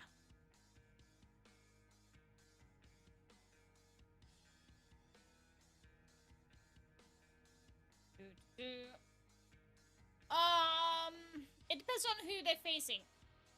If I'm seeing it correctly, they will be facing a secret, and that is bad. I feel like for them to face secret is the worst thing they could do. Secret and M80 is their worst opponent so far. G2 managed to get a spot in the playoffs. Absolutely huge for them, but it was a close game though. 3 maps were required. I mean, hey, G2 fans are probably used to it by now. It does take some stress sometimes when you're a G2 fan to see them make it through. Off the EU, I guess we can say as well. And Laura living up to his in-game name. Yeah, this ace that he got in this round was absolutely crazy. Yeah, let's see here. M80 won against G2, so I will say no to that. And then gets the 5th one. Really if anything, I think they would be playing well against maybe FaZe or Wildcard would be a better opponent for them. How many 1v1s is he given? It's the same story again. Look, 1v1s up on 1v1s up on 1v1s, and he just wins all of them. You don't want to give a 1v1 to Laura. Same thing here, overpeaking, trying to play too aggressive and getting punished time and time again. The same consistent weakness, and I think it just speaks to Weibo's biggest weakness, trying to do too much, trying to play too aggressive. I was about to say, it was their real strength on Skyscraper was trying to do too much, was to be aggressive, was to be unpredictable, and that's fine when you're defending out on a map and you can be very, very fluid on it. When you're attacking onto La, you can't necessarily do that. You do that, you get punished when you're walking into power positions, when you're walking into utility, when you're walking into some of the best players in the world, and that's exactly why Laura was just feasting on them today. I want to talk about the final round as well, because I feel like something really specific happened. It happens to many of us in game as well, but it just went completely quiet. Do you know what? When you're facing elimination and you're thinking, I'm getting ran down by a Monty in a 5-way crossfire, by the way, I'll see for him. It's bounced off his shield, and that's a little bit of stress. Stress is probably the best way to say it. You know, under normal circumstances, there's no way Reap sets off the C4, but yeah, he got done a little bit dirty by himself. As soon as he threw the C4, he just grabbed the call on the phone and just went. Yeah, C4. That was crazy, but yeah. That was funny. That was funny to see for. Off his shield. What I'm sorry, but that was funny. Stompin, by the way, like I know we didn't mention him in that particular map, but he was the one that was the most consistent out of G2. For Laura to step up individually on a certain map and the others maybe, but like Stompin is the one guy that's always consistent. He reminds me of Jumon's Secret, you know, always having a consistent, good game, and it just keeps on happening. Almost triple double digits. Yeah, there was one player who was particularly happy with that result, though. That was Doki. He's standing with Maria for an interview. You did, in fact, have APAC Legends in your hands, and look what you have done, Doki. They're gone. I'm sorry, APAC fans, but they're gone. My bad. And what is the beef between G2 and APAC? You just eliminated them all. I don't think they're as good as other regions, but I think Weibo, for example, they played really good. I think with the introduction of Gohan to the team, they're playing a lot different. So I think they're a really strong opponent. I don't think it was an easy game at all. They destroyed us on Skyscraper. That was us playing bad, but was also we couldn't do anything. They just had our number, so props to them for that. Congratulations. And I guess we'll see them at SI. Yeah, and also, Secret players were watching your game in the green room, and they said, oh, we would rather face Weibo than G2. What do you think of that? Fair enough. I don't think they should say that because they always beat us. But that's going to change, Team Secret. I promise you right now, that's going to change. No more easy games for you, easy map ban phase. Not anymore, bro. Tomorrow we have a They game. are playing a Secret. Oh my god. Secret, and then you can now have your FaceTime with your girlfriend. You're good. Can I say one more thing? Sure. I want to say something about the Safe Siege that's going around Twitter among the community, people targeting maybe Ubisoft and players. I just want to say that everyone that plays this game, we love the game. I'm a professional player. I love this game. Even though it's my job, I love the game. And I just want to say the reason that we're all hyping up is because we want better for the community, better for the developers, better for the Ubisoft. We want absolutely everything to run smoothly. So I just want to say, like, save Siege, guys, and show some support to that movement. But also don't hate towards developers or anything like that. That's not going to get us anywhere. That's not what the movement's about. We just want what's best for the game. So yeah, thanks, guys. Save Siege. Thank you. All right. All right, again, a massive congratulations to G2 for making it in those Yeah, I like that Doug is clearing it up. No hate to the developers. They are doing what they can with the budget they have, with the personnel that they have to help make the game, and with the ideas. They'll listen to pro players, or listen to some of the content creators, and it takes time to develop the game. If they have a plan to change something, it will maybe take a couple of months before the change is made. It's not something they can do with a flip of a switch. If they develop a character, it takes at least 6 months to develop the character, then it takes additional couple of months to put it in the game, because that is supposed to click with the character that you have built, with the movement, with the gadget, how the game responds to the gadget. That's why we have bugs in the game, because it doesn't always click. That's why you're going to have exploits, because it's a bug in the game. Like, seriously. Is that there's such high quality at this major. Normally there's like 2 or 3 very clear teams, and I think coming into this major, maybe 9, 10, you could argue we're in with a shot of winning it, genuinely. Probably the top 3 from both EU, NA, and SAL, particularly. You know, Fury are going to win it. It's all ready. It's all He's been saying me the entire time. I was saying it when they were 0-2 now. No, but like genuinely, and today showed it. The games were such high quality. The fact that BDS and NiP, you know, both of them outside that traditional top 4, fighting for main stage. It was NiP who got there, but it went down to the final round. Today's been really high quality Siege across the board. It's running late right now. Is there time for something else? No, it is almost. But I was going to say one more thing about the schedule that you just saw. Don't go anywhere just yet. I mean, the last game has concluded here. I see you guys. I guess I'll just join in on this. We have something really exciting planned for after this. And, you know, post on social media a bit of a teaser about who is joining our late show as well. So you can have a look and guess about who might be showing up on there. But hey, this is... But yeah, guys, so this is going to be it. So we are going to be seeing which match is going to be tomorrow. And they are not going to show it right now. So we will find out more tomorrow. Hoping to be back around that time. I will probably miss the first match, but not the second one. So I'm hoping G2 is not playing the first one. Oh, here we have. So FaZe versus Wildcard, Secret on the second map versus G2. And then we have M80 against the one that's winning. The Falcons is going to be, oh my god, this is the worst matchup. They have Secret and Falcons against each other? Are you kidding me? Like, that is bad. That is bad. Oh my god, it's a full-blown EU, like, face-off. Why did I do that? Like all the EU is facing each other. That's not fair. Oh my god. Okay. Yeah, that is going to be crazy. Well, now we know what's the match going to be tomorrow. It's going to be crazy. It's going to get exciting. There's going to be a lot of emotions. I'm like so hyped. Like I said, I will be back tomorrow and we'll continue on to see how the match is going to be happening. For everyone in Twitch, stick around. We're going to be rating someone. Everyone on YouTube, thank you so much for being here. Thank you for liking and subscribing to the channel. And if you already have, thank you so much for doing so. Freaking love you guys for the support. Yeah, I'm so super excited for tomorrow. There's going to be a lot of emotions. And yeah, I also wish you guys an amazing day, morning, night, wherever you are. And I will see you guys tomorrow.